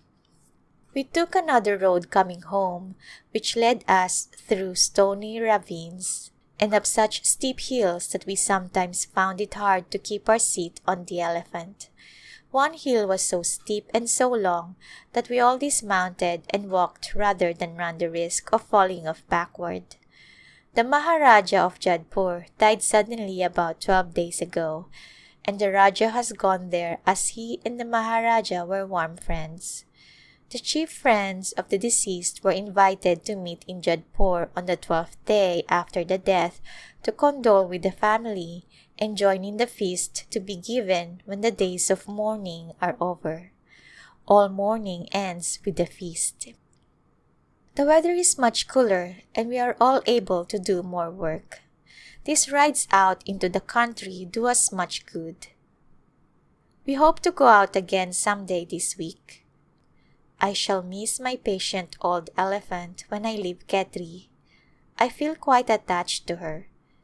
She has been so faithful and has so many times carried us so carefully over and through really dangerous places. Khetri, November 29th. Your letter of October 9th came 3 weeks ago, and I must try to answer by this next mail. I am just as busy as ever. Last week, we moved down to our old house in order to give up ours to the Agent General of Rajputana, who came here for 3 days. It was the proper thing to do, but it made a great deal of extra work for me. I had to pack and put away in the storeroom things that we did not need to take with us, and the extra furniture was put away to make room for better things from the palace. The carriage drive from the palace gardens up to our house was bordered with flags on poles, which were wound with bright-colored cloth, and there were 6 larger flags flying from the top of our house. The agent comes into Khetri in great style. The Raja goes out a mile to meet him with carriage and horses, elephants and horsemen, and when they meet, guns are fired. The Raja and the agent mount the state elephant and seat themselves in the state bauda, which is made of silver and gold, and the man sits at the back and waves a big yak tail over them. 11 guns were fired when they reached the house and dismounted. The Raja escorted the agent up the steps and into our drawing room, then left him and went to the palace, and in the afternoon they exchanged calls. Then came the Grand Durbar at 4 o'clock, and after that a drive to the gardens. The agent dined alone in our beautiful yellow drawing room in the evening. On Monday evening, the Raja gave a grand dinner at the palace, to which we were invited but did not go. Although we were not at the dinner, we were at the palace with the Rani in a room so arranged with a curtain that we could see the agent at his dinner. This is a treat the Rani enjoys, to see the table arrangements and people eating with knife and fork. After dinner, there were fireworks and the whole city was illuminated, and the palace was one glow of light. The fort on a hill 1,200 feet above the city was illuminated and was a beautiful sight. We went up on the roof of the palace where we could see the whole display. Baby has a cold and fever, and I remained at the palace all night to see that the medicines were properly given. This morning he is better. There is great anxiety when anything is the matter with him. I get quite tired with running back and forth between my house and the palace. The day I have chosen for my departure from Khetri is, in the estimation of the friends here, an auspicious one for starting on a journey in the direction in which I shall travel. And as the state arranges for my journey as far as the railway station, I must wait until the Pandit announces an auspicious day for traveling south. Remaining here a few days longer will not interfere with my steamer arrangements, and it will save my friends here some anxiety, for they believe that I should certainly meet with an accident if I should start on a day which the Pandits consider unfavorable. Metropole Hotel, Agra, December 25, 1895. My dear sister, this is Christmas Day, as you see. But if I wish you a Merry Christmas, the day will not only be gone before this reaches you, but the year 1895 will have passed away, and 1896 will be nearly a month old. So I will wish you a joyous and happy New Year, such as one as God wishes all His children to have, with so much of His Spirit and life dwelling in us that nothing shall offend us, and we may rejoice always. It is the custom here to send Christmas cards and greetings the first thing in the morning, and to friends at a distance we send by mail so that they will get our greetings by the morning delivery. Christmas bells began to ring at 9 o'clock for morning service. We had a very good Christmas service in our church, a good sermon and responsive readings from Isaiah 9th chapter and Luke 2nd chapter. The hymns were beautiful and heartily sung. The text was the 6th verse of Isaiah 9. Our minister is a talented Anglo-Indian, well-educated and a good preacher. The congregation includes Irish, Scotch and English soldiers, some Anglo-Indians and Hindustanis, and one American, always when she is in from Khetri. Bishop Thoburn is holding the Bombay Conference this week, and on January 3rd, the North India Conference will meet in Moradabad. On the 10th, the Northwest India Conference meets in Meerut. This is the conference to which I belong. January 24, 1896.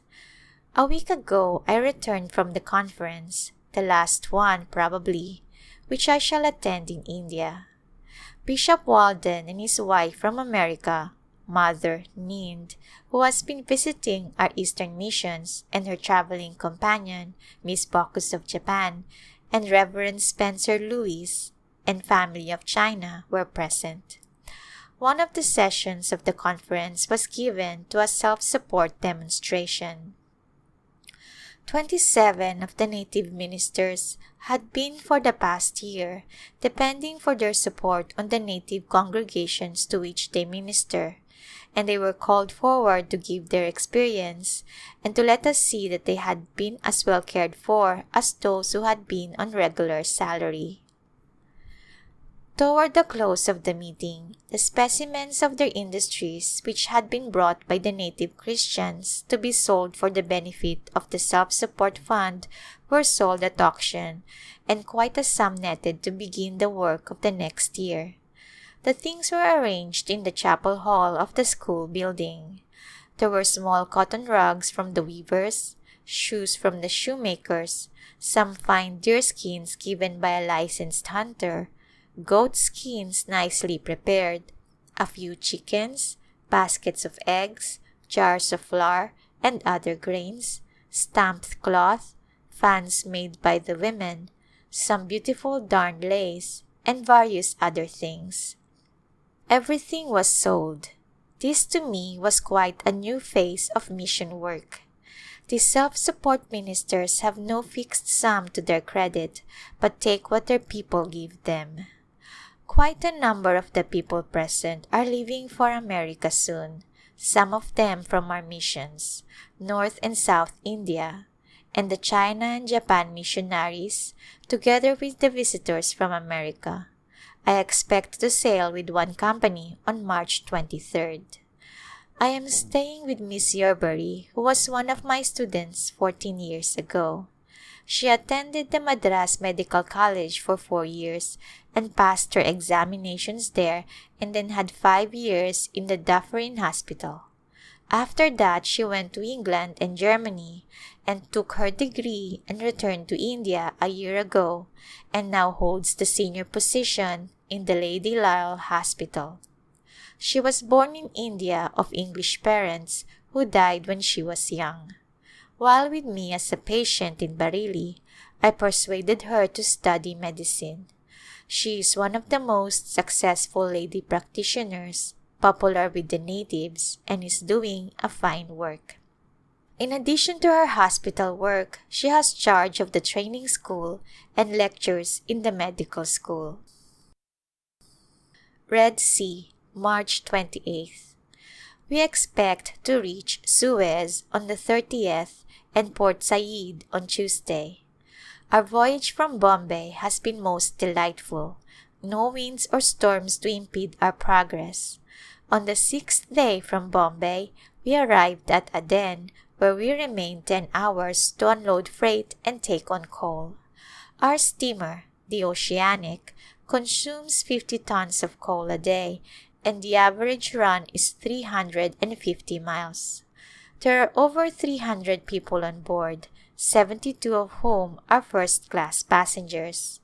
Our missionary party of 11 sit together at meals and have our chairs near each other on deck and pass the time pleasantly reading, chatting, and writing letters. Mrs. Need has decided not to go to Palestine, but Miss Baucus and I will go unless our agent at Port Said advises us not to do so on account of cholera, which was prevalent in India when we left and may be in Haifa and Jerusalem. 29th. We had a very hot night, and it is uncomfortably warm this morning. Mrs. Nin says she does not wonder that the Israelites wanted to turn back when they reached the Red Sea if it was as hot then as it is now. We have passed the 12 large rocks which are called the 12 Apostles. 30th. We reached Suez today and stopped to take on a pilot to take us through the canal. It takes 20 hours to go through as steamers go only from 5 to 7 miles an hour. The company pays at the rate of 10 shillings apiece for each passenger and a certain rate a ton for the cargo, and this steamer's payment will amount to $6,000 or $7,000. The sail through the canal has been very pleasant so far. I noticed some improvements along the line of the railway. The freshwater canal recently built by the Khedive from the Nile to Suez will prove a great blessing. The green fields that we see in the distance and the little houses which, though rude, look comfortable, add to the scene, and the mustard fields which are now in blossom enrich the landscape. We have just been on deck to get a view of the first Bitter Lake, through which we move faster as there are no near shores to wash away as in the canal. With my field glass, I get a fine view. I have never enjoyed a sail through the canal so much before. The sun is hot, but there is a cool breeze which makes it very pleasant. We shall soon reach Port Said, and there we shall take a steamer for Hapa. End of Chapter 23. Chapter 24 of A Glimpse of India, from the letters of Dr. Clara Swain. Return to India, 1906 to 1908. Chapter 24. Return to India. Bareilly, January 2, 1907. My dear Dr. Mary, we sailed from New York on the 6th of November, and after a few days' rest once more left Liverpool for the land of the Hindus. After a pleasant voyage, we landed in Bombay on the morning of December 20th, and I went direct to Delhi, where I spent some days of quiet rest. Then I went to Moradabad to spend Christmas, arriving there on Christmas Eve in time to join a dinner party of 24 at Mrs. Parker's, including my old friends, Dr. and Mrs. Waugh, and several Americans who arrived in the country before we did. On the 27th, we all came to Bareilly, dear old Bareilly, where so many years of my life were spent. Great changes have taken place here. I see new faces instead of old friends. The trees which I planted have become immense, especially those which belong to the Banyan family. The mango grove, which we planted 22 years ago, is now in its glory, and the fruit must bring a good income for the dispensary. There are marks of improvement everywhere.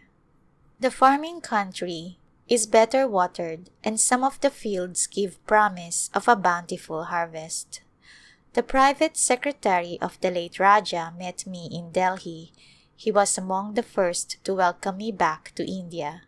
He is planning for me to see the dear little prince and his sisters if they can come to Jaipur. I cannot go to their homes as they are so far from the railroad. Bareilly, January 2, 1907.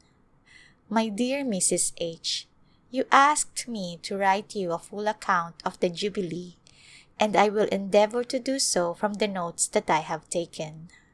Early in December, about 50 visitors from America arrived in India to be present at the Jubilee, among them Bishop Fitzgerald and family, Bishop and Mrs. Foss, Dr. Leonard, Mrs. E. B. Stevens and daughter, and Bishops Thoburn and Oldham, and, to the joy of all, Mrs. William Butler with her son and daughter.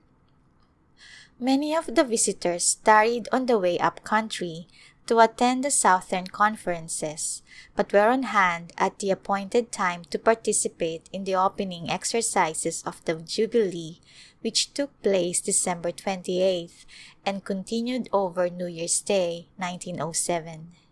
It was fitting that the Jubilee should be held in Bareilly, that being Dr. Butler's first home. 8 tents had been so arranged that a commodious auditorium was ready to seat the assembly, which some days numbered 3,500 people, including European and Indian Christians. After the opening hymn, Bishop Thoburn prayed in Hindustani, and the whole congregation joined in the Lord's Prayer in their several languages. Bishop Warren gave words of welcome from the entire Methodist mission and introduced the Nawab of Bareilly, who read a fine address of welcome on behalf of the municipality. Then occurred the introduction of the bishops and others by the older members of the mission with appropriate words of welcome.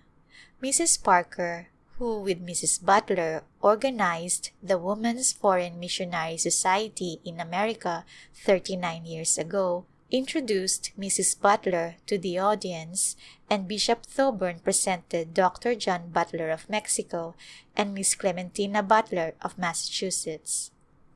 A reception was held in the evening in the Bareilly Palace of the Nawab of Rampur, who had placed it at the disposal of the committee for the occasion, and a large company of Christians, European, Indian, Burmese, and those from Malaysia and the Philippines, spent a delightful evening in getting acquainted with each other and in conversation and listening to fine music. The devotional meeting Saturday morning was largely attended, and in the forenoon there was an English service in the church, and the Indian Christians held a service among themselves in the tabernacle. Bishop Foss, in the English service, held his audience in closest attention, giving a most inspiring address. He referred to his previous visit to India, saying, 9 years ago, I visited Naini Tal and looked out upon 53 peaks of the Himalaya mountains, a beautiful and wonderful sight, but it was not to be compared to what we are seeing at this Jubilee. Fanny Crosby had written a hymn specially for the Jubilee, which was sung with much enthusiasm, and then followed an incident of great interest. Dr. T. S. Johnson, who was presiding, asked that the members of the first conference in India come forward, and 6 veterans stepped forward, among them Bishop Thoburn. A reminiscence meeting was held after dinner Saturday evening, and early experiences of the missionaries excited much interest. Sunday was preeminently a Sabbath day. At 8:30 in the morning occurred a love feast with about 2,500 people, chiefly natives, seated in the auditorium. A few of the Europeans began to give their testimony, the native Christians following in rapid succession, sometimes half a dozen or more in different parts of the audience speaking at once, telling with beaming faces of what God had done for them. Those who were present on that Sunday morning can never forget the inspiration of that hour. When Mrs. Butler arose to speak, Caroline Mama, a dear old Hindustani saint, pressed forward and embraced her, and then another aged woman, who was one of the first girls received into the Bareilly orphanage and the only one of that group now living, was called Foreword. She has been a faithful Bible woman for over 30 years, and she gave a glowing testimony to God's faithfulness. The descendants of Joel Janvier, Dr. Butler's first helper, were introduced, and there were 12 native men present who saw Dr. Butler when he came to India 50 years ago, who were presented to the audience. Such a love feast was never before seen, and many remarked, "I never saw anything to equal this."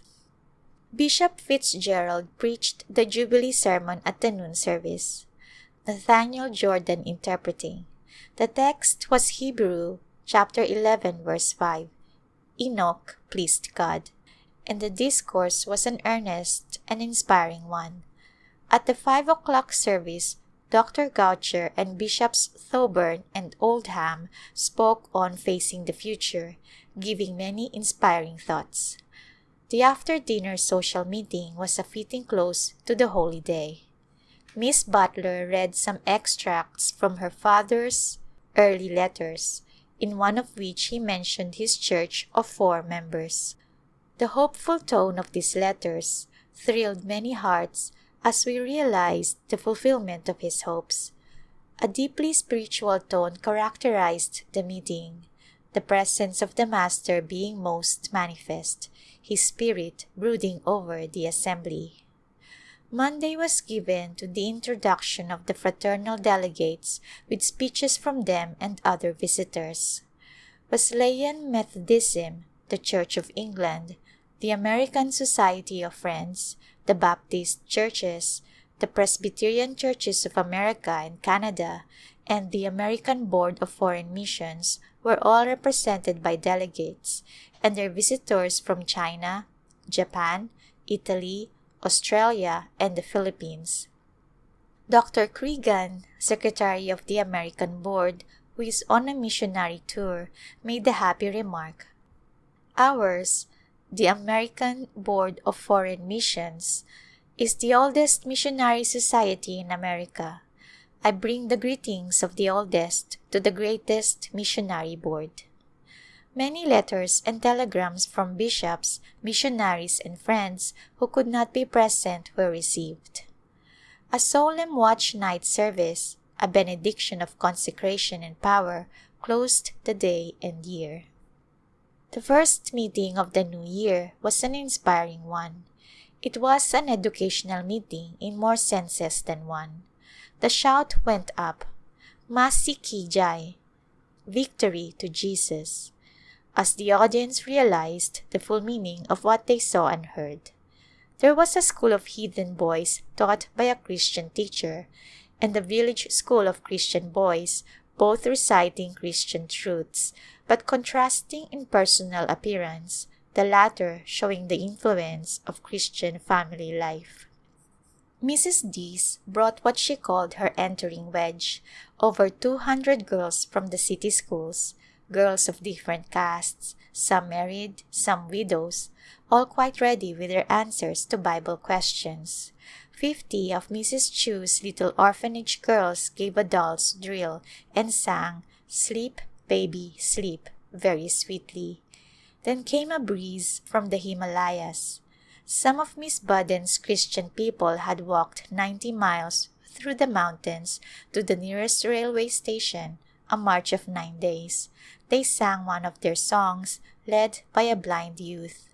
Dr. Sheldon's converted Tibetan boy recited a verse of scripture in his own language and sang a hymn with her, and the Nepalese boy recited in his mother tongue. Other phases of this educational work were a class of young women nurses from the Bareilly Hospital, the exhibition of specimens of industrial work, beds, chairs, woven wire mattresses made by the boys in the Shahjahanpur orphanage, and fine rugs, brass and woodwork from the Phalera Industrial Mission, which was organized during the famine of 1898. Mrs. Matthews' girls and women from the Aligarh Widows' Home wore clothes made from cloth of their own weaving. They work in the fields, raise grain and vegetables, make bread for the English residents, and have more orders for their beautiful pillow lace than they can supply. Under Mrs. Matthews' supervision, 40 of her well-trained girls did the cooking for the 350 guests and missionaries, making all the bread used and also serving the tables. A paper on commercial education was read by one of the Reed Christian College students, and there were songs and recitations by some of the young women of the Isabella Thoburn College. Professor J. R. Chitamber, son of a converted Brahmin, gave a fine address on what Christian education has done for me. The Reverend Ganga Nath of the Lucknow Mission Press spoke briefly of the work of the press. He is also of Brahman birth, and as a boy used to light the fires on the altar of heathen temples. Now he is sending the light of the gospel into heathen homes. The Epworth League rally on Tuesday afternoon, with its vast procession and various banners, was most inspiring.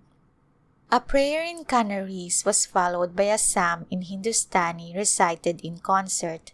Hymns were sung in various languages, and some fine papers by missionaries were read, the services closing with a recessional sung by the students of the Isabella Thoburn College. The closing exercises of the Jubilee on Tuesday evening, January 1st, were full of interest and were participated in by quite a number of the visitors. The large congregation of people from different countries and of different races sang the doxology with reverent spirit, and the benediction was pronounced in Hindustani by Bishop Thoburn. Only one tent is standing on the grounds this morning. Many of the visitors have left, some to return to America, others to visit other of our Eastern mission fields. An interesting incident occurred at one of the evening services. 523 converts from heathenism were presented for baptism and recognition as Christians. Special prayer was asked for these candidates who had been previously instructed by Christian pastors. Bishop Thoburn prayed, and then occurred the ceremony of cutting off the sacred lock of hair, and the ritual service was read and explained. The cutting off of the chutia or sacred lock of hair from the crown of the head signifies the separation from idolatry. One native presiding elder brought over 300 candidates for baptism and said many more would have come if he could have arranged for them. 200 or 300 Hindus were close observers of this ceremony, and one remarked, "All the people will become Christians soon." Bareilly, January 9, 1907. In my Jubilee letter, I did not say much about the women who were present, but the Women's Foreign Missionary Society was by no means in the background. I mentioned that Mrs. Butler, wife of the founder of the mission, and herself the first woman missionary of our church to tell the women and children of India of a loving Savior, despite her 86 years, had dared to undertake the long journey from America that she might see and rejoice in the wonderful work of God in this land. When she appeared on the platform, she needed no introduction. The native Christians voiced their delight in her presence by singing heartily, "Glory, glory, hallelujah," as she took her seat. Bishop Foss spoke eloquently of the Women's Foreign Missionary Society, which is doing so much for the women of all lands, and gave Mrs. Butler credit for her part in the work in the society. Mrs. Foss made a very pleasing speech, saying that the society in America had sent her to India to give the greetings of that great organization. She spoke of its unparalleled success and encouraged the workers and the Christians by telling of the continued prayers of the women of America for God's blessing on those who love Him, and for the Spirit's converting power on the hearts of those who are yet far from Him. She said, I had no conception of the extent of the work here. It overwhelms me. Referring to the small beginnings of 1869 and the 2 missionaries sent out that year, she contrasted it with the present when the Society supports 500 missionaries and owns over $1 million worth of property in foreign lands. As Mrs. Foss took her seat, Bishop Warren remarked that the Women's Foreign Missionary Society sent more money to India than did the General Board. It was a pleasure to have Mrs. Stevens and her daughter with us. Mrs. Stevens has been president of the Baltimore branch of the Society for 30 years and has a deep interest in all the work. Mrs. Fitzgerald, Mrs. Warren, and Mrs. Oldham all had words of cheer for both workers and converts. I am sure you would have been interested in the papers given by some of the mission ladies. Miss Leelavati Singh read a paper on the future of education for Indian women, showing what had been accomplished in 50 years. Beginning with a few little girls, children of the mission servants, gathered into a school on the veranda of the mission house, with now a school system for the education of girls all over the empire. The Methodist Mission has 1,000 schools with, at the best computation, 10,000 girls in attendance, and other missions too count their girl pupils by thousands, and a large percent of the girls are Christians, she said. She showed the capability of the females of India in the fact that in the BA and FA examinations the last year, girls held the first place, and she told of the influence of Christianity on Hindu and Mohammedan women who are becoming morally and socially emancipated from the bondage of their former lives. Miss Budden, who has had large experience in evangelistic work, emphasized the need of consecrated Bible women to carry the message of salvation to the women of the towns and villages, and wished that we might have many more women trained for this special work. Dr. Edna Beck of Valera gave an account of the medical work and showed how beautifully the medical and evangelistic work supplement one another. Miss Blair's practical paper on literature for the women of India gave food for thought. While editor of the Woman's Friend in Bengali, she began to realize the need for pure literature, which will be both interesting and profitable to the increasing number of readers among Christian and non-Christian women. A paper on Zanana work by Miss Nichols of Bombay was most interesting. The facts and incidents which she narrated stirred our hearts. Many are the women who, in their hearts, believe that the religion of Christ is to them salvation. One of the most effective agencies in our work is the school work, and Miss Anna Lawson's paper on boarding schools gave a review of the schools of our mission from the first established by Mrs. Parker, with 2 pupils, to the last one that came into existence. All our conferences carry on this form of work, and many trained workers have gone out from the schools as wives of pastors and teachers and are employed as Bible women, some of them giving nearly their whole time to village schools and evangelistic work. The Jubilee meetings were too immense in numbers and matter to be wholly enjoyable. We could not appreciate and digest so many good things in so short a time, but all, I am sure, carried away pleasant memories of the occasion, with the thanksgiving in their hearts that so many of the people of India are being brought into Christ's kingdom. Ajmer, January 28, 1907. My dear Dr. Slade, I was glad to be able to attend the Northwest India Conference at Muttra. It closed on the 20th, and I have been here a week. A letter of welcome and an invitation from the little Prince of Khetri and his sisters to visit them here brought me home with one of our missionaries who has the charge of a mission boarding school for girls. The young Raja called on me on Thursday. He is a fine lad of 14, tall and manly. He wore an English riding suit and a handsome turban. He greeted me very cordially and said he did not remember me, but he had my photograph with the baby in my arms, which he had been told was himself. We sat down together on the sofa and I asked him if I might drop his title and call him by his name, Jai Singh, as it made my boy seem so far away to address him as Raja Sahib. He seemed quite pleased at this request. I talked to him of his childhood and told him some sweet little things about himself and some stories of interest about his mother. He read a page of English for me, and I find that he speaks English very well. He will graduate from the high school in 2 years more. His guardian, who was with him, is a B.A. He told me that the prince is good and noble, and that they hoped to keep him so, for in 4 years he will take his father's place. The prince is under very strict orders. He is not allowed to go outside the college grounds without permission, and then his guardian and an escort accompany him. His guardian seems a good man. He is a Brahman of the purest type.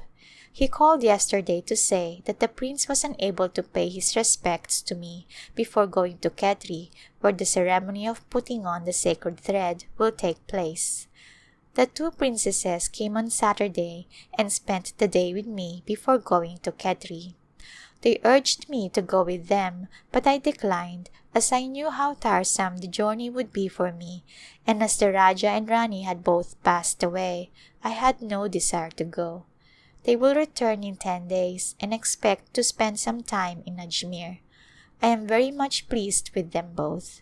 The older one is a fine, handsome woman, much like her mother, so queenly in her manner and general appearance. The younger Bai is rather delicate. They both keep up their reading, and the elder Bai continues her music and painting. The brother and sisters are very fond of each other. I have one of my Khetri servants with me. The prince has given him permission to serve me as long as I remain in India. This is quite a comfort, for I need him, especially when I travel, for there are so many little things to attend to. This mission compound is a very busy place. Many of the schoolgirls recite their lessons out under the trees where it is warmer than indoors, so there is noise on all sides of the house. I am so pleased to see the improvement in all our mission stations. There are larger communities of Christians, better schools and church buildings, and a greater number of children in the day and boarding schools. In some of the villages, numbers of men and women are under instruction. 10 years has made a very perceptible change in our mission work. The great famines in this part of India have brought thousands of children into our mission stations, and it is a pleasure to see them well clothed and fed and being taught to lead useful lives. What a wonderful time we are living in! The more we see and study the workings of providence among the nations, the clearer we see how they are being led to recognize their Creator. I trust the prophecy will soon be fulfilled when all nations shall acknowledge Him as the ruler of the world. Ajmer is a pretty place surrounded with rocky hills from 8 to 1,500 feet high. There is a lake at the base of one of the highest hills, and a public garden on the opposite side with several marble pavilions which look quite enchanting with the water for background and the green lawn in front shaded by wide-spreading trees. The monotony of the sandy plains of Rajputana is broken by hills in many places. Bombay, November 3, 1907. I very much enjoyed the Dasera meetings in Lucknow last month. These have been held annually for the last 25 years during the 3 days of Dasera, a Hindu festival, which is recognized by the government and gazetted as legal holidays. Missionaries from all parts of India and from Ceylon are invited to participate in these meetings, and many avail themselves of the opportunity to spend a few days in Christian fellowship and service. This year, a great many Indian Christians were present, among them some fine preachers from the Presbyterian Mission in Lahore. 3 services were held at the same hour every morning, one in English for Christian workers, one in the Hindustani church, and one for the young people of the Epworth League and Christian Endeavor Societies. They were all so interesting that it was difficult to decide which to attend. At 4 o'clock each day, there was a service for all who could attend, and also a service every evening. November 18th. The eldest Khetri princess, Bai Sahiba of Shapura, had intended to take a house in Ajmer for the winter, where I could be near her and her brother and sister. But her husband changed his plans and I came with her to Bombay, where we have been for nearly 3 weeks. They rented a furnished house for themselves and arranged for me at Watson's Hotel, which is 3 miles from the Bai Sahiba's house. I drove over there every morning after breakfast and remained with her until after 4 o'clock tea.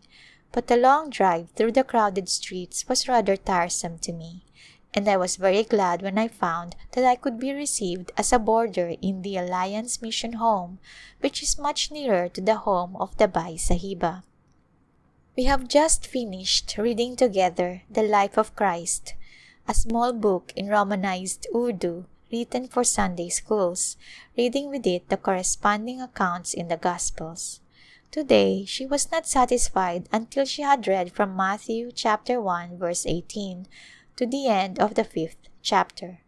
Like her mother, Bai Sahiba is in sympathy with everything that is good.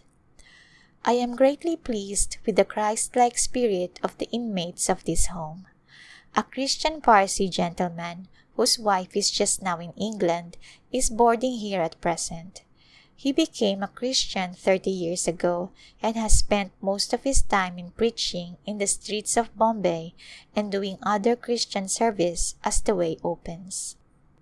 The Methodist Mission is in quite another part of this great city, quite a distance from here. I am planning to visit Pandita Ramabai soon.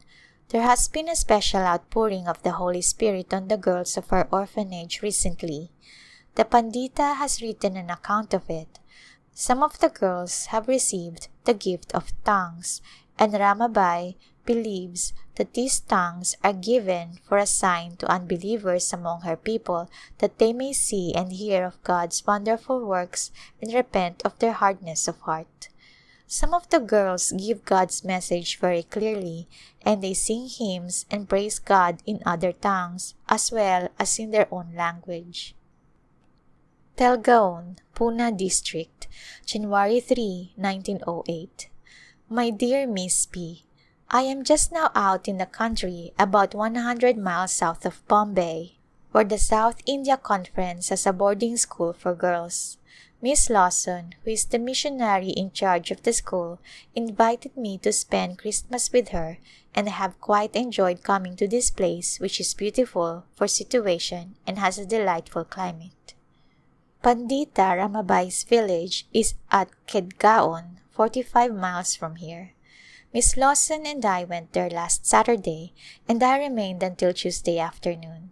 From what you have heard of these blessed women, you can imagine the royal welcome that we received, just such as a true member of our father's family knows how to give. There are at present about 1,400 people sheltered, fed, clothed, and controlled through the faith and perfect trust of this one woman, brought out of heathenism and yielded to God, soul and body, seeking to know His will and then careful to do it. Ramabai was converted in 1883 and was baptized in the Church of England. She said, I had gone to England to study and fit myself for my life work, but it was several years before I found in Christ that which satisfied my soul. During the famine of 1897, she was led to open the work which has been so blessed of God. She says, I was led by the Lord to step forward and start this work, trusting Him for both temporal and spiritual blessings. I can testify with all my heart that I have found Him faithful. While in America, some friends who were interested in the welfare of the women of India promised to help Ramabai in her plan for work among the widows of her country, and on her return to India, she opened her home for widows in Bombay. The work in the beginning was purely educational, Ramabai having resolved that religious liberty should be given to the inmates of the home. But although no direct religious instruction was given, she daily read the Bible aloud and prayed to the only true God in the name of Jesus Christ, hoping that the women, seeing and hearing what was going on, might be led to inquire about the true religion and the way of salvation. After a time, the home was removed to Pune, and when more room was needed, it was again removed to the place it now occupies. The village is called Mukti, which means salvation. This has been the crowning visit of my stay in India. I thought the Jubilee gathering wonderful, and the Dasera meeting were glorious, and I enjoyed them all, but nothing that I have seen appeals to me as does this work of Pundita Ramabai. There is a large church building in which the whole community can be seated together on the floor. There are no chairs or benches except for guests and for the minister. We attended the Sunday morning service, which was indeed inspiring. The congregation were in their simple Sunday garments, clean and fresh, their faces shining from the inward peace of their souls. All were seated on the floor in rows as the 5,000 were seated on the ground when Jesus fed the multitude. I was reminded of that company as I looked upon this congregation who were truly fed in this service with heavenly manna. Miss Abrams, Ramabai's competent helper, conducted the service and called on one of the women to pray. She had prayed perhaps 3 minutes when a mighty spirit of prayer and praise came upon the whole congregation. As they all prayed aloud, the sound was like a rushing stream of many waters. Some were powerfully shaken, and I suppose spoke in tongues, but I could not distinguish as I do not know their language. This continued for some minutes, then they began to sing, and all became quiet as Miss Abrams arose to give out her text. She preached, I was told, an excellent sermon in Marathi, the language of the people in that part of the country. This exhibition of the power of the Spirit seemed marvelous to me, though I was somewhat prepared for it from what I had heard and from seeing something similar to it among the missionaries in Bombay. God is pouring out His Spirit and stirring the hearts of the people all over India. On Monday, I visited the different departments of the institution. There is a weaving establishment where about 500 of the girls are employed. The yarn is purchased in Bombay, and the girls color it and prepare it for weaving, and the saris worn by the women and girls of Mukti are woven by their hands. As this is the Christmas vacation, the sewing class was not going on as usual, though all have a few hours of work daily. Miss Bacon, the sewing room teacher, showed me some of the work that is being done. There were collars and handkerchiefs in drawn work, tea cloths and tray cloths, embroidered table covers, and many other kinds of work. The frocks for the little girls are made by the older ones. Both boys and girls are employed in the printing establishment. There is a hospital and dispensary, both under excellent management, and the several kitchens keep many hands busy. I noticed in the grinding room that the wheat is ground by steam power instead of in the old way, between 2 stones. The houses are built in dormitory style, each containing a number of rooms or compartments. Those for visitors are simply furnished with a cot, a table, 2 chairs, and a cotton mat or dari beside the bed. A curtain shuts off the bathroom attached to each sleeping room. The church is a large building built of stone with board floors. The roof is of tiles sealed with corrugated iron held by wooden braces and brackets. The walls are the same outside and inside, chipped stone. without plaster or whitewash. During the week, it is used for school purposes. Ramabai sends out many of the widows who have been educated by her to become Bible women or teachers in other schools. Recently, she sent out 70 trained women to preach in a town where pilgrims come by thousands to bathe in the river and wash away their sins. The women live in the town and go out every day among the people to preach and teach and to visit them in their homes. At a short distance from the Mukti establishment is the farm colony where about 40 families are located. The wives of these farmers are women who have been educated and trained at Mukti. Ramabai says she likes to keep her women near her for the first year or two of their married life so that she can give them counsel and advice when needed. The fields need great care as water is not plentiful. Grain and vegetables are raised but not in sufficient quantity to supply so large a family, and they are obliged to depend on the weekly market day for whatever else is needed. It is delightful to see the cheerful, happy spirit which reigns in all the departments of this wonderful work. It is truly a model establishment.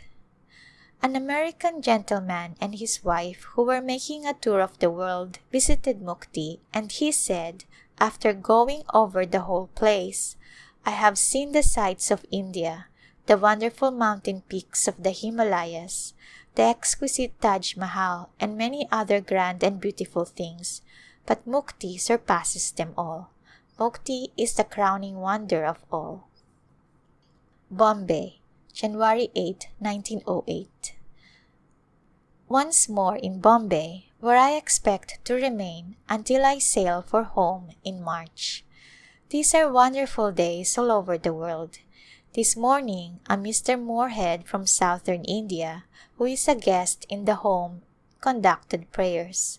Before going to prayer, he read extracts from letters which he had received from workers in different countries, all breathing the same spirit and expressing the desire for the fullness of the Holy Spirit.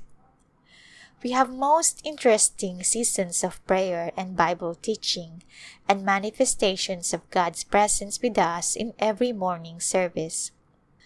Many of my friends, as you know, thought that I was assuming a risk in undertaking the long journey to India at this time, but I am glad that I came, for the meeting with old friends among the missionaries and native Christians and others has given me great pleasure, and it has been most gratifying to see not only the material improvement but the spiritual growth in the mission in the past 10 years.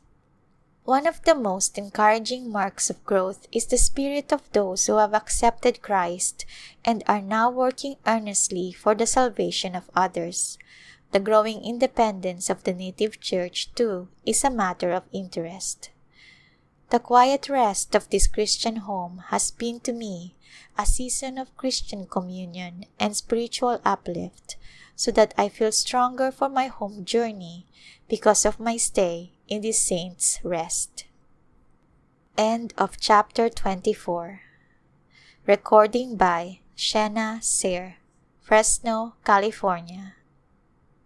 End of A Glimpse of India, being a collection of extracts from the letters of Dr. Clara Swain, first medical missionary to India of the Women's Foreign Missionary Society of the Methodist Episcopal Church in America.